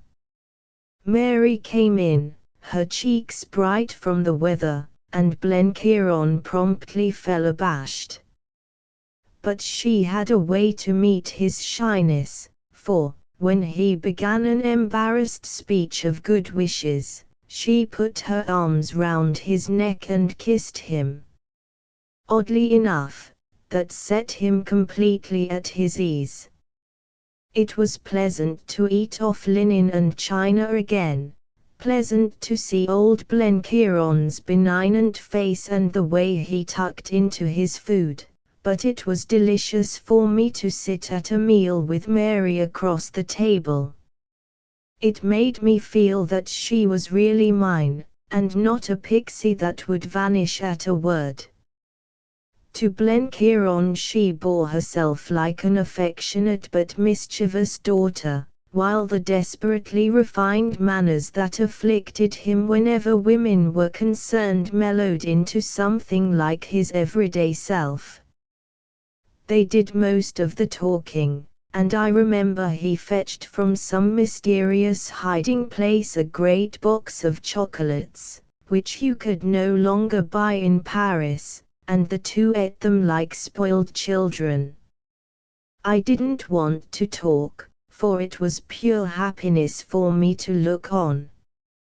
I loved to watch her, when the servants had gone, with her elbows on the table like a schoolboy, her crisp gold hair a little rumpled, cracking walnuts with gusto, like some child who has been allowed down from the nursery for dessert and means to make the most of it. With his first cigar Blenkiron got to business. "You want to know about the staff work we've been busy on at home. Well, it's finished now, thanks to you, Dick. We weren't getting on very fast till you took to proofing the press on your sick bed and dropped us that hint about the deep breathing ads." "Then there was something in it?" I asked. "There was black hell in it. There wasn't any Gussiter, but there was a mighty fine little syndicate of crooks with old man Gresson at the back of them. First thing, I started out to get the cipher. It took some looking for, but there's no cipher on earth can't be got hold of somehow if you know it's there, and in this case we were helped a lot by the return messages in the German papers. It was bad stuff when we read it, and explained the darned leakages in important news we've been up against. At first I figured to keep the thing going and turn Gussiter into a corporation with John S. Blenkiron as president. But it wouldn't do, for at the first hint of tampering with their communications the whole bunch got scary and sent out SOS signals. So we tenderly plucked the flowers. "Gresson, too?" I asked. He nodded. "I guess you're seafaring companions now under the sod." We had collected enough evidence to hang him 10 times over. But that was the least of it. For your little old cipher, Dick gave us a line on Ivory. I asked how, and Blenkiron told me the story. He had about a dozen cross-bearings proving that the organization of the deep-breathing game had its headquarters in Switzerland. He suspected Ivory from the first, but the man had vanished out of his ken, so he started working from the other end, and instead of trying to deduce the Swiss business from Ivory, he tried to deduce Ivory from the Swiss business. He went to Bern and made a conspicuous public fool of himself for several weeks. He called himself an agent of the American propaganda there, and took some advertising space in the press and put in spread-eagle announcements of his mission, with the result that the Swiss government threatened to turn him out of the country if he tampered that amount with their neutrality. He also wrote a lot of rot in the Geneva newspapers, which he paid to have printed, explaining how he was a pacifist, and was going to convert Germany to peace by inspirational advertisement of pure-minded war aims. All this was in keeping with his English reputation, and he wanted to make himself a bait for Ivory.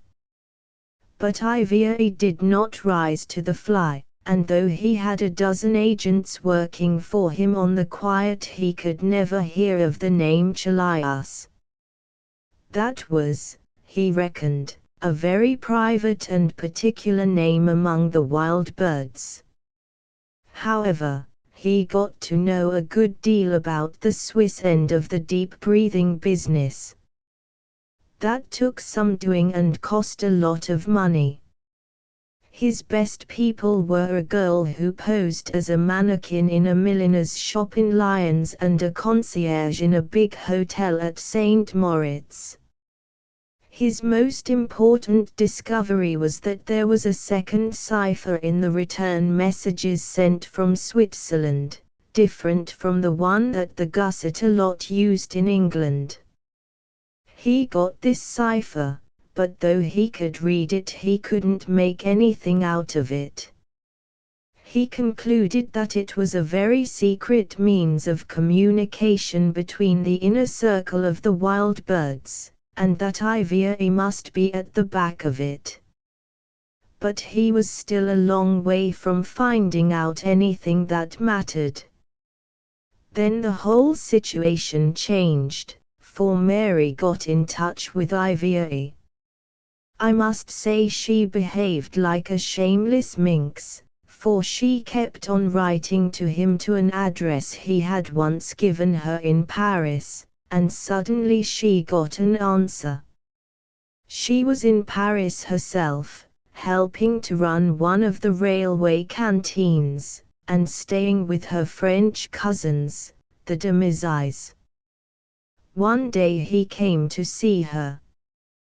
That showed the boldness of the man, and his cleverness, for the whole secret police of France were after him and they never got within sight or sound.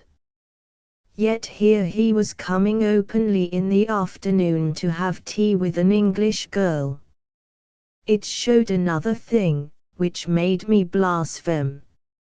A man so resolute and single-hearted in his job must have been pretty badly in love to take a risk like that.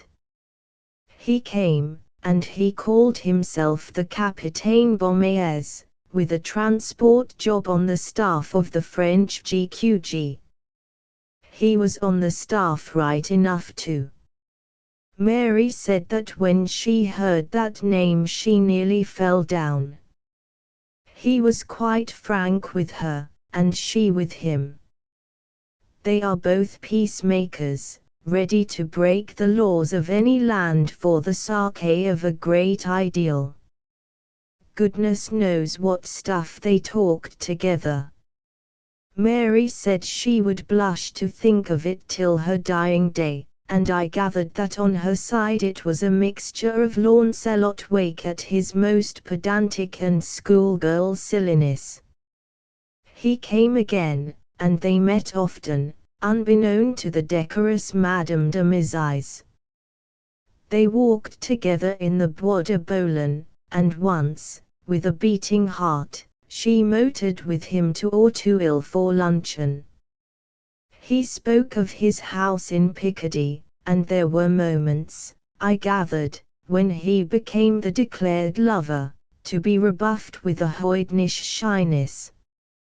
Presently the pace became too hot, and after some anguished arguments with Bullivant on the long-distance telephone she went off to Dovecourt to Lady Manor-Water's hospital. She went there to escape from him, but mainly, I think, to have a look, trembling in every limb, mind you, at the Chateau of Oak at St. Anne. I had only to think of Mary to know just what Joan of Arc was. No man ever born could have done that kind of thing. It wasn't recklessness. It was sheer calculating courage. Then Blenkiron took up the tale. The newspaper we found that Christmas Eve in the chateau was of tremendous importance, for Beaumaye's had pricked out in the advertisement the very special second cipher of the wild birds. That proved that Ivier was at the back of the Swiss business. But Blenkiron made doubly sure. I considered the time had come, he said, to pay high for valuable news, so I sold the enemy a very pretty device. If you ever gave your mind to ciphers and illicit correspondence, Dick, you would know that the one kind of document you can't write on in invisible ink is a coated paper, the kind they use in the weeklies to print photographs of leading actresses and the stately homes of England. Anything wet that touches it corrugates the surface a little, and you can tell with a microscope if someone's been playing at it. Well, we had the good fortune to discover just how to get over that little difficulty, how to write on glazed paper with a quill so as the cutest analyst couldn't spot it, and likewise how to detect the writing. I decided to sacrifice that invention, casting my bread upon the waters and looking for a good-sized bakery in return. I had it sold to the enemy. The job wanted delicate handling, but the 10th man from me, he was an Austrian Jew, did the deal and scooped $50,000 out of it. Then I lay low to watch how my friend would use the device, and I didn't wait long. He took from his pocket a folded sheet of illustration. Over a photogravure plate ran some words in a large sprawling hand, as if written with a brush. That page when I got it yesterday, he said, was an unassuming picture of General Pétain presenting military medals. There wasn't a scratch or a ripple on its surface. But I got busy with it, and see there. He pointed out 2 names. The writing was a set of keywords we did not know, but 2 names stood out which I knew too well. They were Beaumaye's and Chalias. My God! I cried, that's uncanny. It only shows that if you chew long enough, Dick said Mary, you mustn't say that again. At the best it's an ugly metaphor, and you're making it a platitude. Who is Ivier anyhow? I asked. Do you know more about him than we knew in the summer? Mary, what did Beaumaye's pretend to be? An Englishman. Mary spoke in the most matter-of-fact tone, as if it were a perfectly usual thing to be made love to by a spy, and that rather soothed my annoyance. When he asked me to marry him, he proposed to take me to a country house in Devonshire. I rather think, too, he had a place in Scotland. But of course he's a German. Yes, said Blenkiron slowly, I've got onto his record, and it isn't a pretty story. It's taken some working out, but I've got all the links tested now. He's a Bosch and a large-sized nobleman in his own state. Did you ever hear of the Graf von Schwabing? I shook my head. I think I have heard Uncle Charlie speak of him, said Mary, wrinkling her brows. He used to hunt with the Pytchley. That's the man. But he hasn't troubled the Pytchley for the last 8 years. There was a time when he was the last thing in smartness in the German court, officer in the guards, ancient family, rich, darned clever, all the fixings. Kaiser liked him, and it's easy to see why. I guess a man who had as many personalities as the Graf was amusing after dinner company. Especially among the Germans, who in my experience don't excel in the lighter vein. Anyway, he was William's white-headed boy, and there wasn't a mother with a daughter who wasn't out gunning for Otto von Schwabing. He was about as popular in London and New York, and in Paris, too. Ask Sir Walter about him, Dick. He says he had twice the brains of Kuhlmann, and better manners than the Austrian fellow he used to yarn about.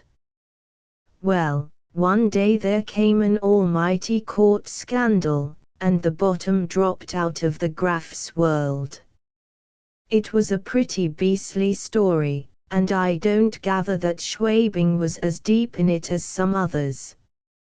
But the trouble was that those others had to be shielded at all costs, and Schwabing was made the scapegoat. His name came out in the papers and he had to go.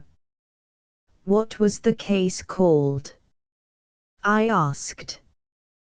Blenkiron mentioned a name, and I knew why the word Schwabing was familiar. I had read the story long ago in Rhodesia. It was some smash, Blenkiron went on. He was drummed out of the guards, out of the clubs, out of the country. Now, how would you have felt, Dick, if you had been the Graf? Your life and work and happiness crossed out, and all to save a mangy princeling. Bitter as hell, you say. Hungering for a chance to put it across the lot that had outed you. You wouldn't rest till you had William sobbing on his knees asking your pardon, and you not thinking of granting it. That's the way you'd feel, but that wasn't the Graf's way, and what's more, it isn't the German way. He went into exile hating humanity, and with a heart all poison and snakes, but itching to get back. And I'll tell you why. It's because his kind of German hasn't got any other home on this earth. Oh, yes, I know there's stacks of good old Teutons come and squat in our little country and turn into fine Americans. You can do a lot with them if you catch them young and teach them the Declaration of Independence and make them study our Sunday papers. But you can't deny there's something comic in the rough about all Germans, before you've civilized them. They are a peculiar people, a darned peculiar people, else they wouldn't staff all the menial and indecent occupations on the globe. But that peculiarity, which is only skin deep in the working Bosch, is in the bone of the grandee. Your German aristocracy can't consort on terms of equality with any other upper 10,000. They swagger and bluff about the world, but they know very well that the world's sniggering at them. They're like a boss from Salt Creek Gully who's made his pile and bought a dress suit and dropped into a Newport evening party. They don't know where to put their hands or how to keep their feet still. Your copper-bottomed English nobleman has got to keep jogging himself to treat them as equals instead of sending them down to the servants' hall. Their fine fixings are just the highlight that reveals the everlasting J. They can't be gentlemen, because they aren't sure of themselves. The world laughs at them, and they know it, and it riles them like hell. That's why when a Graf is booted out of the fatherland, he's got to creep back somehow or be a wandering Jew for the rest of time. Blenkiron lit another cigar and fixed me with his steady, ruminating eye. For 8 years the man has slaved, body and soul, for the men who degraded him. He's earned his restoration, and I dare say he's got it in his pocket. If merit was rewarded, he should be covered with iron crosses and red eagles. He had a pretty good hand to start out with. He knew other countries and he was a dandy at languages. More, he had an uncommon gift for living apart. That is real genius, Dick, however much it gets up against us. Best of all, he had a first-class outfit of brains. I can't say I ever struck a better, and I've come across some bright citizens in my time. And now he's going to win out, unless we get mighty busy. There was a knock at the door and the solid figure of Andrew Amos revealed itself. "It's time ye was home, Miss Mary. It chapped 11:30 as I came up the stairs. It's coming on to rain, so I've brought an umbrella." "One word," I said. "How old is the man?" "Just gone 36," Blenkiron replied. I turned to Mary, who nodded. "Younger than you, Dick," she said wickedly as she got into her big Jiga coat. "I'm going to see you home," I said. "Not allowed. You've had quite enough of my society for one day. Andrew's on escort duty tonight." Blenkiron looked after her as the door closed. "I reckon you've got the best girl in the world." "Ivy thinks the same," I said grimly, for my detestation of the man who had made love to Mary fairly choked me. "You can see why. Here's this degenerate coming out of his rotten class, all pampered and petted and satiated with the easy pleasures of life. He has seen nothing of women except the bad kind and the overfed specimens of his own country. I hate being impolite about females, but I've always considered the German variety uncommon like cows. He has had desperate years of intrigue and danger, and consorting with every kind of scalawag. Remember, he's a big man and a poet, with a brain and an imagination that takes every grade without changing gears. Suddenly he meets something that is as fresh and lovely as a spring flower, and has wits too, and the steeliest courage, and yet is all youth and gaiety. It's a new experience for him, a kind of revelation, and he's big enough to value her as she should be valued. No, Dick, I can understand you getting cross, but I reckon it an item to the man's credit. It's his blind spot all the same, I said. His blind spot, Blenkiron repeated solemnly, and, please God, we're going to remember that. Next morning in miserable sloppy weather, Blenkiron carted me about Paris. We climbed 5 sets of stairs to a flat away up in Montmartre, where I was talked to by a fat man with spectacles and a slow voice and told various things that deeply concerned me. Then I went to a room in the Boulevard Saint-Germain, with a little cabinet opening off it, where I was shown papers and maps and some figures on a sheet of paper that made me open my eyes. We lunched in a modest café tucked away behind the Palais Royal, and our companions were 2 Alsatians who spoke German better than a Boche and had no names, only numbers.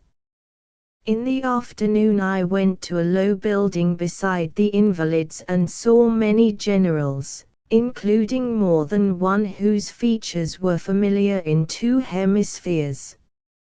I told them everything about myself, and I was examined like a convict, and all particulars about my appearance and manner of speech written down in a book. That was to prepare the way for me, in case of need, among the vast army of those who work underground and know their chief but do not know each other. The rain cleared before night, and Blenkiron and I walked back to the hotel through that lemon-colored dusk that you get in a French winter.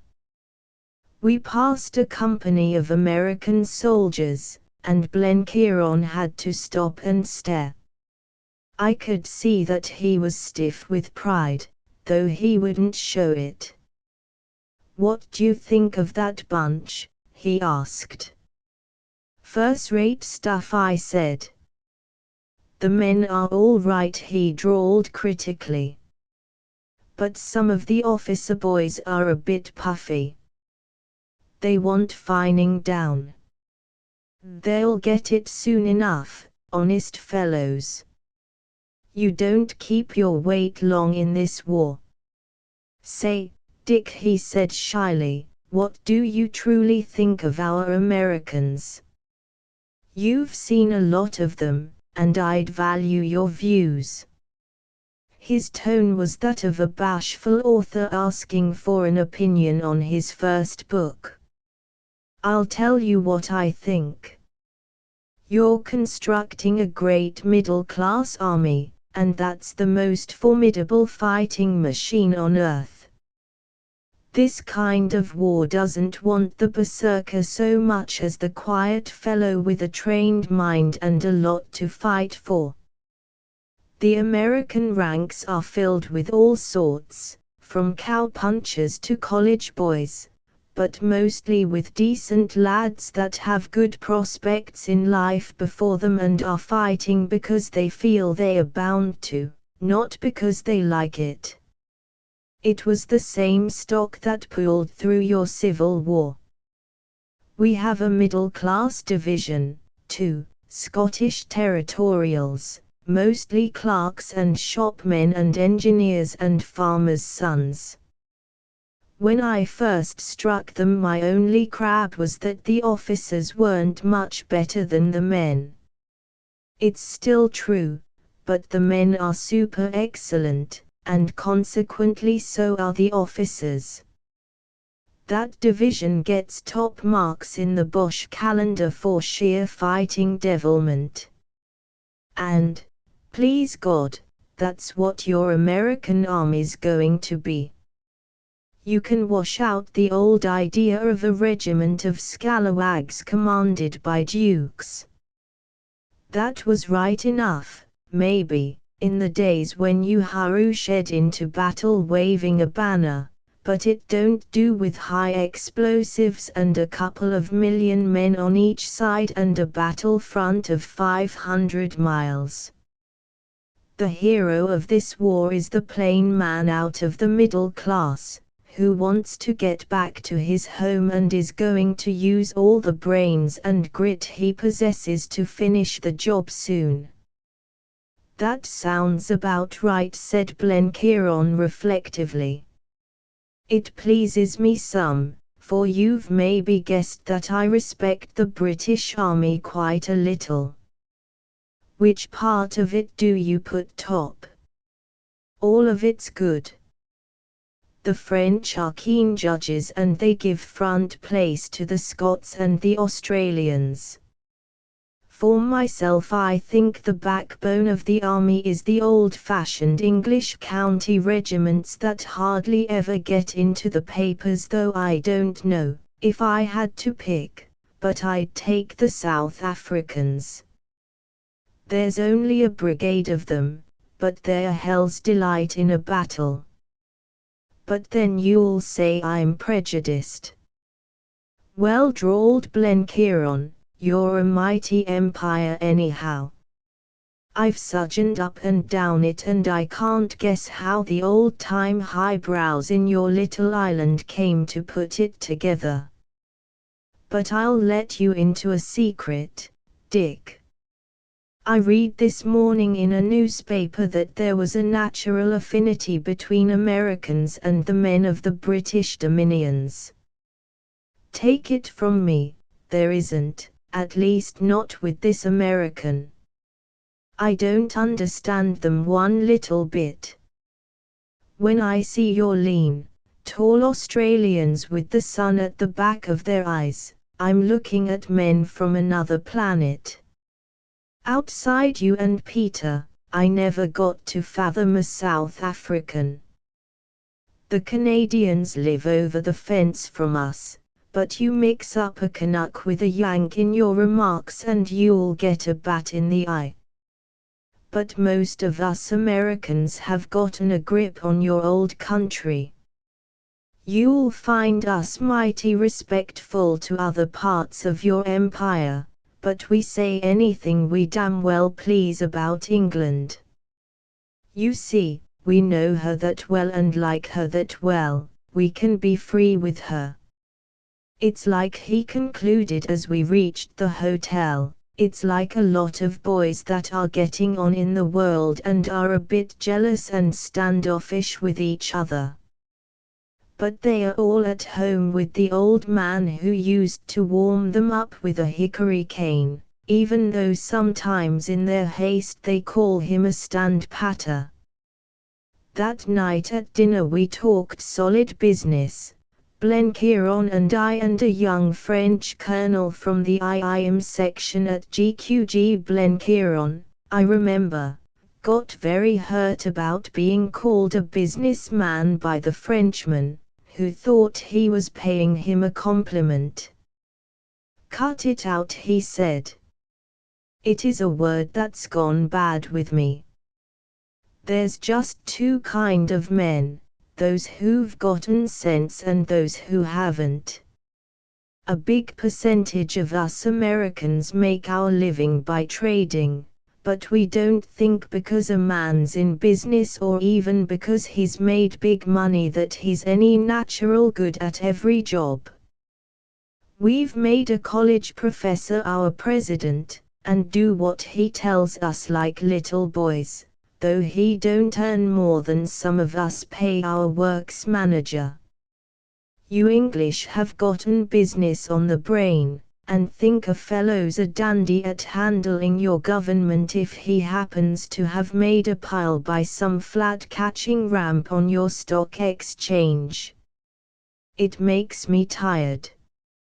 You're about the best business nation on earth, but for God's sake don't begin to talk about it or you'll lose your power. And don't go confusing real business with the ordinary gift of raking in the dollars. Any man with sense could make money if he wanted to, but he mayn't he want. He may prefer the fun of the job and let other people do the looting. I reckon the biggest business on the globe today is the work behind your lines and the way you feed and supply and transport your army. It beats the Steel Corporation and the Standard Oil to a frazzle. But the man at the head of it all don't earn more than $1,000 a month. Your nation's getting to worship Mammon, Dick. Cut it out. There's just the one difference in humanity, sense or no sense, and most likely you won't find any more sense in the man that makes $1 billion selling bonds than in his brother Tim that lives in a shack and sells corn cobs. I'm not speaking out of sinful jealousy, for there was a day when I was reckoned a railroad king, and I quit with a bigger pile than kings usually retire on. But I haven't the sense of old Peter, who never even had a bank account. And it's sense that wins in this war. The colonel, who spoke good English, asked a question about a speech which some politician had made. There isn't all the sense I'd like to see at the top, said Blenkiron. They're fine at smooth words. That wouldn't matter, but they're thinking smooth thoughts. What do you make of the situation, Dick? I think it's the worst since first years, I said. Everybody's cock-a-whoop, but God knows why. God knows why, Blenkiron repeated. I reckon it's a simple calculation, and you can't deny it any more than a mathematical law. Russia is counted out. The Bosch won't get food from her for a good many months, but he can get more men, and he's got them. He's fighting only on one foot, and he's been able to bring troops and guns west, so he's as strong as the Allies now on paper. And he's stronger in reality. He's got better railways behind him, and he's fighting on inside lines and can concentrate fast against any bit of our front. I'm no soldier, but that's so, Dick. The Frenchman smiled and shook his head. All the same, they will not pass. They could not when they were 2-1 in 1914, and they will not now. If we Allies could not break through in the last year when we had many more men, how will the Germans succeed now with only equal numbers? Blenkiron did not look convinced. That's what they all say. I talked to a general last week about the coming offensive, and he said he was praying for it to hurry up, for he reckoned Fritz would get the fright of his life. It's a good spirit, maybe, but I don't think it's sound on the facts. We've got two mighty great armies of fine fighting men, but, because we've two commands, we're bound to move ragged like a peal of bells. The Hun's got one army and 40 years of stiff tradition, and, what's more, he's going all out this time. He's going to smash our front before America lines up, or perish in the attempt. Why do you suppose all the peace racket in Germany has died down, and the very men that were talking democracy in the summer are now hot for fighting to a finish? I'll tell you. It's because old Ludendorff has promised them complete victory this spring if they spend enough men, and the Bosch is a good gambler and is out to risk it. We're not up against a local attack this time.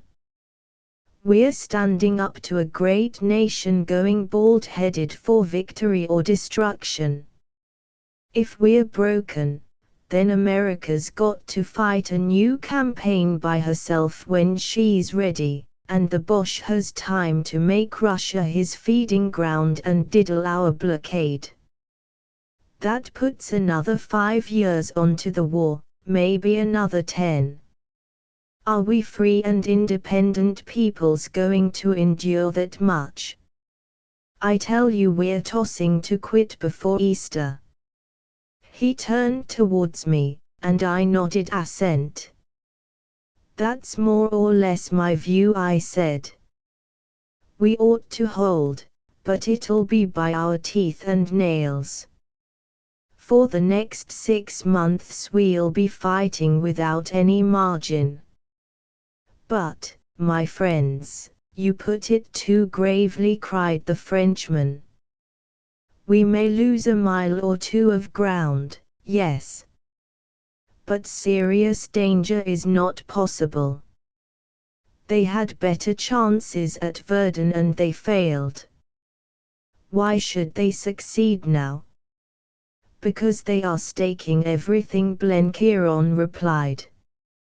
It is the last desperate struggle of a wounded beast, and in these struggles sometimes the hunter perishes. Dick's right.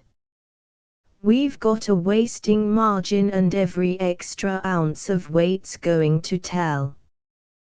The battle's in the field, and it's also in every corner of every Allied land. That's why within the next 2 months we've got to get even with the wild birds. The French colonel, his name was de Valliere, smiled at the name, and Blenkiron answered my unspoken question. I'm going to satisfy some of your curiosity, Dick, for I've put together considerable news of the menagerie.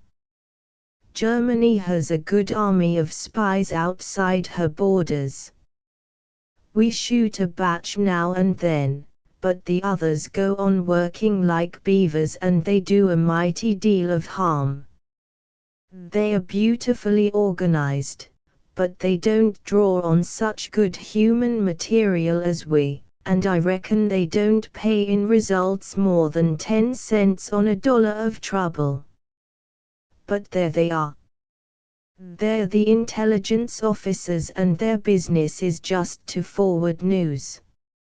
They're the birds in the cage, what is it your friend called them? Die Stubenvogel, I said. Yes, but all the birds aren't caged. There's a few outside the bars and they don't collect news. They do things. If there's anything desperate they are put on the job, and they've got power to act without waiting on instructions from home. I've investigated till my brain's tired and I haven't made out more than half a dozen whom I can say for certain are in the business. There's your pal, the Portuguese Jew, Dick. Another's a woman in Genoa, a princess of some sort married to a Greek financier. One's the editor of a pro-Ally up-country paper in the Argentine. One passes as a Baptist minister in Colorado. One was a police spy in the Tsar's government and is now a red-hot revolutionary in the Caucasus. And the biggest, of course, is Moxon Ivieri, who in happier times was the Graf von Schwabing. There aren't above 100 people in the world know of their existence, and these 100 call them the wild birds. Do they work together? I asked. Yes. They each get their own jobs to do, but they are apt to flock together for a big piece of devilment. There were 4 of them in France a year ago before the Battle of the Aisne, and they pretty near rotted the French army. That's so, Colonel. The soldier nodded grimly. They seduced our weary troops and they bought many politicians. Almost they succeeded, but not quite. The nation is sane again, and is judging and shooting the accomplices at its leisure. But the principals we have never caught. You hear that, Dick said Blenkiron. You're satisfied this isn't a whimsy of a melodramatic old Yank? I'll tell you more. You know how Ivory worked the submarine business from England. Also, it was the wild birds that wrecked Russia. It was Ivory that paid the Bolshevists to seduce the army, and the Bolshevists took his money for their own purpose, thinking they were playing a deep game, when all the time he was grinning like Satan, for they were playing his. It was Ivory or some other of the bunch that doped the brigades that broke at Cape Loreto. If I started in to tell you the history of their doings you wouldn't go to bed, and if you did you wouldn't sleep. There's just this to it. Every finished subtle devilry that the Boche has wrought among the Allies since August 1914 has been the work of the wild birds and more or less organized by Ivory. They're worth half a dozen Army Corps to Ludendorff. They're the mightiest poison merchants the world ever saw, and they've the nerve of hell. I don't know, I interrupted. Ivory's got his soft spot. I saw him in the tube station. Maybe, but he's got the kind of nerve that's wanted. And now I rather fancy he's whistling in his flock. Blenkiron consulted a notebook. Pavia, that's the Argentine man, started last month for Europe. He transshipped from a coasting steamer in the West Indies and we've temporarily lost track of him, but he's left his hunting ground. What do you reckon that means? It means, Blenkiron continued solemnly, that Ivory thinks the game's nearly over. The play's working up for the big climax. And that climax is going to be damnation for the Allies, unless we get a move on. Right, I said. That's what I'm here for. What's the move? The wild birds mustn't ever go home, and the man they call Ivory or Beaumaires or Chalias has to decease. It's a cold-blooded proposition, but it's him or the world that's got to break. But before he quits this earth we're bound to get wise about some of his plans, and that means that we can't just shoot a pistol at his face. Also we've got to find him first. We reckon he's in Switzerland, but that is a state with quite a lot of diversified scenery to lose a man in. Still, I guess we'll find him. But it's the kind of business to plan out as carefully as a battle. I'm going back to Bern on my old stunt to boss the show, and I'm giving the orders. You're an obedient child, Dick, so I don't reckon on any trouble that way. Then Blenkiron did an ominous thing. He pulled up a little table and started to lay out patience cards. Since his duodenum was cured he seemed to have dropped that habit, and from his resuming it I gathered that his mind was uneasy. I can see that scene as if it were yesterday, the French colonel in an armchair smoking a cigarette in a long amber holder, and Blenkiron sitting primly on the edge of a yellow silk ottoman, dealing his cards and looking guiltily towards me. "You'll have Peter for company," he said. "Peter's a sad man, but he has a great heart, and he's been mighty useful to me already.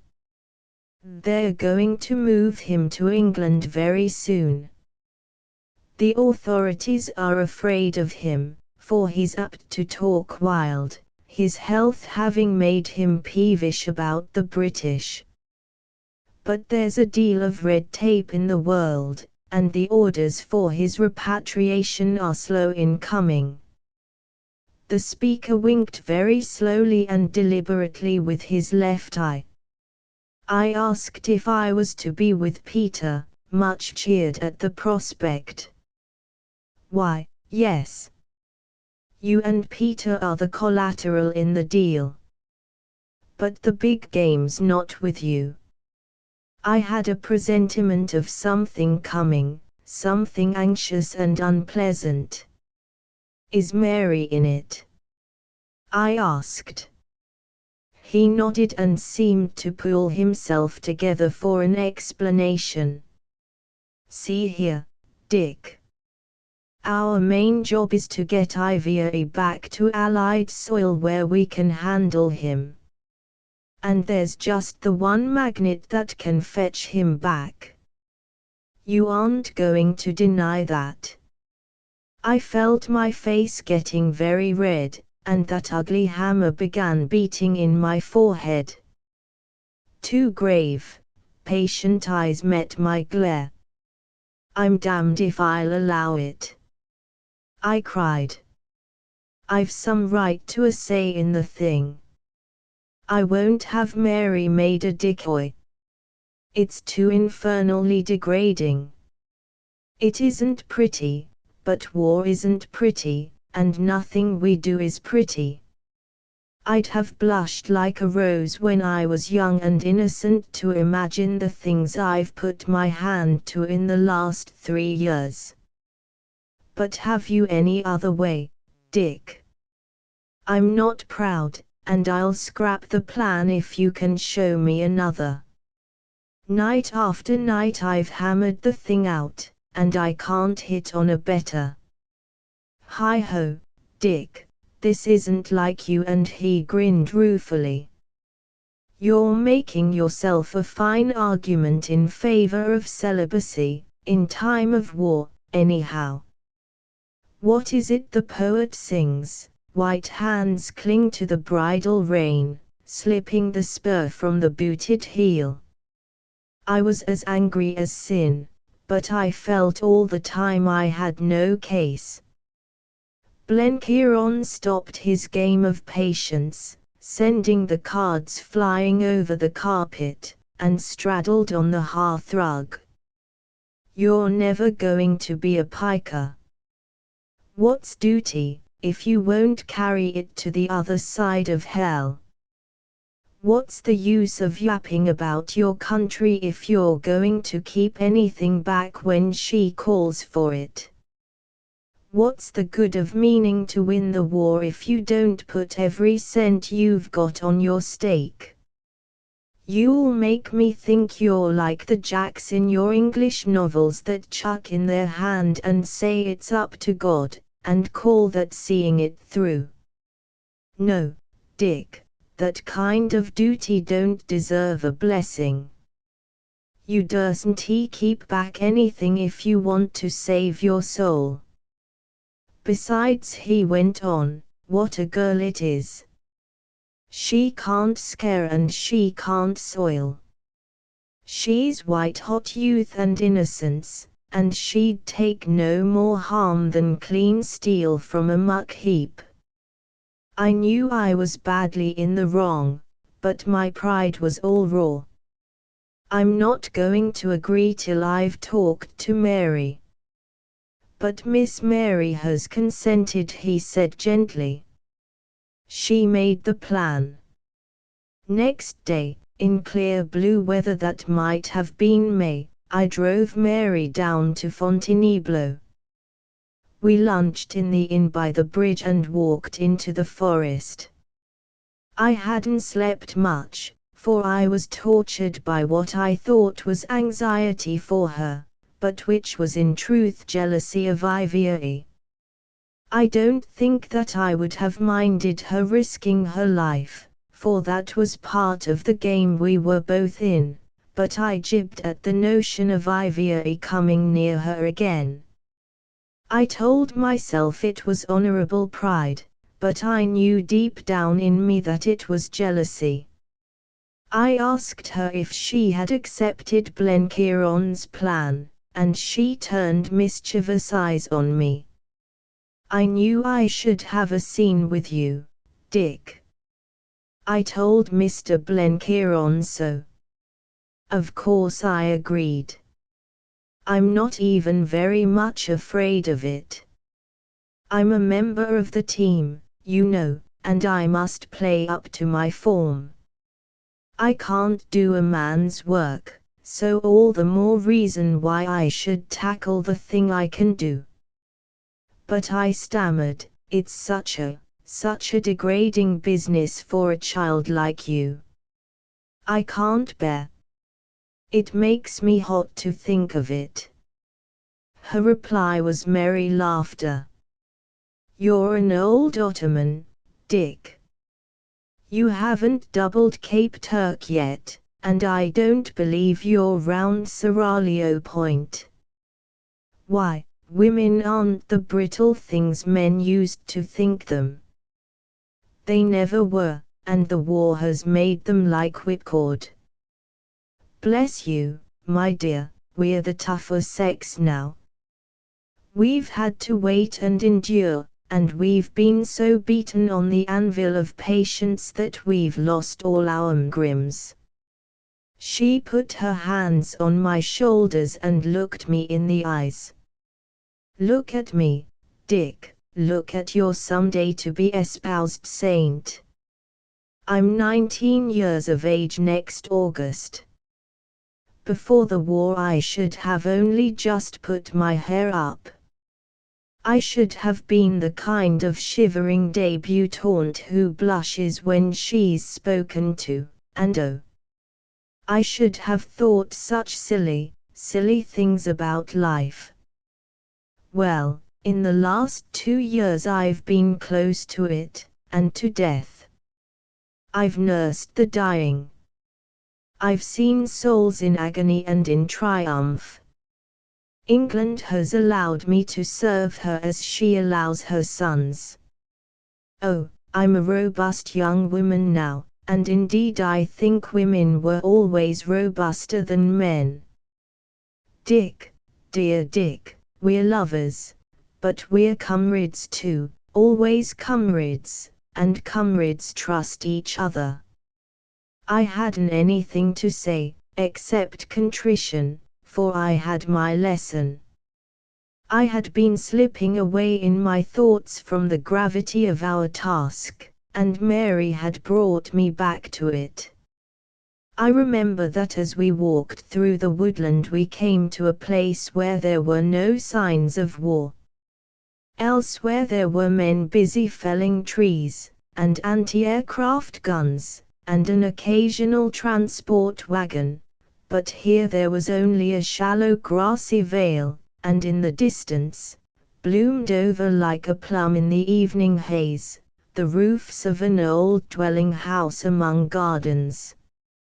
Mary clung to my arm as we drank in the peace of it. "That is what lies for us at the end of the road, Dick," she said softly. And then, as she looked, I felt her body shiver. She returned to the strange fancy she had had in the St. Germain's woods 3 days before. Somewhere it's waiting for us and we shall certainly find it. But first we must go through the valley of the shadow. And there is the sacrifice to be made, the best of us. Chapter 15 Saint Anton 10 days later the porter Joseph Zimmer of Arosa, clad in the tough and shapeless trousers of his class, but sporting an old velveteen shooting coat bequeathed to him by a former German master, speaking the guttural tongue of the Grisons, and with all his belongings in one massive rucksack, came out of the little station of St. Anton and blinked in the frosty sunshine. He looked down upon the little old village beside its ice-bound lake, but his business was with the new village of hotels and villas which had sprung up in the last 10 years south of the station. He made some halting inquiries of the station people, and a cab driver outside finally directed him to the place he sought, the cottage of the widow Summermatter, where resided an English intern, one Peter Pioneer. The porter Joseph Zimmer had had a long and roundabout journey. A fortnight before he had worn the uniform of a British Major General. As such he had been the inmate of an expensive Paris hotel, till one morning, in grey tweed clothes and with a limp, he had taken the Paris Mediterranean Express with a ticket for an officer's convalescent home at Cannes.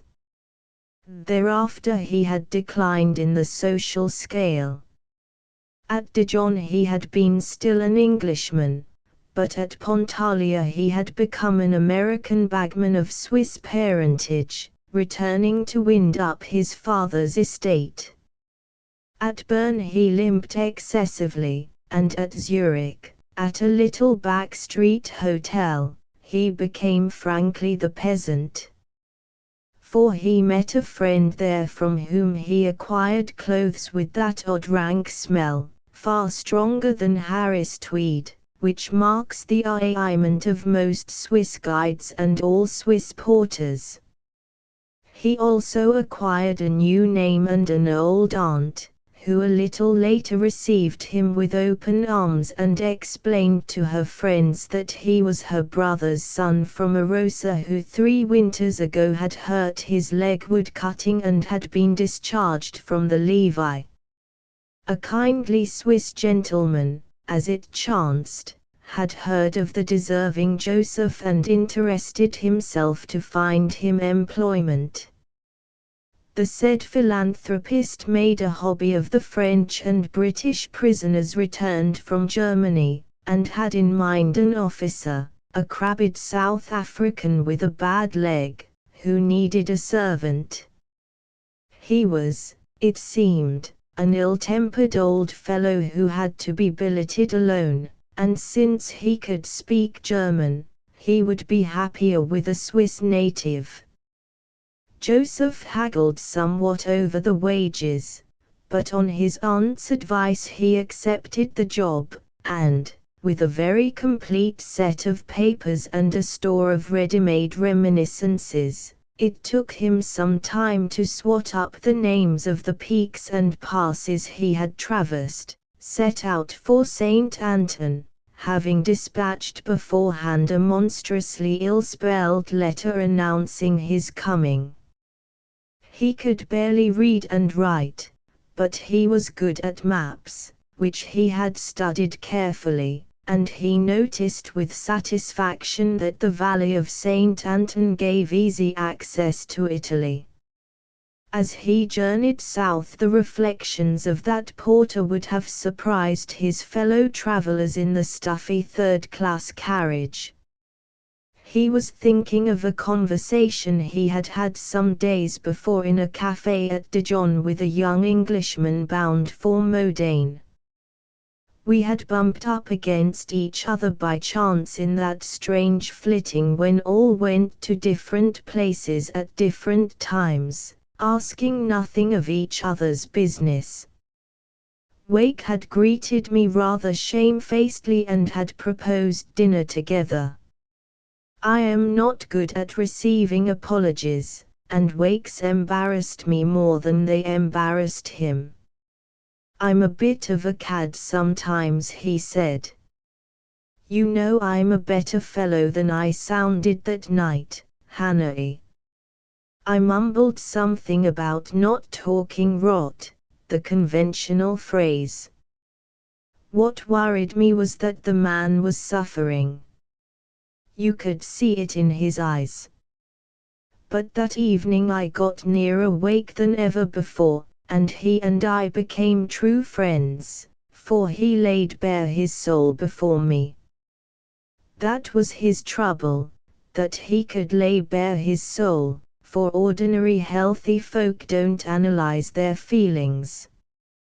Wake did, and I think it brought him relief. Don't think I was ever your rival. I would no more have proposed to Mary than I would have married one of her aunts. She was so sure of herself, so happy in her single-heartedness that she terrified me. My type of man is not meant for marriage, for women must be in the center of life, and we must always be standing aside and looking on. It is a damnable thing to be left-handed. The trouble about you, my dear chap, I said, is that you're too hard to please. That's one way of putting it. I should put it more harshly. I hate more than I love. All we humanitarians and pacifists have hatred as our mainspring. Odd, isn't it, for people who preach brotherly love? But it's the truth. We're full of hate towards everything that doesn't square in with our ideas, everything that jars on our ladylike nerves. Fellows like you are so in love with their cause that they've no time or inclination to detest what thwarts them. We've no cause, only negatives, and that means hatred, and self-torture, and a beastly jaundice of soul. Then I knew that Wake's fault was not spiritual pride, as I had diagnosed it at Bigleswick. The man was abased with humility. I see more than other people see, he went on, and I feel more. That's the curse on me. You're a happy man and you get things done, because you only see one side of a case, one thing at a time. How would you like it if 1,000 strings were always tugging at you? If you saw that every course meant the sacrifice of lovely and desirable things, or even the shattering of what you know to be unreplaceable. I'm the kind of stuff poets are made of, but I haven't the poet's gift, so I stagger about the world left-handed and game-legged. Take the war. For me to fight would be worse than for another man to run away. From the bottom of my heart I believe that it needn't have happened, and that all war is a blistering iniquity. And yet belief has got very little to do with virtue. I'm not as good a man as you, Hannah, who have never thought out anything in your life. My time in the Labour Battalion taught me something. I knew that with all my fine aspirations I wasn't as true a man as fellows whose talk was silly oaths and who didn't care a tinker's curse about their soul. I remember that I looked at him with a sudden understanding. I think I know you. You're the sort of chap who won't fight for his country because he can't be sure that she's altogether in the right. But he'd cheerfully die for her, right or wrong. His face relaxed in a slow smile. Queer that you should say that. I think it's pretty near the truth. Men like me aren't afraid to die, but they haven't quite the courage to live. Every man should be happy in a service like you, when he obeys orders. I couldn't get on in any service. I lack the bump of veneration. I can't swallow things merely because I'm told to. My sort are always talking about service, but we haven't the temperament to serve. I'd give all I have to be an ordinary cog in the wheel, instead of a confounded outsider who finds fault with the machinery. Take a great violent high-handed fellow like you. You can sink yourself till you become only a name and a number. I couldn't if I tried. I'm not sure if I want to either. I cling to the odds and ends that are my own. I wish I had had you in my battalion a year ago, I said. No, you don't. I'd only have been a nuisance. I've been a Fabian since Oxford, but you're a better socialist than me. I'm a rancid individualist. But you must be feeling better about the war, I asked. Not a bit of it. I'm still lusting for the heads of the politicians that made it and continue it. But I want to help my country. Honestly, Hannah, I love the old place. More, I think, than I love myself, and that's saying a devilish lot. Short of fighting, which would be the sin against the Holy Spirit for me, I'll do my damnedest. But you'll remember I'm not used to teamwork. If I'm a jealous player, beat me over the head. His voice was almost wistful, and I liked him enormously. Blenkiron will see to that, I said. We're going to break you to harness, Wake, and then you'll be a happy man. You keep your mind on the game and forget about yourself. That's the cure for jibbers. As I journeyed to St. Anton, I thought a lot about that talk. He was quite right about Mary, who would never have married him. A man with such an angular soul couldn't fit into another's.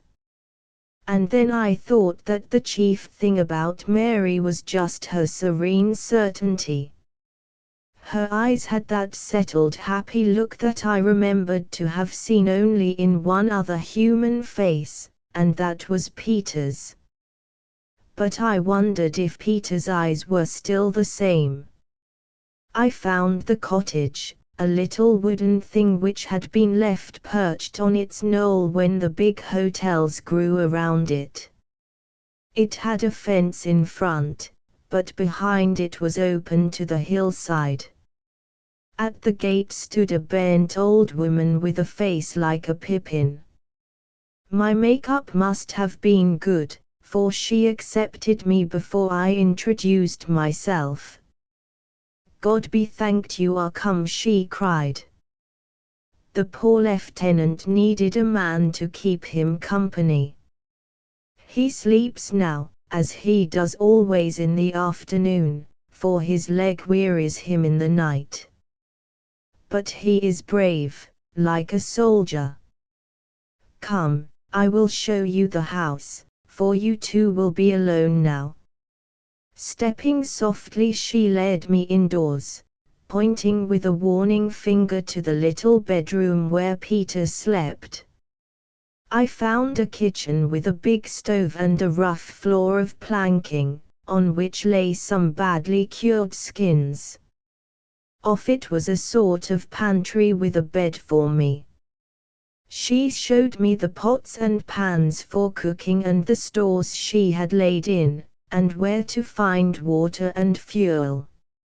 I will do the marketing daily, she said, and if you need me, my dwelling is half a mile up the road beyond the new church. God be with you, young man, and be kind to that wounded one. When the widow Summermatter had departed, I sat down in Peter's armchair and took stock of the place. It was quiet and simple and homely, and through the window came the gleam of snow on the Diamond Hills. On the table beside the stove were Peter's cherished belongings, his buckskin pouch and the pipe which Janny Grobelaar had carved for him in St. Helena, an aluminium field matchbox I had given him, a cheap large print Bible such as padres present to well-disposed privates, and an old battered Pilgrim's Progress with gaudy pictures. The illustration at which I opened showed Faithful going up to heaven from the fire of Vanity Fair like a woodcock that has just been flushed. Everything in the room was exquisitely neat, and I knew that that was Peter and not the widow Summer Matter.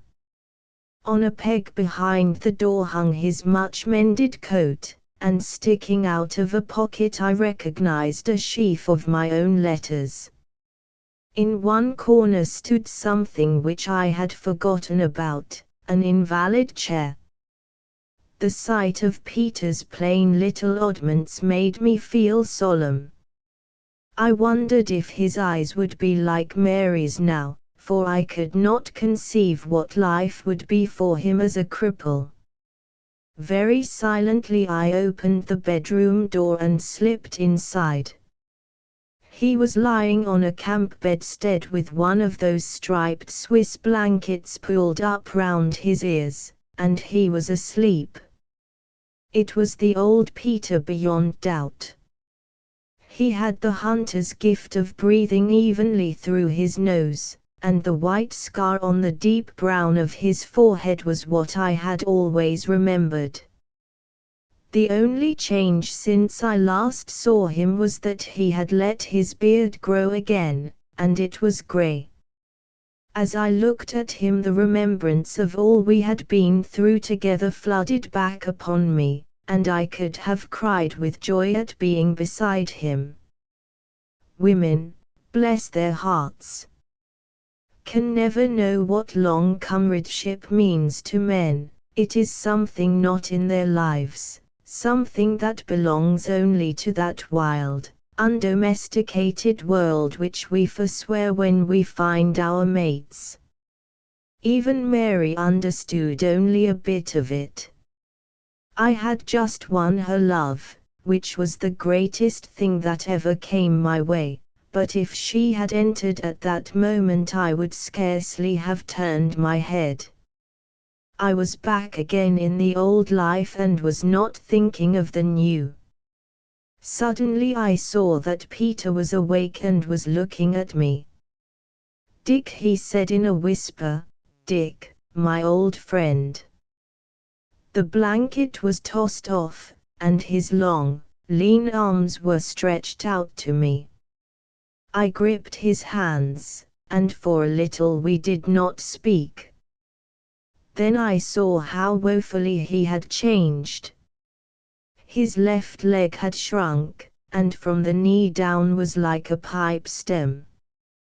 His face, when awake, showed the lines of hard suffering, and he seemed shorter by half a foot. But his eyes were still like Mary's. Indeed, they seemed to be more patient and peaceful than in the days when he sat beside me on the buck wagon and peered over the hunting veldt. I picked him up, he was no heavier than Mary, and carried him to his chair beside the stove. Then I boiled water and made tea, as we had so often done together. "Peter, old man," I said, "we're on trek again, and this is a very snug little rendezvous. We've had many good yarns, but this is going to be the best. First of all, how about your health?" "Good, I'm a strong man again, but slow like a hippo cow. I have been lonely sometimes, but that is all by now. Tell me of the big battles." But I was hungry for news of him and kept him to his own case. He had no complaint of his treatment except that he did not like Germans. The doctors at the hospital had been clever, he said, and had done their best for him, but nerves and sinews and small bones had been so wrecked that they could not mend his leg, and Peter had all the Boer's dislike of amputation. One doctor had been in Damaraland and talked to him of those baked sunny places and made him homesick. But he returned always to his dislike of Germans. He had seen them herding our soldiers like brute beasts, and the commandant had a face like Stum and a chin that stuck out and wanted hitting. He made an exception for the great airman Lensk, who had downed him. "He is a white man, that one," he said. "He came to see me in hospital and told me a lot of things. I think he made them treat me well. He is a big man, Dick, who would make two of me, and he has a round, merry face and pale eyes like Frickie Celliers, who could put a bullet through a paw's head at 200 yards. He said he was sorry I was lame, for he hoped to have more fights with me. Some woman that tells fortunes had said that I would be the end of him, but he reckoned she had got the thing the wrong way on. I hope he will come through this war, for he is a good man, though a German. But the others, they are like the fool in the Bible, fat and ugly in good fortune and proud and vicious when their luck goes. They are not a people to be happy with." Then he told me that to keep up his spirits he had amused himself with playing a game. He had prided himself on being a Boer, and spoken coldly of the British. He had also, I gathered, imparted many things calculated to deceive.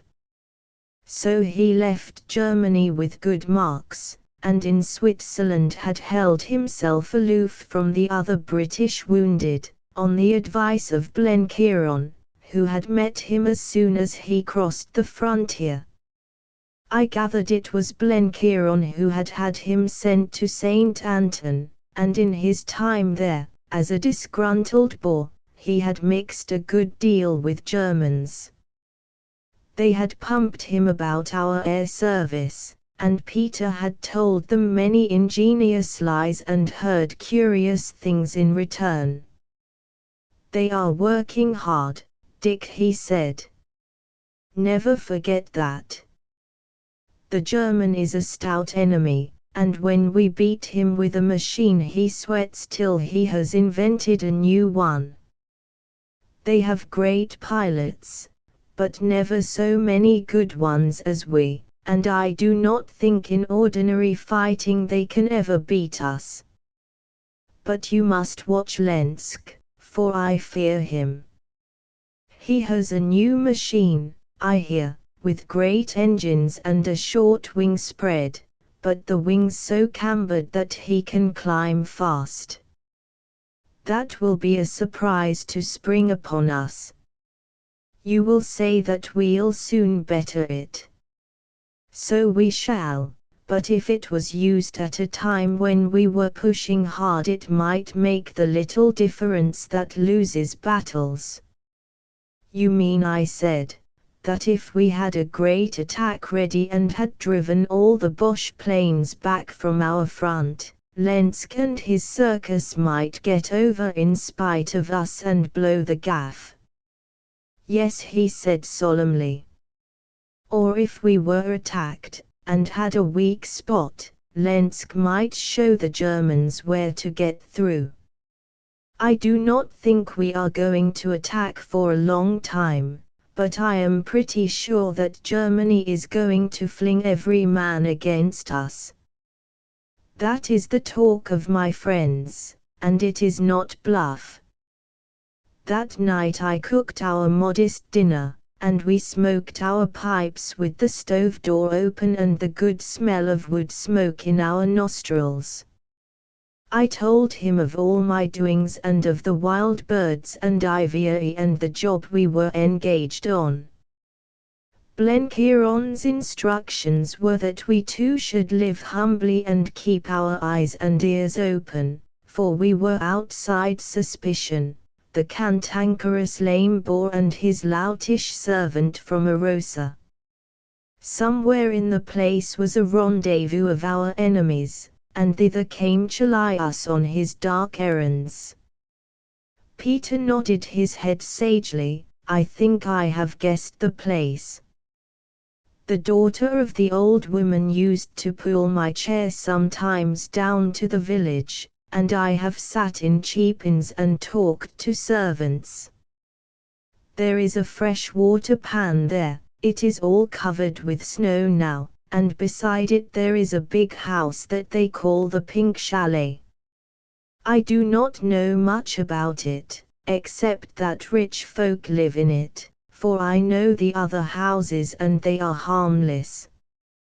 Also the big hotels, which are too cold and public for strangers to meet in.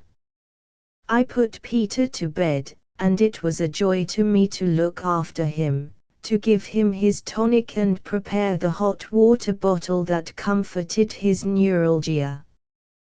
His behavior was like a docile child's, and he never lapsed from his sunny temper, though I could see how his leg gave him hell. They had tried massage for it and given it up, and there was nothing for him but to endure till nature and his tough constitution deadened the tortured nerves again.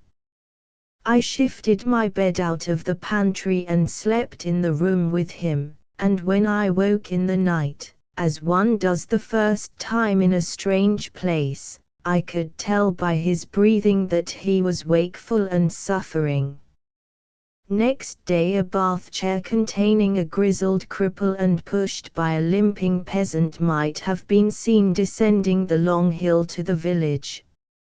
It was clear frosty weather which makes the cheeks tingle, and I felt so full of beans that it was hard to remember my game leg. The valley was shut in on the east by a great mass of rocks and glaciers, belonging to a mountain whose top could not be seen.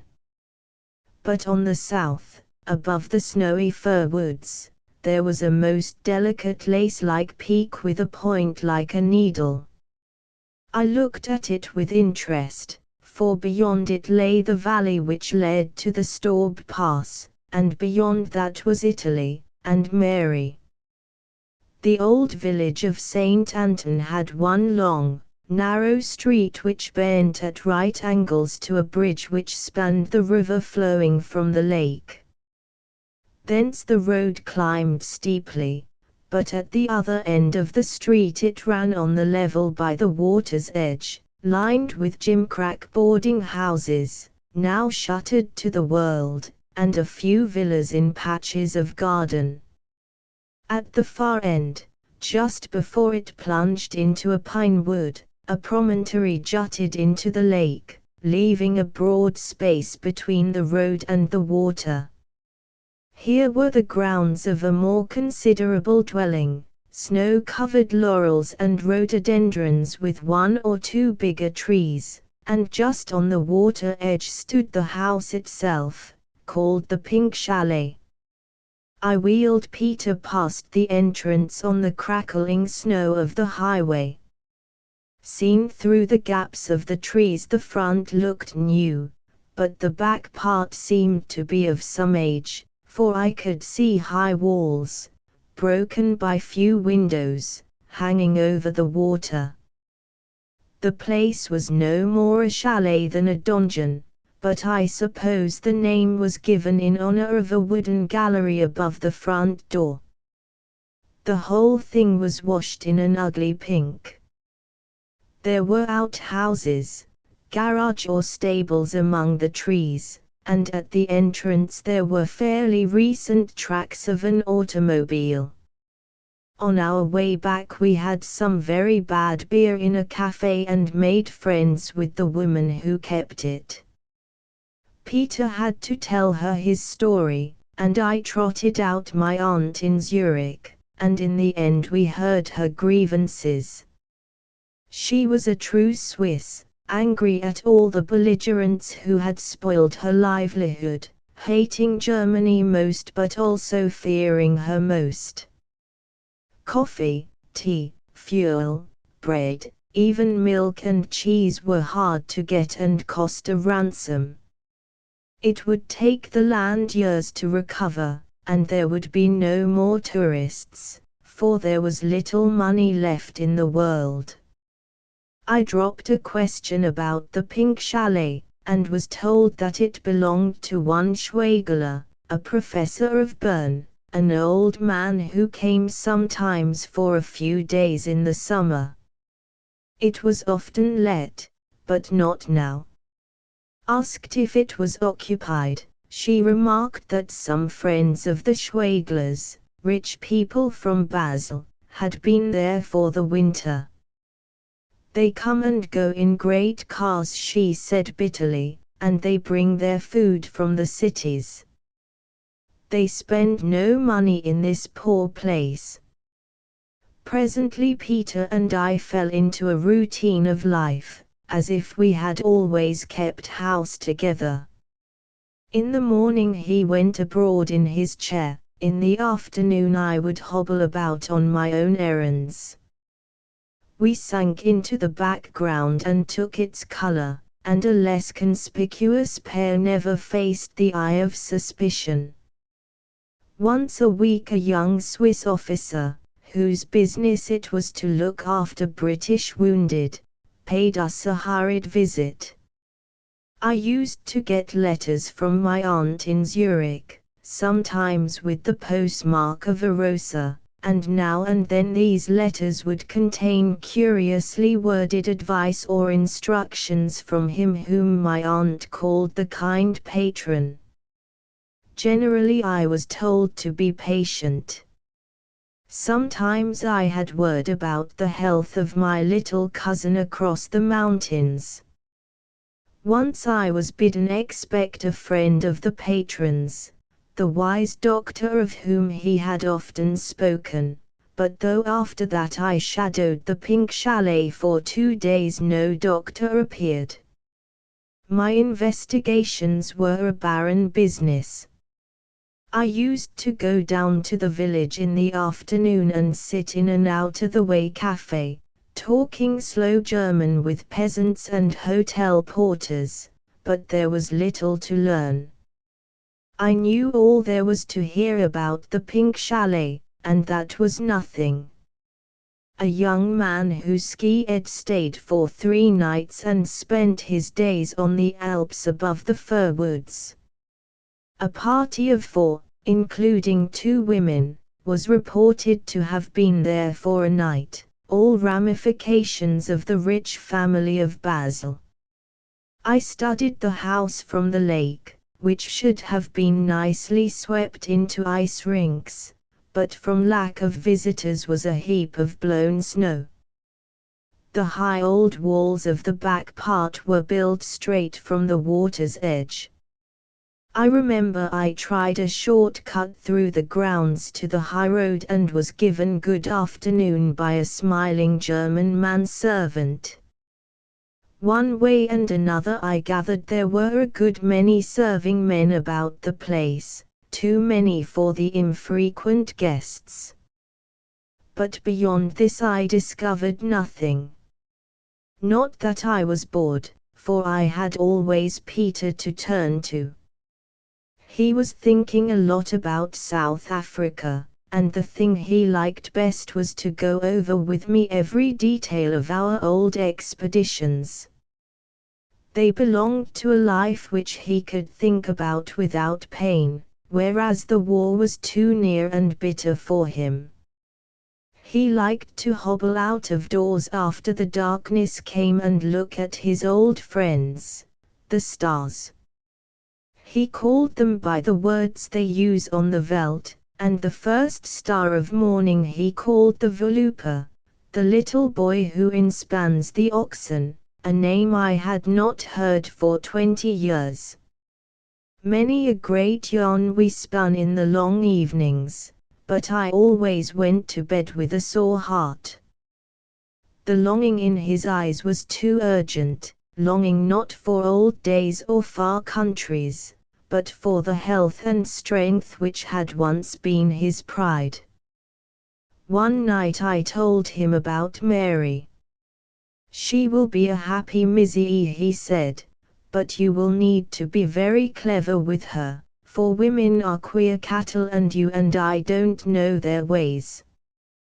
They tell me English women do not cook and make clothes like our fraus, so what will she find to do? I doubt an idle woman will be like a meal-fed horse. It was no good explaining to him the kind of girl Mary was, for that was a world entirely beyond his ken. But I could see that he felt lonelier than ever at my news. So I told him of the house I meant to have in England when the war was over, an old house in a green hilly country, with fields that would carry 4 head of cattle to the morgan and furrows of clear water, and orchards of plums and apples. And you will stay with us all the time, I said. You will have your own rooms and your own boy to look after you, and you will help me to farm, and we will catch fish together, and shoot the wild ducks when they come up from the pans in the evening. I have found a better countryside than the Houtbosch, where you and I planned to have a farm. It is a blessed and happy place, England. He shook his head. You are a kind man, Dick, but your pretty Missy won't want an ugly old fellow like me hobbling about her house. I do not think I will go back to Africa, for I should be sad there in the sun. I will find a little place in England, and some day I will visit you, old friend. That night his stoicism seemed for the first time to fail him. He was silent for a long time and went early to bed, where I can vouch for it he did not sleep. But he must have thought a lot in the night time, for in the morning he had got himself in hand and was as cheerful as a sandboy. I watched his philosophy with amazement. It was far beyond anything I could have compassed myself. He was so frail and so poor, for he had never had anything in the world but his bodily fitness, and he had lost that now. And remember, he had lost it after some months of glittering happiness, for in the air he had found the element for which he had been born. Sometimes he dropped a hint of those days when he lived in the clouds and invented a new kind of battle, and his voice always grew hoarse. I could see that he ached with longing for their return. And yet he never had a word of complaint. That was the ritual he had set himself, his point of honor, and he faced the future with the same kind of courage as that with which he had tackled a wild beast or Lensk himself. Only it needed a far bigger brand of fortitude. Another thing was that he had found religion. I doubt if that is the right way to put it, for he had always had it. Men who live in the wilds know they are in the hands of God. But his old kind had been a tattered thing, more like heathen superstition, though it had always kept him humble.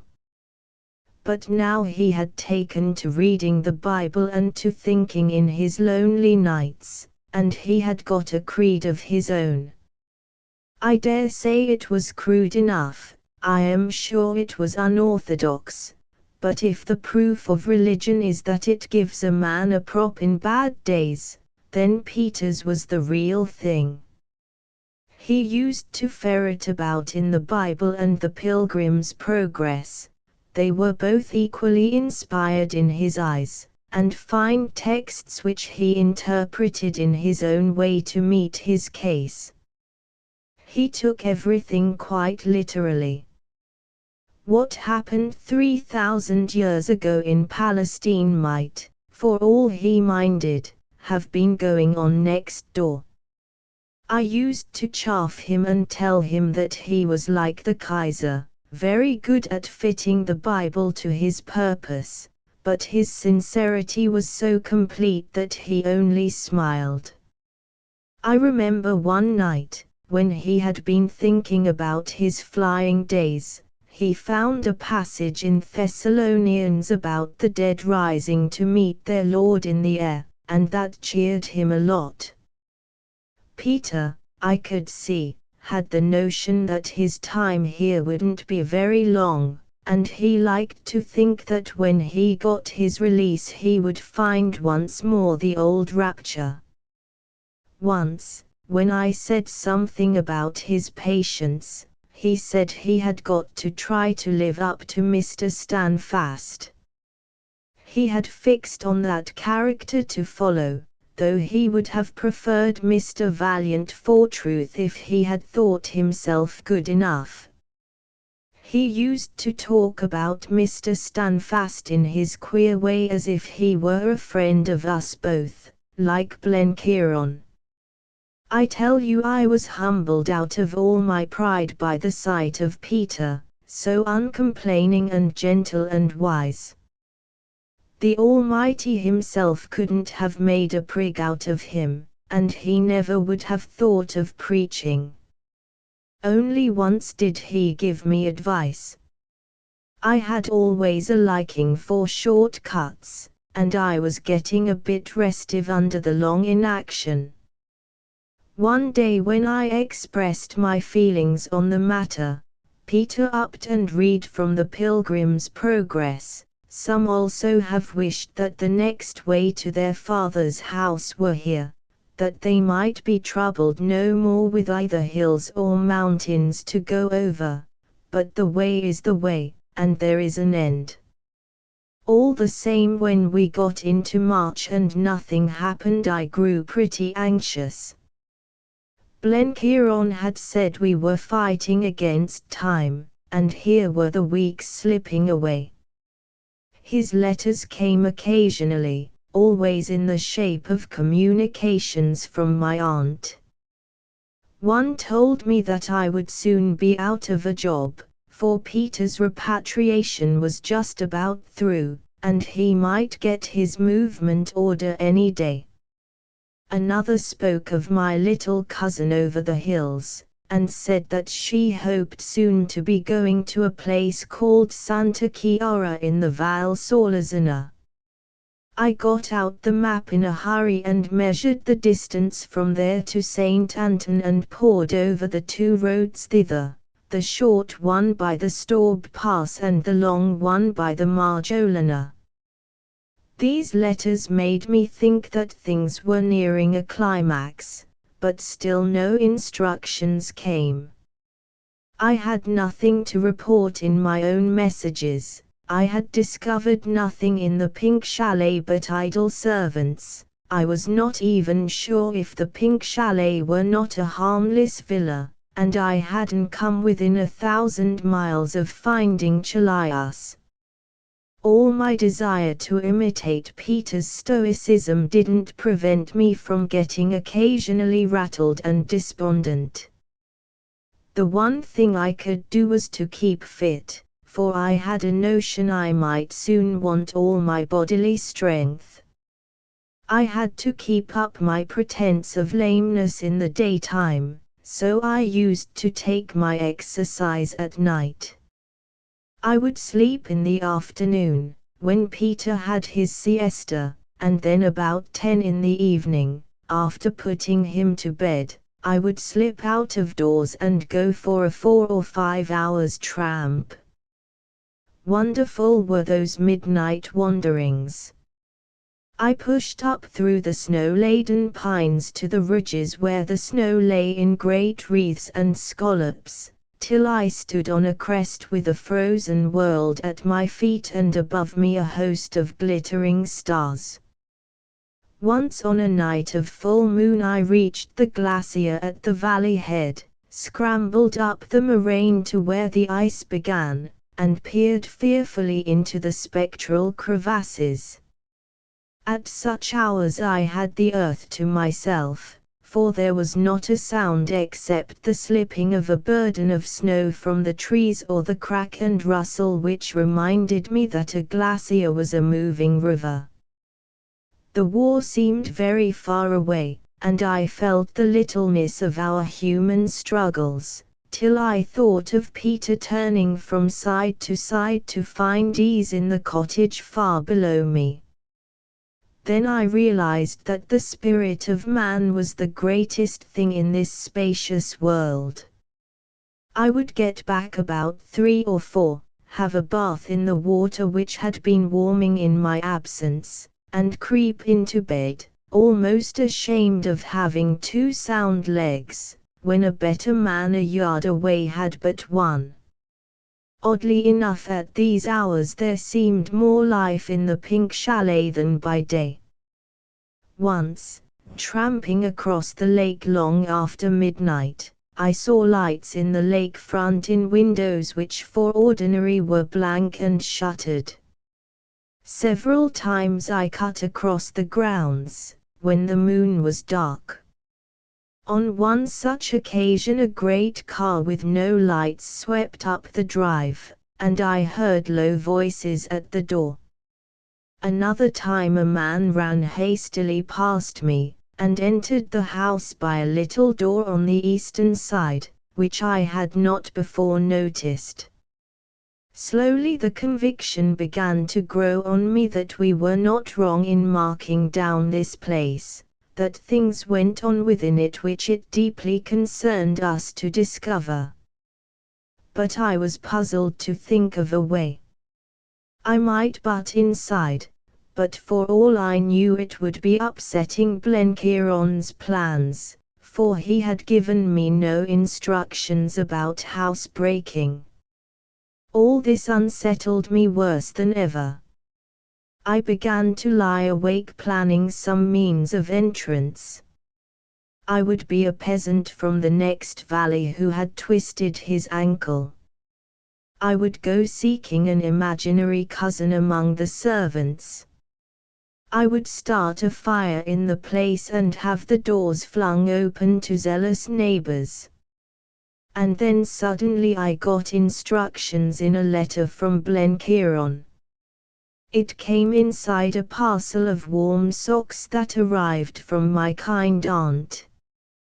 But the letter for me was not from her.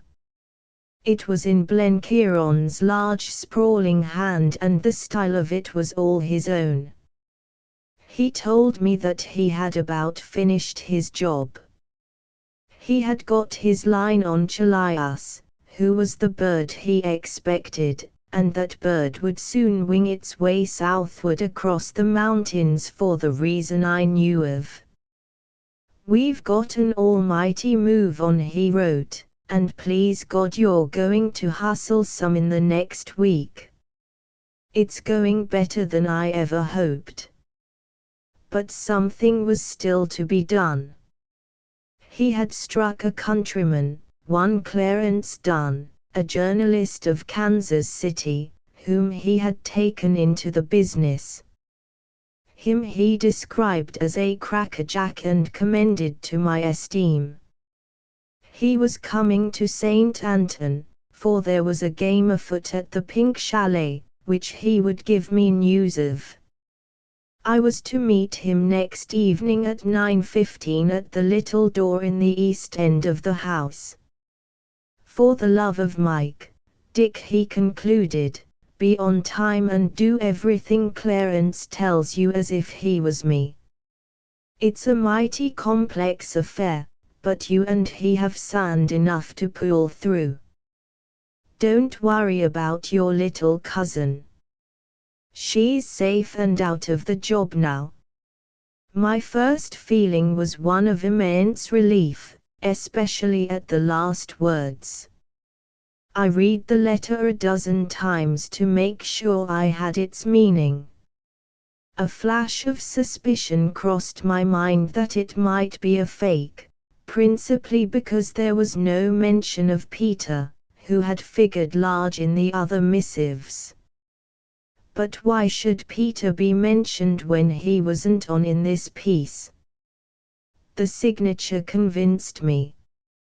Ordinarily Blenkiron signed himself in full with a fine commercial flourish.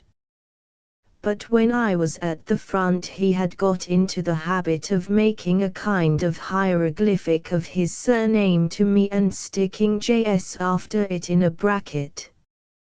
That was how this letter was signed, and it was sure proof it was all right. I spent that day and the next in wild spirits. Peter spotted what was on, though I did not tell him for fear of making him envious. I had to be extra kind to him, for I could see that he ached to have a hand in the business. Indeed, he asked shyly if I couldn't fit him in, and I had to lie about it and say it was only another of my aimless circumnavigations of the Pink Chalet. "Try and find something where I can help," he pleaded. "I'm pretty strong still, though I'm lame, and I can shoot a bit." I declared that he would be used in time, that Blenkiron had promised he would be used, but for the life of me I couldn't see how. At 9 o'clock on the evening appointed I was on the lake opposite the house, close in under the shore, making my way to the rendezvous. It was a coal-black night, for though the air was clear the stars were shining with little light, and the moon had not yet risen. With a premonition that I might be long away from food, I had brought some slabs of chocolate, and my pistol and torch were in my pocket. It was bitter cold, but I had ceased to mind weather, and I wore my one suit and no overcoat. The house was like a tomb for silence. There was no crack of light anywhere, and none of those smells of smoke and food which proclaim habitation. It was an eerie job scrambling up the steep bank east of the place, to where the flat of the garden started, in a darkness so great that I had to grope my way like a blind man. I found the little door by feeling along the edge of the building. Then I stepped into an adjacent clump of laurels to wait on my companion. He was there before me. "Say," I heard a rich Middle West voice whisper, "are you Joseph Zimmer? I'm not shouting any names, but I guess you are the guy I was told to meet here." "Mr. Dunn," I whispered back. "The same," he replied. "Shake." I gripped a gloved and mittened hand which drew me towards the door. Chapter 16. I lie on a hard bed. The journalist from Kansas City was a man of action. He wasted no words in introducing himself or unfolding his plan of campaign. "You've got to follow me, mister, and not deviate 1 inch from my tracks. The explaining part will come later. There's big business in this shack tonight." He unlocked the little door with scarcely a sound, slid the crust of snow from his boots, and preceded me into a passage as black as a cellar. The door swung smoothly behind us, and after the sharp out-of-doors the air smelled stuffy as the inside of a safe. A hand reached back to make sure that I followed. We appeared to be in a flagged passage under the main level of the house. My hobnailed boots slipped on the floor, and I steadied myself on the wall, which seemed to be of undressed stone. Mr. Dunn moved softly and assuredly, for he was better shod for the job than me, and his guiding hand came back constantly to make sure of my whereabouts. I remember that I felt just as I had felt when on that August night I had explored the crevice of the Kulin, the same sense that something queer was going to happen, the same recklessness and contentment. Moving a foot at a time with immense care, we came to a right-hand turning. 2 shallow steps led us to another passage, and then my groping hands struck a blind wall. The American was beside me, and his mouth was close to my ear. "Got to crawl now," he whispered. "You lead, mister, while I shed this coat of mine. 8 feet on your stomach and then upright." I wriggled through a low tunnel, broad enough to take 3 men abreast, but not 2 feet high. Halfway through I felt suffocated, for I never liked holes, and I had a momentary anxiety as to what we were after in this cellar pilgrimage. Presently I smelled free air and got onto my knees. "Right, mister," came a whisper from behind. My companion seemed to be waiting till I was through before he followed. "Right," I answered, and very carefully rose to my feet. Then something happened behind me. There was a jar and a bump as if the roof of the tunnel had subsided. I turned sharply and groped at the mouth. I stuck my leg down and found a block. "Done," I said, as loud as I dared. "Are you hurt? Where are you?" But no answer came. Even then I thought only of an accident. Something had miscarried, and I was cut off in the cellars of an unfriendly house away from the man who knew the road and had a plan in his head. I was not so much frightened as exasperated. I turned from the tunnel mouth and groped into the darkness before me. I might as well prospect the kind of prison into which I had blundered. I took 3 steps, no more. My feet seemed suddenly to go from me and fly upward. So sudden was it that I fell heavy and dead like a log, and my head struck the floor with a crash that for a moment knocked me senseless. I was conscious of something falling on me and